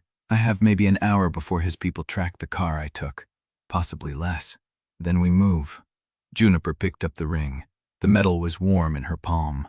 "Margaret, I need you to document everything. The shell consulting contract, the communication logs, the simulation. Everything you have that ties Emily Cross to Gideon." Margaret nodded. "Theo, call Mara. Tell her to prioritize the access logs before Emily purges them.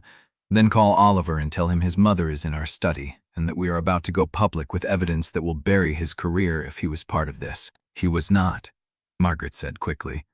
"Oliver did not know. Then he will want to help us prove it." Theo pulled out his phone. Edith rose from the chair. She crossed to the table where Margaret had placed the document and picked it up. She read the first page, then set it down. "This is the motion they filed against me." "Yes," Edith looked at Juniper. Then we use it. Juniper turned to the camera. Mara, is the footage from Edith's testimony still on the card? Mara's voice came from the hallway. Still rolling, actually. I did not stop it. Good. Juniper positioned herself in front of the camera. The red light was still glowing. This is Juniper Hale Vane. It is approximately 11:45 a.m. on the day before the scheduled shareholder forum. We have just received credible evidence that Gideon Vane has been coordinating an internal disruption campaign through a planted operations employee with Shell consulting ties to his personal interests. We also have in our possession the original Vane Industries charter, signed by my great-grandmother Eliza Hale in 1957, which proves the covenant was real and was deliberately suppressed. My grandmother Edith has given her full testimony on the record. We will be releasing that testimony and all supporting documentation to the press within the hour. She paused. Gideon Vane has spent 60 years trying to bury this truth. He will not succeed. She reached out and pressed stop. Theo was already on the phone with Oliver. Mara appeared in the doorway, her expression shifting. The access logs for the communication system, she said. They were last modified 47 minutes ago. By who? Emily Cross, but the modification was authorized through a credential that does not belong to her. Theo lowered the phone. Whose credential? Mara looked at Juniper, the senior operations director, the same one who reactivated the archive breach from the eastern region. The one Theo had suspected, the one Mara had flagged. Juniper's pulse was steady. Where is he now? He did not come in today, Mara said. He called in sick at 8:14 a.m., Chapter 66. They found the senior operations director in a windowless conference room on the 3rd floor, exactly where Mara's tracking ping had placed him. He was not sick. He was sitting at a long table with a laptop open, a burner phone beside it, and a cup of coffee that had gone cold. His tie was loosened. His sleeves were rolled. He looked like a man who had been waiting for the door to open. Mara stopped in the doorway. You called in sick. I did. He did not rise. I needed time to think without anyone asking questions. Juniper stepped past Mara into the room. She had seen his face on the org charts. David Heller, 15 years at Vane Industries, 3 promotions, a reputation for steadiness. Margaret Chen just told us about Emily Cross, Juniper said. Heller's jaw tightened, but he did not deny it. Emily runs the simulation. I authorized the credential access. The communications blackout was my design. He spoke the words like he was reading from a deposition. I have been feeding Gideon operational intelligence for 11 months. Mara closed the door behind her. Why? Because Theodore Vane was going to lose the company. Heller finally looked up. His eyes were tired, not defiant. I watched him hand voting control to a woman he had known for less than 3 months. I watched him prioritize a secret covenant over shareholder confidence. I watched him become a man who could not make a hard decision because he was afraid of how it would look to her. You do not know him, Juniper said. I know he used to be ruthless. Heller's voice was flat. He used to make decisions based on data, not sentiment. Then you arrived, and suddenly the company was secondary to the marriage. Someone had to protect the institution. Mara stepped forward. You triggered the archive breach from Eastern Region operations. Yes.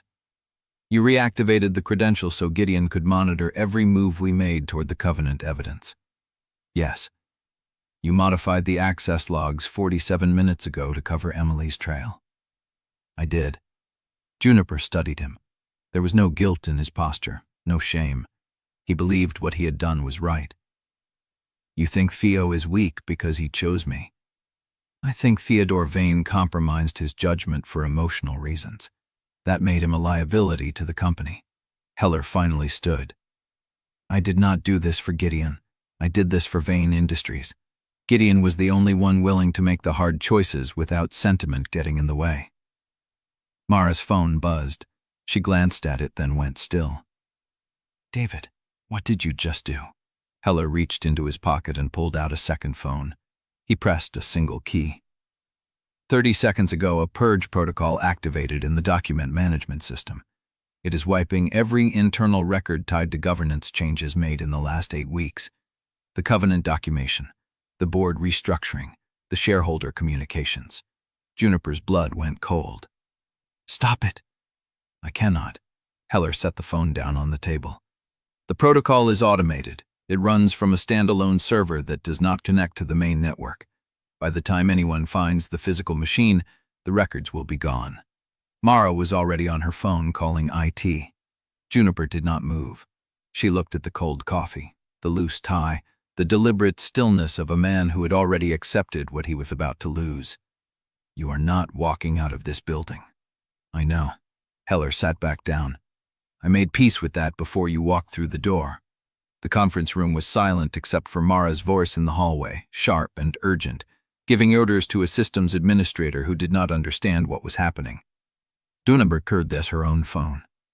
Theo, the operations chief triggered a document purge, standalone server. Mara is calling IT, but we used a manual override or a physical shutdown. Do you know where the server room is? There was a beat of silence on Theo's end. Basement level, subfloor 2, old infrastructure from before the main tower was built. His voice was tight. I will meet you at the east stairwell in 60 seconds. I will be there. Juniper looked at Mara. Keep him here. Do not let him touch anything.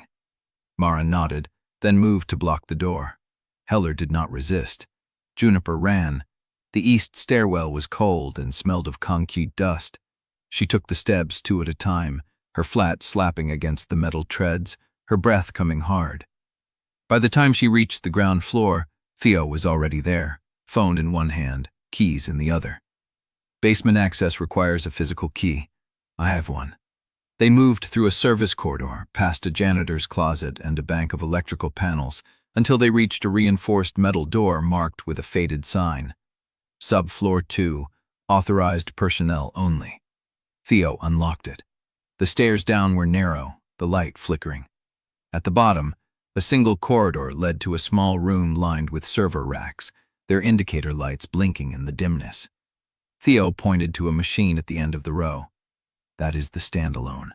If the purge is running, the drive activity light will be solid. It was. A single red light, steady and unblinking. Can we pull the power? I can. Theo moved toward the rack. But if we pull the power mid-purge, we lose anything already overwritten. We need to isolate the drive before we cut. He reached behind the rack and disconnected 2 cables. The red light flickered, then went dark. Did that stop it? Temporarily. The server will try to re-initialize in about 4 minutes. We need to physically remove the storage drive before it does. Juniper looked at the rack. The drives were labeled, but the labels were coded in a system she did not recognize. Which one? Theo's jaw tightened. That is the problem. The standalone uses encrypted labels. I need the master key list, and that is stored in the operations director's safe. The safe in his office. Yes. Juniper was already pulling out her phone. Mara, is Heller still in the conference room? He has not moved. Put him on. There was a pause, then Heller's voice. I will not give you the combination. Then watch your career burn with the records, Juniper said. Because when we recover the data, and we will, your cooperation or lack of it will be Exhibit A in the criminal referral we file against you. A long silence. Then Heller spoke. Chapter 67. The red folder held 12 pages.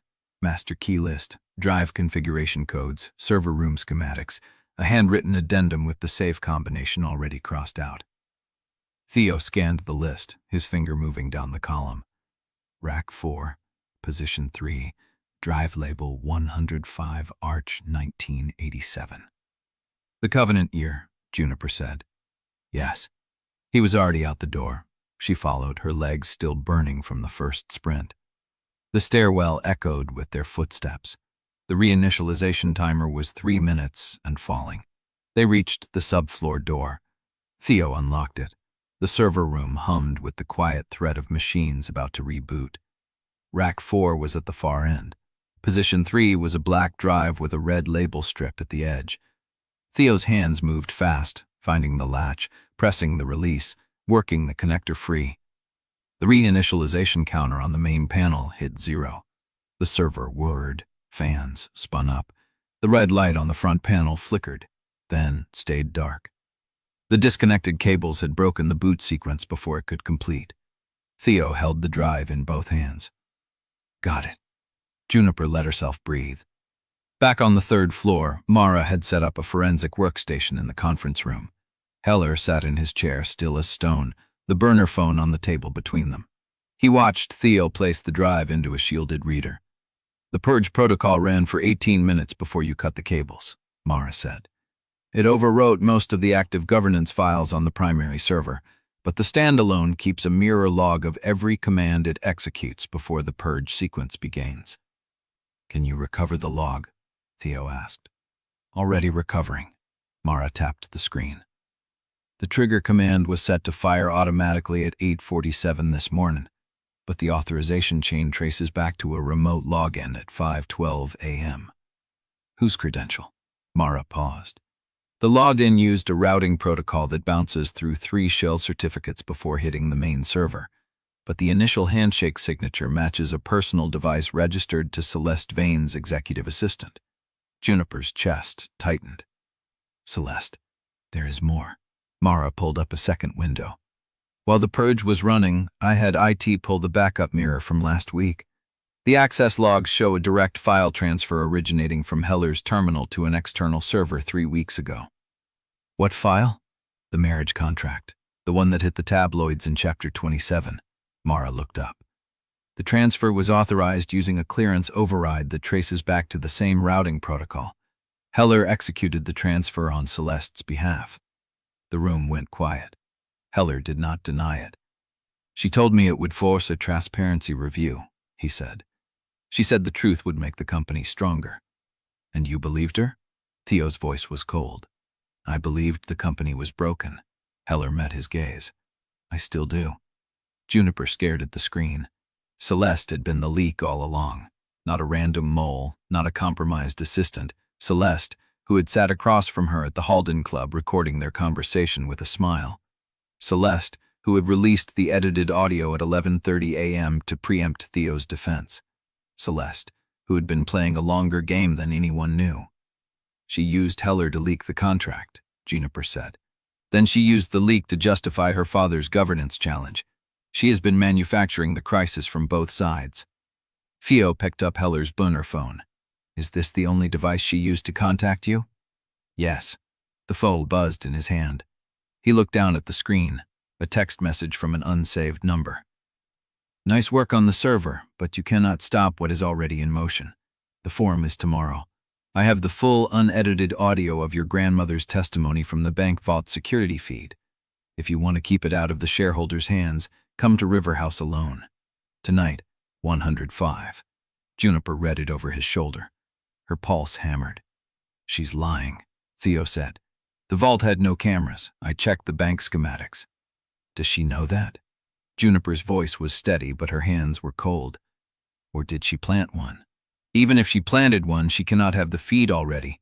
The bank would have flagged any external access to their security system. She has Heller, Juniper said. She has bank contacts. She has been 2 steps ahead of us for 3 weeks. Theo looked at her, hard. You are not going. If I don't, she releases the testimony. Then we release the full, unedited version first. We plan to do that at the forum. If she drops it tonight, the narrative shifts. Gideon gets to frame it as a reactive measure instead of a proactive disclosure. Juniper shook her head. I have to go. Like hell you do, Theo. She stepped closer, lower on her voice. She wants me alone. That means she thinks she has leverage she can use against me. If I show up, I control the conditions. If I stay here, she controls the timing. His jaw was tight. I will not let you walk into a trap alone. Then don't let me. Come with me. But let her think I came alone. The conference room was silent. Mara's fingers hovered over the keyboard. Heller watched. Theo held her gaze for a long moment. Then he nodded. Derek sets up surveillance on River House before you arrive. We go dark on communications, and the moment she makes a move, we end this.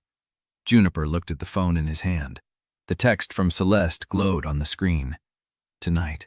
She did not know what waited for her at River House, but she knew one thing for certain. Celeste had just made her first real mistake. She had shown her hand. Chapter 68. The penthouse study smelled of cold coffee and printer toner. Juniper stood at the table where Mara had laid out the evidence in careful rows, the ring in its velvet box, the charter annotation in its plastic sleeve, the photographs they had taken in the vault. Theo watched from the doorway. "You are certain about this?" "I am certain about releasing it first." Juniper picked up the ring. The March 1957 engraving caught the light. "I am not certain what happens after." "Then let me handle the timing. Mara can coordinate the release through the company channels." "No." She set the ring down. "If Vane Industries releases it, Gideon frames it as a PR move. If I release it from Hale House Florals, standing beside Edith, it is a truth claim, not a corporate defense." Theo was quiet for a moment. Then he nodded. Mara appeared in the doorway, phone in hand. "The video is rendered and ready. I have 3 news desks on standby. The moment you give the word, it goes to all of them simultaneously." Juniper looked at the ring one more time. Then she looked at Theo. "Call Derek. Tell him we are going to the shop." The drive to the River District took 15 minutes. Juniper sat in the back seat with the ring box in her lap, watching the glass towers thin into brick storefronts and awnings.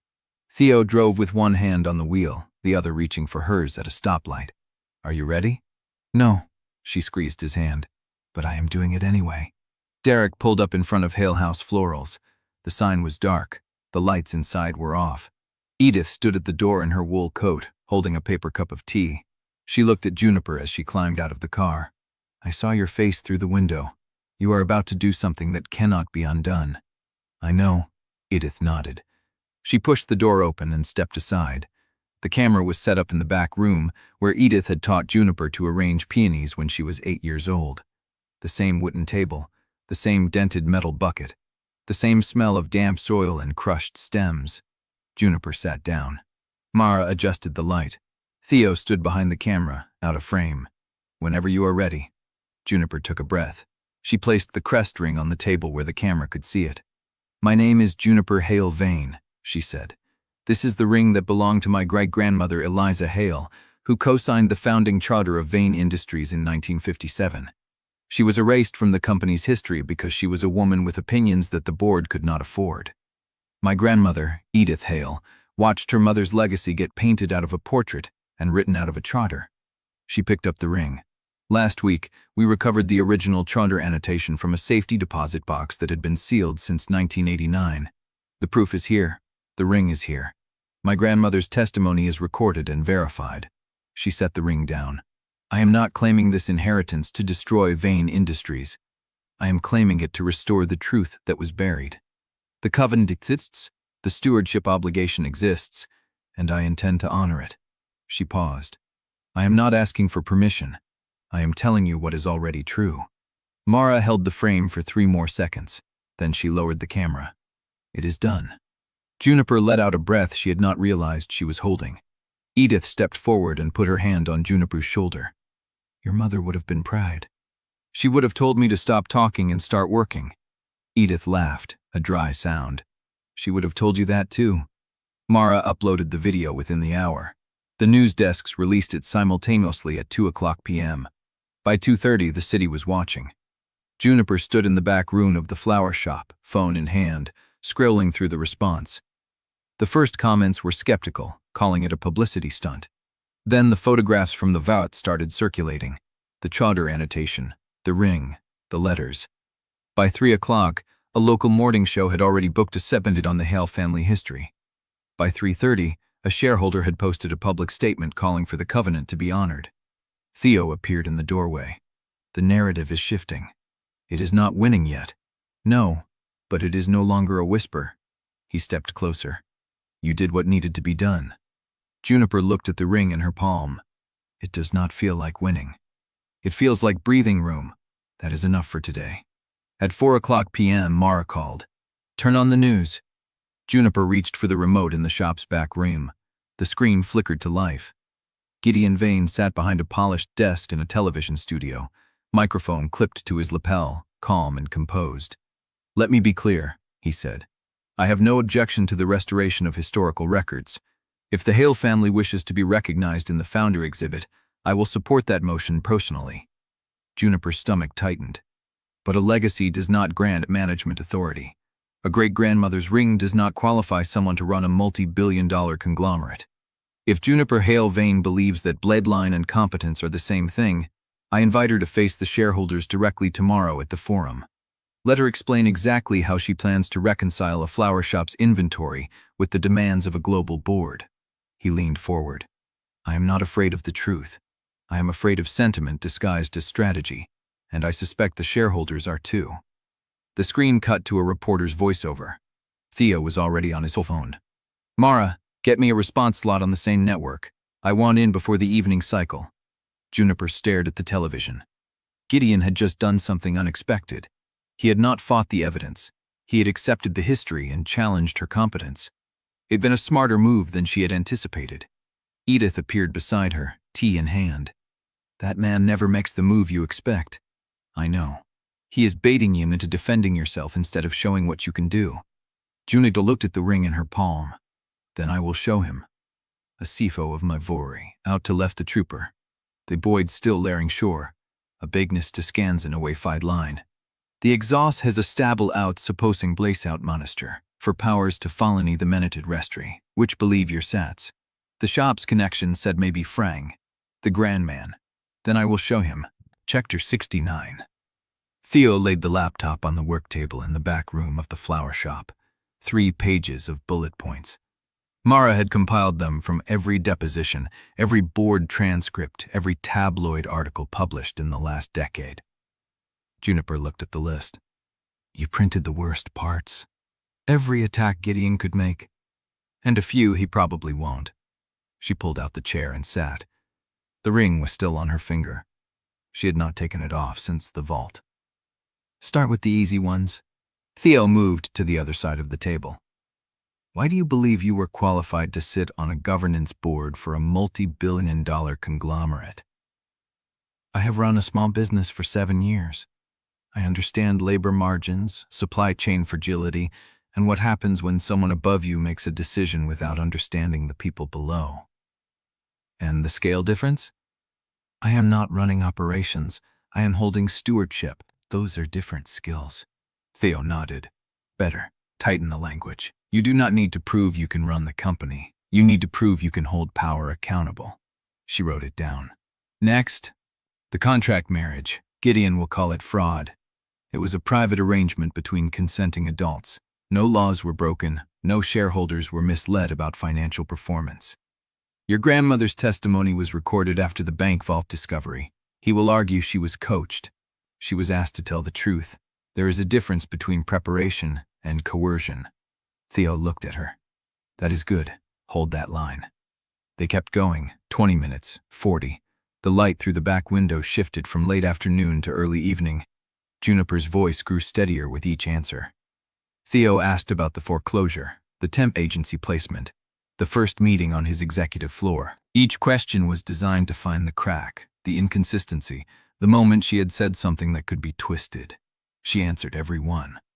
Your grandfather Augustus wrote a letter to Edith in 2008. She burned it. Why should shareholders trust a woman who destroyed evidence? Juniper paused, because she was tired of being used by your family. Theo's face did not change.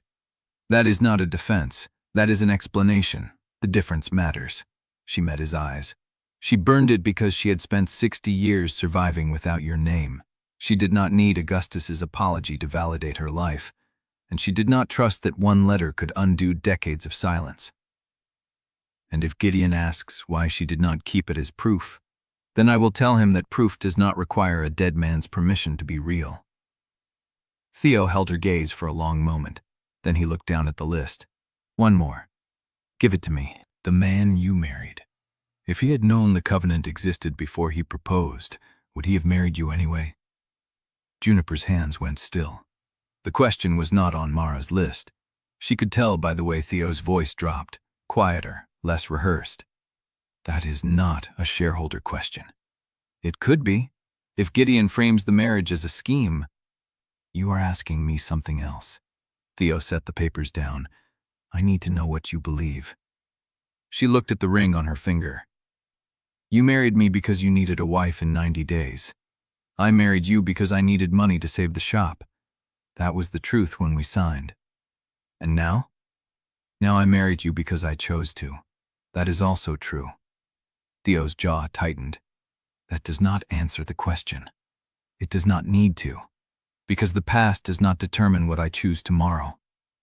He was quiet. Then he said very softly. Juniper looked up. I am afraid of watching you decide you no longer need me once you fully claim it. The words sat between them. She could feel the weight of them, the admission he had been carrying since the vault, since she had torn up the exit clause, since the day she had stood in the boardroom and become someone who could not be managed. Do you think I married you because I needed a rescuer? No, that is not what I think. Then what do you think? Theo ran a hand through his hair. I think you are discovering that you can do this without me. That is a good thing, but it is also terrifying. Juniper stood. She crossed the space between them. Then let me make it simple for you. She took his hand and placed it on the ring. I am not claiming the covenant to replace you. I am claiming it so that we stand beside each other, not in front. That was the point. I told you that after the board vote. I remember. Then believe it. Theo looked at her hand on his. I am trying. Try harder. He let out a breath that was almost a laugh. She stayed close. Ask me the real question, the one you have been saving. Theo's eyes met hers. If I had nothing to offer you tomorrow, no company, no name, no power, would you still stay? Juniper did not hesitate. Yes. Why? Because you are not the company. You are the man who drove me to a lake house in a storm and did not let me carry the weight alone. You are the man who let me go first in the boardroom. You are the man who showed my grandmother kindness when you had nothing to gain from it. She pressed his hand against the ring. That is why. Theo's expression cracked, just slightly. Then his phone buzzed on the table. He glanced at the screen. Mara, she says Celeste just posted on social. A photograph of the river house gate with the caption, Tonight. Juniper's pulse kicked. Then we go. Theo picked up the phone. Dag is already on site. He confirmed no more than 2 cars in the driveway. One is Celeste's. And the other? Unknown. Juniper pulled her coat from the hook. Then I will find out. Chapter 70. Theo's hand caught her wrist before she reached the door. Not alone. Juniper turned. His grip was light, not restraining, but the intention behind it was clear. She could see the calculation moving behind his eyes, the same pattern he had worn since the vault, the same need to control what he could not bear to lose. I am not going alone. Derek is already there. Derek does not know what Celeste is planning. Neither do we. That is why I am going. Theo's jaw worked. His hand stayed on her wrist. She did not pull away. I need you to hear something before I walk out that door. Theo's eyes met hers. I am not going to River House because I need you to protect me. I am going because I am the one Celeste is afraid of. If she wanted to destroy you, she would have used the audio against Theo Vane, the CEO, the man who surrendered power for love. But she called me. She's afraid of what I will do with the covenant, not what you will do without it. Juniper took the tablet. Luca had pulled up an audio file chain. The metadata showed the original recording from Celeste's phone, the export to a compression tool, and then a transfer to a media distribution account that had been used to push the edited clip to 6 financial desks simultaneously. That account belongs to a media fixer named Patricia Orton. Juniper looked up. Never heard of her. She runs a reputation management firm out of a Georgetown office. High-end clientele. She does not take walk-ins. Luca tapped the screen. The payment came from a foundation grant. $75,000, listed as Strategic Communications Consulting. The foundation is the Halden Civic Heritage Trust. Juniper's stomach tightened. That is one of Gideon's boards. Luca nodded. He has been a trustee for 12 years. He does not control the foundation alone, but he has enough influence to direct a grant without a full board vote if it stays under $100,000. Theo was reading over her shoulder. $75,000 to distribute an edited audio clip designed to collapse a governance challenge. It gets worse. Luca pulled a printed page from the envelope. Patricia Orton also handled media logistics for a press conference Celeste held 3 years ago when she launched her Women in Leadership initiative. The same foundation funded that event. Juniper studied the page. Celeste's face smiled up from a press release dated 3 years ago. The Halden Civic Heritage Trust logo sat in the corner. This is not just Gideon. Theo's voice was quiet. Celeste has been using his foundation infrastructure for years. If she has access to the grant system, she does not need his permission to operate inside it.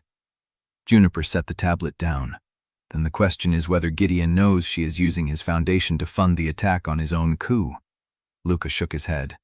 There is no way to prove to weigh out access to the trust's internal records, and those are sealed. Juniper looked at Theo. River House, tonight. Celeste wants me there because she thinks she controls the narrative. Does she? Juniper picked up her coat. She thinks she does. That is why I'm going. Theo stepped in front of her. If Celeste has access to Foundation resources, she has more reach than we assumed. She could have planted someone inside the bank. She could have a contact in Judge Hollister's chambers. She could have done a lot of things. But she called me. That means she wants something she cannot get through a fixer.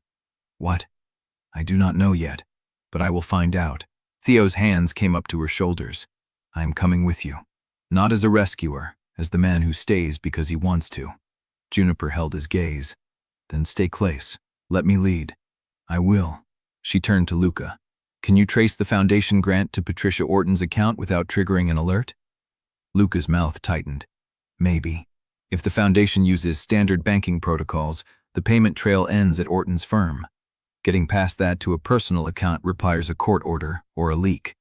Then find the leak. Luca nodded. Juniper pulled the door open. Theo was behind her before she reached the elevator. They did not speak on the way down. The city lights blurred past the car window as Derek drove through the Halden street toward River House. Juniper watched the river district slide by, the neon signs and the dark water and the bridge that separated the old money from the new. Theo's hand found hers in the dark of the back seat. She held on. Derek pulled over 2 blocks from the River House gate. There is a service entrance through the garden. If I circle around and park on the north side, I can cover the front and the rear simultaneously. Do it. Derek looked at her in the rearview mirror. If you are not out in 45 minutes, I am coming in. Juniper nodded. She stepped out of the car. The air was cold and wet, carrying the river's mineral smell. She walked alone down the cobblestone path toward the iron gate that read River House in brass letters. The gate was open. She stepped through. The front door of the limestone mansion stood ajar, a sliver of warm light spilling onto the stoop. Juniper pushed it open. The foyer was empty. A single envelope sat on the entry table with her name written in cursive. She opened it. Inside was a key card and a handwritten note in Celeste's precise script. 3rd floor, East Wing. Come alone. You wanted the truth about Eleanor's testimony. It is waiting for you. Juniper looked up at the staircase. The house was silent. She took the first step. Chapter 71. The shareholder forum smelled like old wood and held breath. 300 chairs filled the Halden Tower ballroom, every seat occupied by analysts, institutional investors, press, and the curious wealthy who had come to watch a Bloodline war play out in real time.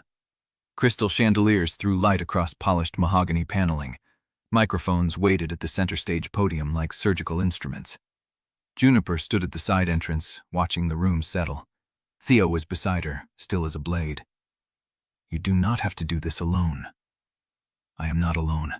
She kept her eyes on the stage. You are standing right here. That is not what I meant. I know. She stepped through the door before he could say more. The murmur of 300 conversations died as she crossed the floor. Camera phones rose in scattered rows. A network camera tracked her from the press section, its red light steady. Juniper reached the center of the stage and turned to face the room. Gideon was already seated at the panel table on the right side of the stage, flanked by 2 directors she recognized from the governance vote. He had chosen charcoal gray, silver tie, his grandfather's signet ring catching the light as he folded his hands on the polished surface. He looked like a man who had already won and was simply waiting for the clock to confirm it. The board chair called the forum to order. Eleanor Chase sat at the center of the panel, her face unreadable. Miss Hale, Eleanor said, you have requested time to address the shareholders regarding the Covenant claim and your proposed role in company governance. The floor is yours. Juniper stepped to the podium. She had prepared a statement, She had rehearsed it 12 times in the penthouse, in the car, in the mirror of the women's restroom on the ground floor. She had memorized the numbers, the percentages, the history that stretched back before she was born. She set the papers aside. My name is Juniper Hale Vane. I'm the granddaughter of Edith Hale, whose mother Eliza Hale signed the original charter of this company in 1957 and was then erased from its history. The room was silent. I am not here to ask for anything. I am here to tell you what is already yours to know. The covenant that binds this company to stewardship obligations was buried by men who did not want a woman's name on their founding documents. I have the proof, the ring, the charter annotation, the letters. You have seen the photographs. She paused. What I want is for you to see the rest. The first question came from a man in the third row, silver-haired, holding a leather notebook. How do we know the ring is not a forgery? Juniper answered without hesitation. 3 independent jewelers have examined it. 2 are local. 1 is based in Zurich and has no connection to Vane Industries.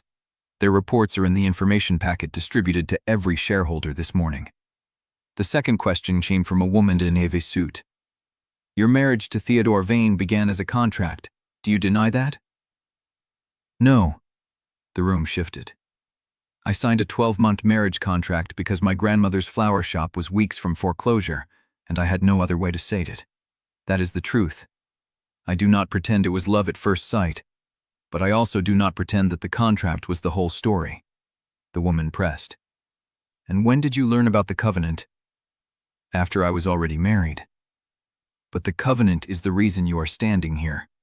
If I had never discovered it, you would have completed your 12 months and walked away with a settlement.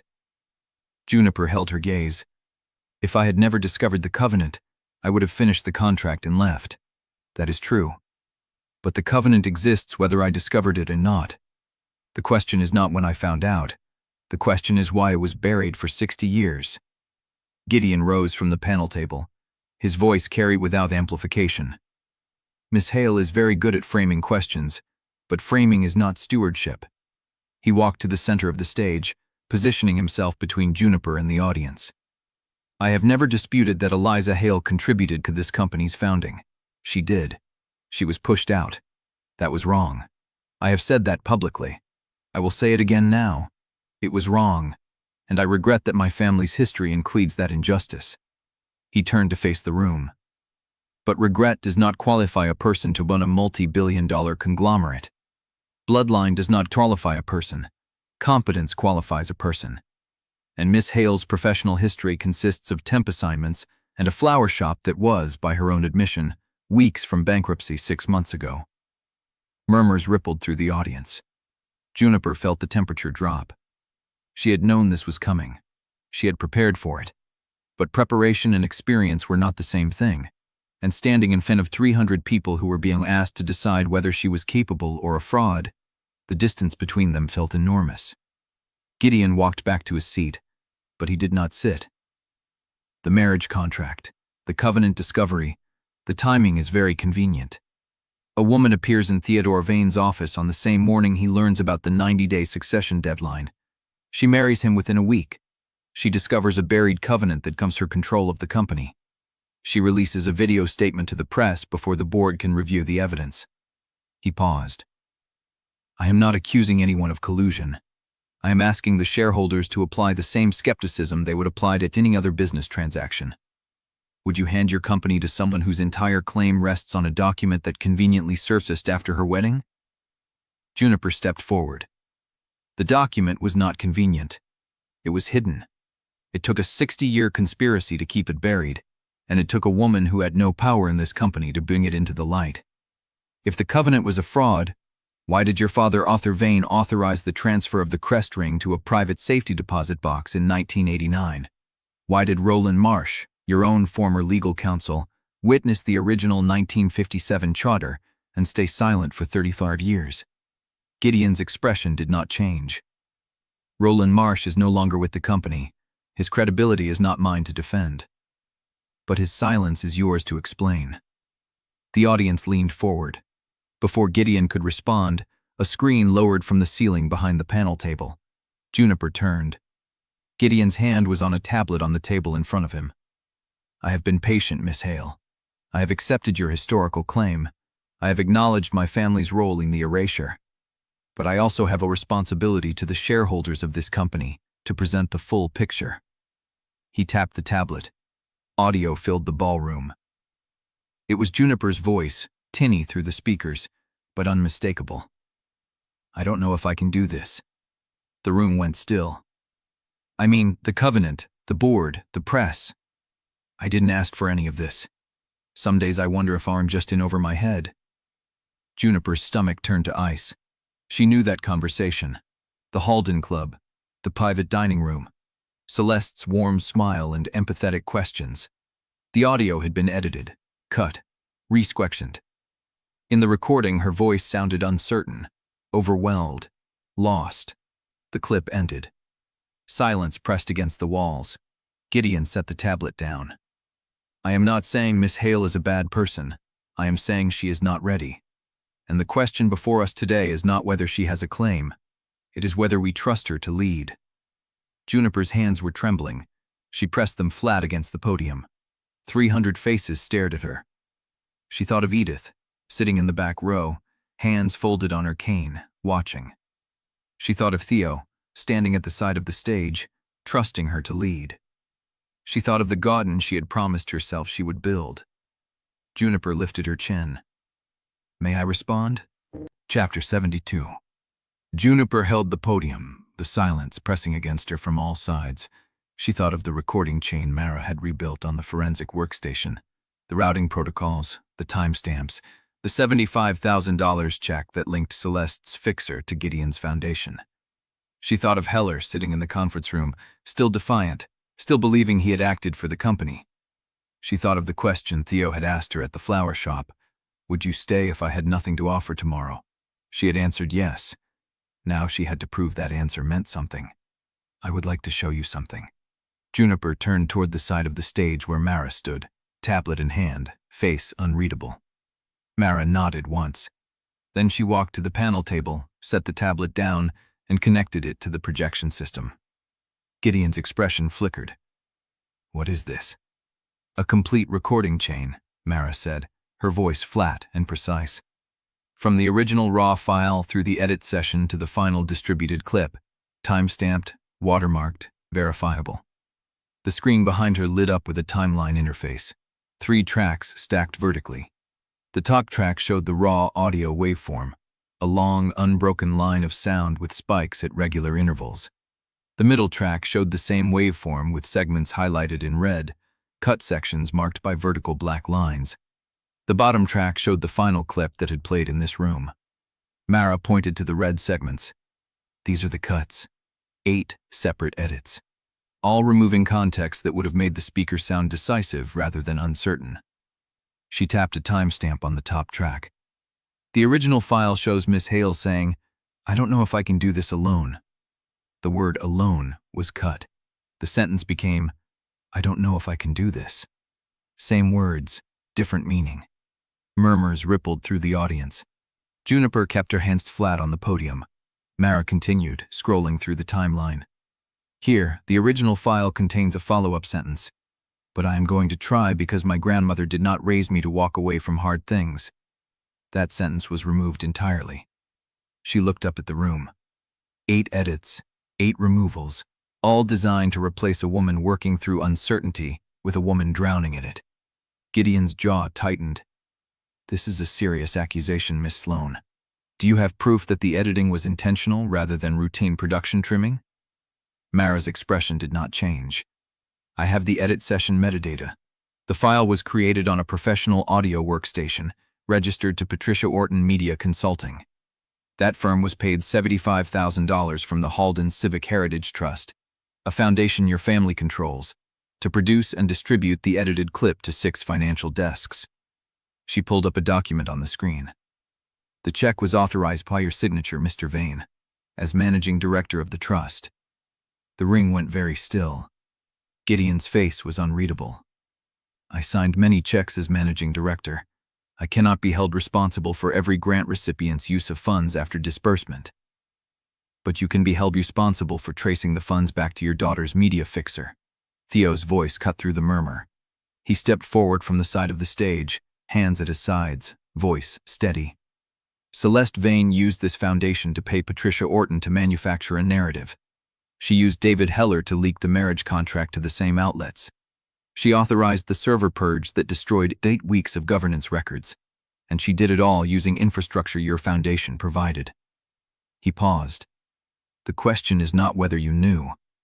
The question is whether you are willing to look at the evidence and admit that your own daughter orchestrated this attack. Gideon's face went very still. I am not responsible for my daughter's choices.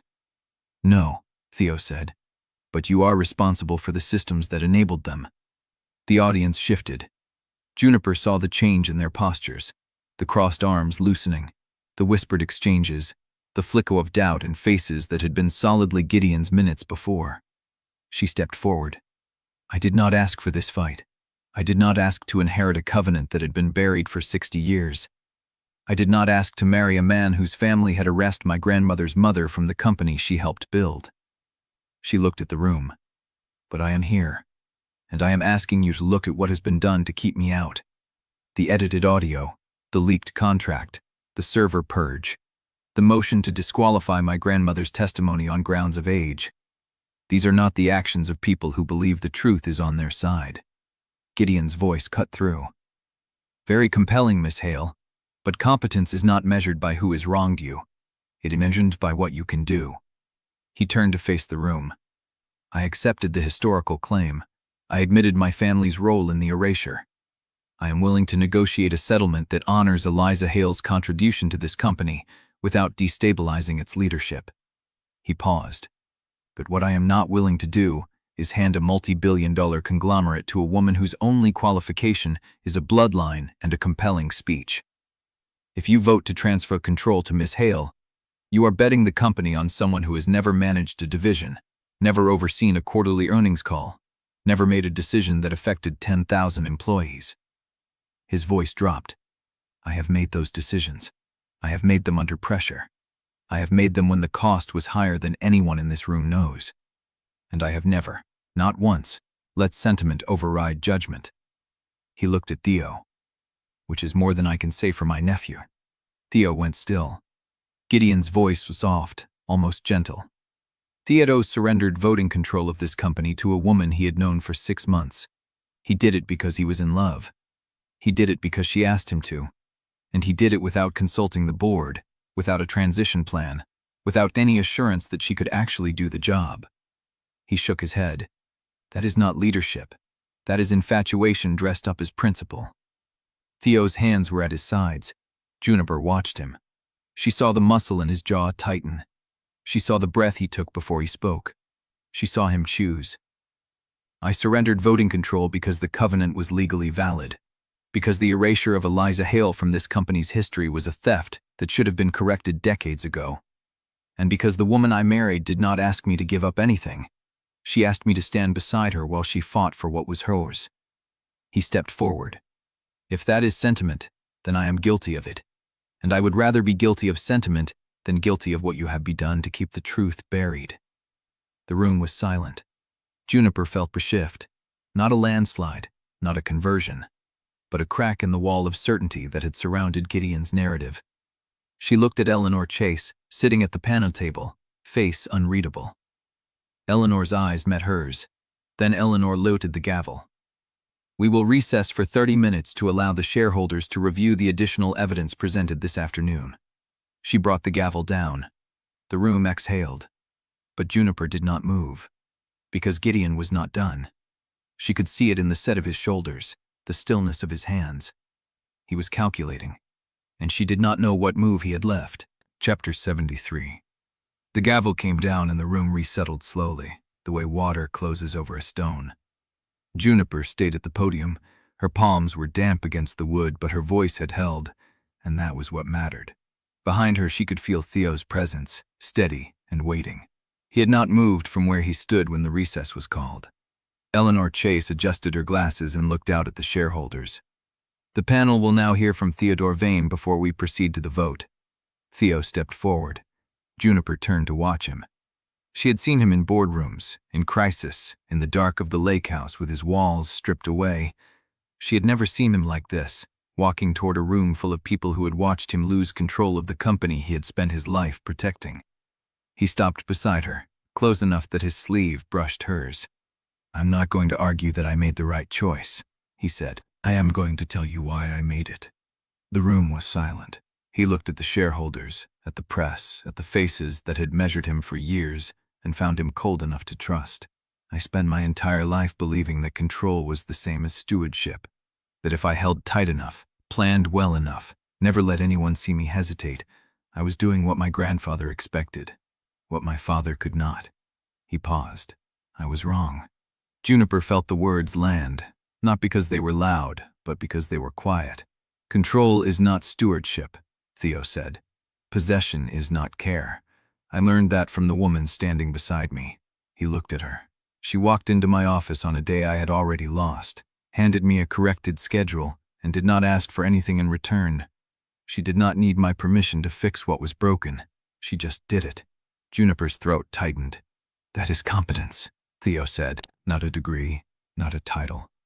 The willingness to look at something broken and decide it is your responsibility to fix it, even when no one is watching." He turned back to the room. The covenant was legally valid. The erasure of Eliza Hale from this company's history was a theft. I surrendered voting control because it was the right thing to do, not because I was in love, not because I was weak, but because holding on to something that does not belong to you is not strength. His voice dropped. "It is fear." The silence stretched. A man in the third row uncrossed his arms. Juniper saw the movement, small but visible, a crack in the wall of resistance. Then the doors at the back of the ballroom opened. Edith Hale walked in. She was wearing her good coat, the navy one she saved for funerals and court dates. Her hair was pinned, her face was pale but set. She was carrying a small velvet pouch. Juniper moved before she thought. She stepped off the podium and crossed the room, meeting her grandmother halfway. "What are you doing here?" Edith's hand was steady as she pressed the pouch into Juniper's palm. "I am doing what I should have done 60 years ago," she said. "I am telling the truth." She turned to face the room. The shareholders shifted. The press raised phones.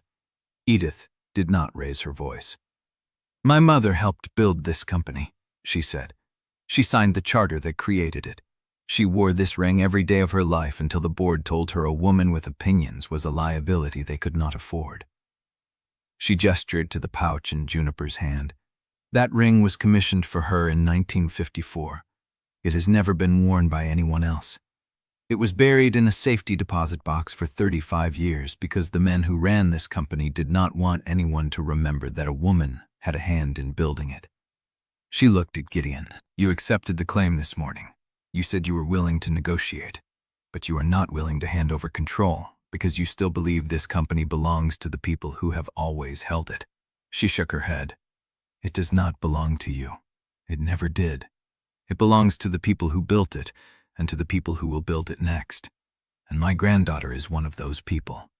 Juniper opened the pouch. The ring caught the light, gold and worn, the engraving clear. March 1957. She slipped it onto her finger. It fit.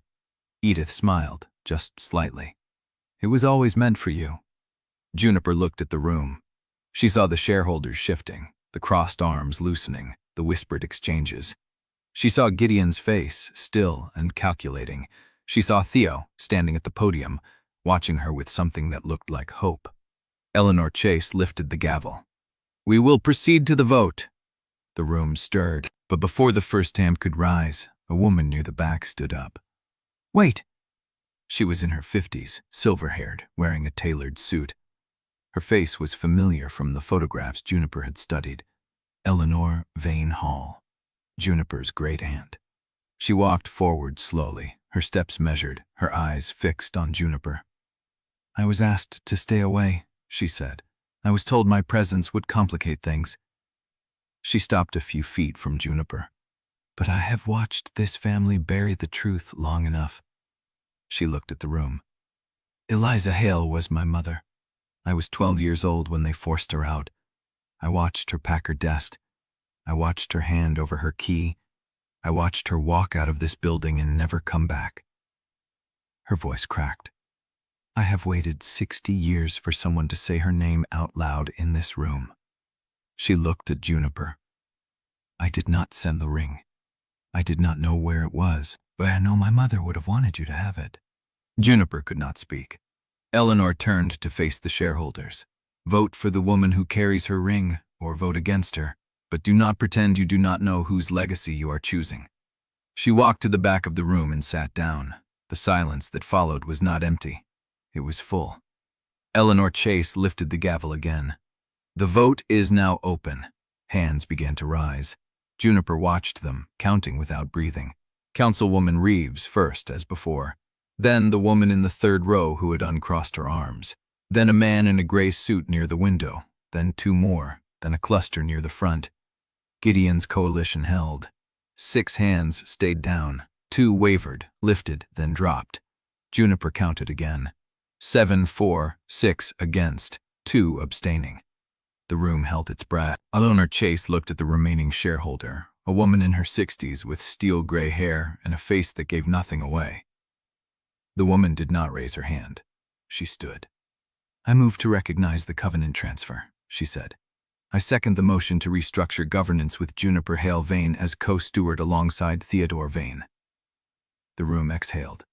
Eleanor Chase nodded. The motion carries. Juniper felt the words hit her chest like a wave. But before she could speak, a phone buzzed. Then another. Then a dozen. Gideon's face went still as he looked at his own screen. He read the message. Then he looked up. I have resigned my board chair role, he said. This fight is not over, but it will not be fought inside these walls. He turned and walked out. The doors closed behind him. Juniper stood in the center of the room, the ring warm on her finger, her grandmother beside her, Theo's hand finding hers in the silence. She had won, but Gideon was already gone, and she did not know what he was building next. Chapter 74. The ring settled onto Juniper's finger like it had always belonged there. The gold was warm against her skin. The engraving caught the light. March 1957. The same date as the charter. The same year Eliza Hale had signed her name into the company's founding, then watched them erase it. Juniper looked at her grandmother. Edith stood at the edge of the stage, her hands gripping the velvet pouch, her face pale but steady. She had carried the ring for 35 years. She had waited for a moment she never believed would come, and now it was here. The room was still processing Eleanor Vane Hall's appearance. The silver-haired woman had returned to her seat near the back, her shoulders straight, her eyes fixed on Juniper with something that looked like hope. Eleanor Chase set down the gavel. The vote is now open. The words landed like a stone in still water. Juniper watched the shareholders. She had counted them in the rehearsal. She knew the numbers. 7 solid, 6 for Gideon, 2 abstaining. The math was tight, and the abstentions could tip either way. A woman in the third row raised her hand. Then a man near the window. Then Councilwoman Reeves, her arm lifting without hesitation. Then 2 more. Gideon's people did not move. They sat with arms crossed, faces closed, waiting for the signal. Juniper felt Theo's hand brush hers. Just a touch, barely a breath. She did not look at him.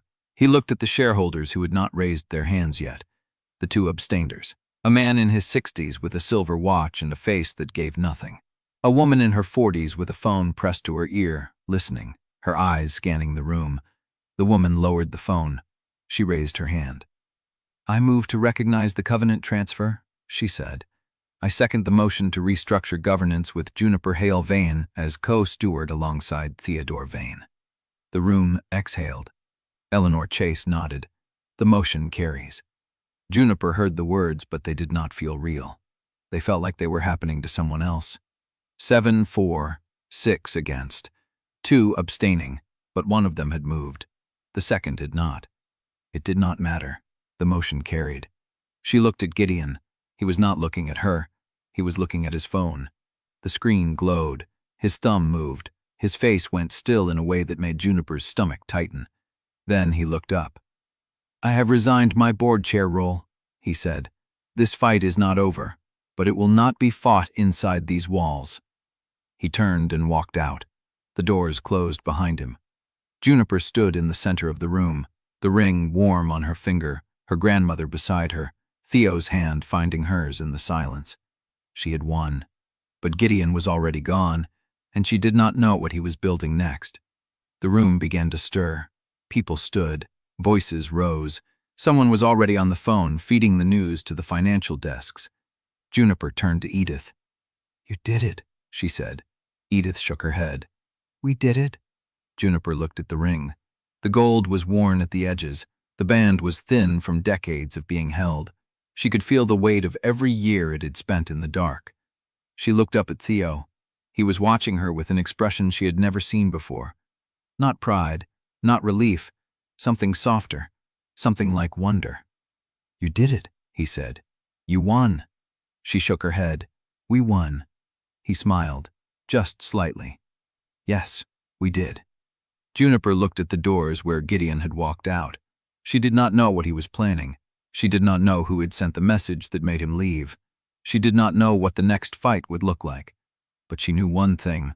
She was not alone. She looked at the room, at the shareholders still standing, at Eleanor Vane Hall rising from her seat, at her grandmother's hand on her arm, at Theo's fingers woven through hers. The ring caught the light, and Juniper felt something she had not felt in a very long time. She felt like she belonged. Chapter 75. The doors had barely closed behind Gideon before the room began to shift. People stood. Phones appeared. Voices rose in overlapping layers. Someone calling a financial desk, someone else already heading for the exit, a cluster of directors gathering near the side table with their heads bent together. Juniper did not move. She stood at the center of the stage with the ring warm against her finger and the weight of the vote still settling in her chest. 7 for, 6 against, 2 abstaining. The motion carried. She was co-steward of Vane Industries. It did not feel like winning. It felt like standing on ground that had just stopped shaking. Edith's hand found hers. The grip was thin but steady. "You are all right," Edith said. Not a question. Juniper nodded. Theo stepped closer. His hand settled at the small of her back, a touch that asked nothing, only presence. "You did what no one else could," he said quietly. She looked at him. His face was unreadable in the way it had been when she first met him, controlled and watchful. But she knew him now. She could see the relief beneath the stillness. "We did it," she said. He almost smiled. From the corner of her eye, Juniper saw Eleanor Vane Hall rise from her seat near the back. The silver-haired woman did not approach. She simply met Juniper's gaze, held it for a long moment, and gave a single nod. Then she turned and walked toward the exit. Juniper wanted to follow her, to ask the questions that had been stacking since the warehouse. But the room was already pulling her in another direction. A man with a silver watch stepped into the aisle. "I move for a vote of no confidence in the interim governance structure." The words cut through the noise. Juniper's hand tightened on the podium. The man was one of the abstainers, the one who had not moved when the woman took her call. He stood with his hands at his sides, his face carrying no hostility, only a kind of procedural calm. "I recognize that the Covenant transfer has been approved," he said. "But the restructuring was put to a vote without a transition plan, without a risk assessment, and without board consultation on the operational implications. I move that we table the governance change pending a 60-day review." Juniper heard the strategy beneath the words. This was not about the vote. This was about the gap between winning and governing. If they could stall the restructuring, they could starve it. Gideon's people knew they had lost the battle, so they were trying to freeze the war. Eleanor Chase looked at the room. "The motion has been moved. Second?"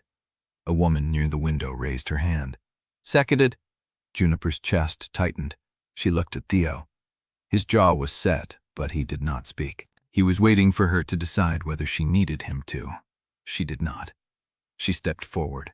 60 days, she said, is long enough for 3 more legal challenges, 2 more media campaigns, and 1 more coordinated effort to destabilize the company while my claim is contested in the press instead of the boardroom. The Silver Watch man did not flinch. "Then present a plan within 30 days, he said. Give the board something concrete to evaluate before we hand over operational authority to someone whose only management experience is running a flower shop." The room went quiet. Juniper felt the sting of it, the casual dismissal wrapped in procedural language. She had expected this. She had prepared for it. But knowing it was coming did not make it easier to hear. She looked at the man. "Hale House Florals has been operating for 53 years, she said. It survived 3 recessions, a fire, and a rent increase that should have killed it. I have been balancing its books since I was 16 years old. I know how to manage cash flow, inventory, payroll, and vendor relationships in a business with margins so thin that one mistake means we do not make payroll." She paused. "I also know that running a flower shop taught me more about people than any MBA program would have." The man did not answer. A woman Juniper had never seen before, late 40s, reading glasses, a Vane Industries badge clipped to her jacket, stood up from the third row. "I am the director of retail operations," she said. "I have been with the company for 12 years. I would like to second the motion to proceed with the restructuring without delay." Juniper did not know the woman's name. She had never spoken to her. But the words landed in the room like a stone breaking the surface of still water. Unedited lifted the gavel. "The motion to table the restructuring is put to a vote." Hands went up. Juniper touted, 4 for the delay, 6 against, the rest abstaining. The motion failed. The silver watchman sat down without changing his expression. He had lost, but he had made his point. The restructuring would proceed, but the shadow of the question would follow it. Juniper let out a breath she had not realized she was holding. Theo's hand found hers beneath the podium. "Come on," he said. "Let us get you out of here." The ballroom began to empty. People filed toward the doors, phones already pressed to ears, the news spreading faster than she could track. Juniper stepped off the stage. Edith was waiting at the bottom of the steps. Her face was pale, but her eyes were clear. "You need to eat," Edith said. Juniper almost laughed. "Grandma, I am serious. You have been running on adrenaline and bad coffee for 3 days." Theo put a hand on Edith's shoulder. "I will make sure she eats." Edith looked at him for a long moment, then she nodded. "See that you do." They walked out together, Juniper between her grandmother and her husband, the ring catching the light with every step. The corridor was crowded. Reporters lined the walls. Cameras flashed. Juniper kept her head up and her hand visible, the gold catching the light. A reporter called out, "Mrs. Hale Vane, what is your first move as co-steward?" Juniper did not stop walking, but she heard the question, and she knew she needed an answer. Beatrice was waiting at the end of the corridor, her coat already buttoned, her satchel pressed against her side. "Congratulations," she said. "Now the real work starts." Juniper stopped. "What do you mean?" Beatrice looked at her with an expression that was not quite sympathy and not quite warning. "You won the vote," she said, "but Gideon has not stopped moving. The confidence motion was a test. He wanted to see how you would hold under pressure." She paused. "You passed, but he now knows exactly where the cracks are." Theo stepped forward. "What cracks?" Beatrice met his eyes. "The ones every new leader has. Inexperience, untested alliances, a board that is split down the middle." She looked at Juniper.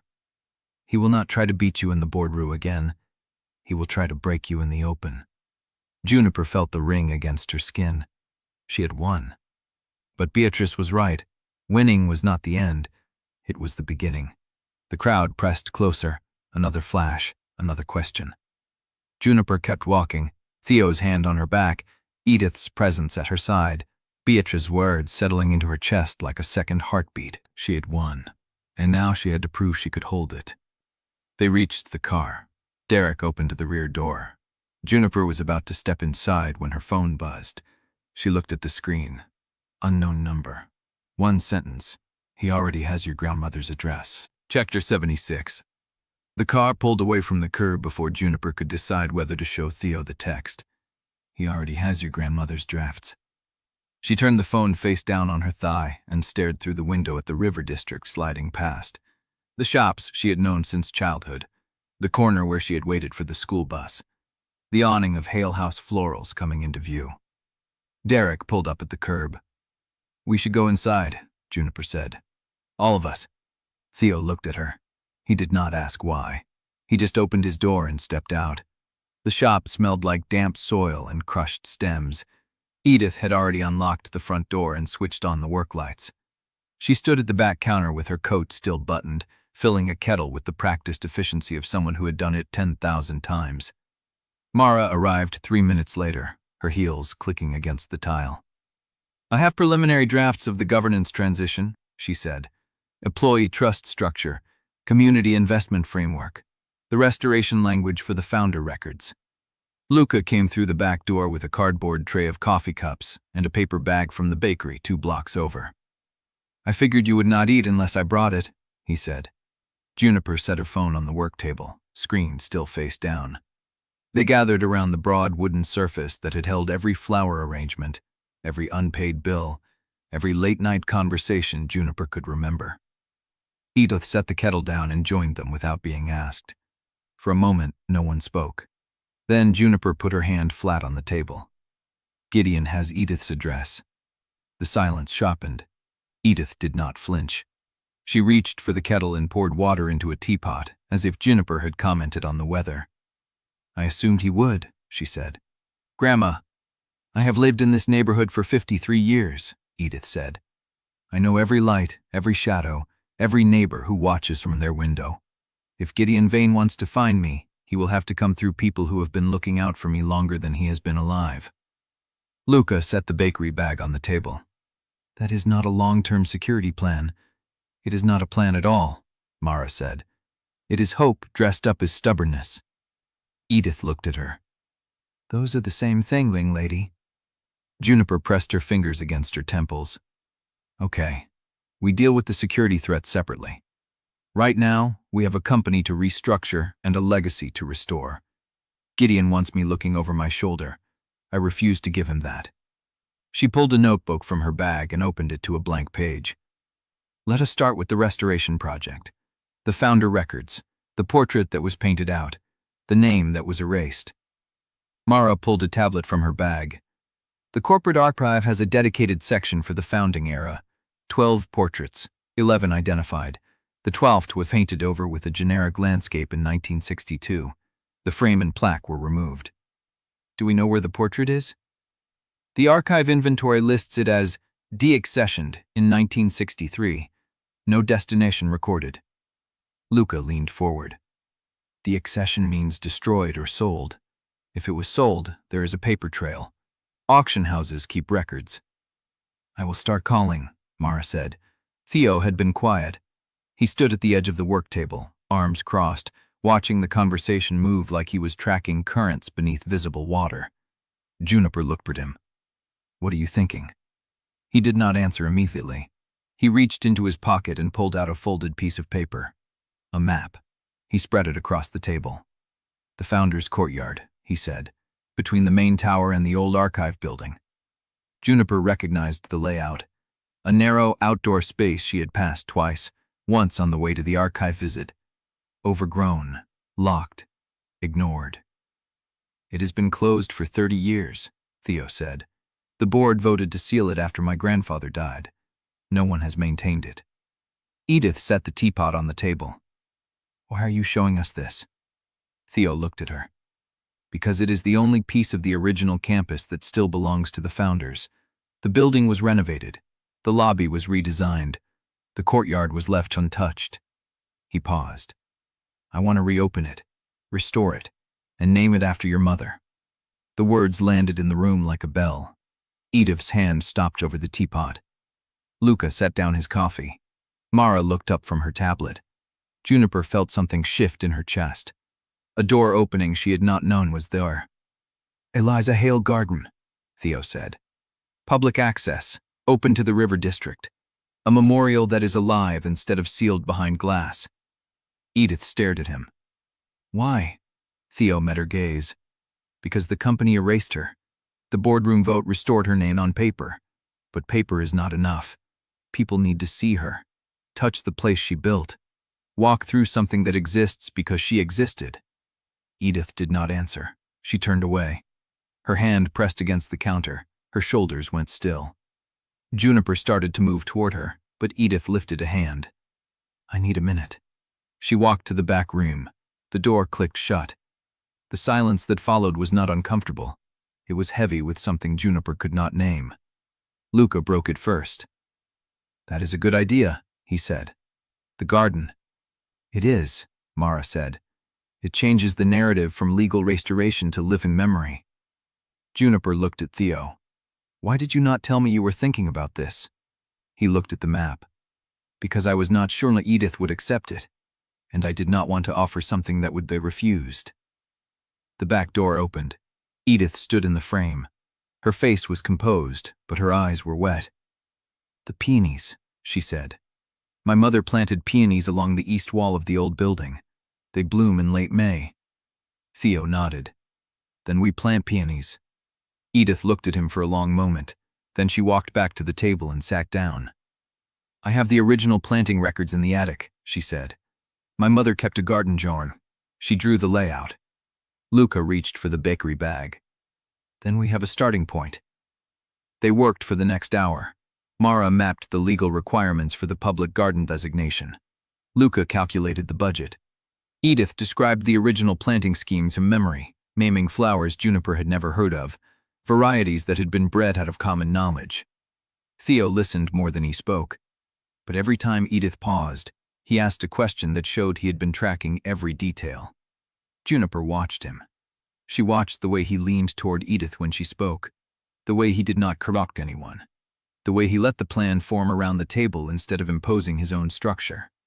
This was not the man who had drafted a marriage contract in 6 hours. This was the man who had learned to surrender control. Her phone buzzed against the table. She looked at the screen. Unknown number. 1 sentence. "He knows you're at the flower shop." Chapter 77.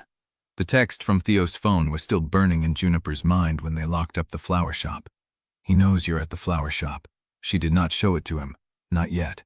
Edith had already retreated to the apartment above the shop, her silhouette passing behind the curtained window. Derek waited by the car, engine running.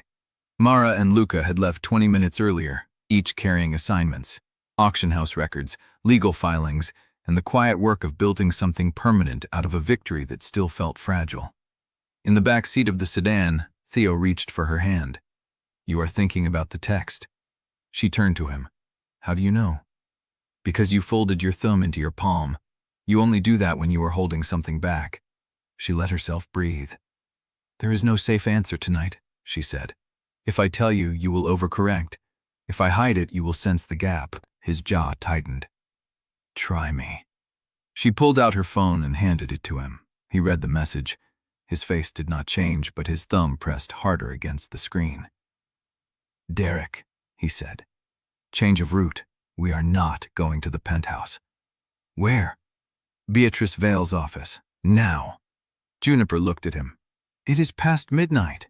"Beatrice is a night lawyer. She keeps courthouse hours." The car turned before she could argue. Beatrice's office was on the 4th floor of a limestone building 3 blocks from the courthouse. The lobby was dark except for a single security light. Derek held the door and scanned the street before nodding them through. The elevator smelled like floor wax and old paper. "You are going to tell me what this is about," Juniper said. "2 things." Theo's voice was flat, controlled. "First, we end the contract. Officially. Tonight. No more paper between us. And second, we sign a new one. The terms Beatrice drafted after the vote." The elevator doors opened onto a narrow hallway lit by a single fixture. Beatrice stood at the far end, dressed in the same coat she had worn to the flower shop, holding a manila folder. "I thought you might come," she said. The office was small. A desk, 2 chairs, a filing cabinet, and a credenza stacked with legal volumes. No windows. Beatrice cleared a stack of folders from a 3rd chair and gestured for Juniper to sit. Theo remained standing. "Show us what you have." Beatrice opened the folder and slid 3 documents across the desk. "First," she said, "the original marriage contract, still legally binding. The exit clause gives either party the right to void it by mutual agreement with counsel present." She placed a pen beside it. "Second, the voiding memo, signed by both of you, witnessed by me. It renders the original contract null and void as of midnight tonight." She placed a second pen. "Third, the governance partnership agreement. Co-equal management authority, shared voting rights, succession protections, the terms we discussed at the flower shop, formalized. She looked at Juniper. This is the one that matters more than the wedding certificate. Juniper picked up the third document. The language was precise, not romantic, not poetic. It described how decisions would be made, how shares would be held, how disputes would be resolved. It listed responsibilities, not promises. It was the scaffolding of a life built together by people who had learned that trust came from clarity, not from silence. She read it twice. Then she looked at Theo. You drafted this. I had input. You wrote the structure. He did not deny it. When I started this marriage, I wrote a contract that protected me from you. This one protects us from everything else. Juniper set the document down. Read me the exit clause. There is no exit clause. Read me the expiration date. There is no expiration date. She felt the words settle in her chest like stones dropped into still water. You are giving me everything, she said. The company, the legacy, the name. I am giving you what is already yours. And you? Theo stepped closer. His hand brushed the edge of the desk. I am asking to stay. Beatrice cleared her throat. If I may, she said. The voiding memo must be signed first. The original contract ends, then the partnership agreement takes effect. It is cleaner that way.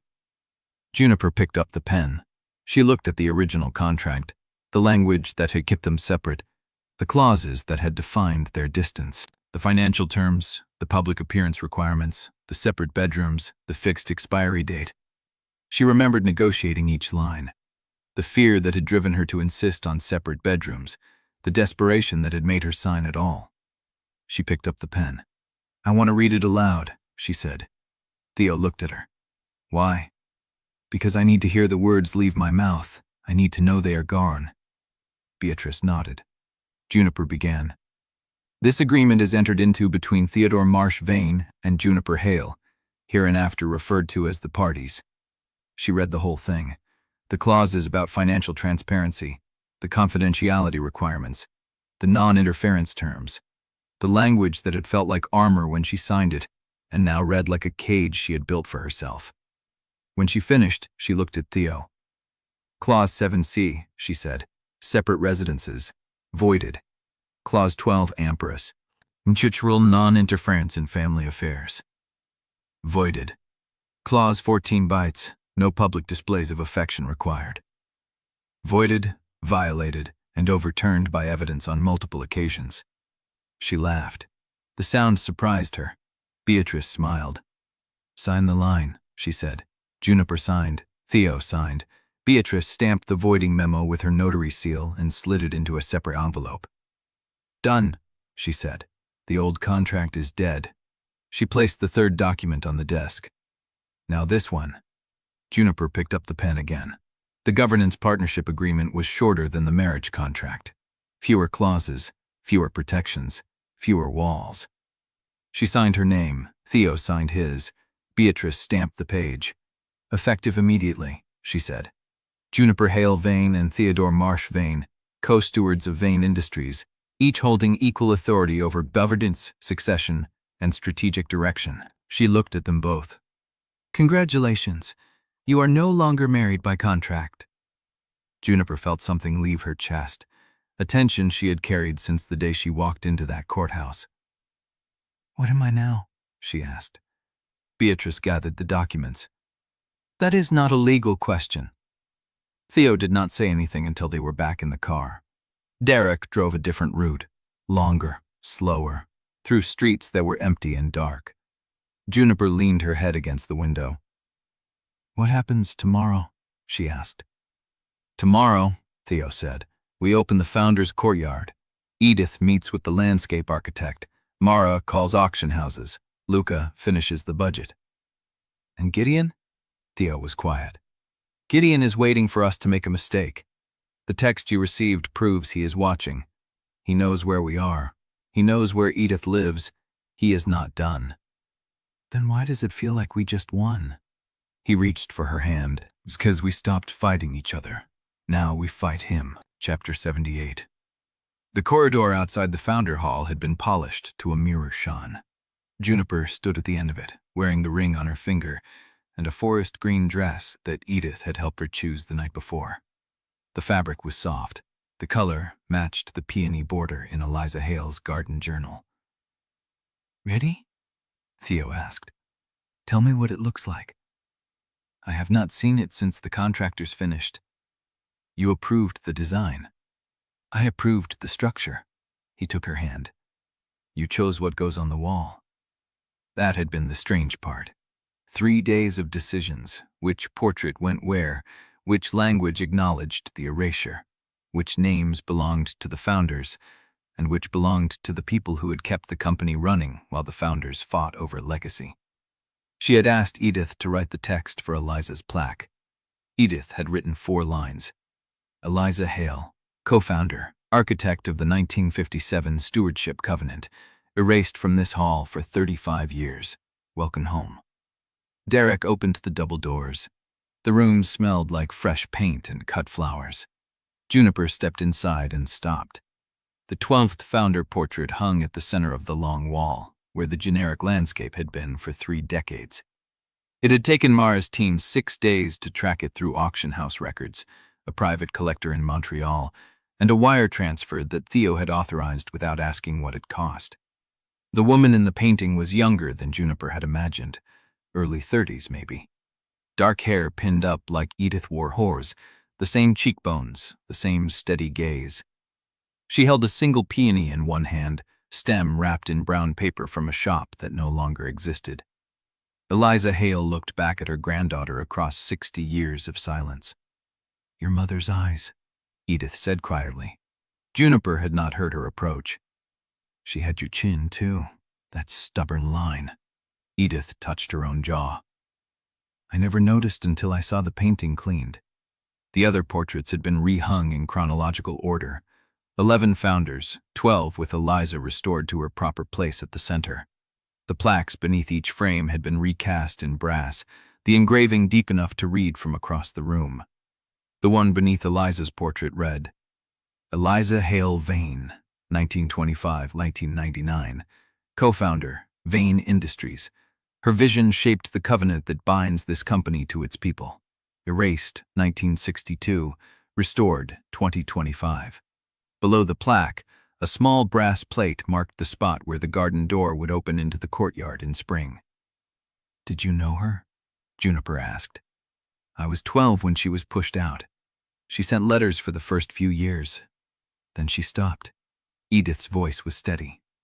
"She told me once that a woman who speaks truth in a room full of people who profit from lies will always be called difficult. She said the word was a cage. She said I should never let anyone put me in it." Juniper looked at the portrait again. What did she call difficult that they could not afford? The truth about who built the company. Women, the River District families, the people who sewed the Soest uniforms and loaded the first shipments. She wanted them listed in the charter as stakeholders, not labor costs. And the board said no. The board said her opinions were a liability. They gave her a choice: quiet compliance or quiet exit. Edith's jaw tightened. She chose exit. She kept the ring. She kept the covenant. She kept nothing else. Juniper felt the weight of the ring against her finger. She knew, Juniper said. She knew someone would come to him for it. She hoped. The doors opened again. Employees filtered in first, then the press, then the board members who had voted for Juniper, and a few who had voted against. Councilwoman Reeves arrived with a small camera and took her time photographing each plaque. "She looks like you," Reeves said when she reached Juniper. "Everyone keeps saying that." "Because it is true. She also looked like the woman in the flower shop. I met your grandmother at the forum. She has the same hands." Reeves glanced at Juniper's scarred thumb. "Same work ethic, I suspect. Are you going to ask me about governance?" "I am going to tell you that the stock stabilized this morning. Asian markets closed up. The analysts who are betting against you are hedging their language." Reeves smiled. "That is how you know you are winning. The enemy starts sounding reasonable." Juniper watched the room fill. Mara stood near the far wall, speaking to a cluster of department heads. Luca was by the refreshment table, arguing with the caterer about the placement of the coffee urn. Beatrice Vale had positioned herself near the exit, watching everyone who entered with the careful attention of someone who had spent decades tracking threats. Theo had not moved from her side. "Do you remember the first time you brought me here?" she asked. "You corrected my schedule. You looked at me like I had grown a second head. You rearranged my entire morning without asking permission. I was deciding whether to fire you or promote you. What did you decide?" "I called Oliver before lunch and told him to draft a marriage contract. He said it without irony. I thought you were the most dangerous person I had ever met. I was right." Juniper laughed. "And now? Now I am standing in a room my grandfather sealed shut, watching employees shake your hand and photographers take your picture from angles that will make tomorrow's business section." He turned to face her. "You are the most dangerous person I have ever met. You keep proving it." A reporter approached, notebook open. "Ms. Hale Vane, how does it feel to stand in a room that denied your family for 60 years? Juniper looked at Eliza's portrait. "It feels like a beginning," she said. The room was closed because someone decided the story was finished. Stories are never finished. They just wait for the next person brave enough to turn the page. The reporter wrote it down. The event ran 2 hours. Juniper shook hands with employees who told her they had read the coverage, that their mothers had worked at Vane Industries when women were still called secretaries instead of analysts, that they were glad the old lies had finally been pulled out into the light. She spoke to 3 reporters, posed for photographs beside Eliza's portrait, and watched Edith accept a small engraved compass from the Employee Resource Group for Women in Leadership. By the time the crowd summed end, her feet ached, and her voice was scratchy from talking over the room noise. She found a quiet corner near the garden door and leaned against the frame. The courtyard beyond the glass was still sealed. Dead leaves, cracked stone, a bronze bench tilted sideways where the foundation had shifted. But the east wall was visible, and along the base of it, through the frost and the debris, someone had already planted bulbs. Peonies. She heard heels on the marble before she saw who was wearing them. Celeste Vane emerged from the shadows near the coat check alcove, dressed in charcoal silk, her hair pulled back severely, her face stripped of the social smile she usually wore in public. "You are braver than I expected," Celeste said. "Did you come to see the exhibit?" "I came to tell you something." "Then tell me." Celeste stepped closer, close enough that no one watching from across the room could hear. "My father did not come today because he is not finished losing. He is regrouping. He is planning. He has resources you have not seen and connections that go deeper than any board vote." "I know." "Then you also know that honoring the covenant and opening a garden will not protect you. He will come for Theo first, then your grandmother, then the shop, then you." "Is that a threat?" "It is a warning." Celeste's voice dropped. "He is my father. I know what he is willing to destroy. You should know it too." She turned and walked toward the exit. At the door, she stopped without looking back. "The anonymous texts," Celeste said. "They did not come from me." The door closed behind her. Juniper stood in the quiet corner, her hand pressed against the garden glass, watching Celeste's silhouette disappear into the streetlights. Chapter 79. The reporter's notebook snapped shut. Other journalists pressed forward, but Derek appeared at Juniper's side and guided her back through the crowd toward the garden door. Theo caught her elbow. "You look like you need air. I need to know who sent those texts." "That is what we are going to find out." He kept his voice low. "But not tonight. Tonight we show them what the company looks like when it stops lying to itself."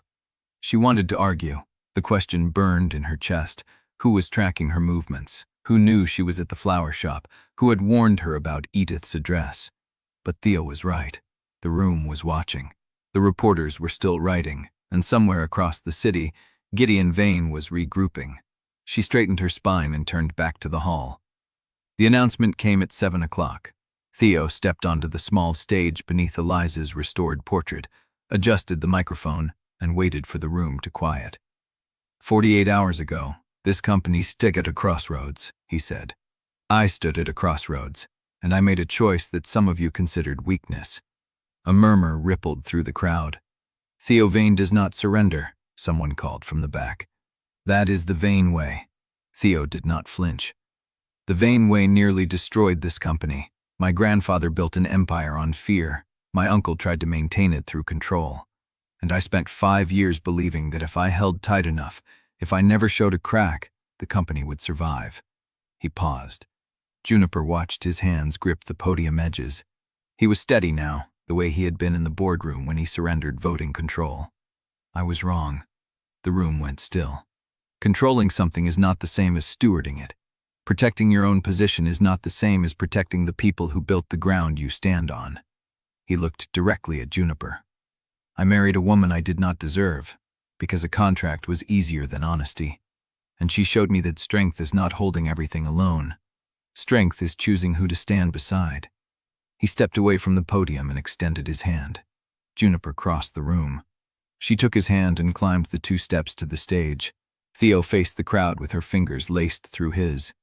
"This is Juniper Hale Vane," he said. "My wife, my partner, and the rightful co-steward of Vane Industries." No applause. A held breath. "She carries the blood of the woman this company erased. She carries the vision of the founder this hall denied. And she carries more courage in her smallest finger than I have carried in my entire career." He turned to face her. "I introduce her not because I need to. I introduce her because the company needs to see what it almost lost." The applause broke like a wave. It started near the back, from the employees who had watched Juniper clear the procurement backlog in her first week, from the women who had read the coverage and recognized their own erased mothers in Eliza's story. Then the front rows joined. Then the board members, slowly, reluctantly, some of them with their hands weighted by years of loyalty to the old way. Councilwoman Reeves was clapping hardest. Edith was crying. Juniper stood on the stage, still holding Theo's hand, and let the sound wash over her. She had spent 27 years making herself small so that people would keep her, so that she would not be too much, too demanding, too visible. She had signed a contract that promised she would leave quietly, that her heart would remain separate, that she would take the money and the memory and never ask for more. She was still here, and they were still clapping. The reception spilled into the courtyard. Someone had unlocked the sealed door. The dead leaves had been swept. The tilted bench had been leveled. And along the east wall, where the peony bulbs had been planted, someone had placed a small sign. "Eliza Hale Garden, dedicated to the woman who planted seeds the company was not ready to grow. Coming spring." Edith stood beside it, her hand pressed to the sign as though she were reading Braille. "She would have hated the fuss," Edith said when Juniper reached her. "She always said flowers should speak for themselves. She would have loved knowing you were the one who remembered them." Edith turned. Her eyes were wet, but her voice was steady. "Your mother would be proud of you, Juniper, not because you won, because you did not become them to beat them." Juniper pulled her grandmother into an embrace. They stood together beneath the darkening sky, the garden lights flickering on around them, casting gold across the new soil. Theo found her an hour later near the refreshment table. "The stock closed up," he said. "Asian markets opened flat, no sell-off." "Gideon's people?" "Quiet. Too quiet." Juniper looked toward the street. Through the glass doors of the courtyard, she could see the Halden tower lights reflecting off the wet pavement.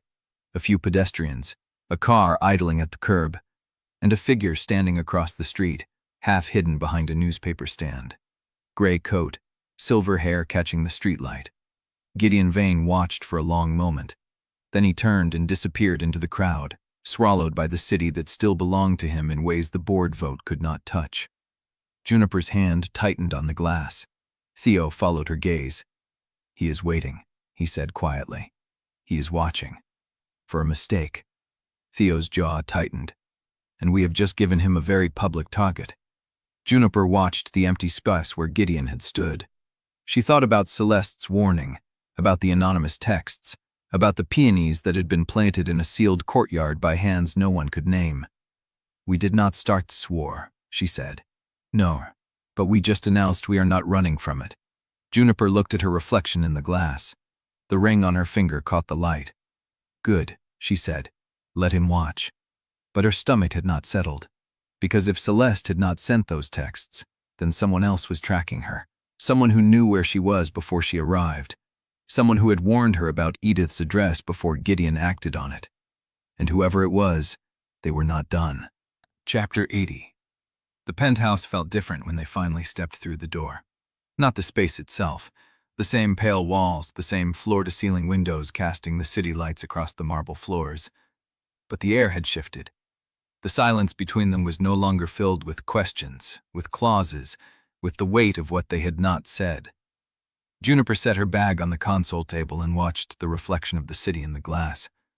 Theo stood a few feet behind her, not crowding, not waiting, just present, the way he had been all night, ever since he had introduced her to the company and the cameras and the world that still did not quite know what to make of her. "You are thinking," he said.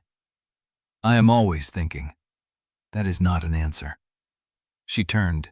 He had loosened his tie, the first concession to exhaustion she had seen in hours. His eyes were steady, but something in his posture had softened, the sharp edges worn down by the weight of the day. "I am thinking about how quiet it is," she said, "after all that noise. Give it an hour. The financial desks start again at midnight." "That is not what I meant." Theo crossed the room and stood beside her at the window. The city spread beneath them, glittering and indifferent. The same skyline that had watched her walk into Halden Temps 3 months ago with nothing but a resume and a prayer. "Tell me what you meant," he said. Juniper pressed her palm against the cold glass. "When I signed the contract, I told myself I would be gone in a year, that I would take the money, save the shop, and walk away with my heart intact. I planned for every exit. I rehearsed the last conversation in my head 100 times. And now?" She looked at his reflection in the window. "Now I do not know where I end and this life begins, and I am not sure I want to find the seam." Theo was quiet for a long moment. Then he reached into his jacket and pulled out a folded piece of paper. "What is that?" "Something I have been carrying since Beatrice's office." He held it out to her. She took it, unfolded it, and recognized the letterhead, the original marriage contract. The same document she had signed in triplicate at the courthouse, the same terms that had promised her security in exchange for 12 months of her life. But the signature block at the bottom had been crossed out. In Theo's handwriting, a single line of ink ran through both their names. Below it, he had written, "Chosen, without terms." Juniper's breath caught. "Where did you get this?" "I'd asked Beatrice for a copy before we left. I wanted to keep it." "Keep it?" "As a reminder." His voice was low, rough at the edges. "Of what we almost let ourselves become. A transaction dressed up as safety." She ran her thumb over the crossed-out names. The ink was still slightly smudged, as though he had written it in the car on the way home. "You could have thrown it away," she said. "I could have. But I think we need to remember, so we do not drift back into the habit of protecting ourselves from each other." Juniper folded the paper carefully and slipped it into her pocket. "Okay. Okay? Okay, I will keep it. To remember." She turned to face him fully. "But I need you to hear something, Theodore, and I am not going to cushion it." He waited. "I love you. I love you in a way that terrifies me, because there is no contract to fall back on, no deadline to measure against, no expiration date to tell me when I am supposed to stop. I love you without terms, and I need you to know that I am not going to make myself small to make this easier. If we are doing this for real, I am going to take up space. I am going to argue with you. I am going to need things and ask for them directly, and I am not going to apologize for being too much." Theo stepped closer. His hand came up to her face, his thumb brushing the curve of her cheek. "You could never be too much," he said. "You have been exactly enough since the moment you told me my schedule was impossible." "That was 3 hours after we met." "I know," a half smile. "I called Oliver before lunch." She laughed, the sound breaking the tension in her chest. "You told me that already." "I am telling you again." His hands hid to the back of her neck, gentle but certain. "I want you to hear it until you believe it. I called Oliver before I knew anything about covenants or bloodlines or erased founders.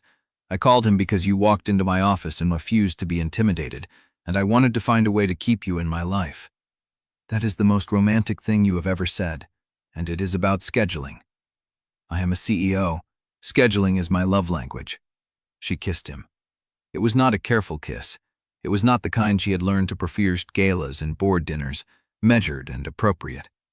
It was the kiss of a woman who had stopped performing, who had stopped calculating how much of herself was safe to show. Theo pulled her closer, his hands settling at her waist, his mouth warm and sure against hers. When they broke apart, Juniper was breathless. "Okay," she said. "One more thing. Anything. Tomorrow, we start rebuilding. Vane Industries, the garden, the trust structure, the whole broken system. But tonight, I want to stand here with you and feel like we won. We did win. We won a battle. Gideon is still out there.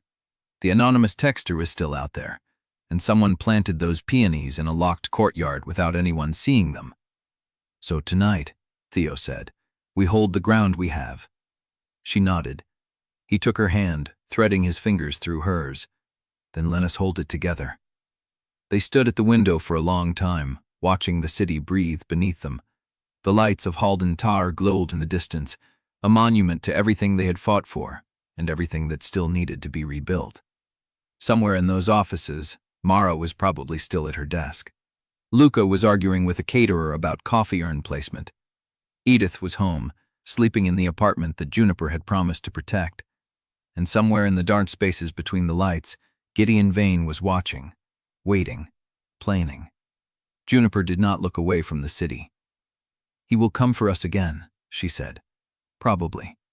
Not probably. He will." Theo squeezed her hand. "Then we will be ready." The phone buzzed at 1:17 a.m.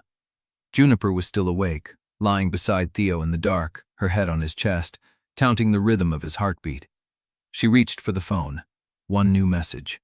Unknown number. She opened it. "Gideon has secured a $200 million credit line from Saito Partners in Tokyo. The hostile takeover cost starts at market open. You have days, not weeks." Juniper stared at the screen. Theo stirred beside her. "Who is it?" She did not answer immediately.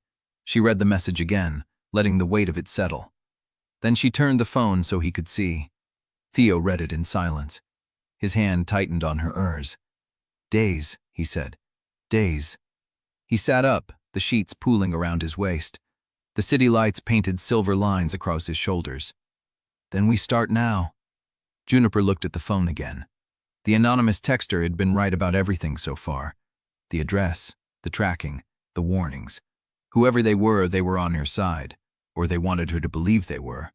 She set the phone down and met Theo's eyes. "We start now," she agreed. But in the dark, with the city glittering beyond the glass and the weight of a new war settling around them, Juniper felt something she had not expected. Not fear. Readiness. She had spent 27 years making herself small so she would not have to fight. Now she had everything worth fighting for, and she was not going to lose it.